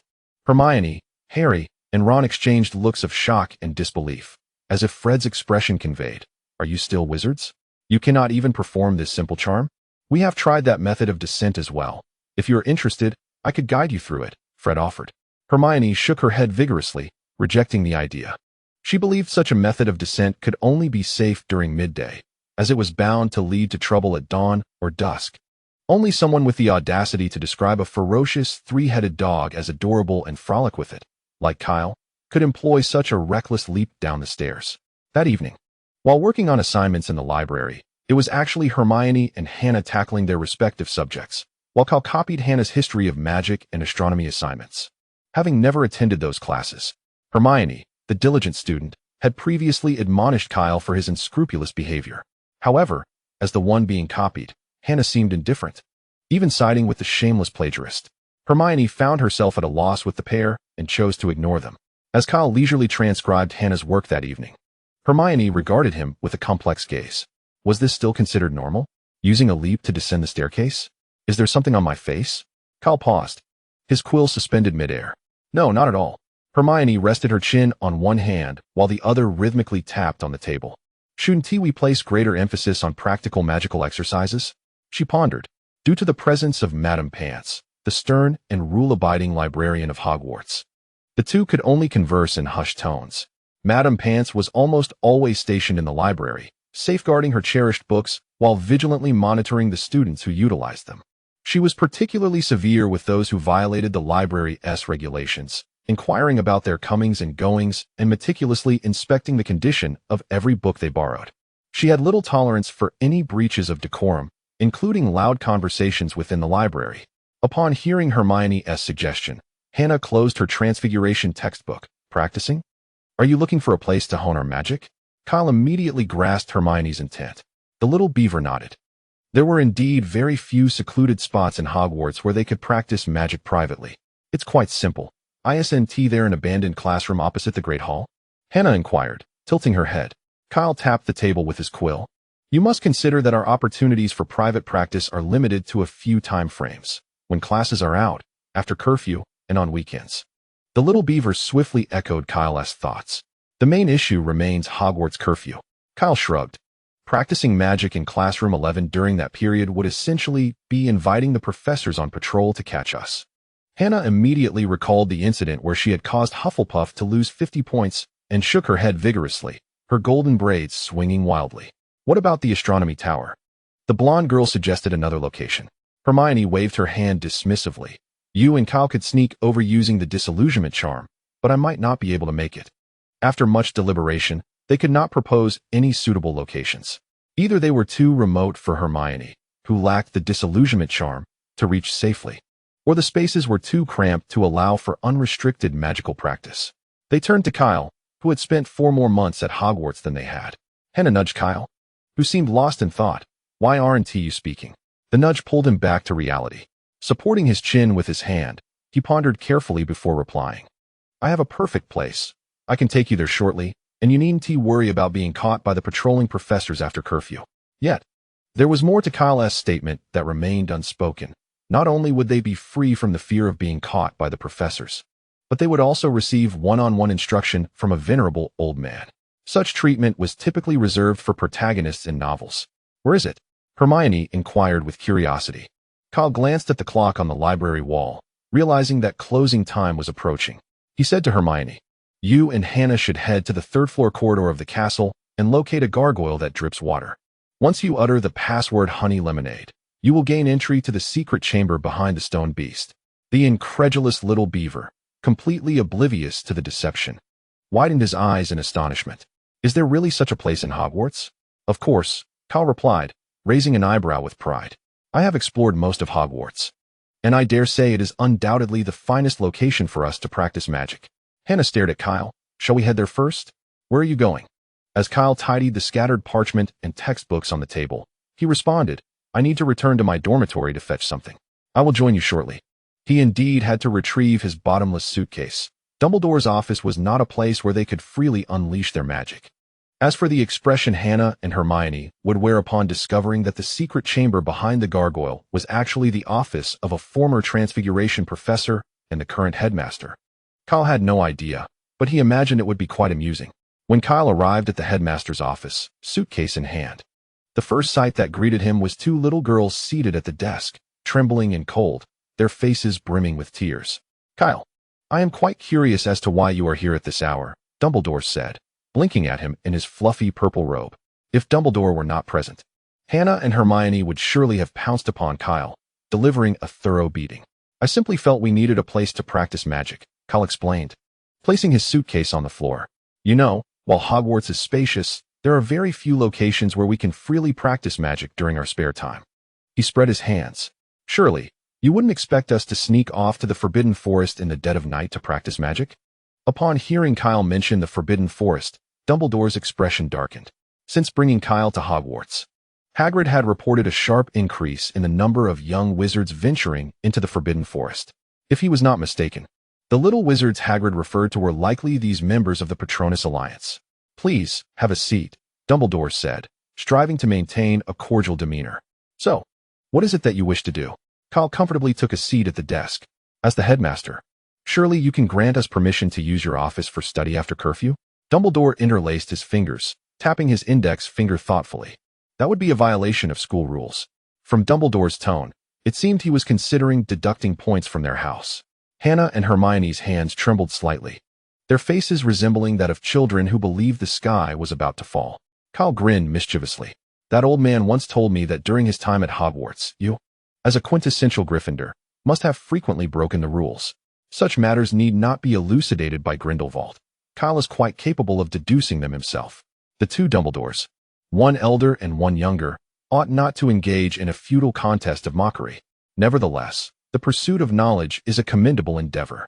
Dumbledore swiftly interjected, "Grindelwald, that scoundrel. To what extent has he divulged my sordid past?" He chastised inwardly. The portrait of the previous headmaster, Armando Dipet, feigned slumber on the wall, discreetly opening its eyes and revealing a sly smile. Dumbledore smiled as well, though an air of awkwardness seemed to linger within his expression. "Your request is granted." Hermione and Hannah both looked up in surprise. Kyle's gaze drifted towards the parchment and quill on the desk. With a resigned smile, Dumbledore hastily penned 3 notes of approval. "You must return to your dormitory before midnight," he cautioned, raising his index finger. "After all, you are still in your growth phase. Staying up late is ill-advised." Receiving the notes, Kyle readily agreed, stepping into his suitcase with enthusiasm. "Professor, there is one more matter." Kyle's head emerged from the suitcase. "Before you retire, may we approach you with any magical inquiries?" Dumbledore nodded in assent. The delighted expressions on Hannah and Hermione's faces grew even brighter. Perhaps it was due to the earlier incident of losing Kyle, or perhaps Grindelwald's presence instilled a sense of urgency in Dumbledore, prompting him to foster a closer bond with his half-son. In any case, Dumbledore exhibited considerable leniency towards Kyle, as long as he did not stray onto a dark path. However, observing Kyle accompanied by 2 young ladies into the suitcase, Dumbledore felt an unsettling sensation. He had not noticed it until he caught Hannah's gaze directed at Kyle. It dawned on him that Kyle had unwittingly brought home a prospective daughter-in-law. And what of Miss Granger? Dumbledore instinctively touched his chest, feeling a familiar pendant beneath his purple robe. Let the children have their own fortunes. What does it matter? Meanwhile, Hannah and Hermione, having descended into the depths of the suitcase, were akin to explorers discovering a new continent, incessantly peppering Kyle with questions. In the living room, Kyle noticed a few scattered publications beside the sofa, causing his brow to furrow. These appeared to be the same ones the twins had brought to the last gathering. A whimsical publication humorously dubbed the magical version of Lu Shwanda. Why had it been left behind? Those twins must have done this on purpose. While managing the insatiable curiosity of the 2 young girls, Kyle discreetly tucked the publications beneath the sofa cushions. Phew, he had successfully averted a potential social catastrophe.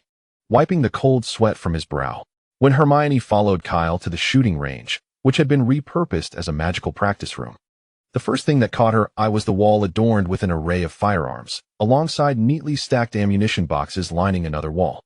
Hermione had previously overheard Kyle and the Weasley brothers discussing their exploits, leading her to believe they had acquired a weapon or 2 through some illicit means from Muggle armories. However, it now appeared that Kyle could effortlessly arm an entire battalion within Hogwarts. Goodness, why was Professor Dumbledore turning a blind eye to such matters?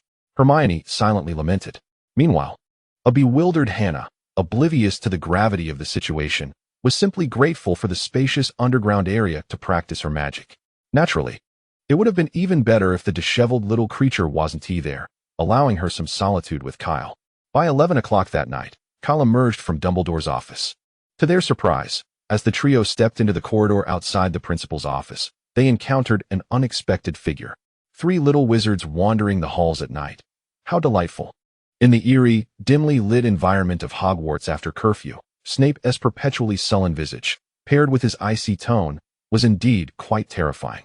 Even Kyle was momentarily startled by Snape's presence. Hermione and Hannah instinctively shrank behind Kyle, despite possessing a note from Professor Dumbledore. They felt an innate fear upon seeing the old bat. With a cheerful smile, Kyle extended the parchment bearing Dumbledore's seal to Snape and greeted him. "Good evening, Professor Snape." Upon reading the contents of the parchment and glancing at the similar documents in Hermione's and Hannah's hands, Snape's already grim expression darkened further. "Get back." "Very well, Professor. Good night." Before departing, Kyle made sure to reclaim his note from Snape's grasp. Watching the three little wizards retreat, Snape turned to the stone gargoyle nearby, momentarily opening his mouth, but ultimately refraining from uttering a word. In Dumbledore's swift actions to find Kyle an alchemy tutor, he proved to be quicker than Kyle had anticipated. Merely 3 mornings later, Kyle received a long package akin to one Harry had previously received. He hesitated to open the parcel containing the Nimbus 2000. If he were to unveil it now, the curious little wizards would swarm around him, leaving him no time to unpack other deliveries. Thus, he tucked the Nimbus 2000 beneath his desk and shifted his attention to another sizable package brought by the owls. The appearance of this parcel suggested it contained a collection of books. Kyle quickly tore into the package, and as he had surmised, it was filled with introductory texts on alchemy, accompanied by several of old Dumbledore's notes on the subject. For an alchemical apprentice, these items are invaluable resources. In addition, the package contained a letter from old Dumbledore, which Kyle examined closely. In his correspondence, Dumbledore provided contact information for Nicholas Flamel and emphasized that should he encounter any difficulties in alchemy, he could write to Flamel for guidance. After perusing the letter, Kyle leisurely retrieved the bag containing the Firebolt 2000 from beneath the table. Cedric, who had been observing the proceedings, promptly approached. Not only Cedric, but also George and Fred joined the gathering.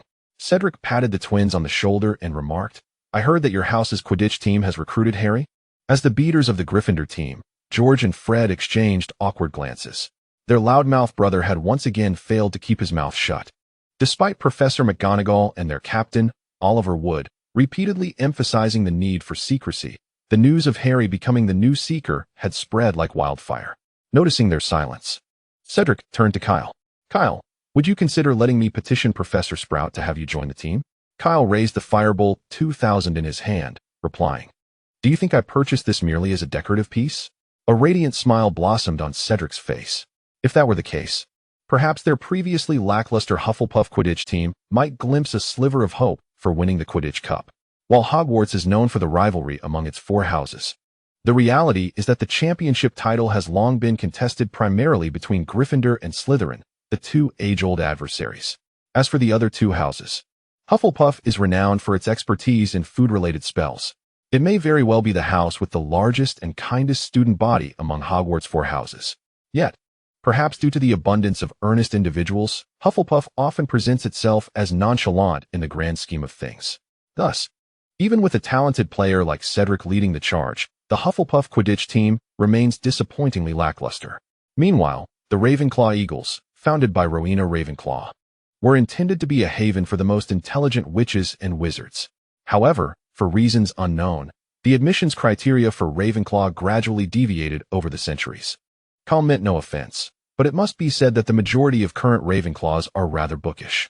Consequently, they have found themselves relegated to vying for the 3rd position in Hogwarts alongside Hufflepuff, while the 1st and 2nd positions remain firmly entrenched within the realms of the Lion and Serpent houses. Observing the pristine Firebolt 2000 in Kyle's hands, George and Fred felt a pang of envy. Indeed, having wealth is quite the blessing. "May I touch it?" Fred reached out toward the enchanted broom in Kyle's grasp. 2 days ago, they beheld the Nimbus 2000 in Harry's grasp, their envy palpable. As Quidditch players, who among them could resist the allure of such a high-performance broom? Their limited acquaintance with Harry rendered them hesitant to approach directly. Kyle, however, tossed the broom to them, inviting their enjoyment. Cedric felt a twinge of desire as well, but his focus lay elsewhere. He turned to Kyle with a cheerful inquiry, "What position do you wish to play?" Currently, Cedric held the role of Seeker for Hufflepuff. Thus Kyle could not contend for that position. The remaining options were Beater, Chaser, and Keeper. To ride a Nimbus 2000 as a Keeper would be a waste. Thus, only 2 choices remained. Kyle rubbed his hands together in excitement. If memory served, the Beater's duty involved wielding a bat to strike the 2 bludgers on the field, incapacitating opposing players. He had mastered the art of shuriken throwing from Itachi. If he could substitute bludgers for shuriken, One might wonder how many players could remain seated comfortably on their brooms throughout a Quidditch match. Beater, he concluded, though he decided to defer the decision until the weekend. Such discussions felt premature. Cedric scratched the back of his head, his gaze drifting to the stack of books on the table before Kyle. Are these tomes on alchemy? Kyle nodded in affirmation. Behind them, the Weasley twins, having sufficiently admired the Nimbus 2000, rejoined the conversation. George placed a hand on Cedric's shoulder. I recall you are also studying alchemy? Cedric waved dismissively. Not exactly. I merely have an interest in the wand-making aspect of it. Over the summer, he had worked for 2 months at Ollivander's wand shop, a fact known to several members of the Order of the Phoenix. Kyle recollected seeing numerous similar books in the library during his time in France. Perhaps they could assist Cedric. I possess several tomes on wand-making. If I can secure my father's permission, I would be glad to transcribe them for you. Cedric's face brightened with gratitude. Just as he was about to express his thanks, Fred suddenly cleared his throat, poking Cedric in the ribs. Your dream girl has arrived. George glanced upward, and so has Percy. Kyle turned his gaze toward the Ravenclaw table, where Zhang Xiao and Penelope were gracefully approaching. They were evidently drawn by the magnificent broom laid across the Hufflepuff table. In the wizarding world, this broom held prestige akin to that of a supercar in the Muggle realm. While a Nimbus 2000 could not be equated to a Bugatti Veyron, it certainly bore value comparable to a Porsche 911. Percy suddenly rose from the Gryffindor table, his cheeks flushed, and greeted Penelope. She merely acknowledged him with a brief hello before turning her attention elsewhere. This left a certain Gryffindor prefect feeling disheartened, as he returned to his house's table with a glum expression. Watching Penelope and Kyle engage in lively conversation, Percy unconsciously bent a fork in his grip. Early on a weekend morning, Kyle had just emerged from his room, preparing for a morning run, when he was unexpectedly confronted by Cedric, who had been waiting in the common room without Kyle's knowledge. Under Cedric's left arm nestled a large wooden box, while his right hand dragged a groggy figure. Their Quidditch team captain, Jack Sparrow. Upon noticing Kyle's curious gaze, Cedric awkwardly released his grip on the right hand, causing Jax to tumble to the ground with a thud, his face meeting the floor in a rather intimate collision that jolted him awake. Startled, Jax blinked his heavy-lidded eyes, looking up at Cedric, and asked, "What happened? Was there an earthquake?" Kyle couldn't help but grimace. No wonder Hufflepuff's Quidditch team consistently finished at the bottom each year, with such an unreliable captain. It seemed a miracle if they managed to win a match. Cedric, feeling a bit sheepish, covered his face and reminded Jax, "You forgot that today is Kyle's team tryout, didn't you?" Jax took a moment to regain his composure and finally managed to focus his bleary eyes on Kyle and Cedric, offering them both profuse apologies. Peering out the window at the lingering darkness, Kyle was perplexed as to why they needed to conduct the Quidditch tryouts so early, and why it was being held exclusively for him. Cedric quickly clarified Kyle's confusion. "Your appointment as Hufflepuff's new beater cannot remain a secret for long," he remarked, glancing at the faintly illuminated sky beyond the castle. "However, by choosing this early hour for your assessment, we can minimize the risk of information leaking out."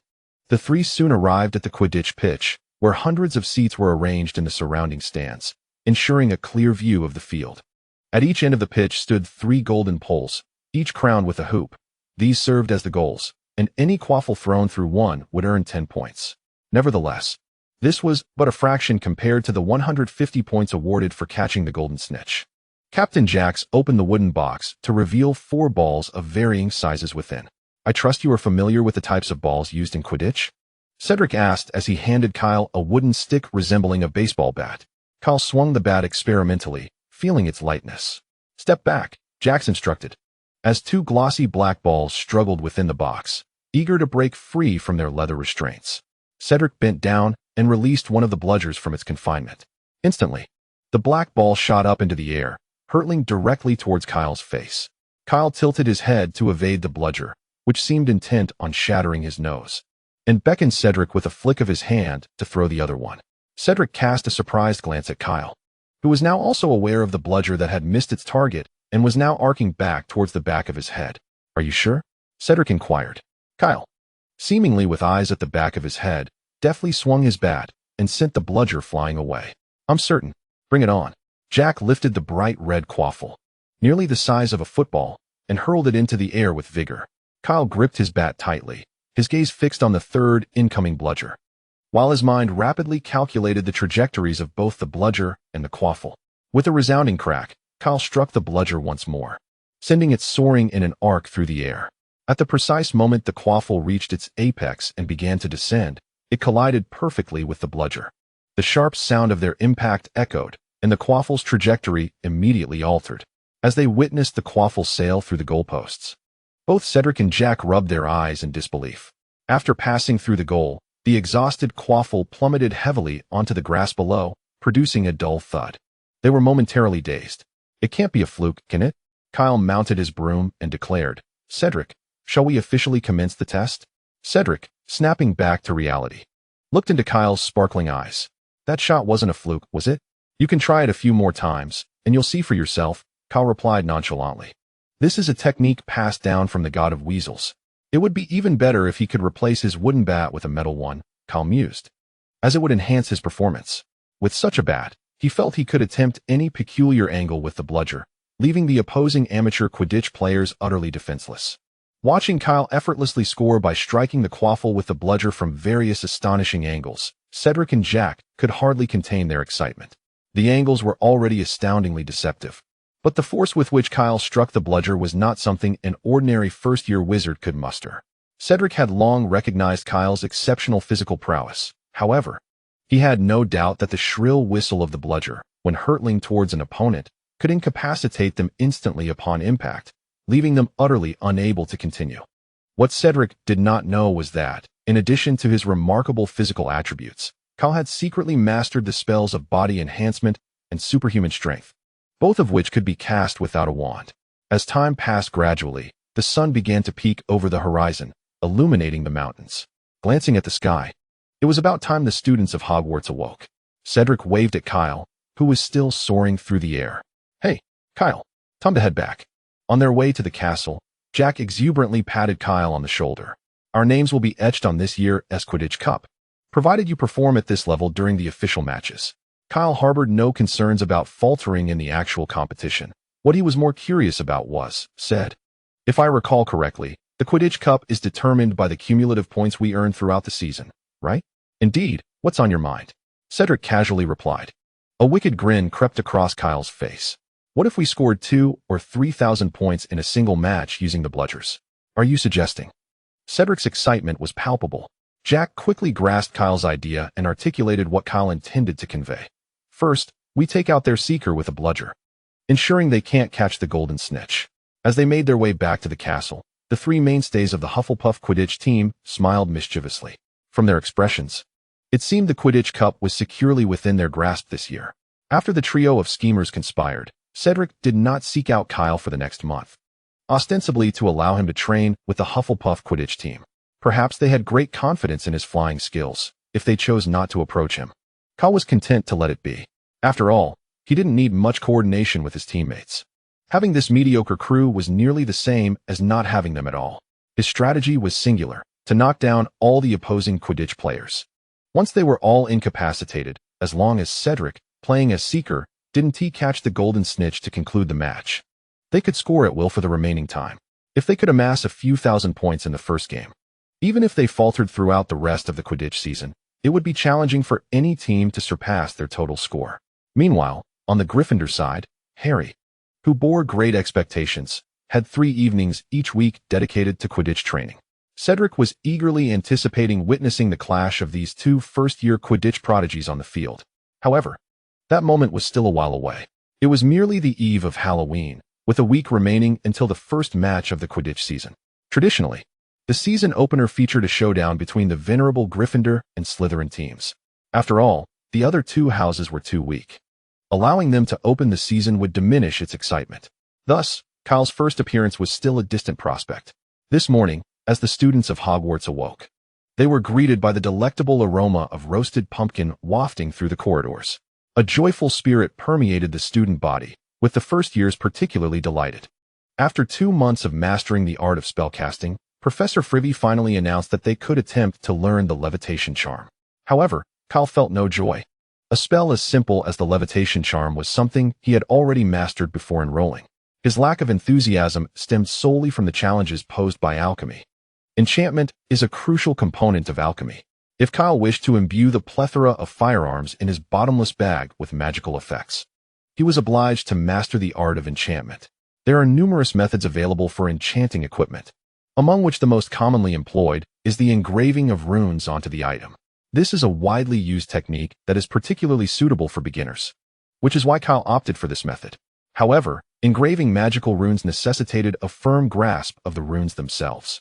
Typically, the runes utilized are ancient characters passed down through the ages, such as the ancient script of Enochian. This presented a formidable challenge for Kyle.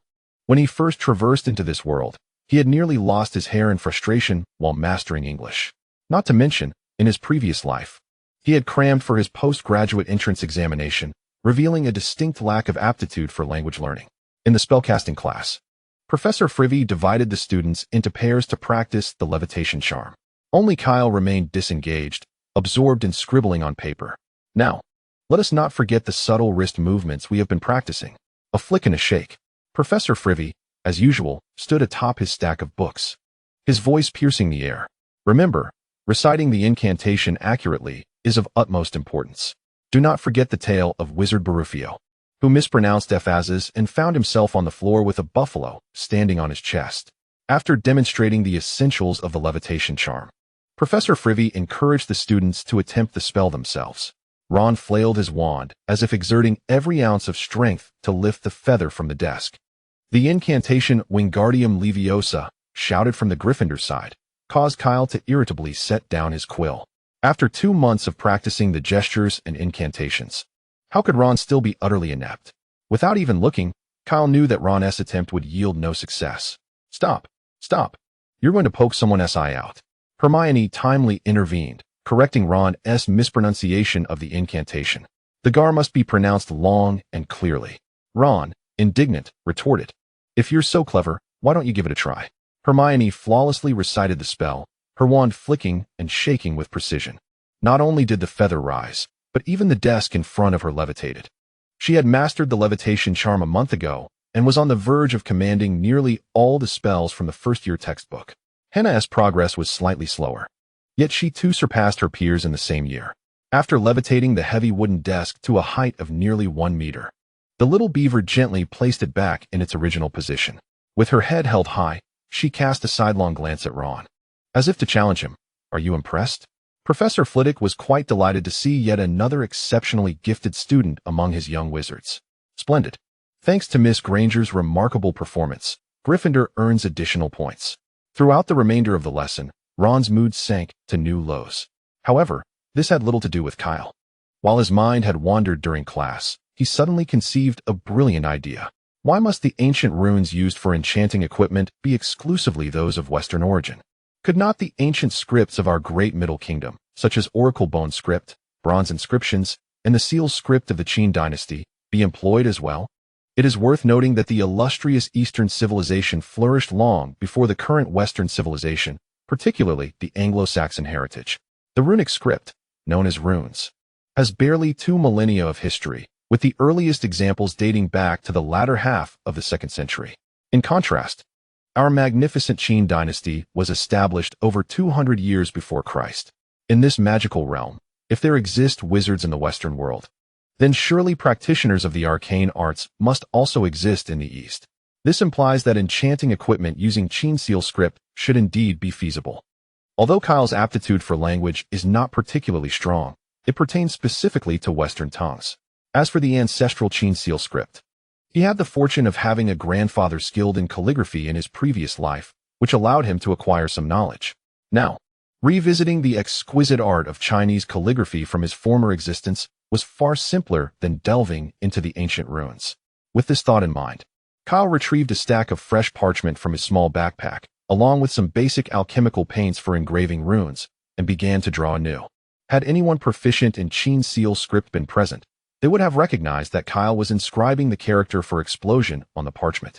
By the time the bell rang to signal the end of class, Kyle had not succeeded in concocting a genuine explosive talisman, a result he had anticipated. His most significant takeaway from this lesson was the validation of his hypothesis. Ancient scripts such as Qin seal script could indeed serve as a viable substitute for runes, fulfilling the same role in alchemy. As he headed to the dining hall after class, Ron, walking alongside Harry, voiced his frustrations about Hermione. No wonder everyone finds her unbearable. Ron remarked to Harry, frankly, she is nothing short of a nightmare. Meanwhile, Hermione, walking a short distance behind with Hannah, suddenly quickened her pace and brushed past them, intentionally bumping into Ron as she passed. I think she heard what you said, Harry noted, his expression tinged with embarrassment. He had just noticed that Hermione was on the verge of tears. Hannah hurried after her, stopping abruptly as she passed Ron, exclaiming, "Your words were a bit excessive." With that, she rushed off to catch up with Hermione.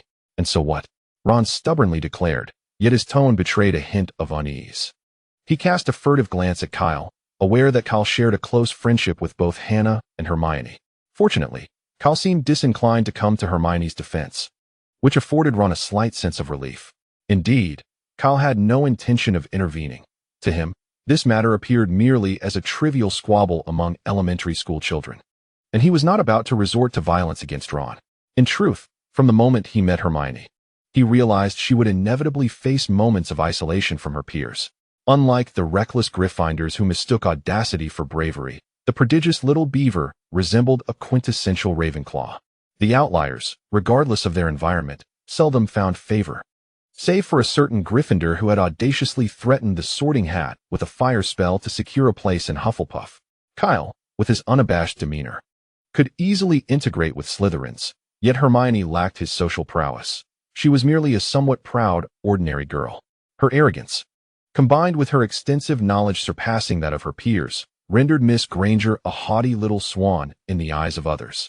When she pointed out Ron's spellcasting error, she could have adopted a more amiable approach rather than admonishing him like a diminutive Professor McGonagall. To Ron, who harbored a degree of insecurity, Hermione appeared utterly arrogant and dismissive.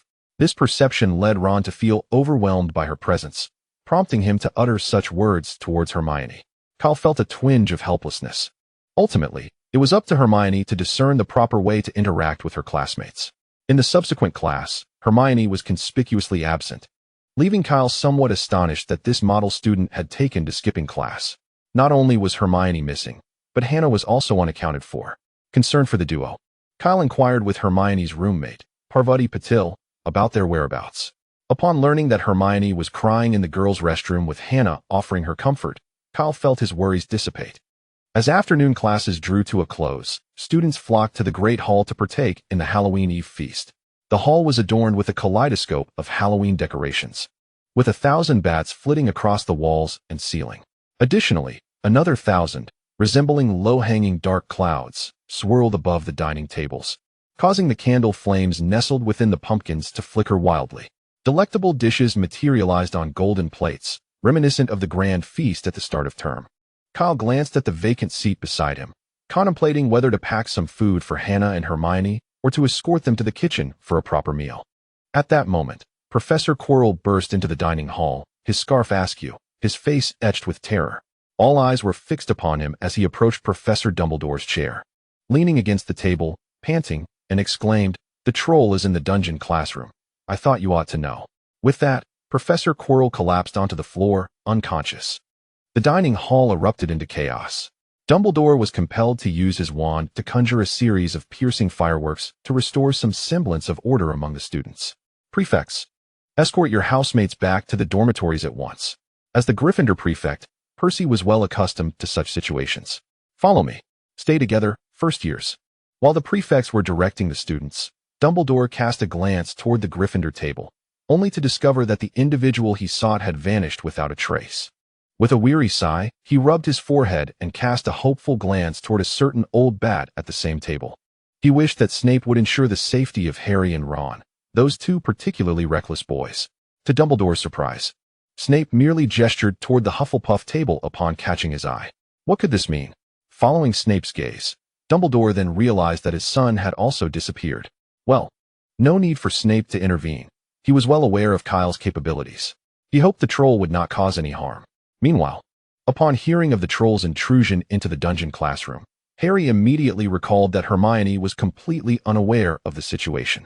Seizing the opportunity while Percy was distracted, Harry dragged Ron out of the Great Hall, intending to inform Hermione and urge her to return to the Gryffindor common room. The two quietly made their way down a different corridor, striving to remain silent. At the end of the corridor, Harry caught a whiff of a foul stench, a noxious blend of dirty socks and an unkempt public restroom. Soon after, they heard a low grumbling and the sound of massive feet dragging across the floor. Peering around the corner, Harry and Ron beheld the terrifying silhouette of the colossal creature slowly advancing toward them.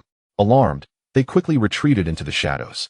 Watching as it moved into a patch of moonlight, Ron noted that the troll halted beside a door, swinging its long ears as it peered inside. Before long, with its not-so-bright head, it made a decision. The troll lowered its head and gradually squeezed into the room.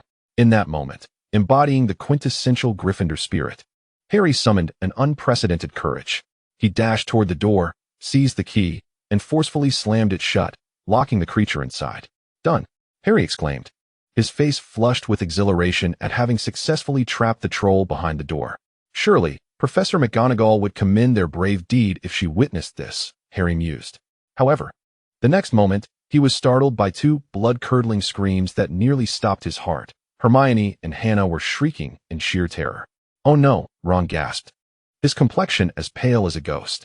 "That's the girls' bathroom." Harry struggled to catch his breath. The scene in the restroom was utterly terrifying. A grotesque giant, towering at least 4 meters, stood ominously in the center. Its skin was dull and lifeless, resembling a grayish granite, while its massive body resembled a colossal rock, topped with a coconut-like bald head.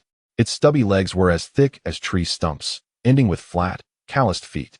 An unbearable stench emanated from its form, making one feel nauseous. Hermione cowered in the corner opposite the giant, on the verge of fainting.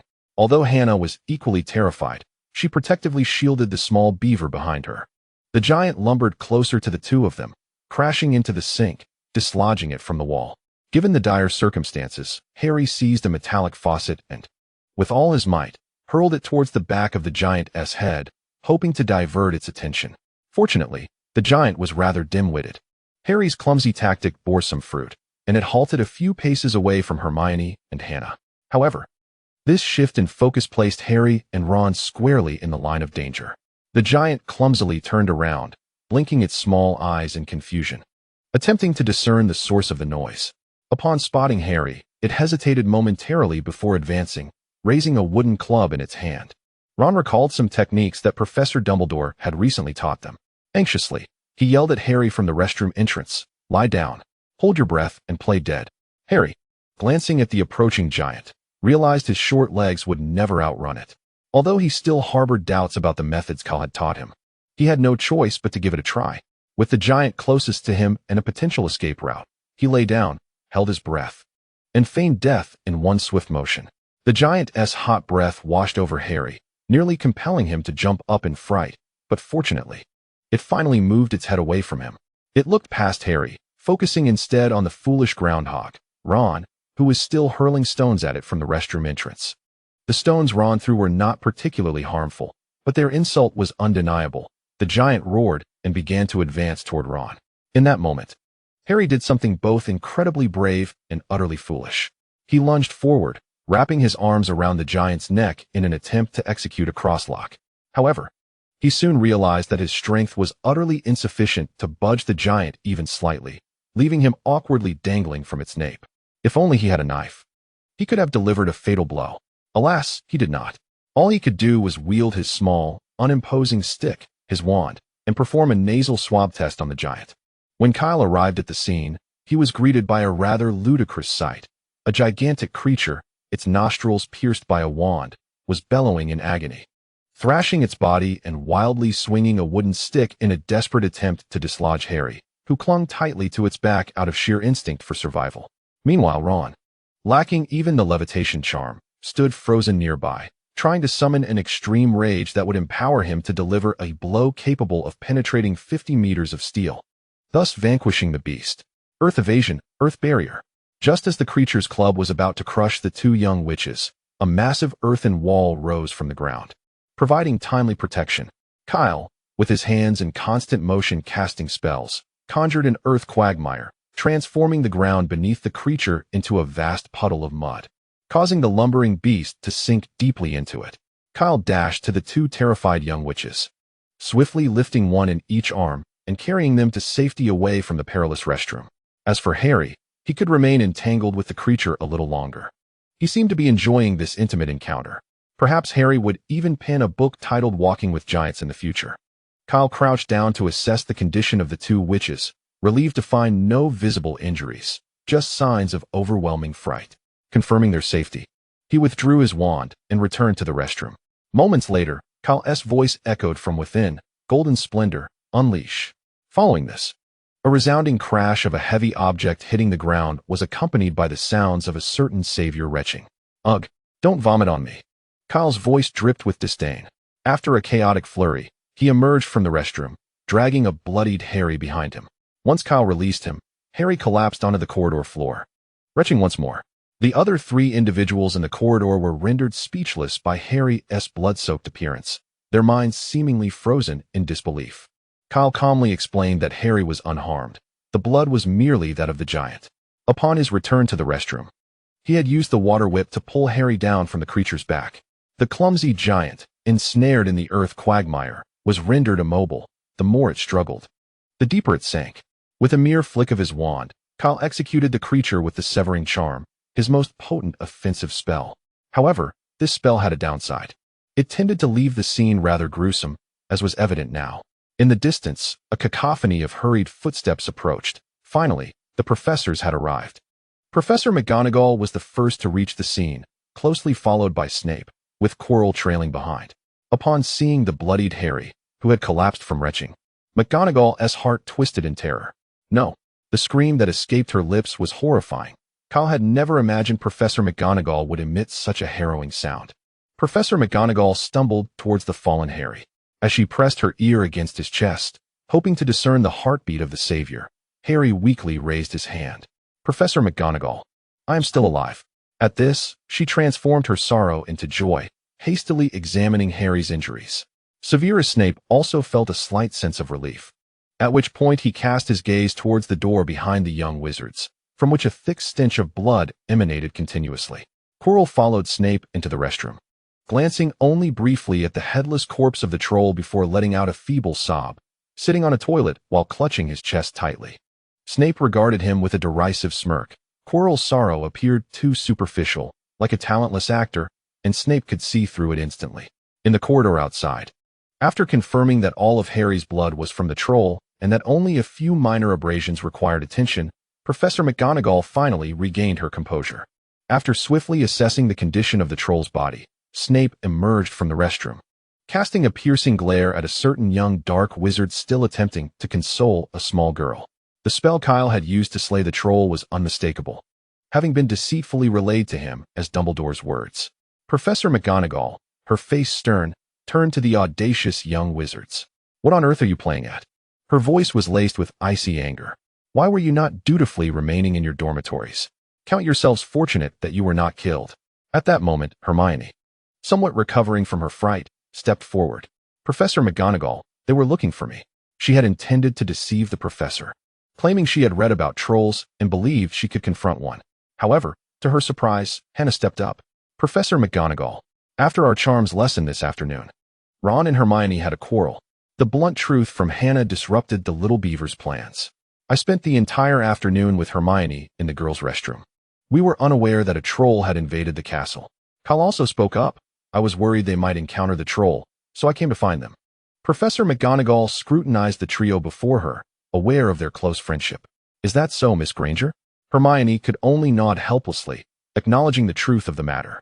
However, she conveniently omitted certain details, such as the two foolish boys who had locked the troll in the restroom, nearly getting her and Hannah killed. Considering that both had returned to divert the troll's attention, Hermione and Hannah decided to let them off the hook for the moment. Professor McGonagall's stern gaze shifted to Harry and Ron. "What is your explanation?" "They were likely concerned for my safety, which is why they came to find me." Hermione interjected on their behalf.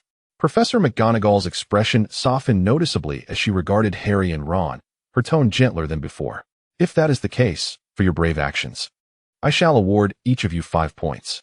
Harry and Ron exchanged glances, grinning broadly. However, she cast another glance at Ron, admonishing him that speaking ill of others behind their backs was inappropriate, resulting in a deduction of 5 points for Ron Weasley. Instantly, his expression fell. Kyle discreetly nudged the restroom door open just a crack, revealing the scene beyond, and then cleared his throat gently. He was subtly indicating to Professor McGonagall that he deserved a few extra points. After all, he single-handedly vanquished a troll. Upon witnessing the pool of troll blood seeping through the door, McGonagall's face twitched. Were the children of Grindelwald always so ferocious? 20 points to Hufflepuff. After assisting Harry in cleaning off the troll blood that clung to him, Professor McGonagall began ushering them out. You all better hurry back to your respective common rooms. The students are enjoying the Halloween feast in their houses. The 5 young wizards dispersed, with Hermione waving goodbye to Kyle and Hannah as she followed the 2 saviors back to the common room. Watching the retreating figures of the original trio, Kyle smiled. After the troll incident, Hermione should be able to forge a genuine friendship with the other 2, right? In truth, due to Kyle and Hannah's unexpected involvement, Hermione's camaraderie with the other 2 members of the trio had yet to reach the depth depicted in the original narrative. We should have earned more than just 10 points. Ron muttered as he walked away. Harry patted his best friend's shoulder, affirming that McGonagall's deduction was justified. Otherwise, Hermione wouldn't have remained at the feast during Halloween. Their conversation swiftly shifted from Hermione to Kyle. If it weren't for the techniques Kyle had taught him, perhaps he would have met an untimely demise by now, thought the oblivious savior. Later that night, in the headmaster's office, Kyle, who should have been asleep in his dormitory, found himself present there. After a prolonged stare down with Dumbledore, the headmaster broke the silence first. Do you have nothing to say? Are you referring to the stunning spell? Kyle averted Dumbledore's gaze, staring up at the ceiling. Dumbledore squinted his eyes, clarifying that this was not the inquiry at hand. He wished to know how Kyle could maintain such composure in the face of that scene. As Dumbledore approached the restroom where the troll had been slain, he caught a whiff of the pungent odor from several steps away. The sight beyond the door was as he had anticipated. Pools of dark crimson liquid spread across the floor. Months prior, Dumbledore had extracted an image from the minds of the twin brothers through legilimency, depicting Kyle executing a werewolf with the killing curse. However, that had been in a life-threatening moment, which Dumbledore could comprehend. Yet, the images he retrieved from Harry earlier that night left him somewhat troubled. Viewing the scene through the lens of legilimency, Dumbledore noticed that as Kyle cast the killing curse on the troll, his expression bore no trace of panic. Instead, it reflected a calmness laced with a hint of exhilaration. As Kyle vanquished the giant, the decisiveness and ruthlessness he exhibited revealed a flicker of the Dark Lord's shadow to Dumbledore. However, it is evident that mere decisiveness does not suffice to become the next Dark Lord. What troubled Dumbledore even more was Kyle's ability to maintain a composed demeanor while comforting Hermione and Hannah, and his insistence to Professor McGonagall on awarding extra points to Hufflepuff. Dumbledore sighed. Although he felt a sense of pride in his child's actions, he also felt an overwhelming fatigue. Father? Kyle tugged at Dumbledore's sleeve, wondering why the old man seemed to drift off mid-conversation. Dumbledore abruptly regained focus, scrutinizing Kyle with a serious gaze. If there is nothing else, I shall retire for the night, Kyle stated, already angling his feet toward the office door. Dumbledore rubbed his chin. You have yet to answer my question. All right, Kyle exhaled. Father, have you ever witnessed the slaughtering of pigs? Dumbledore was taken aback. What does that have to do with anything? Kyle set down his cup of milk. I once lived in New York, and there was a Chinese restaurant nearby, owned by a kind man. Dumbledore's confusion deepened. What relevance does that have to my previous inquiry? He treated me to pork dumplings on several occasions, using pigs that he raised and slaughtered himself. I've seen the process a few times, Kyle explained. Dumbledore rubbed his temples in exasperation, beginning to grasp Kyle's implication. Are you suggesting that having witnessed such scenes made the act of slaying the giant feel less impactful? Kyle nodded vigorously. So, the child had treated the giant as one would a pig? Dumbledore had not anticipated receiving such an unusual answer from Kyle. He had prepared several heartfelt speeches about love and peace to soothe Kyle's spirit, but when the conversation turned to Kyle's past experiences, his lofty ideals no longer seemed applicable. Fortunately, the worst-case scenario had not materialized. Kyle's disposition had not shifted toward that of a burgeoning Dark Lord, which eased Dumbledore's concerns somewhat. Very well, go rest, Dumbledore said, standing and patting Kyle on the shoulder. As November approached, Hogwarts became increasingly frigid. The mountains surrounding the school were shrouded in a gray mist, blanketed in ice and snow. The black lake outside the castle had succumbed to the biting cold, its surface as hard and unyielding as tempered steel. Each morning, from the upper windows, one could spot Hagrid, enveloped in a long moleskin coat, donned with rabbit fur gloves and enormous beaver fur boots, de-icing the brooms on the Quidditch pitch. With the first Quidditch match of the season looming, Harry, the newly appointed seeker for Gryffindor, grew increasingly anxious. Due to the secretive nature of his Quidditch training, few had witnessed him in action. For this reason, the young Lions of Gryffindor remained oblivious to the true extent of Harry's Quidditch prowess. Some claimed he would excel, while others jested that they would hold a mattress beneath him as he ran to prevent him from falling.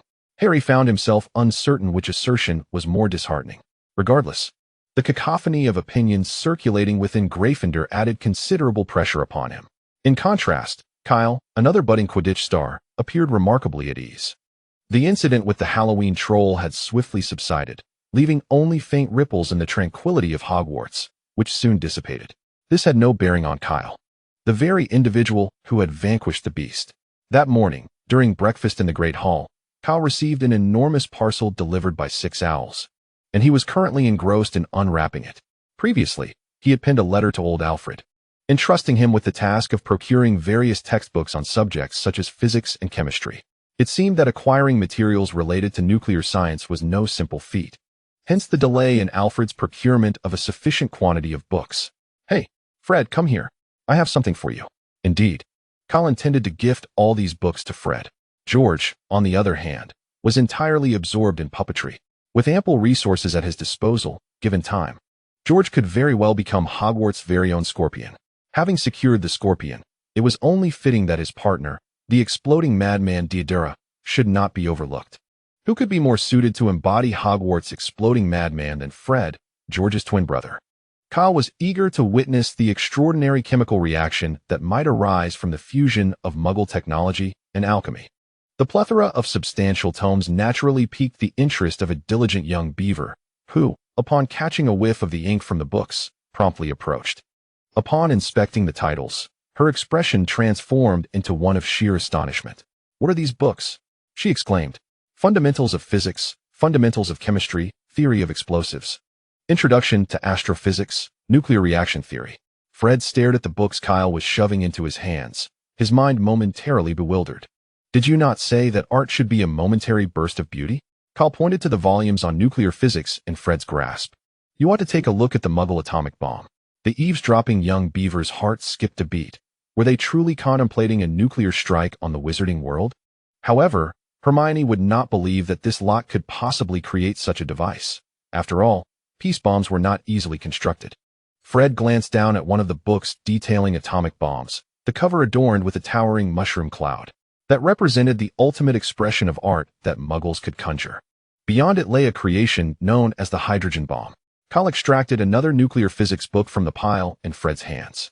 Gazing at the cover, which featured an enormous artificial sun, Fred's eyes widened in astonishment. "Indeed, art is synonymous with explosion," he mused. "All of this is yours." Kyle tidied up the desk and handed the book in his hand to Fred. "What? Is this for me?" Fred was clearly taken aback. Kyle explained, "These books are specifically purchased for you. I eagerly await the day you create true art." After patting Fred on the shoulder in encouragement, he turned and left the cafeteria, leaving a certain underachiever behind, looking rather gloomy. "How could one possibly finish so many books? It would be better if you simply gave me the galleons." Glancing at the cover depicting the immense fireball that erupted after a hydrogen bomb explosion, Fred gritted his teeth. Time to study. Moments later, he slammed the book onto the table. "Study my foot." In the afternoon potions class, a sudden gasp echoed through the quiet underground classroom. Kyle turned to see Hannah, beside him, accidentally slicing her finger while chopping potion ingredients. Blood was flowing from the wound. The golden-haired girl was now tearfully gazing at her finger. A faint, luminescent green glow illuminated the cold potions classroom. To her astonishment, Hannah noticed that the wound was visibly healing, leaving only a faint red mark behind, with a trace of blood as the sole evidence of the recent cut. Hannah turned her head in a daze, meeting Kyle's warm, sunlit smile. "Be careful next time when cutting ingredients. Bend your fingers to support the blade instead of placing them directly under it." Listening to Kyle, the golden-haired girl blushed and lowered her head. "Miss Ibois, the potions classroom is not a place for romantic encounters." The chilling voice of the old bat startled Hannah, instantly dispelling any romantic notions she harbored. Kyle stirred the potion in his cauldron at a leisurely pace. "Professor Snape, Perhaps this is why you remain single in your 30s. A series of coughs erupted in the potions classroom. Hold it in, or else the old bat will have my head. The flushed faces of the surrounding students revealed their struggle to suppress laughter. The underground classroom was soon filled with Snape's furious bellowing. Get out. The sound of the door splintering echoed ominously in the empty corridor, as Kyle was unceremoniously flung from the classroom along with his chair. He nonchalantly picked himself up from the floor, straightened his appearance, and swiftly vanished down the underground corridor. Since Snape had told him to leave, there was no chance he would shamelessly return. Why not go to the Forbidden Forest and catch an eagle? For the remainder of the class, the atmosphere in the potions classroom was dreadfully oppressive. An enraged Snape unleashed his fury upon the other young witches and wizards, resulting in frequent explosions of cauldrons throughout the room. However, this had little to do with Hannah, as a member of the first-year academic elite trio. The material taught in this potions class posed no significant challenge for her. While stirring her potion, Hannah continued to drift off into her thoughts. She was immensely intrigued by the healing spell that Kyle had just cast. Given Kyle's nature, it was undeniable that mischief would accompany him throughout his 7 years of study at Hogwarts. Moreover, he seemed quite fond of brawling. If she were to master the art of healing magic, perhaps she could tend to his injuries whenever he found himself in peril. The mere thought of treating an injured Kyle, who would then flash her a warm, sun-like smile and express his gratitude, solidified Hannah's resolve to learn medical magic. Surely, Madame Pomfrey, the matron of the hospital wing, was the most adept healer at Hogwarts. That evening in the library, Ron gazed enviously at Kyle, or more precisely, at the transfiguration assignment that Hannah had provided him. Why was it that Kyle could simply copy the work? Ron glanced over at Hermione, who was assisting him with his own assignment. Hermione rolled her eyes and remarked that if he could manage to silently transfigure his rat into a splendid snuff box, instead of allowing it to retain a rat's tail, he too could copy. Ron sheepishly averted his gaze, still hoping that Hermione would help him identify the errors in his transfiguration essay, and dared not argue with her. He grimaced, stating that the material they were covering was meant for the following year. Hannah and I have already started learning this section, the proud little girl chimed in. Kyle paused his writing with a quill, advising Ron that if he devoted more time to transfiguration rather than to wizard-esque chess and other trifles, he would discover that it was not as daunting as it seemed. Embarrassed by the truth of his procrastination, Ron sheepishly rubbed the back of his head. Hannah, slightly vexed, playfully kicked Kyle under the table with her little boot. She felt included in Kyle's admonishment, having spent a considerable amount of her free time on chocolate frog cards. Kyle smiled at her, prompting the girl to turn away and feign ignorance. In contrast to the other four, Harry appeared somewhat distracted. Earlier that morning in the courtyard outside the castle, the old bat had confiscated Hermione's book, Quidditch Through the Ages, which she had lent to him. Perhaps due to Harry not being in female attire, the old bat's demeanor towards him had not been particularly favorable. He yearned to retrieve Quidditch Through the Ages, hoping it would ease his nerves and divert his thoughts from the upcoming match. I think I'll ask Snape if I can have my book back, Harry suddenly suggested. Kyle winked at him, saying that if he donned female clothing, Snape would surely return the book. Upon hearing the mention of cross-dressing, Harry remained unfazed, while Ron was visibly flustered. Nodding, Harry produced the makeup tools he had purchased from Kyle, beginning to transform his appearance. Moments later, Harry returned from the staff room, now embodying the persona of Hallie, with Quidditch Through the Ages still in hand. Ron instantly felt disheartened, questioning why Harry's transformation into Hallie yielded such results while he could not achieve the same. Was it that his own cross-dressing lacked appeal? After the last time when Harry effortlessly captured the heart of a certain bat spirit with her beauty, Ron, unable to resist the temptation to earn points for Gryffindor, enlisted Kyle's help to spruce himself up before potions class the following week. The situation unfolded somewhat like this. Snape, Harry, if I were to ask you to fetch me a piece of bezoar, where would you go to find it? Harry, isn't bezoar related to goats? Snape, indeed. A bezoar is a stone derived from the stomach of a goat, possessing potent antidotal properties. 10 points to Gryffindor. Snape, now? Can you elaborate on the difference between aconite and wolfsbane? Harry, I'm not certain, sir. This truly touched upon his area of ignorance. Nearby, Rowan raised her hand high. Professor, they are the same plant, collectively known as aconitum.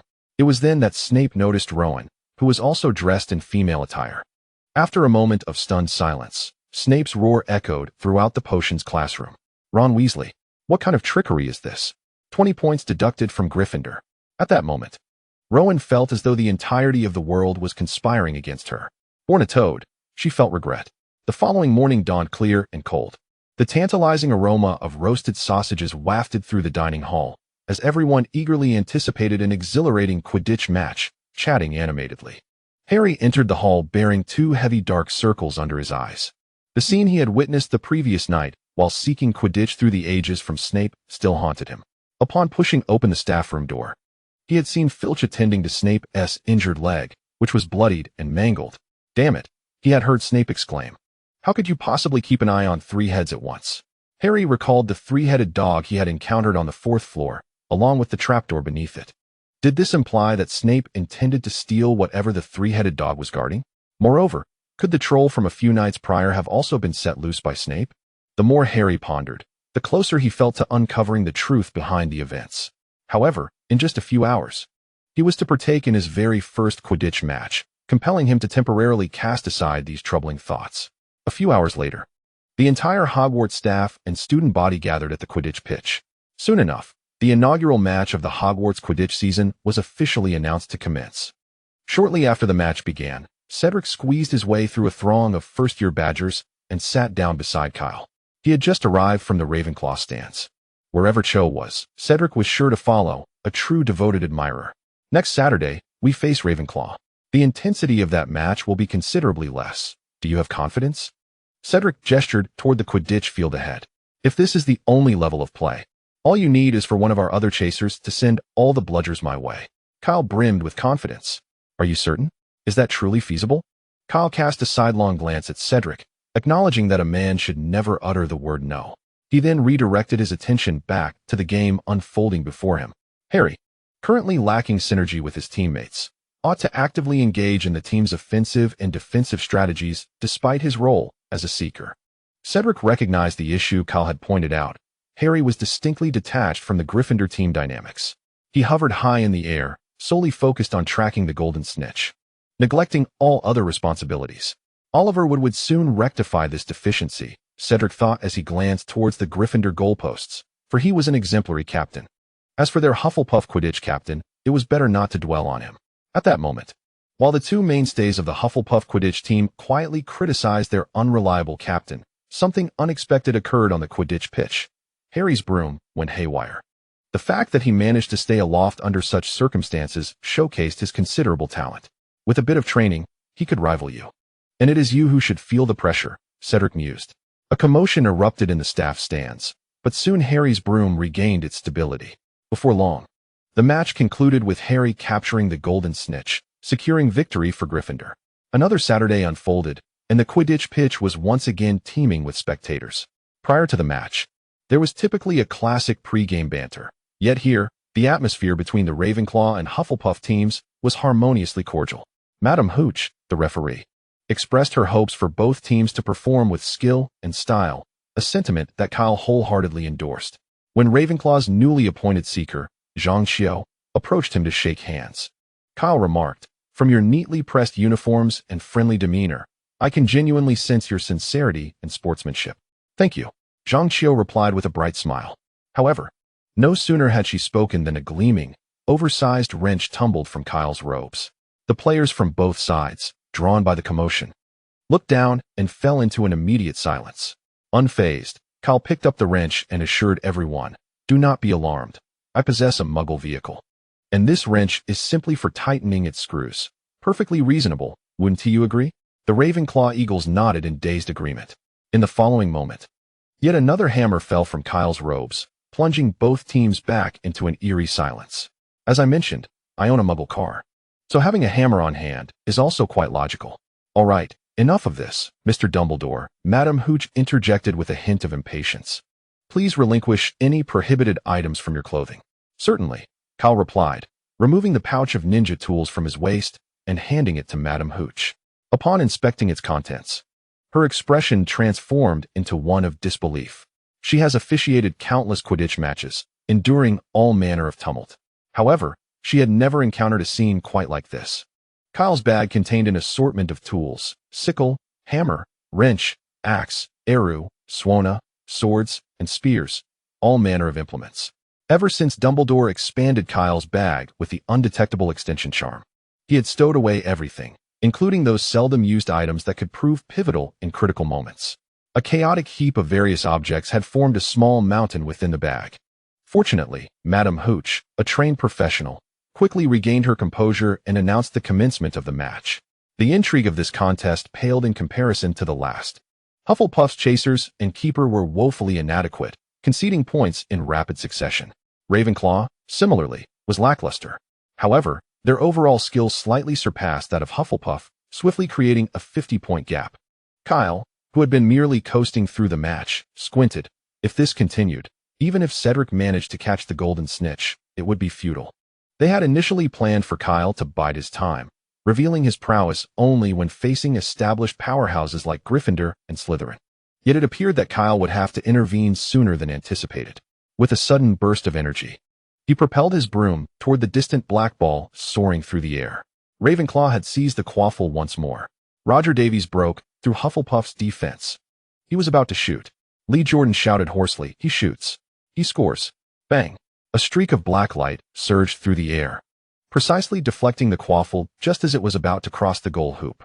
The audience fell silent for a moment, but the next second, a deafening cheer erupted from the Hufflepuff stands. What did I just witness? Kyle, the Hufflepuff beater. Lee Jordan exclaimed in astonishment.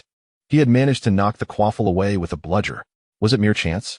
You'll find out soon enough whether it was serendipity. Riding the superior Nimbus 2000, Kyle darted across the Quidditch pitch like a yellow flash, expertly intercepting every bludger aimed at his teammates. Bang! A black and red blur collided once more. What an impressive steal. Kyle had once again utilized the bludger to disrupt Ravenclaw's passing. Hufflepuff-esque Cadwallader had acquired the quaffle. Only the Ravenclaw keeper stood before him. He was about to shoot. This was an excellent opportunity. The bright red quaffle slipped from Cadwallader-esque grasp, yet its trajectory veered slightly off course from the goal. Lee Jordan couldn't help but sigh, but in the next instant, his eyes nearly bulged out of his head. Another familiar streak of black light surged from a corner, colliding with the quaffle.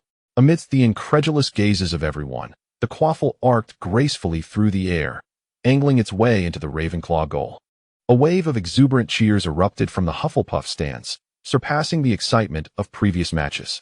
Hannah stood at the highest point of the Hufflepuff section, her face flushed with exhilaration, as if she herself were the player executing a series of enigmatic maneuvers with the quaffle. "Kyle! Kyle! Kyle!" she shouted with fervor. Inspired by Hannah, the Hufflepuff Badgers collectively chanted Kyle's name, waving their flags in support. Professor Sprout, the head of Hufflepuff, could not suppress the smile on her face. It was the first time she had witnessed the hope of Hufflepuff lifting the Quidditch Cup. Meanwhile, Professor Flitwick's expression was less than favorable. "What happened to our agreement to lie low? Why are you suddenly rising?" Before long, Kyle managed to equalize the score between Ravenclaw and Hufflepuff, even surpassing it. Cedric began to accelerate, having spotted the golden snitch. The intensity of the match hinged entirely on the snitch. Whoever captured it would claim victory. Zhang Qiu, also a seeker, immediately followed Cedric's lead. The two soared dangerously close, pursuing the shimmering golden blur ahead. "Ced!" Kyle's voice rang out from behind. They were a mere half-meter from the snitch. Yet upon hearing Kyle's call, Cedric abruptly abandoned his pursuit, swiftly retracting his hand. With a sharp pull of his broom, he executed a barrel roll, leaving the spectators bewildered. In that instant, as Cedric narrowly evaded, Zhang Qiu was struck by a streak of black energy and plummeted from her broom. Given the force of the bludger, it was likely she would not return to the match today. "Hurry! It's time for a hero to save the damsel," Kyle shouted at Cedric. Without hesitation, Cedric dove after the falling Zhang Qiu, a perfect assist from Kyle. When he grasped her hand, he felt as if his entire existence had transcended. To hold Zhang Qiu's hand, he would accept defeat for Hufflepuff without reservation. In the sky above, Kyle watched as Cedric cradled Zhang Qiu in a princess carry, delivering her safely to Madame Pomfrey. He believed that after this display, Cedric and Zhang Qiu's relationship was surely solidified. Casually, he concealed a plump golden ball in his pocket. Observing the now incapacitated Ravenclaw seekers, Kyle repressed his smile. Feel the pain. Without their seeker, the Ravenclaw team was akin to lambs for the slaughter. After Kyle assisted in another offensive play that secured an additional 50 points, their defensive structure crumbled entirely. While Kyle initially intended to run up the score to solidify Hufflepuff's lead, Cedric, having returned to the field, vetoed his proposal. After all, this was the team of his dream girl. He could not allow the situation to become too humiliating. Kyle remained indifferent, for during Cedric's lengthy companionship with Zhang Qiu, the Hufflepuffs had already widened the score gap to over 400 points. Unbeknownst to others, Cedric stealthily seized the golden snitch from Kyle's grasp, thus terminating the torment inflicted upon the Little Eagles. The final score settled at an impressive 690 to 120. It is said that Professor Flitwick of Ravenclaw left the stands with a countenance so dark it could rival that of two Snapes combined. The Hufflepuff common room seemed to be enveloped in a sea of jubilation. This elation reached its zenith when Hannah excitedly bestowed a grand embrace upon Kyle. At the sound of the surrounding cheers, young Hannah bashfully released her hold and slipped into the crowd. Observing her timidity, the others ceased their teasing of her and Kyle, diverting their attention instead to the kitchen for refreshments. The Badgers, enlisting the help of house elves, procured an abundance of food from the kitchen. Even the butterbeer, typically reserved for grand feasts during significant holidays, was brought forth in several large barrels. Such indulgence would ordinarily be prohibited at Hogwarts. However, today Professor Sprout appeared particularly jubilant and did not intervene in the Badgers' drinking revelry. "Let us toast to our victory today." A throng of Badgers encircled Kyle, raising their tankards in celebration. Kyle glanced at his fellow Badgers, a smile gracing his lips. Surely, this meager alcohol could not intoxicate even Cedric, the least resilient drinker among their ranks. After all, they were seasoned veterans of many a battle. Noticing that Professor Sprout showed no signs of restraint, and instead joined in the revelry by raising her own cup, Kyle tilted his head back and swiftly drained his tankard of butterbeer. After a brief period of merriment with the Badgers, Professor Sprout departed the Hufflepuff common room. Despite her usual amiability, her role as a professor necessitated her absence, lest her presence stifle the Badgers' celebratory spirit. Once she left, the atmosphere in the common room grew even more fervent. "Come on, fill it up. Keep drinking," Kyle bellowed. Naturally, a nearby Badger obliged, refilling Kyle's tankard to the brim. However, Kyle had not anticipated that while butterbeer may not induce drunkenness, it certainly exacerbates the need to relieve oneself. Within a mere hour, he found himself making 3 trips to the restroom. Fortunately, his efforts bore fruit.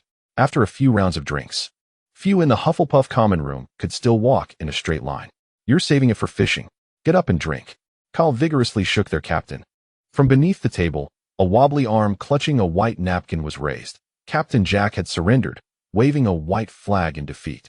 By the time Professor Sprout returned, the two instigators, Kyle and Cedric, had vanished, leaving only a haphazard assortment of Badgers sprawled about, their snores harmonizing in a symphony of slumber. Her expression darkened instantly, rivaling the frown of Professor Flitwick, who had retreated from the Quidditch pitch 2 hours prior. As for the two culprits, Kyle and Cedric, they are currently squatting on the solidly frozen surface of Black Lake alongside George, adopting the posture of laborers. Meanwhile, Fred is busily tinkering with something in the distance. At this moment, Cedric prods Kyle in the ribs, inquiring about the wandering ball from the morning. "Were you aiming for me?" A sheepish grin spreads across Kyle's face. "Impossible." "Are you serious?"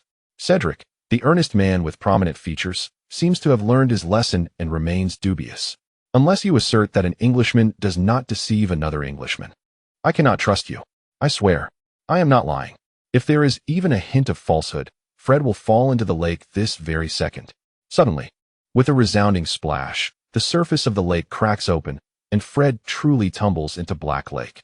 The 3 of them scramble to retrieve Fred from the icy waters, and after a flurry of chaos, they manage to resume their previous squatting position. Under Cedric's piercing gaze, sharp as a knife, Kyle remains unfazed, deliberately avoiding Cedric's eyes. That was merely a coincidence. It doesn't count. Besides, Cedric was blocking my view of Zhang Qiu. How could my wandering ball possibly hit Zhang Qiu accurately if it wasn't aimed at Cedric's head? After a while, Fred comes scampering back, joining the ranks of laborers. "All set." George tilts his head toward his twin brother. "Of course, I am the genius physicist of Hogwarts," Fred boasts unabashedly. What he had been fiddling with on the distant ice was a synthesis of TNT based on a tutorial from a chemistry book. Today marks his inaugural experiment combining explosives with blasting spells. Initially, Fred intended to conduct a small-scale experiment within the castle, but Kyle promptly intervened. Kyle suggested that instead of merely listening to a bang, why not utilize it to fish in Black Lake? After blasting the lake, they could collect the stunned or deceased fish, complemented by the butterbeer Cedric pilfered from the kitchen, making for an exquisite midnight feast. Art is an explosion. Cheers. A brilliant red light shot forth from the tip of Fred's wand, striking precisely into the ice hole he had just carved. The next moment, boom, accompanied by a thunderous roar. Flamboyant orange-red flames erupted from the point of the spell's impact, sending a wave of searing heat radiating across the ice in all directions. "I'm waiting for you. Run," Fred shouted in a panic. He had underestimated the power of the combined blasting spell and explosives, realizing that remaining on the ice would soon necessitate another swim. However, he also underestimated the other three's capability to flee. He, having been the first to sense the impending danger, found himself lagging behind. The explosive sound echoed relentlessly, while intricate spiderweb-like cracks rapidly spread outwards from the epicenter of the blast, causing the ice to collapse continuously. 2 minutes later, drenched once more, Fred stood at the water's edge, reflecting wistfully. This is art. Kyle ignited a fire by the lakeside and placed a pot over it. Enough with the sentimentality. Add some water. Tonight, we shall indulge in fish soup. Meanwhile, Dumbledore, drawn by the commotion from the recent explosion, slowly withdrew his gaze from the window of his office. Letting out a weary sigh, these mischievous children could blow up the Black Lake today. Tomorrow, they might very well turn the castle to rubble. When will this tumultuous period come to an end? As December swiftly approached and Christmas drew near, a raven delivered a letter from France to Kyle, pinned by Grindelwald. The correspondence urged him to return to France to celebrate the holiday together. However, just the previous night, Dumbledore had subtly suggested that Kyle remain at Hogwarts to keep him company during Christmas. Kyle couldn't help but think that the two old men shared an uncanny connection. Both proud and stubborn, neither wished to reveal their true feelings to the other, which Kyle found somewhat understandable. Yet, understanding did not equate to supporting their whims. Why should he choose between England and France? Such decisions were for children. Kyle firmly resolved to take Dumbledore back to France for Christmas, hoping to mend the rift between the two elderly gentlemen.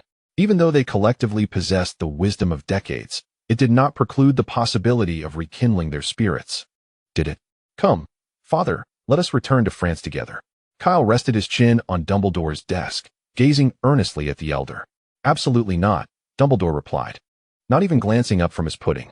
Kyle, with his eyes, an inheritance from Grindelwald, pleaded, "Let us go to France. Don't you desire a joyous family Christmas?" Upon hearing the phrase family reunion, a flicker of emotion crossed Dumbledore's face, and Kyle seized the moment. "We can feast on turkey with Grindelwald. We can adorn the Christmas tree together." He painted a vivid picture of their shared happiness. All right, I concede. We shall return for Christmas." Dumbledore finally relented, unable to resist the vision Kyle had conjured. Kyle's face lit up in delight. "I will write back to Grindelwald." Without waiting for Dumbledore's response, he dashed out, leaping from the window and unfurling his glider, soaring towards the distant Ollery. Watching his son's unconventional exit, Dumbledore's expression revealed a hint of exasperation. Kyle truly did take a path less traveled. On his way back to the castle from the Ollery, Kyle encountered the Weasley twins, who seemed curious to discover whether Professor Quirrell's turban concealed a bald head. Thus, they cast a spell upon the snow blanketing the ground, compelling it to coalesce into spheres that relentlessly pursued Quirrell's nape. Witnessing this scene, Kyle's lips twitched, recalling that just recently, Dumbledore had informed him of Voldemort's possession of Quirrell. If his surmises were accurate, Quirrell's turban was likely a shroud to conceal Voldemort's presence. In essence, Voldemort was presently lurking beneath Quirrell's head wrap, and the twins must have been the first to hurl snowballs at the face of the second Dark Lord. Were it not for the fear of retribution from the so-called dual-control socket hero, Kyle would have eagerly joined the twins in their snowy assault on Voldemort. However, lacking sufficient power for self-defense, he chose to remain on the sidelines, munching on seeds and enjoying the spectacle. Nevertheless, this delightful performance soon became unbearable, as a certain elder cat girl had unexpectedly appeared behind the twins. "Considering your impolite behavior, each of you shall lose 5 points." Professor McGonagall's tone was stern, her gaze ablaze with indignation. Once Professor McGonagall departed, Kyle's raucous laughter erupted across the snowy expanse. Observing Kyle's glee, George and Fred exchanged knowing glances and discreetly drew their wands. With a flick, the accumulated snow surged like a tsunami, engulfing Kyle completely, struggling to emerge from the snowdrift. Kyle was not one to relent easily and retaliated. By the time the three of them, thoroughly chilled, returned to the castle, half an hour had elapsed. They made a beeline for the warmest spot in all of Hogwarts, the underground kitchen. "Are you staying at school for Christmas or heading home?" Kyle inquired, cradling a steaming cup of ginger tea. "We're all staying at Hogwarts because our parents are taking Ginny to Romania to visit Charlie," George replied, huddled by the fireplace, not bothering to turn around. Fred, after receiving a cup of hot tea from a house elf, settled down beside Kyle. "What about you? Returning to France?" "Indeed," Kyle nodded. "Professor Dumbledore is accompanying me back. By the way, who is your enigmatic father?" Fred recalled their earlier conversation about Kyle's summer experiences, noting that residing in the castle was no ordinary privilege. George leaned in, intrigued. Why have we never heard of such a person in the Dumbledore family before? As a lineage that produced the greatest white wizard, the Dumbledore family had always been of significant interest within the magical community. Yet, for reasons unknown, the outside world remained largely oblivious to its members.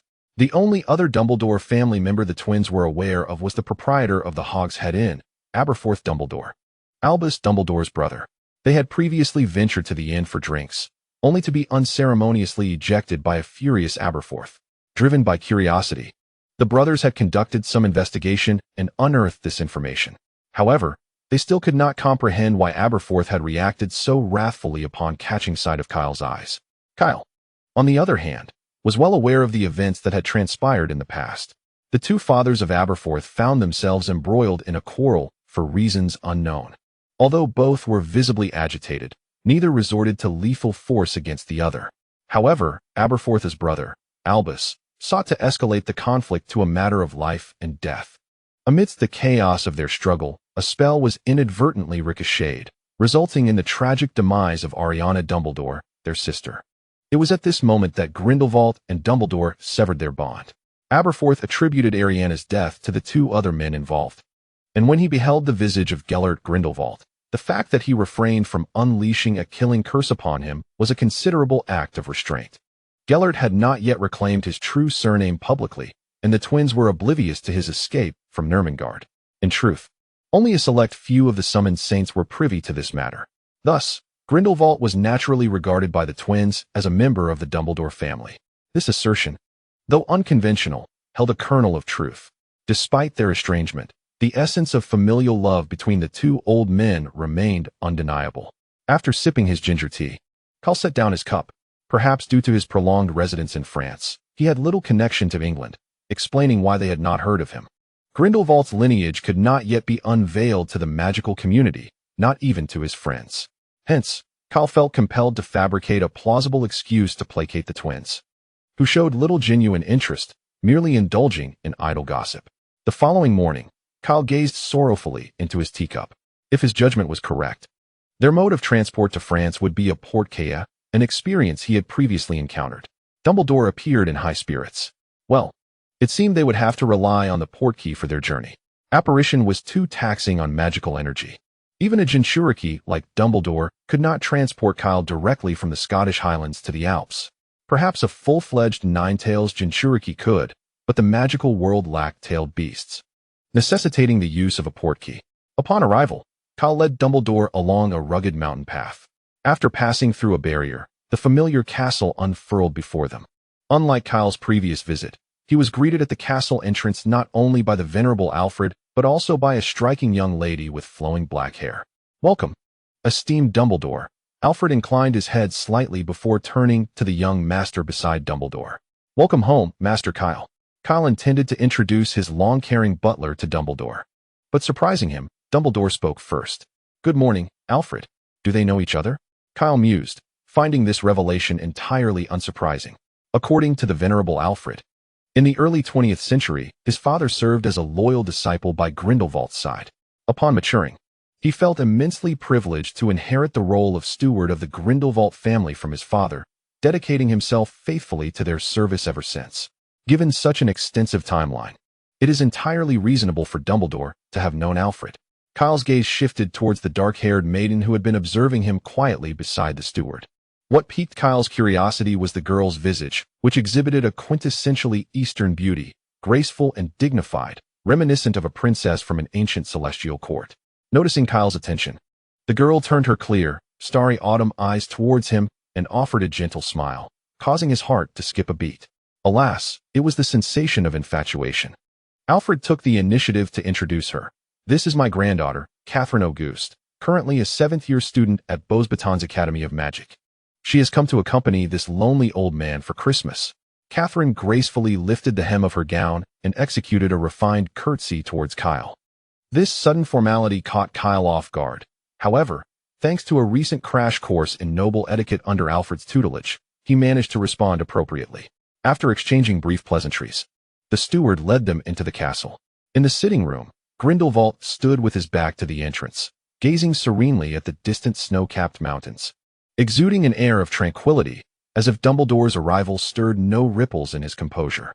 Had it not been for the cup of now-cold tea on the adjacent table and the subtle sway of his body from prolonged standing, Kyle might have believed him. It seemed his father had been waiting in the sitting room for quite some time, perhaps even rehearsing for this moment in private, meticulously contemplating the very first words he would utter to Dumbledore. "You've arrived," Grindelwald stated calmly, slowly turning to face him. However, when their eyes met, and Kyle's gaze bore an intense significance, it nearly unraveled Grindelwald's facade. He discreetly cast a glance at Kyle, an undercurrent of menace evident in his eyes. Understanding the silent warning, Kyle exchanged a quick greeting before making his exit. The sitting room was left with only Dumbledore and Grindelwald. Watching Kyle's retreating figure, Dumbledore sighed deeply. He increasingly resembles the person you once were. Grindelwald, arms crossed, raised an eyebrow but remained silent. The slight curve of his lips betrayed his current disposition. "Gale, we need to talk." Dumbledore withdrew his gaze. "I see no reason for discussion," Grindelwald scoffed. "He is my son, destined to tread this path. He is also my son." Grindelwald shrugged dismissively. "And what of it?" Observing the seemingly unrepentant Grindelwald, Dumbledore's lips quivered slightly.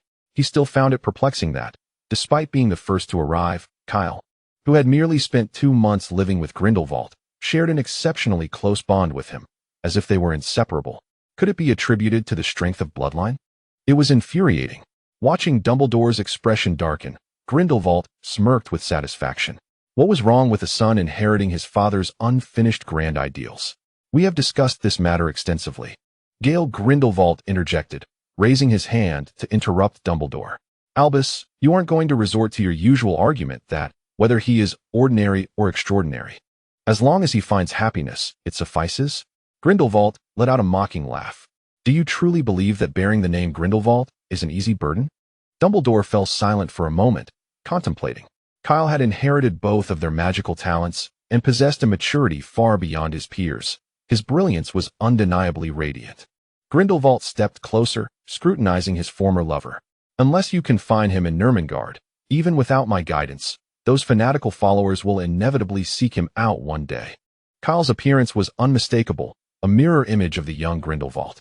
While this might deceive those who had never witnessed the first Dark Lord's charisma, it would certainly not escape the notice of the zealous believers. Unlike Voldemort's Death Eaters, who were swiftly relegated to infamy after his downfall, Grindelwald's followers faced little to no retribution following his collapse. Regardless of the heinous crimes Grindelwald had committed or how the magical community regarded him and his followers, the majority of those who rallied around Grindelwald had fought for freedom, truth, and love. The power derived from these 3 beliefs was immensely formidable. This was why magical governments worldwide ultimately chose not to pursue retribution, allowing those believers to remain hidden once more. If one day a wizard, bearing Grindelwald's bloodline and possessing talent that rivaled or even surpassed Gellert Grindelwald's, were to emerge, then, after scrutinizing the resolute expression on Grindelwald's face, Dumbledore realized that he could not alter Grindelwald's convictions. He could only take a step back. Meanwhile, Kyle and Catherine strolled through the castle's garden. The ever-watchful Alfred had mysteriously vanished, leaving only Kyle and Catherine amidst the vibrant rose garden. Kyle's lips twitched. That cunning old man, Alfred, was far too obvious in his intentions. Surely, he should not resort to such blatant tactics to court him as a potential grandson-in-law. "Master Kyle, what is life like at Hogwarts?"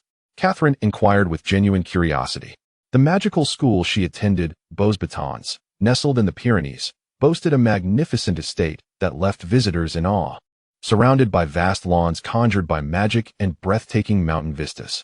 As the granddaughter of Alfred, a devoted saint, her intrigue towards the Hogwarts that once vanquished the dark wizard Grindelwald was entirely reasonable.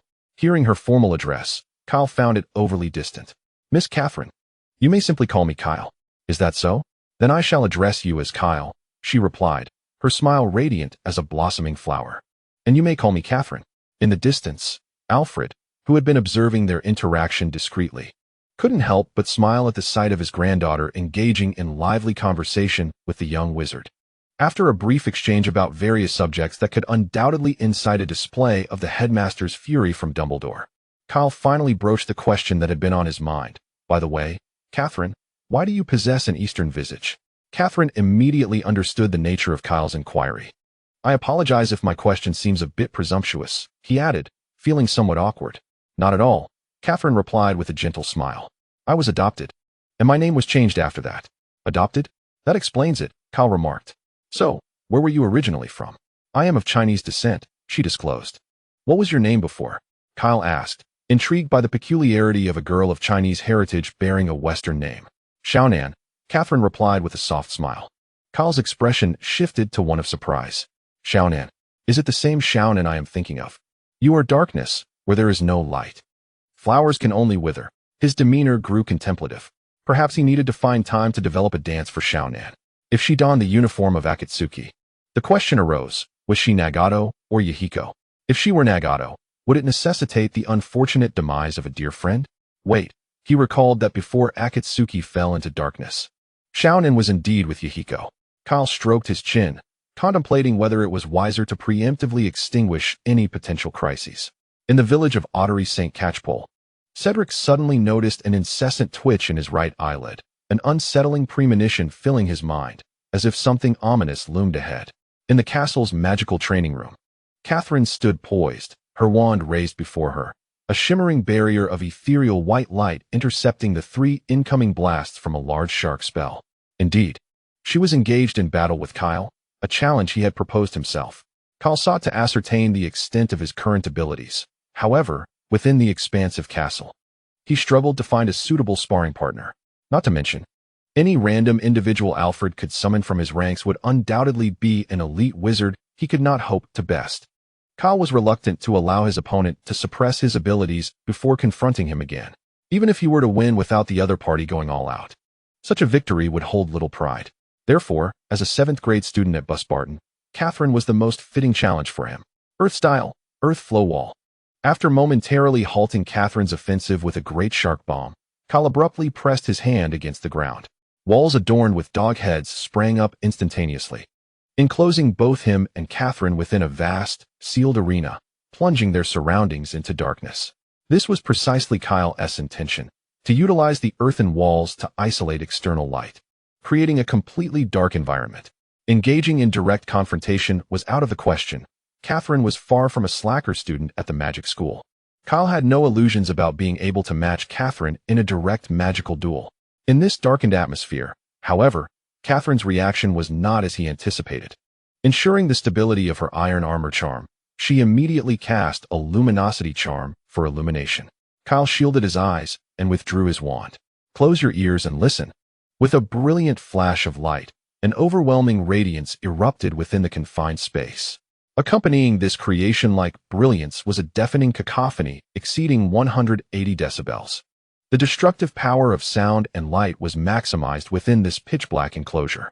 While the protective armor could withstand most spells, it was helpless against the onslaught of sound waves and intense light. Caught off guard, Catherine felt a ringing in her ears, her eyes stung from the powerful stimuli, causing tears to stream uncontrollably. Fortunately, she managed to regain control of her body, layering additional defensive spells around herself just in time. Clang! A resounding crash erupted behind Catherine.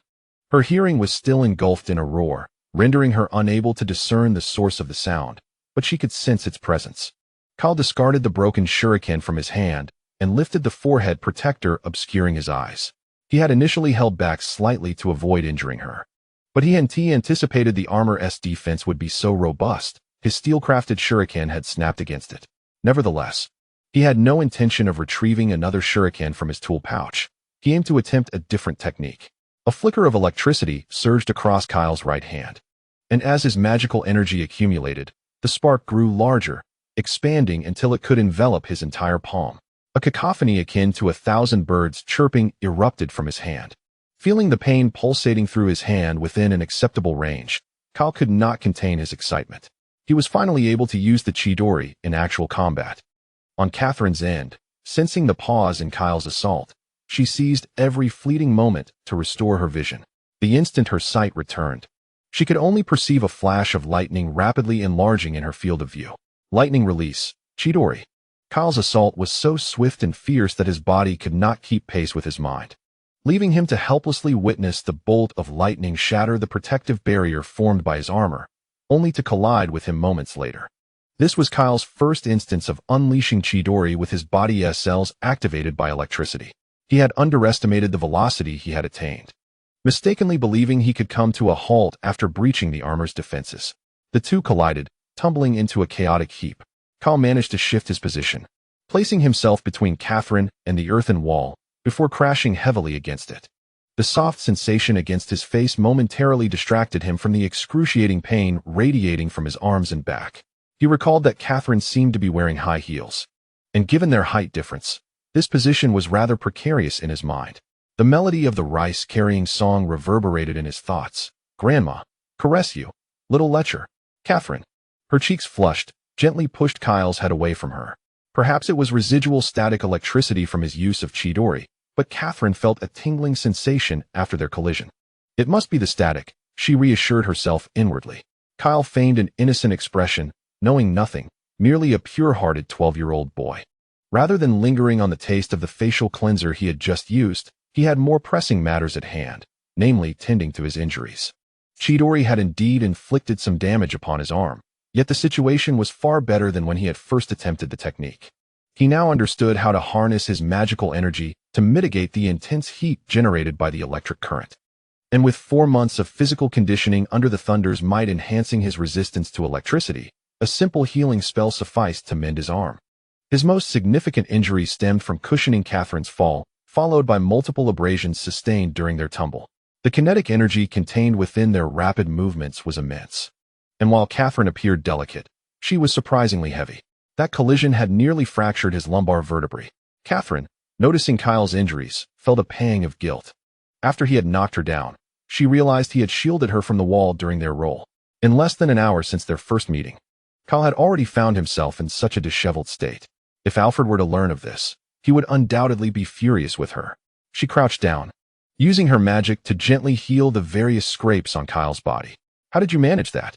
Catherine suddenly inquired during the healing process. "What do you mean?" Kyle was puzzled by her question. "Aside from casting that dazzling spell with your wand, you performed everything else without it, didn't you? How did you do that?" According to Catherine's understanding, wandless magic is an exceptionally advanced skill, and those capable of performing such feats without a wand are invariably powerful sorcerers of remarkable prowess, akin to figures like Dumbledore and Grindelwald. Yet, even these two formidable titans, one clad in darkness and the other in light, find that their wandless spells cannot delve into excessive complexity when deprived of their wands. "Did you notice the gestures I made prior to casting?" Reflecting on the recent battle, Catherine discerned that Kyle indeed performed several movements before each spell. No, it was a multitude of gestures, as Kyle's speed in forming the seals left mere afterimages, rendering them nearly imperceptible to her. Catherine nodded, her expression adorably naive. "That is seal formation, a mystical method of casting from the east," Kyle elucidated. Catherine's voice brimmed with astonishment. "Seal formation? Isn't that a technique employed by the sorcerers of Africa?" The origins of seal formation can be traced back to the Xia dynasty of the Flower Kingdom, boasting a history of over 4,000 years. Kyle's tone carried a hint of disdain for African sorcerers, as they were likely unaware of the existence of sorcery in those times. "Can I learn it?" Catherine's bright eyes sparkled with anticipation. As a scholarly and inquisitive individual, she was deeply fascinated by these novel magical concepts. "Of course, no problem at all," Kyle readily agreed. He had already managed to lead George and Fred astray in their pursuits. One was now engrossed in puppet mastery, while the other delved into demolition studies. and it seemed the artistic duo would soon make a name for themselves in the magical realm. Now, guiding Catherine towards the angelic image familiar to him from the Hidden Rain village should pose no challenge. He was genuinely eager to witness Catherine mastering the divine art of paper manipulation, conjuring a staggering 6 trillion explosive runes for her detonations. The character for Fennel is not the one used here. The seal gestures comprise 12 distinct forms. Kyle slowed his movements, showcasing all 12 hand seals before Catherine. The purpose of these seals is to help you control your magical energy, serving as a substitute for the wand during the casting process. Remember this, or the seals will be mere empty gestures. He had previously instructed 3 other apprentices in this method, although they learned the 12 hand seals. They failed to master the control of their magical flow. The result was a flurry of chaotic attempts yielding no tangible effects. As Catherine diligently practiced the seal gestures, Kyle began to review the earlier combat. Today's practice revealed several issues. He had anticipated encountering difficulties with the Chidori technique. Its effectiveness relies on a rapid charge towards the opponent, during which the caster may struggle to perceive the enemy's movements or may find their body unable to keep pace with their own speed. This was a challenge identified by Namikaze Minato based on the practical performance of Kakashi, the original creator of Chidori. Minato's assessment of Chidori was that it remained an incomplete technique, only when Chidori evolves into Raikiri, transforming the entire hand into a blade capable of slicing through iron with ease. Will this technique be deemed truly complete? However, Raikiri remains a distant aspiration for Kale, compelling him to seek alternative solutions. The challenge of perceiving his surroundings due to excessive speed is relatively straightforward to address. While the magical realm lacks a plug-and-play Sharingan for his convenience, it does offer a spell known as Eagle Eye Technique, which serves a purpose akin to that of the ordinary Mangekyo Sharingan. As for the desire to unlock Susanoo, it would be wiser to resign oneself to slumber. For dreams encompass all. More pressing is the need for the body's response speed. After piercing through the defensive barrier formed by the armor with Chidori, Kale found himself unable to halt his momentum. His physical responses lagged behind his cerebral impulses. The brain commanded, break, and the body complied, yet the collision was inevitable.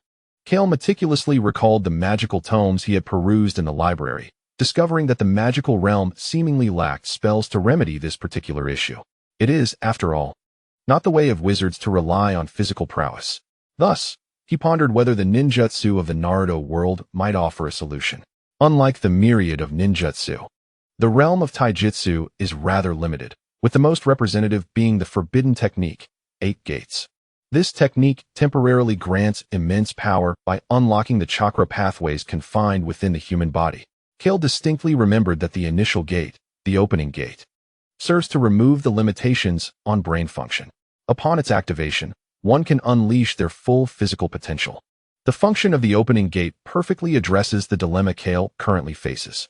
Coupled with the Eagle Eye technique, even if his speed were to double, Kale would possess the confidence to maintain control. The 8 gates are opening, rest, life, injury, dying, view, shock, and death.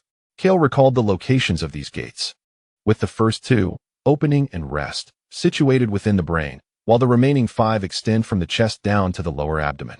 As for the final and deadly gate, the death gate, it resides near the heart, the most vital organ aside from the brain. Kale closed his eyes, intently sensing the flow of magic within his body.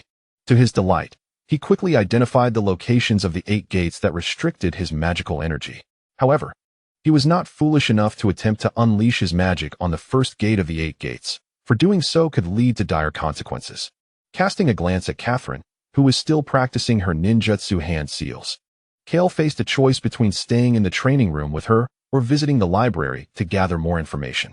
Choosing to retrieve books from the library to bring back to the training room, he thought, only children make choices. I wish to have it all. However, mastering the 8 gates was clearly not an endeavor that could be accomplished in a single afternoon. What is your dream? Upon hearing Grindelwald's question, Kale nearly believed he had wandered into the wrong scene. The reason was simple. Before him, Grindelwald and Dumbledore sat comfortably ensconced in armchairs large enough to obscure their entire forms. If the orientation of the 2 individuals were to change to face away from him, this would undoubtedly resemble the live setting of The Voice of France. Kyle pondered deeply, wondering about the possibility of coexistence between the Zayamagia and humanity. Stop. He is not one of them. should smear a blossom on everyone's face? Stop. He is not Talikia. What he desires is not to become the epitome of compassion and kindness, but rather to become the next Dark Lord. Without hesitation, Kyle voiced his intention. He wished to see the name Grindelwald resonate throughout the magical realm once more. Dumbledore's face darkened instantly, each wrinkle on his visage betraying his fury. Why Grindelwald? Am I not worthy? Yet, with the backing of the original Dark Lord, Kyle felt no trepidation in confronting the furious Dumbledore. Grindelwald chuckled merrily. Albus, I have long asserted that you are wasting your efforts.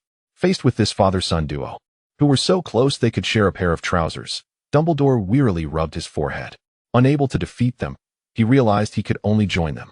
Since this is your choice, I shall not oppose your actions, but I have one request. Dumbledore's azure eyes, framed by crescent-shaped spectacles, fixed upon Grindelwald. Grindelwald raised an eyebrow, encouraging Dumbledore to continue. I too wish to be involved in Kyle's education. Upon hearing the two formidable figures discussing his upbringing, Kyle perked up, keenly attentive. You are correct. My previous approach only stifled Kyle's potential. Dumbledore glanced at Kyle, who was eavesdropping, and added, Magic knows no boundaries of good or evil. Its merit lies in the hands of its wielder. Father, do you mean to say you will not restrict my study of dark magic? Kyle raised his hand eagerly. Dumbledore shook his head. Whatever you wish to learn, both Gellert and I can teach you, provided you understand what you are undertaking. Leaning back against the soft chair, Grindelwald remarked, This young lad's disposition is far more mature than you might imagine. Kyle's excitement was palpable as he beamed, unable to contain his exhilaration. To receive guidance from the two most accomplished Dark Lords in the magical world, what other young wizard could boast such an opportunity? Dumbledore gestured for Kyle to leave, indicating he had other matters to discuss with Grindelwald. Kyle, undeterred, swiftly exited Grindelwald's study. In the days that followed, Kyle's routine reverted to the familiar, shuttling between the library, training room, and dining hall. Oh, but since he began studying alchemy, his trajectory had expanded to include the alchemical laboratory. A few days later, in the castle's alchemical lab, he mused, I believe we can use the fairy's specially crafted metal for the sword's blade. I recall there being over 200 kilograms in the castle's treasury. It would be no issue to take a bit. Upon hearing Catherine's words, Kyle paused in surprise. How do you know so much about my family's treasury? The young girl rolled her eyes in exasperation. My grandfather is the steward of the Grindelwald family. If all goes as expected, I shall inherit his duties in due course. But should unforeseen circumstances arise, what might I become? The mistress of the castle, perhaps? If Catherine is willing, that could indeed be a possibility. Kyle's thoughts continued to wander. In addition to the two magical runes of resilience and sharpness etched onto the sword's blade, a transformation rune could also be inscribed. A transformation rune? Kyle glanced at the parchment before him, adorned with an illustration of an impressive sword. The accompanying annotations indicated it was a one-handed sword, an octagonal Chinese sword. It could convert the wielder's magical power into light, releasing it from the sword's tip like a beam to obliterate all in its path. Catherine's eyes sparkled with excitement. Isn't that exhilarating? Kyle's lips twitched. Was this not the very embodiment of the Sword of Oath? He was not some foolish prince, after all. He had no desire for such extravagant features. His only wish was to forge a weapon of sufficient sharpness. A shuriken crafted from ordinary metal proved inadequate against the armor of wizards. Why not directly utilize mithril and fine gold for the core, enveloped in fairy metal for the outer layer, to create an exotic wand? Catherine's eyes lit up instantly. She had some knowledge of wand crafting, and this approach was entirely feasible. This was far superior to commissioning a fairy to forge another fairy's sword. With this method, they could forego the original wand and directly wield magic through the sword's blade. What shall we name it? She inquired, tilting her head. Let us call it Phoenix Seeking Phoenix, Kyle replied, momentarily stalling as he nearly blurted out the name of the EX curry stick. He wished to avoid appropriating names like Kusanagi or Tinkakin, as well as the Sword of Oath. A glance at Catherine prompted him to settle on his chosen name in Chinese. Catherine, noticing his gaze, felt a faint blush grace her cheeks. Clearly, she recognized the famous poem written by Sima Xiangru in pursuit of his beloved Zhuo Wenjun. After inadvertently teasing Catherine, Kyle flashed a sly smile. When she turned to him again, he feigned seriousness, stroking his chin thoughtfully. The next matter at hand was deciding who would forge this creation. Grigovich. Europe boasted three eminent wand makers, Ollivander from England, Grigovich from Germany, and another yet unnamed. Catherine tucked away the parchment, stating, "We would be thrown out by Grigovich." "Why would that happen?" "Don't ask. It's all due to my father, Gellert Grindelwald." In a rather unsporting manner, Grindelwald had once ambushed Grigovich in an attempt to seize the Elder Wand, leaving him incapacitated with a stunning spell. Thus, a rift had formed between them. If the family elders did not intervene, the moment Grigovich laid eyes on Kyle, he would undoubtedly exclaim a resounding "get out." Ultimately, Kyle chose to entrust the task of crafting the wand to Grigovich. Naturally, since he could not undertake the journey himself, the responsibility of commissioning the wand from Grigovich ultimately fell upon the ever-capable butler, the elderly gentleman. Although Kyle felt somewhat uneasy about exploiting the labor of a nearly 90-year-old man, he found himself bereft of alternatives. Aside from the creation of the Phoenix seeking Phoenix, Kyle was nearing the conclusion of his preparations for the first gate of the 8 gates of Duanjia. 2 days before Christmas, in the spell training room, Kyle, fully prepared, resolved to embark on his inaugural attempt. After a brief warm-up to activate his bodily meridians, Kyle settled into a cross-legged position, his palms pressed together in concentration. Beside him, Catherine and Alfred stood vigil, their expressions tinged with anxiety. Clearing his mind of all thoughts, Kyle focused all his mental energy on the location of the door within his mind. Drawing upon the magic within him, Kyle launched an assault on the first gate. Even with the gentlest of nudges, the impact against the barrier in his mind left him feeling slightly dizzy. It was far more arduous than he had anticipated. Seeking assistance, Kyle cast a pleading glance at Alfred. Without hesitation, Alfred stepped forward to stand behind Kyle, his wand illuminating with a vibrant green glow that enveloped Kyle's head. The sight of Kyle's head glowing with green light was peculiar, yet in light of the significance of the 8 gates, Kyle tolerated it. As he commenced his second attempt, Kyle summoned a much greater reservoir of magical energy, surging toward the door with renewed vigor. At the moment his magic collided with the barrier, darkness momentarily enveloped his vision. He nearly succumbed to unconsciousness. Fortunately, Alfred's healing magic was continuously effective, swiftly reviving Kyle from his near-faint state. Carefully attuning himself to the status of the door, he sensed a breakthrough. Under the force of his magic, the once firmly locked first gate had been breached, revealing a small opening. With renewed determination, Kyle drew upon his magic once more and unleashed a third wave of impact against the door. The previously torn opening, already compromised, was obliterated by the ferocity of his latest assault, as if it were mere paper. Kyle's spirits soared, gradually opening his eyes. He perceived the world around him in an entirely new light. Not only did the objects before him appear clearer than ever, but he also began to perceive myriad details he had previously overlooked, now liberated from the constraints of his mind. The faintest sound of Catherine's breath, the slight movement of air caused by the trembling of the butler's wand, and the delicate particles of dust illuminated by the sunlight streaming through the window, all these were now within his grasp. What was he thinking? He had merely opened the first gate. He had not transformed into a super scion. The first lesson primarily enabled him to gain complete mastery over his body and to think at a swifter pace, thus preventing a recurrence of the previous issue with halting his momentum while employing the Chidori technique. "Kyle, are you all right?" Catherine inquired, her tone laced with concern. Kyle rose to his feet and slowly shook his head, affirming, "I'm fine, I succeeded." At Kyle's words, Alfred let out a sigh of relief and sheathed his wand. The attempt Kyle made to open the door appeared utterly reckless in the eyes of the old butler, for the brain is the most intricate organ in the human body, and a moment's carelessness could lead to irreversible damage. "It's good to hear that you succeeded." Kyle retrieved a shuriken from his tool pouch at his waist, his excitement evident as he looked toward Catherine. "Shall we try a few more moves?" During this period, Kyle had frequently engaged in practice battles with Catherine. After several encounters with Kyle's unorthodox combat style, Catherine, now seasoned with experience, had decisively overwhelmed Kyle in their later skirmishes. This, of course, was under the condition that she wielded her wand. She had indeed learned to cast spells through hand seals, though her casting speed left much to be desired. While Kyle could perform 6 seals in a second, Catherine was not quite so exaggerated, managing 2 to 3 seconds per seal. Catherine brandished her wand. "Let us begin." Alfred, grinning broadly, took it upon himself to officiate as the referee. "Now, let us bow to each other." Although Kyle did not require a wand, he still drew it and held it like a sword against his chest, and the two bowed to one another. Once Kyle had stowed his wand, The old butler announced the commencement of the duel. Catherine swiftly cast a shattering spell. Typically, such a devastating incantation would not be directed at a fellow wizard, as it could easily reduce their body to a mere shell. Catherine's choice to employ such a spell in a duel clearly indicated her confidence in Kyle's abilities.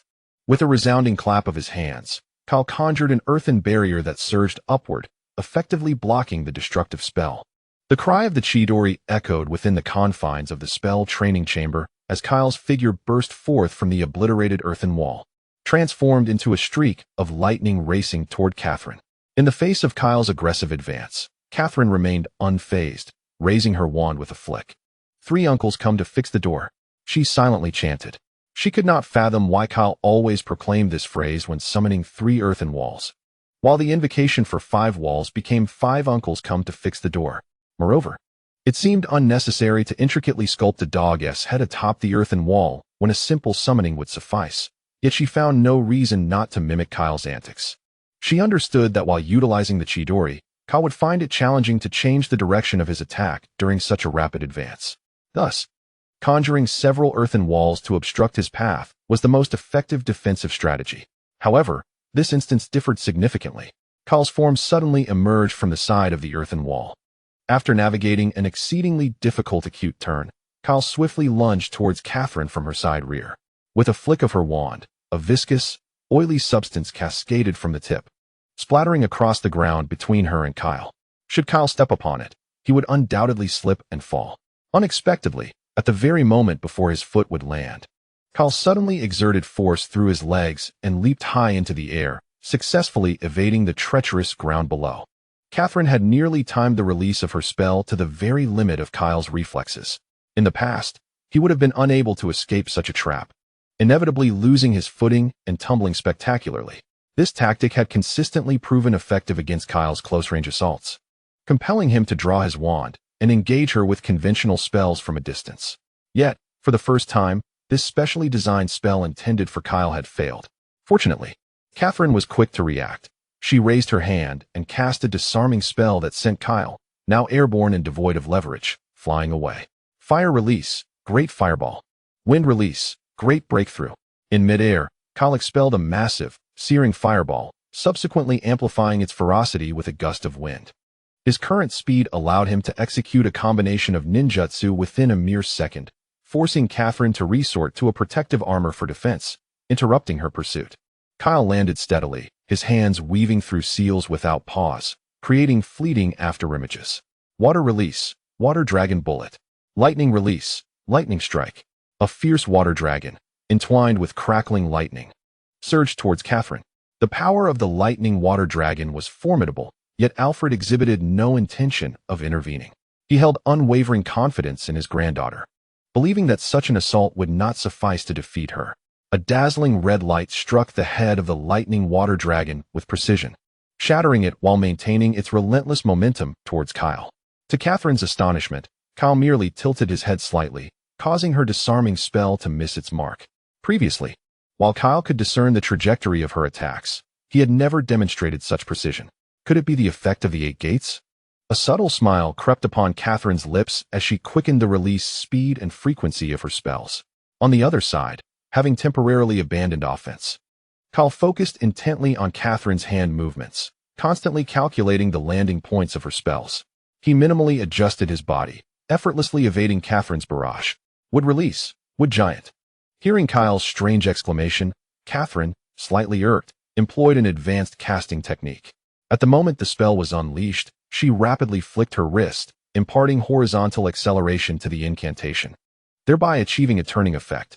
Indeed, this was the legendary art of wand combat. And then, Kyle faced his misfortune. The first gate of the 8 gates of Duanjia has indeed liberated his cerebral computational prowess. However, the arcane trajectory of the spell is so bizarre that no amount of enhancement to his analytical abilities would suffice to decipher it. This is primarily due to the chaotic nature of Catherine's incantation. How can one counter an unstructured attack? It is simply impossible. I concede. Collapsing to the ground, Kyle, having achieved the mouth agape, eyes closed accomplishment, exclaimed. Alfred extended his hand, helping Kyle rise from the floor, and after assessing his injuries, glared at Catherine, who merely stuck out her tongue, dismissing the injuries sustained during their practice duel as quite normal. Her grandfather was being excessively biased. Once liberated from the first gate, an unprecedented wave of fatigue washed over him, and as he received treatment, Kyle let out a tremendous yawn. As a seasoned healer, Alfred immediately recognized this as a consequence of overexertion of mental energy. The elderly gentleman retrieved a vial of potion from his pocket and presented it to Kyle. "Young master, this potion will aid in your recovery. However, I recommend you retire to your room for a proper rest after consumption." "Thank you, Alfred." By the time Kyle emerged from his lethargic state, 3 hours had elapsed. Having missed lunch, he awoke to find a steaming meal awaiting him on his bedside table. Clearly, a household elf had been invisibly standing by, ready for his awakening. Seated on the plush velvet bed, Kyle did not immediately indulge in the meal. Instead, he focused inwardly, specifically on the location of the second gate of the 8 gates of Duanjia within his mind. With the experience of his first attempt, he easily breached the first gate once more. Tentatively, he pressed his magical energy against the second gate, but it remained immovable. Never mind, without the elder's watchful guidance. It was prudent to refrain from engaging in reckless experimentation alone. Otherwise, should something go awry, he would likely be discovered lifeless in his room the following day. Moreover, he surmised that his current physical condition was sufficient for the first gate. The subsequent gates could wait for another time. After all, he did not intend to delve deeply into the 8 gates of Duanjia. Kyle's aspiration was merely to attain the third gate, known as the Life Gate. This gate represents the ultimate sanctuary within the 8 gates, for once one ventures beyond the 4th gate, each opening incurs a degree of physical harm. Ultimately, the 8 gates of Duanjia is a forbidden technique that unleashes the body's utmost potential, and the extent of power unleashed invariably results in proportional injury. Kyle certainly did not wish to emulate Hagrid's reckless abandon of his youth. Nonetheless, he harbored a certain envy for the overwhelming might that knight's near-catastrophic kick could unleash. If only he possessed Hagrid's robust, resilient physique. Speaking of Hagrid, just because Kyle had no intention of practicing this forbidden technique himself did not preclude the possibility of entrusting it to another. As a half-giant, Hagrid's physical strength was astonishingly formidable, even with minimal training. Kyle still vividly recalls the violent scene in the Forbidden Forest, where Hagrid delivered a single punch that sent a werewolf crashing into the ground. If it were Hagrid, Kyle estimates that even the current version of him could probably open 4 gates, and with a touch of optimism, perhaps even 5. Should Hagrid enhance his physical training, Kyle firmly believes he could soon unlock the 7th gate of the 8 gates of Duanjia. Given the physical prowess of wizards, even someone as formidable as Voldemort would likely struggle to withstand a single strike from Hagrid at the 7th gate. If Hagrid were granted a few more years to develop the ability to open the 8th gate, Kyle muses that even the legendary Grim Reaper would be no match for him. It was settled. He knew precisely what Christmas gift to bestow upon Hagrid this year. The journey from France to England was quite extensive, and with only 2 days remaining until Christmas, Kyle surmised that it was time to send out his owls. After finishing a lunch that had stretched over an hour past its intended time, Kyle retrieved the pile of Christmas gift boxes that Alfred had prepared for him and began the mailing process. For Hannah, he selected a generous assortment of chocolate frogs, knowing it to be her particular delight. As for the academically gifted beaver, it was a no-brainer to send him a few volumes of magical tomes. Kyle tailored the gifts for the professors of the academy according to each of their individual preferences, which Alfred had graciously organized. Then there was Hagrid's present. Initially, Kyle had contemplated gifting him a suit of armor and a hefty axe, allowing him to cosplay as a certain portly thunder god. After all, patrolling the Forbidden Forest was decidedly perilous, and Hagrid often returned with injuries. Although they were typically minor, and, thanks to his giant lineage, healed swiftly after a good night's rest, it underscored the inherent dangers of the Forbidden Forest. Yet now, rather than armor and an axe, Kyle had a more fitting option in mind, a green bodysuit. Indeed, the green bodysuit was the essence of the gift, with the 8 gates merely as secondary consideration. Lastly, he pondered the gift for his yet-to-be-met alchemy mentor, Nicholas Flamel. Kyle had heard from Dumbledore that Flamel held a keen interest in Muggle artifacts, and surely his bottomless bag contained an abundance of such items. However, Kyle ultimately refrained from offering any second-hand possessions from his own collection. It felt inappropriate to part with his used items. Aside from a few cherished collectibles, he entrusted Alfred to procure the remainder from the Muggle world. After attaching greeting cards to each gift box and confirming that none were overlooked, he delegated the task of sending the gifts to the house elves within the castle. What remained were the Christmas gifts for Catherine and the three venerable gentlemen, which could wait until Christmas Eve. The following morning, after finishing breakfast, Kyle stood up and placed 2 gift boxes before Dumbledore and Grindelwald with a flourish. "Father, here are your Christmas gifts." Naturally, he did not forget the diligent Alfred. "And yours too, Alfred." Without waiting for the three to reciprocate with gifts, Kyle hastily retreated into the library. After all, it was not as if he could escape later. They might not bestow Christmas gifts upon him then. Dumbledore, with a beaming smile, unwrapped his present to discover a set of family figurines crafted by the three of them. This heartfelt gift from Kyle intensified the joy radiating from Dumbledore's face.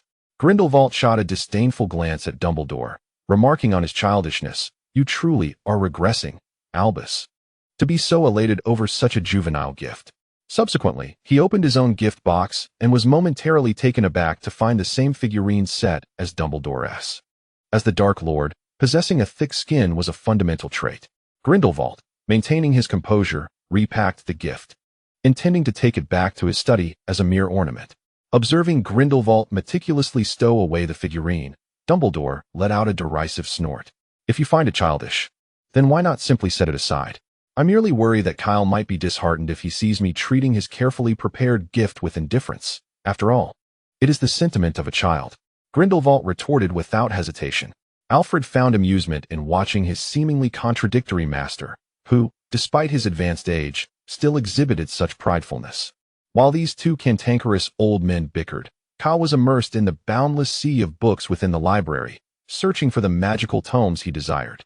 Ever since he learned that Catherine's name before being adopted by the butler was Shippuden, Kyle had become resolute in his ambition to develop the dance of paper.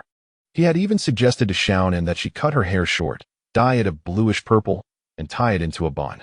Kyle vowed he was not merely infatuated with the angelic figure from rainy Hidden Village. He simply wished to recreate the glory of the Akatsuki in this world. With the forefather figures from Hogwarts, along with Shippuden, their magical version of the Akatsuki would possess sufficient personnel to execute half of the Moon Eye plan.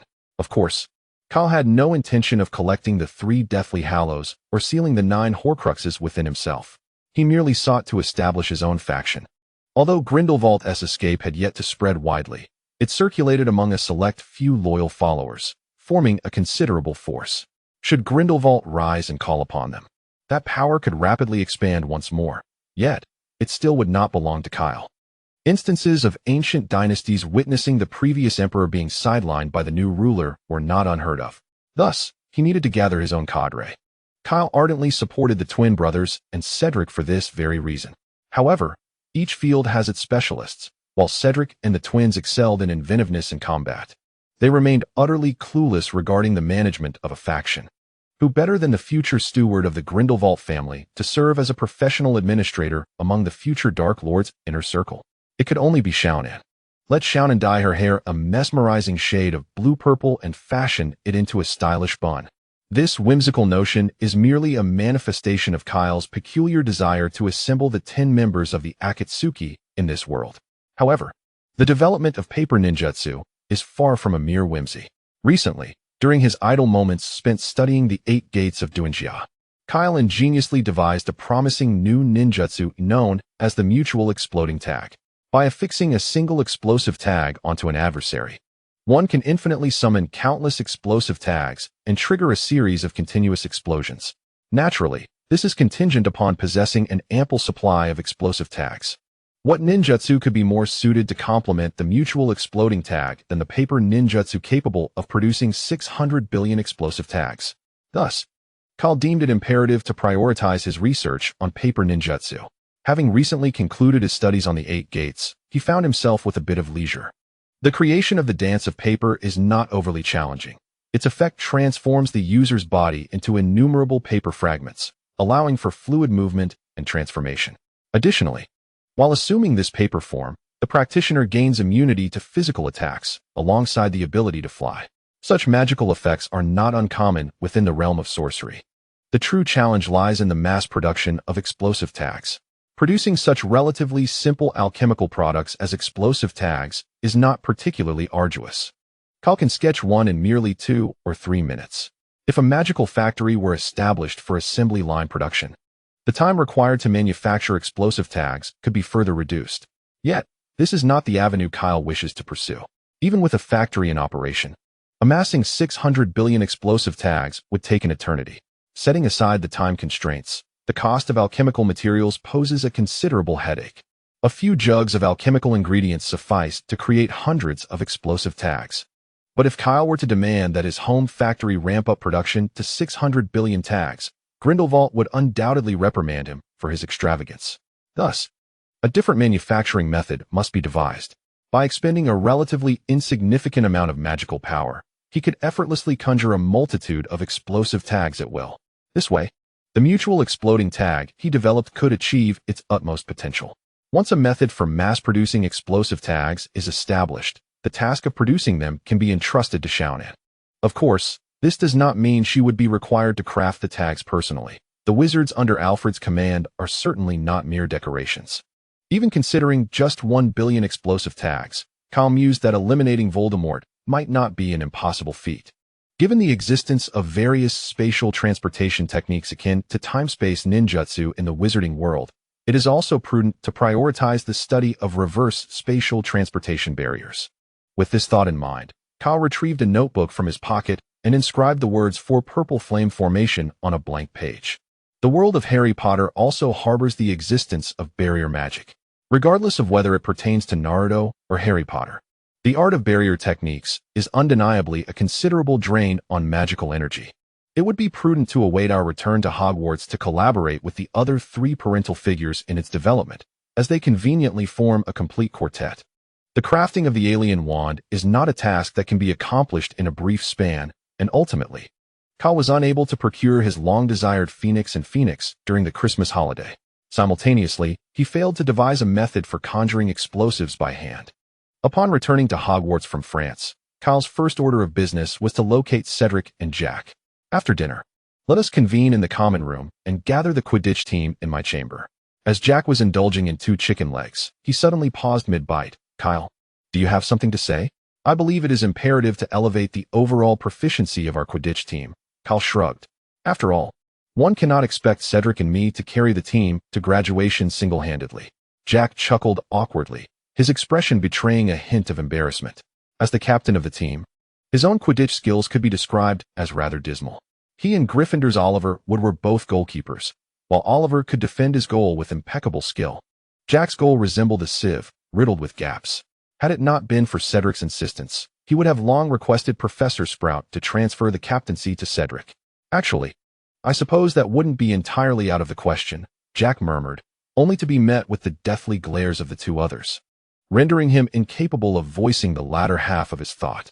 He intended to suggest that Kyle, being only a first year, still had 7 years left to play. Kyle beckoned for the 2 to draw closer. I have specially constructed a Quidditch training ground for our Hufflepuff team, Jack exclaimed in surprise. Quid, but his words were swiftly silenced by Cedric's hand covering his mouth.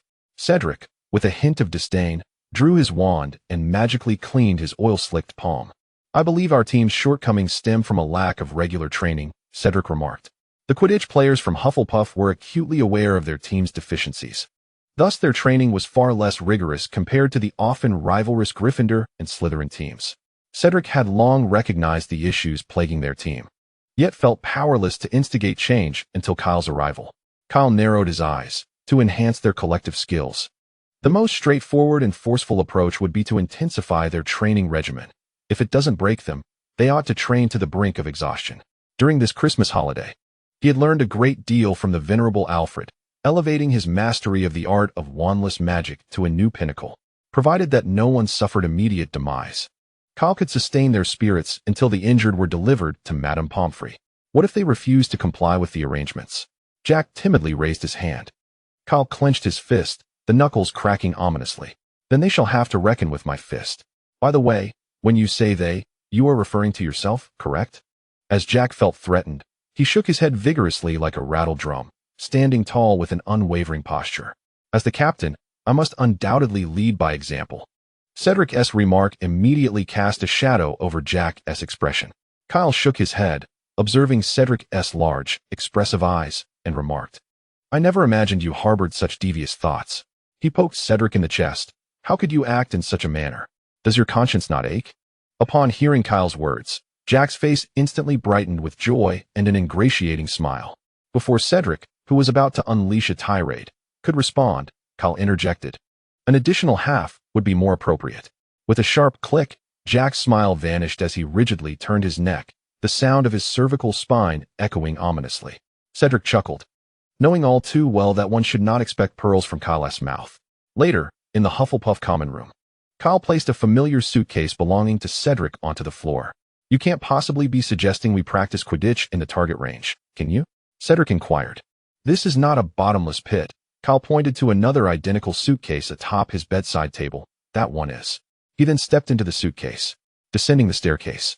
They were presented with a standard-sized Quidditch pitch, nearly an exact replica of the one outside Hogwarts castle.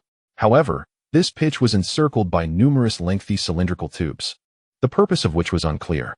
Astonishingly, the sky within the suitcase mirrored that of the outside world, with a gentle breeze and clear weather. Upon seeing the Quidditch pitch, Jack let out an excited shriek. This place employs the same enchantment as the ceiling of the Great Hall, Kyle explained. There is a knob here. Twisting it allows us to simulate any weather condition. This way, we can practice under any extreme weather scenario. Cedric pointed at the elongated tubes surrounding the pitch. What are those? Kyle followed his gaze. Oh, those are the launchers for the bludgers and the snitch. Launchers? Are they for training us to evade bludgers and intercept the snitch? Cedric deduced their purpose from Kyle's description. Exactly. Allow me to demonstrate. Kyle approached one of the massive cannons, like this. He adjusted the slider on the bludger launcher to its maximum setting and pressed the activation button. With a thunderous roar, a black meteor streaked past their eyes. The others exclaimed in bewilderment. Did a large black rat just zoom by? Cedric's eyes twitched violently. He quickly calculated that the speed of that bludger had undoubtedly exceeded 200 meters per second. If struck by such a projectile, one would not require a visit to the infirmary. They'd be rendered unfit for any further engagement. Kyle's lips twitched incessantly. Was his father attempting to commit fratricide? This training system for the launcher had been crafted by Grindelwald at his behest. Not only the launcher, but the entire Quidditch training ground had been constructed by Grindelwald's hand. Only a wizard of Grindelwald's caliber could, in a matter of days, create such a vast expanse within a small suitcase using the permanent undetectable extension charm. Besides the maniacal launcher, the field was populated with numerous alchemical automatons programmed to simulate opposing team members, thereby increasing the training difficulty for the players. However, since the programming was fixed, once the Hufflepuff players became accustomed to the automatons' routines, they would need to consider a new batch. As for the training for capturing the Golden Snitch, that was not as straightforward. Kyle trusted Cedric's innate talent. Even without a specialized training regimen, he would excel. As Kyle strolled through the dimly lit corridors of Hogwarts Castle after nightfall, the portraits on either side slumbered, and an eerie silence enveloped the surroundings, accompanied only by the darkness. Perhaps due to his experiences as a Dark Knight in New York a few years prior, Kyle relished this tranquil, lightless atmosphere, finding immense safety and serenity within the shadows. Thus, even when solitary, he delighted in wandering the castle during curfew hours. Even aimlessly meandering through the ancient edifice allowed him to achieve profound relaxation. However, this evening, an unexpected guest shattered the serenity. Before a suit of imposing armor, a white-bearded elder accurately apprehended Kyle, who was under the disillusionment charm. "Father, it's not even midnight yet," Kyle remarked, producing the parchment signed by Dumbledore from his pocket and waving it before him. Dumbledore sighed in resignation. "Well then, perhaps you should pay more attention to your precious savior classmate." Kyle gestured towards a half-open door on the left side of the corridor. Moments earlier, an invisible figure had slipped through that door, which led to an abandoned classroom. The invisible individual believed he had concealed himself well, yet his footsteps and breathing were audible in the still corridor. Anyone within 10 meters could easily discern them with a modicum of attention. A seasoned night wanderer would never make such a rookie mistake, indicating this was indeed a novice. Thus, the answer was singular. Recently, he had seen an invisibility cloak in Dumbledore's chamber, a relic of Harry's late father, James Potter. Dumbledore had returned this cloak as a Christmas gift to its rightful owner, Harry. Consequently, the individual who had just entered that door must be none other than our remarkably resilient savior classmate. Dumbledore's presence in the castle's fifth-floor corridor at this hour was likely related to this matter. Since you've noticed, come along with me. Kyle silenced his presence and followed Dumbledore through the half-open door. So, you've returned, Harry? Harry, seated with his knees drawn to his chest before a grand mirror, felt as though his very insides had turned to ice. Terrified, he scrambled to his feet and glanced back, discovering two Dumbledores, one old and one young, sitting at a table against the wall, observing him. I didn't see you, sir, he stammered. You are not the only one capable of invisibility, Dumbledore replied, his face adorned with a gentle smile, which stirred a pang of envy in Kyle's heart. Aside from the brief moment when his father had brought him to Hogwarts, he rarely saw such warmth. More often, he was met with exasperated sighs or shaking heads. Kyle felt a strong urge to grasp Harry by the collar and demand, "What is it that earns Dumbledore's affection for you?" Seeing the smile on Dumbledore's face, Harry exhaled in relief. It appears you, like many before you, have discovered the charm of the Mirror of Erist. As his father engaged Harry in a psychological discourse, Kyle approached the mirror that had drawn Harry in at such an ungodly hour. The mirror stood impressively tall, reaching the ceiling, supported by two massive claw-like pedestals. Most notably, a long string of letters was inscribed in Latin along the top frame. If read in reverse, the inscription revealed a profound truth. I do not reflect your face, but rather the desires of your heart, Kyle whispered softly. As a spiral of rippling waves cascaded across the surface, Kyle's reflection began to transform. Red clouds subtly appeared upon his wizarding robe, causing his lips to twitch. Behind him stood 7 figures, all clad in similarly adorned robes of crimson. 6 of them bore familiar purple-ringed eyes, reminiscent of Kyle's own creation, the 6 Paths of Pain. If he was not mistaken, his identity was unmistakably Nagato. The 7th figure, also known to him, was Catherine August, or rather, Conan. Unbeknownst to him, she had dyed her long, dark hair a light shade of blue-violet, styled into a bun, with a delicate pale blue paper flower adorning the right side. Kyle's lips twitched more violently. Was this truly his deepest desire? To become the bearer of burdens? Yet, in all honesty, after dyeing her hair, Conan appeared even more beautiful. Marrying her would indeed be quite splendid. The 6-year age difference was hardly a concern. Of course, such matters were still too premature for Kyle, who had yet to fully mature himself. The bearer of burdens began to levitate in the mirror, ascending towards the heavens. In midair, the figure silently opened its mouth, and Kyle, even without watching the shapes of its lips, instinctively knew what was being said. His own lips parted. How many flights must one carry a bag of rice? A bag of rice must ascend to the 2nd floor. What? Dumbledore cast his gaze upon Kyle, who stood before the Mirror of Erist, seemingly lost in a soliloquy. No worries, please continue, he encouraged. Flushing with embarrassment, Kyle inadvertently recited the entire incantation. Dumbledore turned back, guiding the young savior with gentle wisdom. This mirror neither imparts knowledge nor reveals the truth. It merely lures people into idleness. At that moment, Kyle's fervent spirit had reached an uncontrollable peak. He suddenly raised his arms and bellowed the final line of his spell, Godly Judgment. Once again interrupted, Dumbledore paused. Curiosity piqued about what Kyle might have seen in the mirror. What did you behold, Kyle? A glance at the mirror revealed a scene of desolation, strewn with corpses and crumbling ruins, leading Kyle to avert his gaze from Dumbledore's penetrating eyes. From the remnants of that destruction, he surmised that the very castle in which they stood, Hogwarts, had been obliterated by his own extraordinary godly judgment. Would he dare share such a revelation with Dumbledore? The thought of familial discord loomed ominously. Lacking the means to conjure a signal or offer even a trivial moonstone, Kyle knew that such powers might only be attainable in the future, perhaps through mastery of devastating techniques, but not in the present. Thus, he resorted to fabricating a tale to placate his father. I beheld a throne, adorned with spikes, jagged edges, and twisted metal. A chair that resembled a throne forged from thousands of gleaming swords. Dumbledore raised an eyebrow, not questioning the veracity of Kyle's words. With one hand grasping a wand and the other wielding a sword, crowned in a magnificent diadem and draped in regal robes, I ascended the Iron Throne. Dumbledore said nothing in response to Kyle's vision, yet a slight furrow in his brow betrayed a flicker of sorrow. He had successfully persuaded Harry to abandon the pursuit of the entrancing mirror. In the days that followed, Harry wished to effortlessly forget what he had seen within its depths. Alas, forgetfulness eluded him. Nightmares plagued him, visions of his parents vanishing in a sudden flash of green light, accompanied by a mocking, raucous laughter.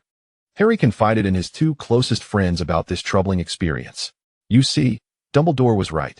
The mirror could drive you mad," Ron remarked. However, Hermione's perspective diverged from Ron's. Her emotions were a tumultuous blend. On one hand, she was alarmed by Harry's nightly escapades throughout the Christmas holiday, yet on the other, she felt disheartened that he remained oblivious to the identity of Nicholas Flamel. As the new term commenced, they resumed their practice of perusing books during their 10-minute breaks. Yet, deep down, they had nearly relinquished hope of discovering Flamel's identity in the library. In stark contrast to the despondent trio of saviors, Kyle brimmed with enthusiasm. "Pardon me, but could we summon a healing spell for our captain once more? Cedric has already dragged Jack Sparrow off the Quidditch pitch for the third time. As the keeper, Captain Jack's training regimen consists of intercepting those rogue bludgers aimed at the goal. Under Kyle's rigorous training, Jack's improvement has been remarkable. From initially allowing 9 out of 10 balls to pass, he now manages to let in no more than 5, with the remaining 5 often being caught with his face. However, the consequence of this has been severe concussions. Fortunately, our Quidditch team benefits from Kyle's presence as an amateur healer. A mere concussion cannot deter the continuation of training. As long as he does not suffer a fatal blow, he can be revived. With Kyle's current level of medical magic, Jack will be back on his feet and lively within 3 minutes. 2 minutes later, Cedric returned, dragging their chaser Cadwallader to Kyle's side. "Kyle, I am so grateful for your presence. Otherwise, I would be at a loss for what to do," Cedric expressed appreciatively. "It's a trivial matter." However, this time, Kyle refrained from providing direct treatment, instead gesturing for Hannah nearby to attend to Cadwallader. Hannah has been studying healing magic for some time now, having frequently assisted Madame Pomfrey in the infirmary. Even Madame Pomfrey has praised Hannah's considerable talent in medical magic. Yet, her recent progress in this field had stagnated, as she lacked sufficient practical opportunities due to the limited number of patients in the infirmary. However, ever since Hufflepuff commenced their grueling Quidditch training, Hannah no longer had to worry about this issue. Every 2 to 3 minutes, Cedric would bring over an injured player. The less severely injured were entrusted to Hannah for practice, while more serious cases, such as the captain's concussion, required Kyle's direct intervention. This has provided Hannah with invaluable practical experience, leading to rapid advancements in her healing skills. Observing Hannah treating Cadwallader, Kyle stroked his smooth chin, pondering whether it might be time to teach her about enhanced strength. On this day, the Hufflepuff Quidditch team members experienced true despair for the first time. At 11 o'clock in the evening, the little badgers of Hufflepuff stumbled out of the locker room, supporting one another, their faces etched with agony. Given their pale complexions and unsteady steps, one might mistakenly believe they had just engaged in an intense, multi-participant Quidditch match, which indeed is a team sport. Yet, they bore no physical injuries. Their spirits, however, had endured tremendous torment. Each of them had faced the harrowing experience of being struck down by bludgers or rogue balls at least 10 times that evening. Fortunately, they were all saved by the miraculous healing of the adept Hannah. They had scarcely rested for 2 minutes before, under the relentless gaze of a demonic coach. They shakily mounted their brooms once more, returning to that hellish training ground. If given the choice, they would wish never to experience such a day again. Tomorrow evening at 8, the training shall continue. Upon hearing Cedric's words, a collective groan of despair escaped the lips of all except Kyle. Yet, none dared utter a word of refusal, for they had protested once before, and the outcome had been far from pleasant. Consequently, including the substitute players, there were a total of 11 wizards, 2 of whom were 6th-year students. Without even drawing his wand, Kyle subdued them all with a single display of formidable strength. The overwhelming force had extinguished their hope. They could neither win nor perish. What were they to do? Finished? May I borrow your notes? In the library. Upon noticing Hermione set down her quill, Kyle immediately reached for the parchment before her. The little beaver shot him a glare and slapped his hand away. Yet her efforts were in vain as he shamelessly seized her history of magic assignment. With a resigned shake of her head, she stood and left her seat. Upon her return, she bore a stack of modern texts on magical history. "What are you searching for?" Hannah inquired, her curiosity piqued as she leaned in. For some time, she had observed Hermione hastily gathering books from the shelves after completing her assignments, as if seeking specific information within them. The little beaver hesitated, contemplating whether to share this matter with Hannah and Kyle. Revealing the name Nicholas Flamel to them should pose no issue, as neither of them was particularly inquisitive. Hermione feared inadvertently involving her two dear friends in the events behind the trapdoor. Ultimately, however, she spoke up. I am looking for who Nicholas Flamel is. Nicholas Flamel? Kyle, who had been copying notes, paused in his motion. Had the trio of saviors traced the matter here? Dumbledore had advised him to refrain from interfering in the trials of the Chosen One, yet he had not forbidden him from offering a modicum of assistance. Just as Kyle was about to inform Hermione, Hannah interjected. I know. I saw this name on a chocolate frog card. You do? Hermione exclaimed, her excitement palpable. She had not held out much hope, yet here was Hannah claiming knowledge. With a flourish, Hannah emptied a large stack of chocolate frog cards from her pocket onto the table, rifling through them with fervor. Soon enough, she located her target, the wizard card of Albus Dumbledore. Look here, Hannah said, pointing to the back of the card. Dumbledore's well-known contributions include defeating the dark wizard Grindelwald in 1945, discovering 12 uses for dragon's blood, and achieving remarkable results in alchemy with his partner, Nicholas Flamel. Hermione leapt up, her exhilaration unmatched since the grades for their first assignment had been revealed. Swiftly, she returned from the shelves with a hefty tome and began to flip through its pages at an astonishing pace, reciting incantations under her breath. Finally, she found it. The page bore the inscription, Nicholas Flamel, the only known creator of the Philosopher's Stone. The Hogwarts Quidditch Cup employs a round-robin point system. Beginning in the second month of the new academic year, each team competes against every other team twice, culminating in a final match between the top two teams based on total points. Currently, Hufflepuff is leading the Quidditch Cup standings, significantly ahead of the other houses, thanks to the previous match against Ravenclaw. Nevertheless, Kyle and Cedric remain unwavering in their training expectations. Today marks the 7th day of rigorous training. After a week of rigorous practice, Hufflepuff's Quidditch players have made substantial progress. At the very least, their goalkeeper, Jack, has improved, no longer allowing 5 goals out of 10, with the remaining 5 being deflected by his body. After an hour of training, only 2 unfortunate chasers suffered broken arms from a bludger and required Kyle's medical attention. While others were not entirely unscathed, their injuries were minor, and Hannah managed to treat them without issue. With tomorrow's match against Gryffindor approaching, Cedric decided to conclude today's training early, calling a halt at 9:30 in the evening. The players erupted in cheers as they left the training field. Captain Jack suggested they head to the kitchen for a late-night snack to replenish their energy. This proposal was met with unanimous agreement. Kyle, where are you going? Cedric called out to Kyle, who was heading in a different direction after leaving the Hufflepuff common room. I have some matters to discuss with Snape. You all go ahead. I'll join you later, Kyle replied without looking back. He had long harbored intentions of studying potions with Snape. Due to the nature of magic, even wizards who do not typically prioritize physical fitness possess a physique that surpasses that of ordinary muggles. However, this strength has its limits. No matter how one trains, a wizard cannot achieve the extraordinary physical prowess of martial arts masters from tales of pirates or ninjas, capable of shattering mountains with a single blow. Nevertheless, wizards have their own means of enhancement. For instance, there exists a magical creature in the wizarding world known as the Riem, whose blood can temporarily increase the strength of the drinker. While it may not enable one to shatter mountains, it would suffice for a test of strength against Captain America. Should one concoct a strength-enhancing potion, the effects could be made permanent. In addition to potions, another path lies in the realm of dark magical transformation of one's own body. Kyle had contemplated this route, but was sternly warned by Grindelwald and Dumbledore after sharing his thoughts. Dumbledore even showcased an image of a noseless, bald wizard, replaced by 2 slits, illustrating the consequences of dark magical transformation, Voldemort.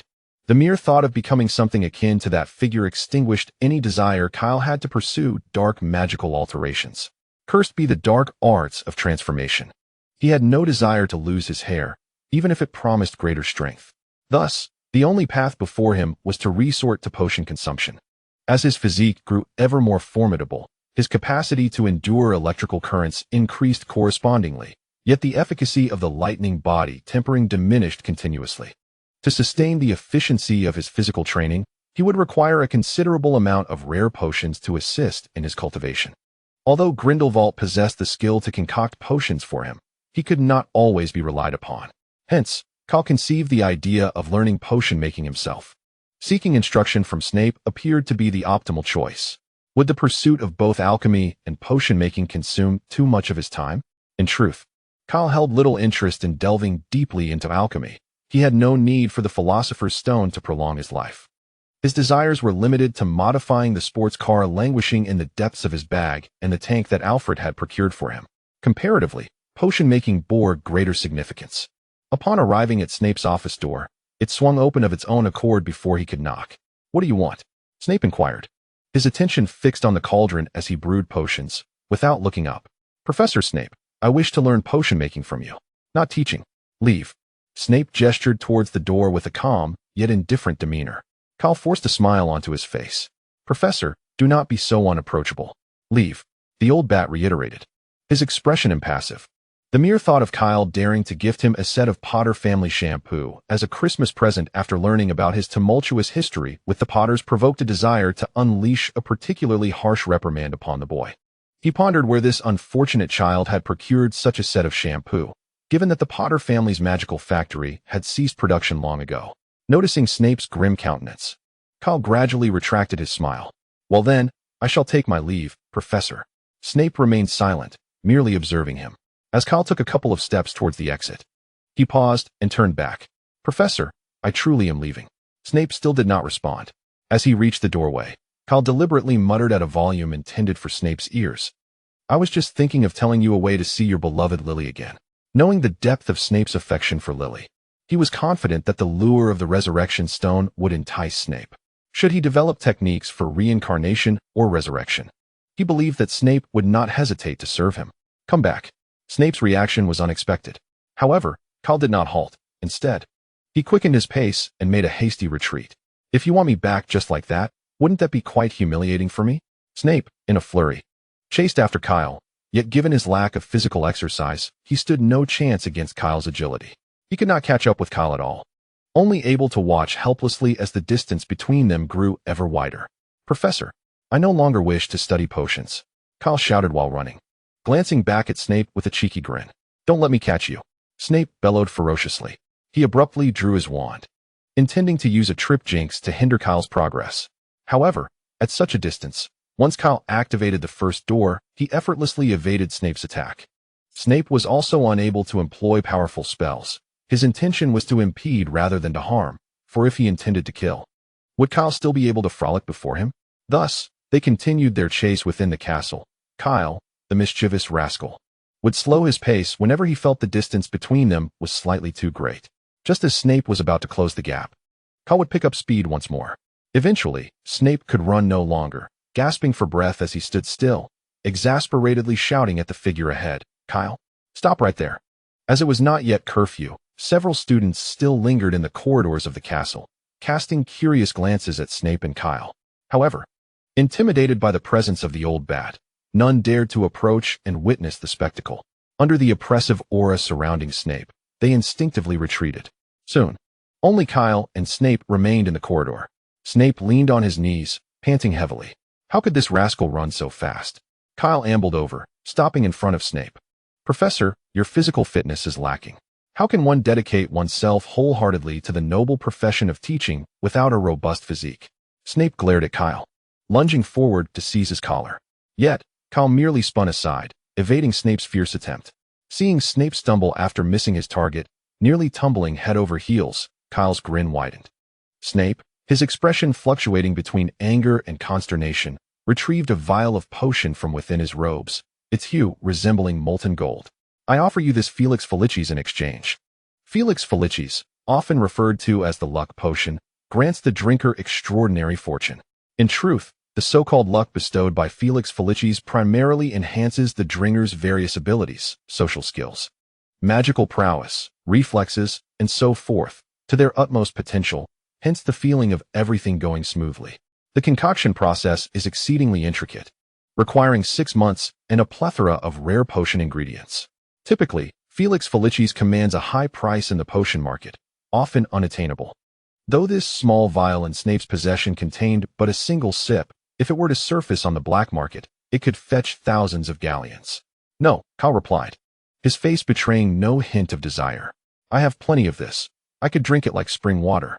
Snape's face twitched in irritation as he recalled Kyle's lineage as the son of Grindelwald.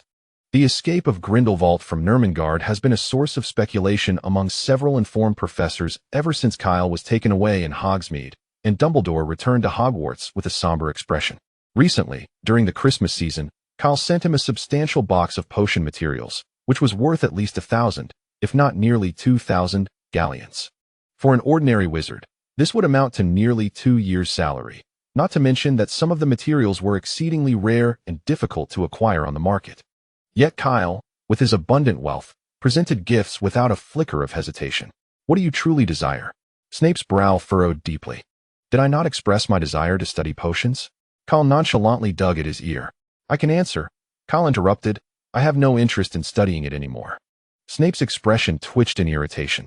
How could there be such an infuriating child? Observing Snape, who looked as if he might explode at any moment, Kyle decided to spare the poor, long-suffering teacher further torment. In addition to studying potions, I have one more condition for our transaction. What condition? Snape's gaze was predatory. Kyle stroked his chin. I require assistance in brewing advanced potions until I am capable of doing it myself. Limited to 5 times. Kyle turned to leave. 10 times. Kyle did not pause. Very well. I agree. Kyle turned back with a beaming smile. A deal struck. Externally, Snape maintained his stoic demeanor, yet internally he seethed. Why can't you negotiate properly without resorting to such drastic measures? A quarter of an hour later, in Snape's office, he inscribed his name on a piece of ancient parchment. Feeling the magical potency of the contract, Snape glowered at Kyle. May I speak now? As Kyle carefully stored the parchment, he leisurely replied, Old Severus, have you heard of the legend of the 3 brothers? Snape scoffed. You are not referring to the resurrection stone among the Deathly Hallows, are you? That is merely a tale. It is more than just a tale. Kyle raised a finger and shook it. One of the Hallows, the Elder Wand, is currently in my father's possession. The smirk vanished from Snape's face instantaneously. I heard this directly from Albus himself. Kyle spread his hands. As a master of legilimency, you should be able to ascertain whether I am lying. Snape hesitated. The arts of occlumency and legilimency have always complemented each other. Proficient in occlumency, even without deliberate study, his skill in legilimency would not be lacking. Thus, even without probing Kyle's thoughts, he could discern the truth in Kyle's words. So, are you saying that the resurrection stone truly exists? Do you know its whereabouts? Apologies. I do not. Snape's expression darkened ominously as he viciously seized Kyle by the collar. Are you mocking me? Kyle swiftly pried Snape's hand away. But I can roughly guess where it might be. Where? The flicker of hope that Severus Snape had extinguished was reignited. The resurrection stone's earliest possessor was none other than Cadmus, the second of the Peverell brothers. Snape, impatient, interrupted Kyle, exclaiming, I already know this. Get to the point. Unperturbed, Kyle continued, if you delve into the annals of magical history, you will discover that several families in the wizarding world can trace their lineage back to Cadmus. Which families? Snape inquired. Malfoy, Black, Lestrange, Potter, and finally, Kyle slowly uttered the last name, Gaunt. Snape's pupils dilated sharply. Damn it, he should have considered this sooner. The Gaunt family had once produced a renowned wizard named Marvolo Gaunt. His daughter, Merope Gaunt, married a muggle bearing the surname Riddle, and gave birth to a child named Tom Riddle. If one were to disassemble the letters of the name Tom Marvolo Riddle and rearrange them in a certain order, they would spell out a chilling proclamation, I am Lord Voldemort. As a former Death Eater, Snape had witnessed, on more than one occasion, a ring set with a black stone adorned by Voldemort. Only now did he realize that the stone embedded in the ring worn by Voldemort was indeed the resurrection stone that Kyle had referenced. Without uttering a word, Snape rose and made his way towards the office door. Professor Snape, where are you going? To seek the resurrection stone, Snape replied without looking back. But do you even know where to look? Snape's steps abruptly halted. He indeed did not know where to begin, momentarily overwhelmed by the revelation of the resurrection stone. He meticulously rummaged through his memories, hoping to extract clues regarding the stone. Some long-buried recollections resurfaced, and Snape furrowed his brow, focusing intently on details he had previously overlooked. Yet, he could not recall the day Voldemort's ring had vanished from his possession, nor where Voldemort had ventured before its disappearance. Gradually, Snape's mind began to cool. He took a deep breath and turned back to his desk. Professor, when do we commence our potion studies? Kyle, reclining casually in his chair, lifted his gaze to Snape. Observing Kyle's nonchalant demeanor, Snape's expression darkened, akin to a stormy cloud. "Tomorrow night at 8, come to my office." "All right then. Goodbye, Professor." Satisfied with the prospect of acquiring something he desired in exchange for an elusive resurrection stone, Kyle rose and exited the foreboding office. The following afternoon, within the Quidditch locker room, Kyle suddenly called out to Cedric just before he stepped out. "What is it?" Cedric turned back. Kyle extended the Firebolt 2000 he held forward, saying, "You'll use this for the match. In a Quidditch game, the position of Seeker demands a broom of exceptional performance. The Seeker for Gryffindor is Harry, who possesses a Nimbus 2000, the finest broomstick currently available on the market.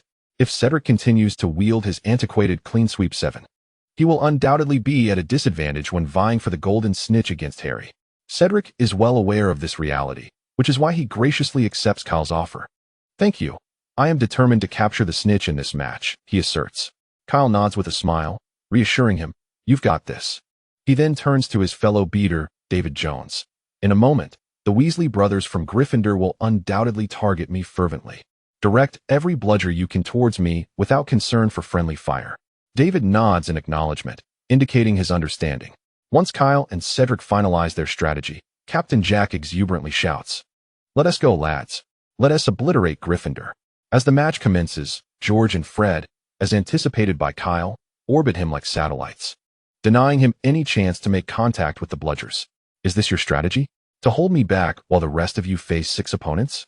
After sending a nearby bludger soaring, George smirks, "I have complete faith in my teammates. Even without the protection of a beater, I believe they can secure victory." Fred concurs with George's sentiment. Kyle scoffs derisively, pondering if they cannot devise some novel tactics to counter him. Throughout the ensuing play, Kyle charges across the Quidditch pitch, colliding with Gryffindor players. Yet, at the last moment, he narrowly avoids actual contact, skillfully slipping past his adversaries. The Weasley brothers find themselves utterly helpless. Should they adopt the same approach, it would likely lead to mutual destruction with the Hufflepuff players. The Gryffindor spectators watch the perilous match, their hearts racing and nerves fraying with anxiety. When Kyle's broomstick once again swishes perilously close, less than 5 centimeters, from Oliver Wood, in a fit of frustration, bellows foul. That's a foul. However, the referee, Snape, disregards his protests.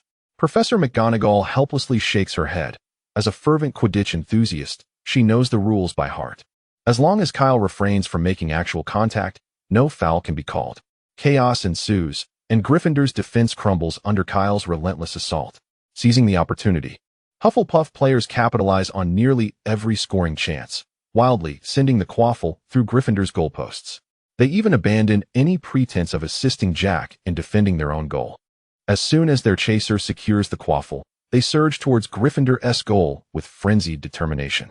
The players of Gryffindor despaired as they realized that Hufflepuff had grown significantly since their last match against Ravenclaw. "This is impossible," Wood silently roared within. For the Hufflepuff team had never once graced the Quidditch pitch. Alas, Jack could not hear his thoughts, otherwise he would surely jab at Wood's heart, mocking him. "You know nothing of the training methods of the affluent." Amidst the ashen faces of the Gryffindor Quidditch team, Cedric effortlessly captured the Golden Snitch with his refined flying skills and superior teammates, thus concluding the match with a score of 430-50. It is said that as Professor McGonagall descended from the stands, she nearly replicated Professor Flitwick's expression from the last encounter between Hufflepuff and Ravenclaw with remarkable precision. When Harry landed on the ground, his complexion was pale, and his lips were pressed tightly together. He felt a hand upon his shoulder and looked up to see the smiling face of Dumbledore. "Do not lose heart. You performed admirably," Dumbledore spoke softly, audible only to Harry. With some effort, Harry managed a faint smile in response to the affectionate elder. Observing Harry's expression, Dumbledore pondered whether, in their next match against Hufflepuff, he ought to allow Kyle to give Harry a bit more freedom. Otherwise, his carefully nurtured savior seemed unable to cultivate any self-confidence. Shifting his gaze from the distant Hufflepuff students celebrating, Dumbledore gently patted Harry's shoulder in encouragement. "A momentary setback is not to be feared. Cedric was no better at your age." Hearing Dumbledore's words reignited a flicker of confidence in Harry's eyes. "I am glad to see you are not consumed by thoughts of that mirror of Ariste, living life fully. How splendid." After exchanging these few words with Harry, Dumbledore turned to depart. Suddenly, Harry recalled something concerning the Philosopher's Stone and felt compelled to report it to Dumbledore. However, at that moment, Snape also descended on his broomstick, landing not far from him, which caused Harry to abandon his thoughts. Since the last Quidditch match, when Hermione and Ron discovered that his Nimbus 2000 had malfunctioned due to Snape's interference, Harry's perception of Snape had completely shifted. Coupled with Snape's dubious reputation and the claw marks he had seen on Snape's leg in the staff room, along with the ominous words, "How could you possibly watch three heads at once?" Harry instinctively placed the suspicion of attempting to steal the Philosopher's Stone squarely upon Snape's shoulders. Snape was undeniably suspicious. An hour later, Harry left the changing room alone, intending to return his Nimbus 2000 to the broom shed. However, upon arriving at the shed, he spotted a hooded figure swiftly descending the castle's front steps, clearly trying to remain unseen, and making a beeline for the Forbidden Forest. He recognized the furtive gait of none other than Snape. As dinner time approached, he stealthily made his way to the Forbidden Forest. What was Severus Snape up to? Harry leapt back onto his broomstick and soared into the sky, gliding silently over the castle. He observed Snape rushing into the depths of the Forbidden Forest and followed closely behind. At 8 o'clock, Cal arrived punctually at Snape's ominous office. With a frosty demeanor, Snape gestured toward a desk beside his own, which was cluttered with an array of fundamental potion ingredients. The sole focus of tonight's lesson was to master the art of handling potion materials. Cal glanced over the assortment of tools laid out on the desk, including a small knife, a mortar and pestle, and a cauldron. He also noted the large barrel nearby, containing a lifeless toad, slimy slugs, and roots of plants caked in a mysterious black substance. If he wasn't mistaken, the congealed black matter was likely dragon dung, fresh, no more than 48 hours old. A wave of dread washed over Kyle. Was the old bat seeking revenge?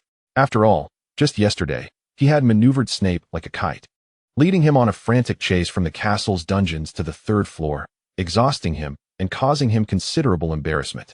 Seemingly aware of Kyle's thoughts, Snape ominously remarked, "Every master of potions must possess a solid foundation.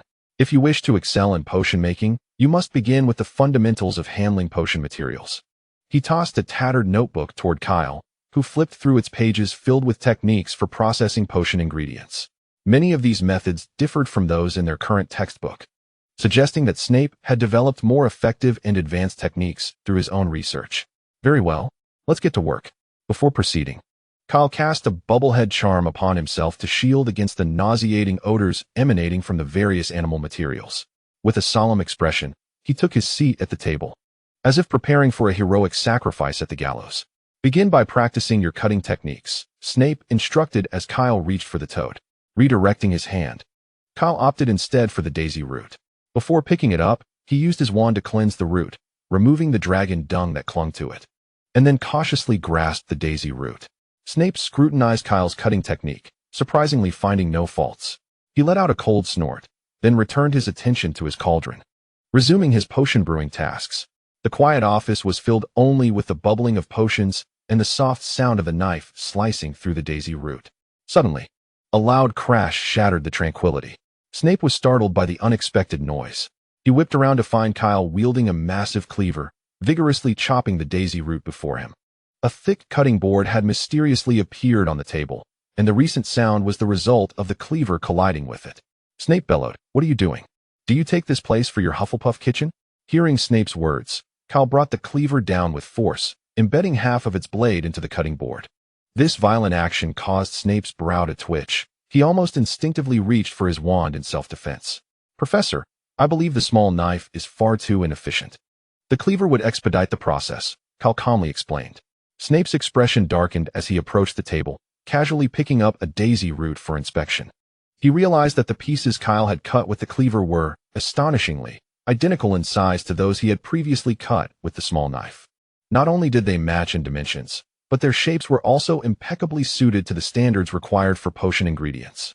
Moreover, the cleaver allowed for a substantial quantity to be sliced in a single stroke, while the silver knife could only handle one piece at a time. This revelation deepened the gloom on Snape's countenance. "You need not practice cutting materials any further," he stated, placing a large basket of figs before Kyle. "Now, practice how to peel them." The method Kyle had employed with the cleaver to slice the daisy root had opened a door to a new world for him. Why must he adhere to conventional methods when dealing with potion ingredients? As long as the desired outcome was achieved, any method would suffice, wouldn't it? Did not Snape himself make certain modifications to the techniques outlined in the potion textbooks? With this thought, Cal produced his wand. Observing this, Snape's expression tightened. Venomous ire brewing within him. Think carefully with that brain of yours, which is scarcely more astute than a troll.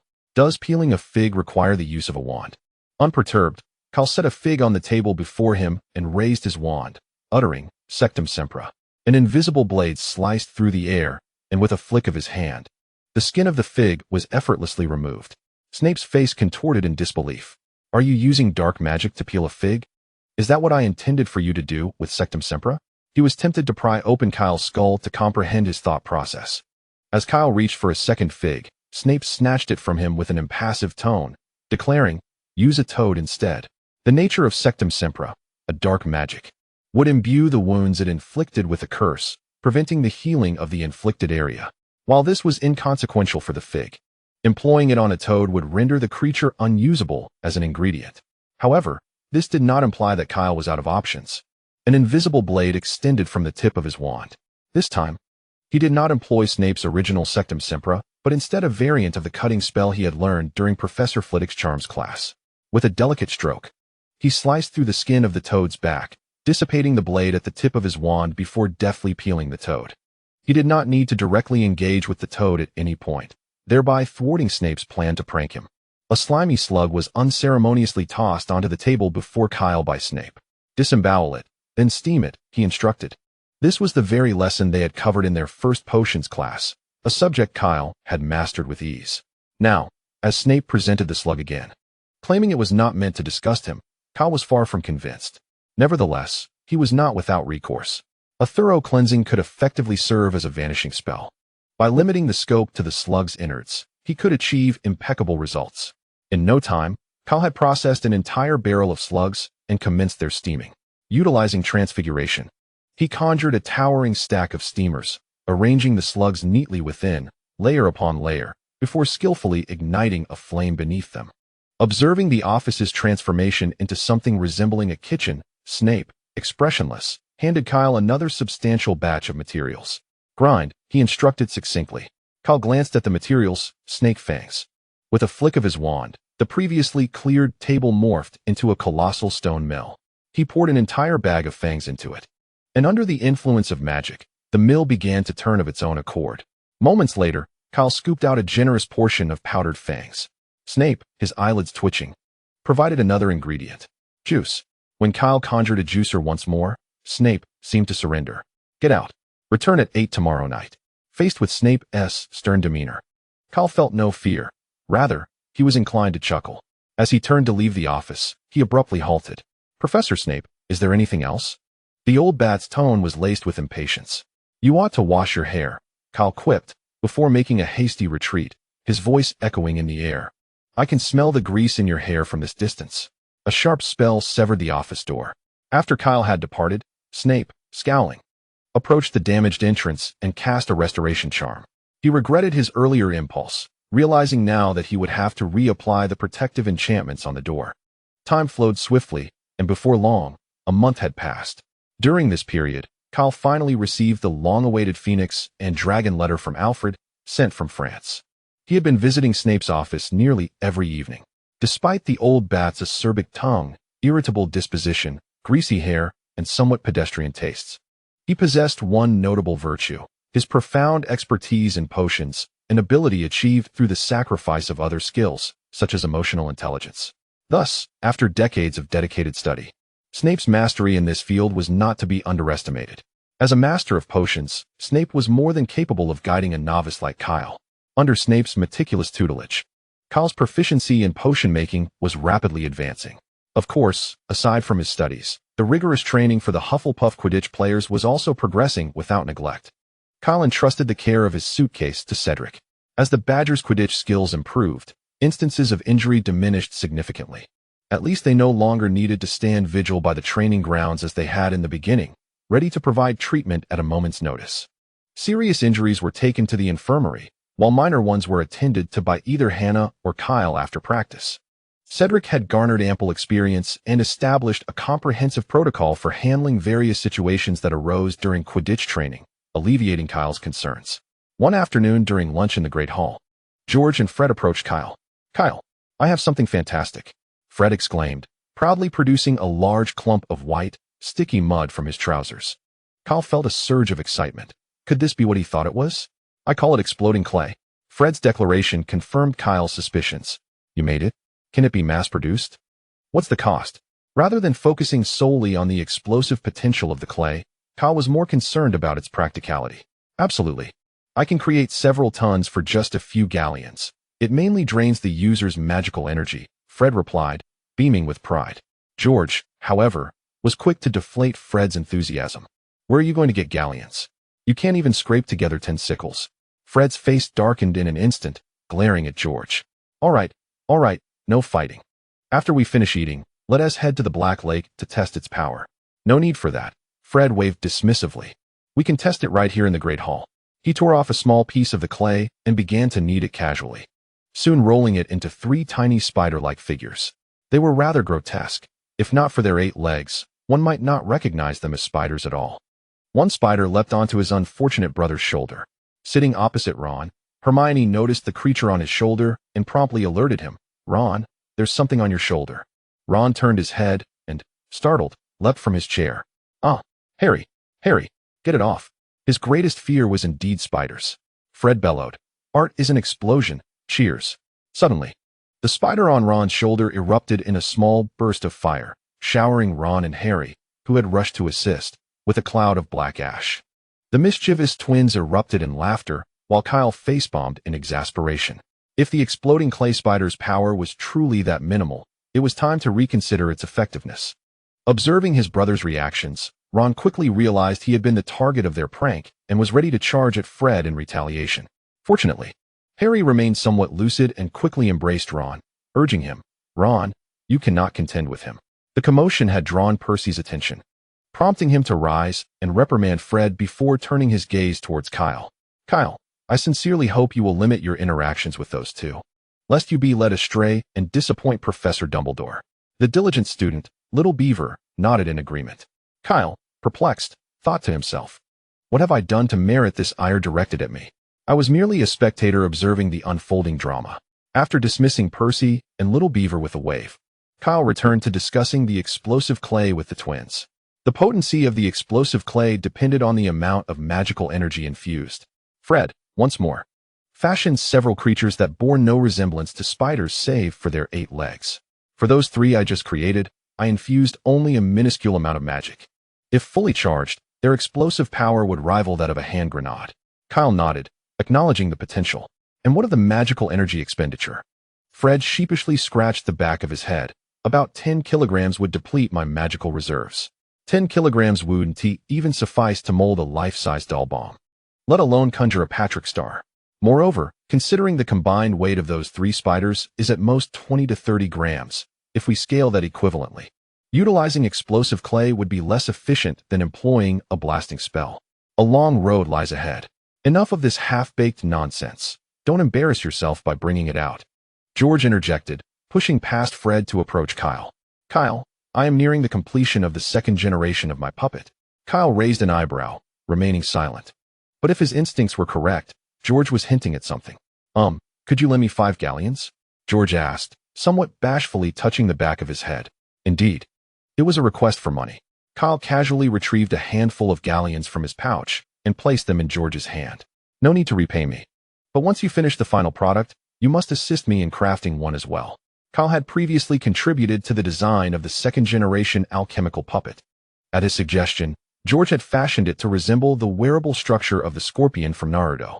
Naturally, Kyle, who took charge of the aesthetic design, could not abide the scorpion's hunched back and unconventional hairstyle. Thus, under his guidance, George's 2nd-generation alchemical puppet bore a closer resemblance to a war machine, akin to a version pilfered from a verbose Air Force colonel.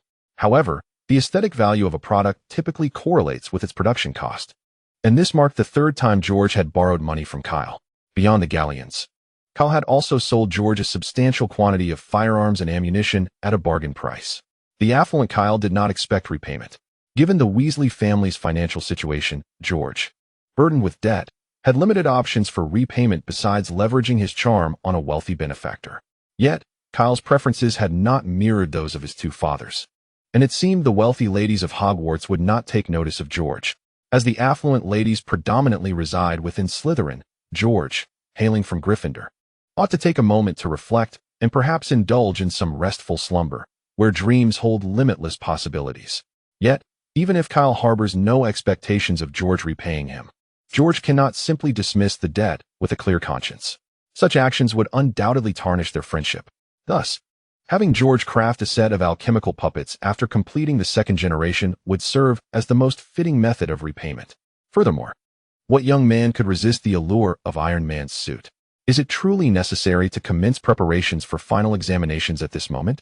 Observing Hermione, who has already begun formulating her study plan, Ron feels an overwhelming sense of dread. During this period, they must divide their attention to monitor Snape, fearing that a moment's inattention could lead to the theft of the Philosopher's Stone. Fortunately, Snape has yet to discover a way to bypass the three-headed dog. However, the prolonged nature of their task proves to be the most exhausting and mentally taxing. Their minds have not experienced peace in quite some time. Ron feels on the verge of a nervous breakdown, while Hermione persistently urges them to engage in their final review. Initially, both Harry and Ron were indifferent to the impending exams, with over 2 months remaining. Yet, Hermione's relentless nagging compels them to comply.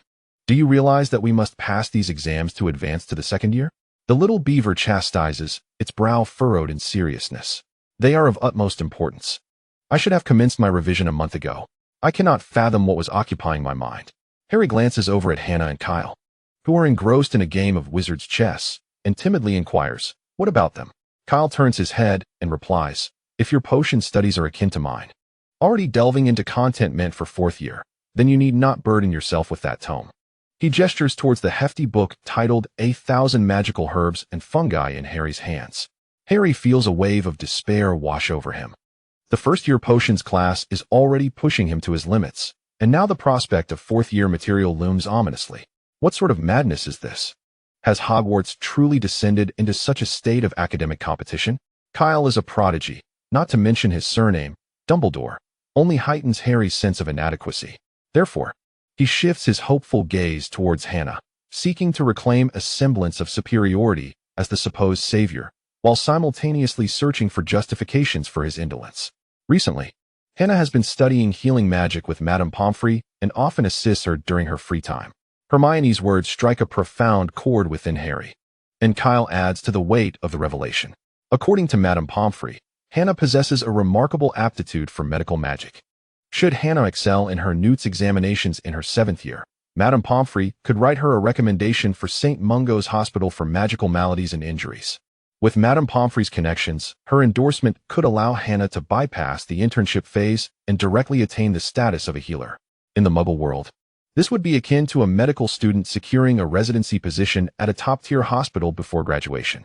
Moreover, what Kyle did not articulate was that, aside from her studies in medical magic, Hannah dedicated part of her spare time to mastering the art of magical control.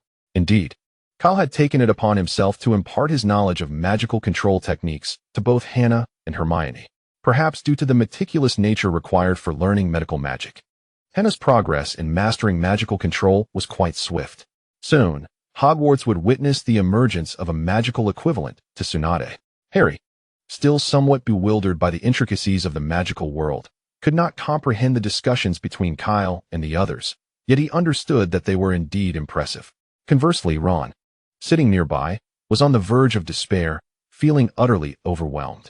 Among the trio of academic achievers, the seemingly unassuming Hannah turned out to be a candidate for direct admission to St. Mungo's.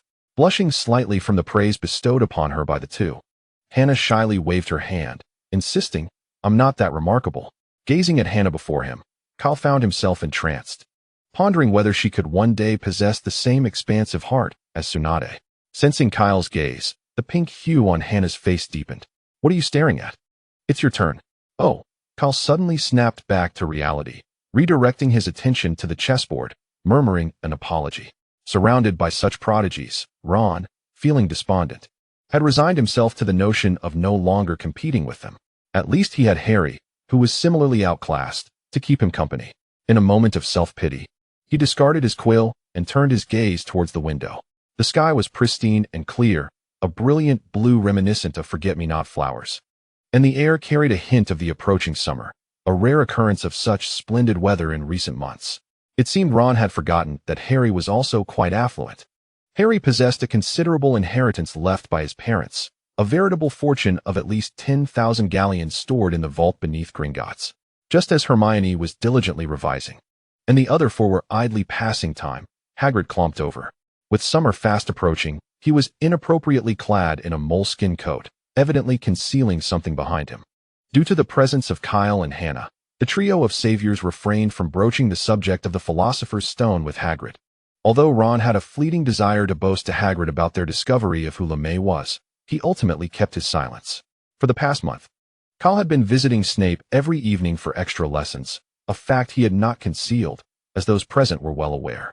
However, the matter of Snape's intentions regarding the Philosopher's Stone was a secret that could not reach Kyle's ears. It was not that they lacked trust in Kyle. Rather, they feared he might impulsively confront Snape, which would jeopardize their advantage. After exchanging brief greetings with the young wizards, Hagrid clomped away. "I'll go see what book he was looking for," Ron said, intrigued by Hagrid's peculiar behavior, having grown weary of his studies. A minute later, he returned, cradling a hefty pile of books, which he unceremoniously dropped onto the table. Kyle curiously picked up a book, its cover boldly emblazoned with the title Postpartum Care for Mother Dragons. A wave of disbelief washed over him, given Hagrid's history. It was evident that he had likely been clandestinely nurturing a dragon, perhaps even engaging in questionable activities with his father. "A dragon," Ron whispered. "Hagrid is researching dragons." "Look at this," Harry chimed in, recalling that Hagrid had long desired a dragon, having mentioned it to him upon their first meeting. Owning a three-headed dog is already illegal, let alone a fire dragon, which poses an even greater danger. Hagrid's current actions seemed rather excessive. Even Dumbledore might struggle to assist him in this predicament. While a three-headed dog could potentially be tamed, just look at how Livy behaves around Kyle. Practically a devoted servant, an adult fire dragon, with its fierce temperament, could never be domesticated. The notion of coexisting harmoniously with dragons, akin to what one might see in How to Train Your Dragon, was utterly fanciful. To subdue an adult fire dragon would require at least 10 fully qualified wizards.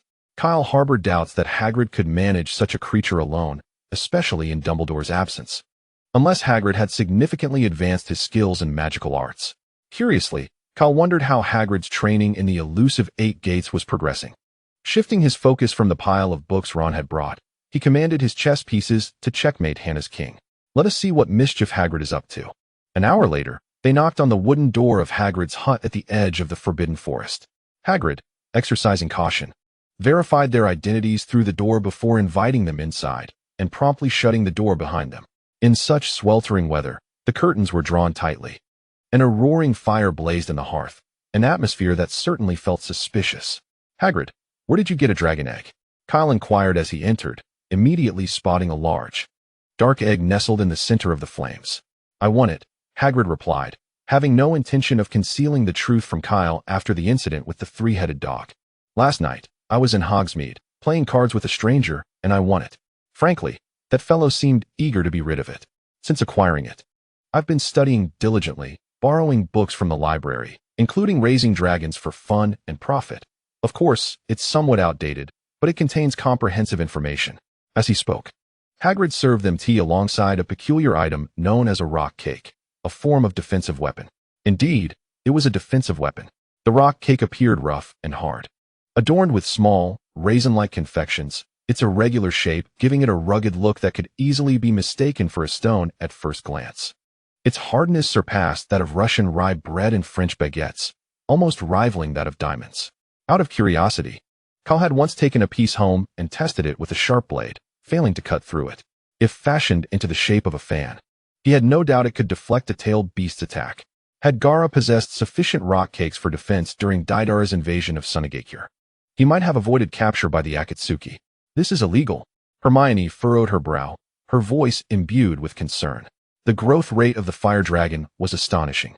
Within a month, it could reach a size comparable to Hagrid's cottage, making it impossible to conceal from the students at Hogwarts.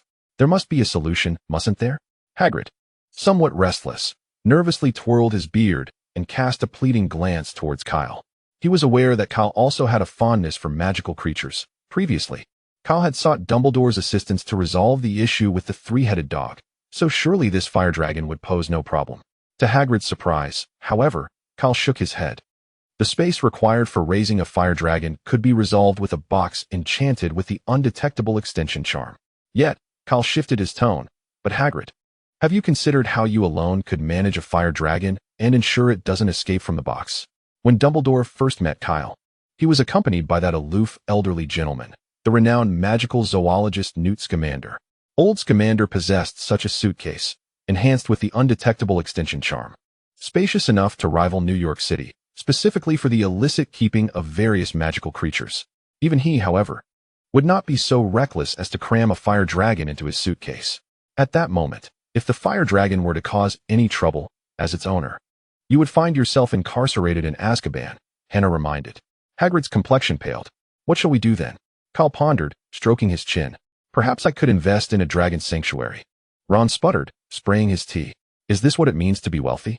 He fell to his knees in disbelief. Hannah and Hermione were equally taken aback by Kyle's suggestion. Hagrid stared in disbelief, then vigorously shook his head. No, you mustn't spend so much.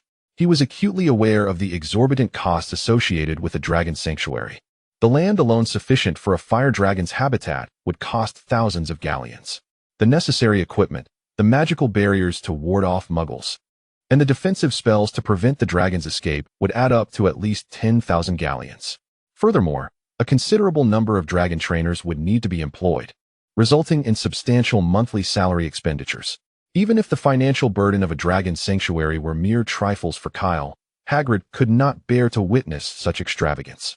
Biting his lip, Hagrid said, I know I cannot keep it forever, but I cannot simply abandon it. Charlie, Ron suddenly interjected. What? Harry turned to him.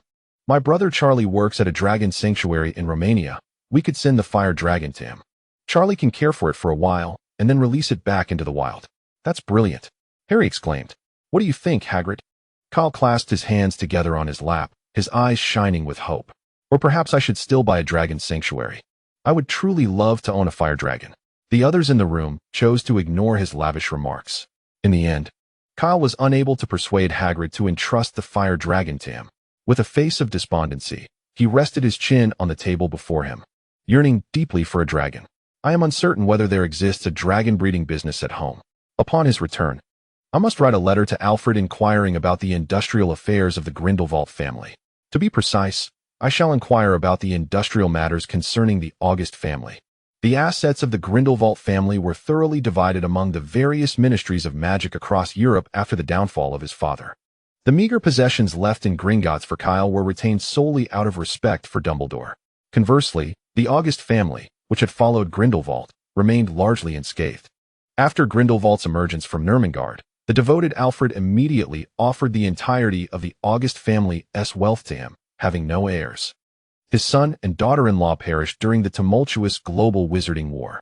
Now, the only remaining descendant is his adopted granddaughter, Catherine. In Alfred's view, should Catherine become the mistress of the Grindelwald household, would they not become one family? What need is there to differentiate between the August family and the Grindelwald family? Hagrid desires to nurture the fire dragon for a while after it hatches, before handing it over to Charlie. Meanwhile, Harry and Ron advocate against hatching it, suggesting instead that Charlie should simply come and retrieve the dragon egg. Kyle no longer pays attention to Hagrid and the trio's bargaining. His thoughts are entirely consumed by the industrial prospects of the Grindelwald family. If there is no dragon breeding facility, then he shall acquire one. After all, Harry and Ron plan to send the fire dragon to the breeding grounds where Charlie works. Thus, he shall purchase that very establishment.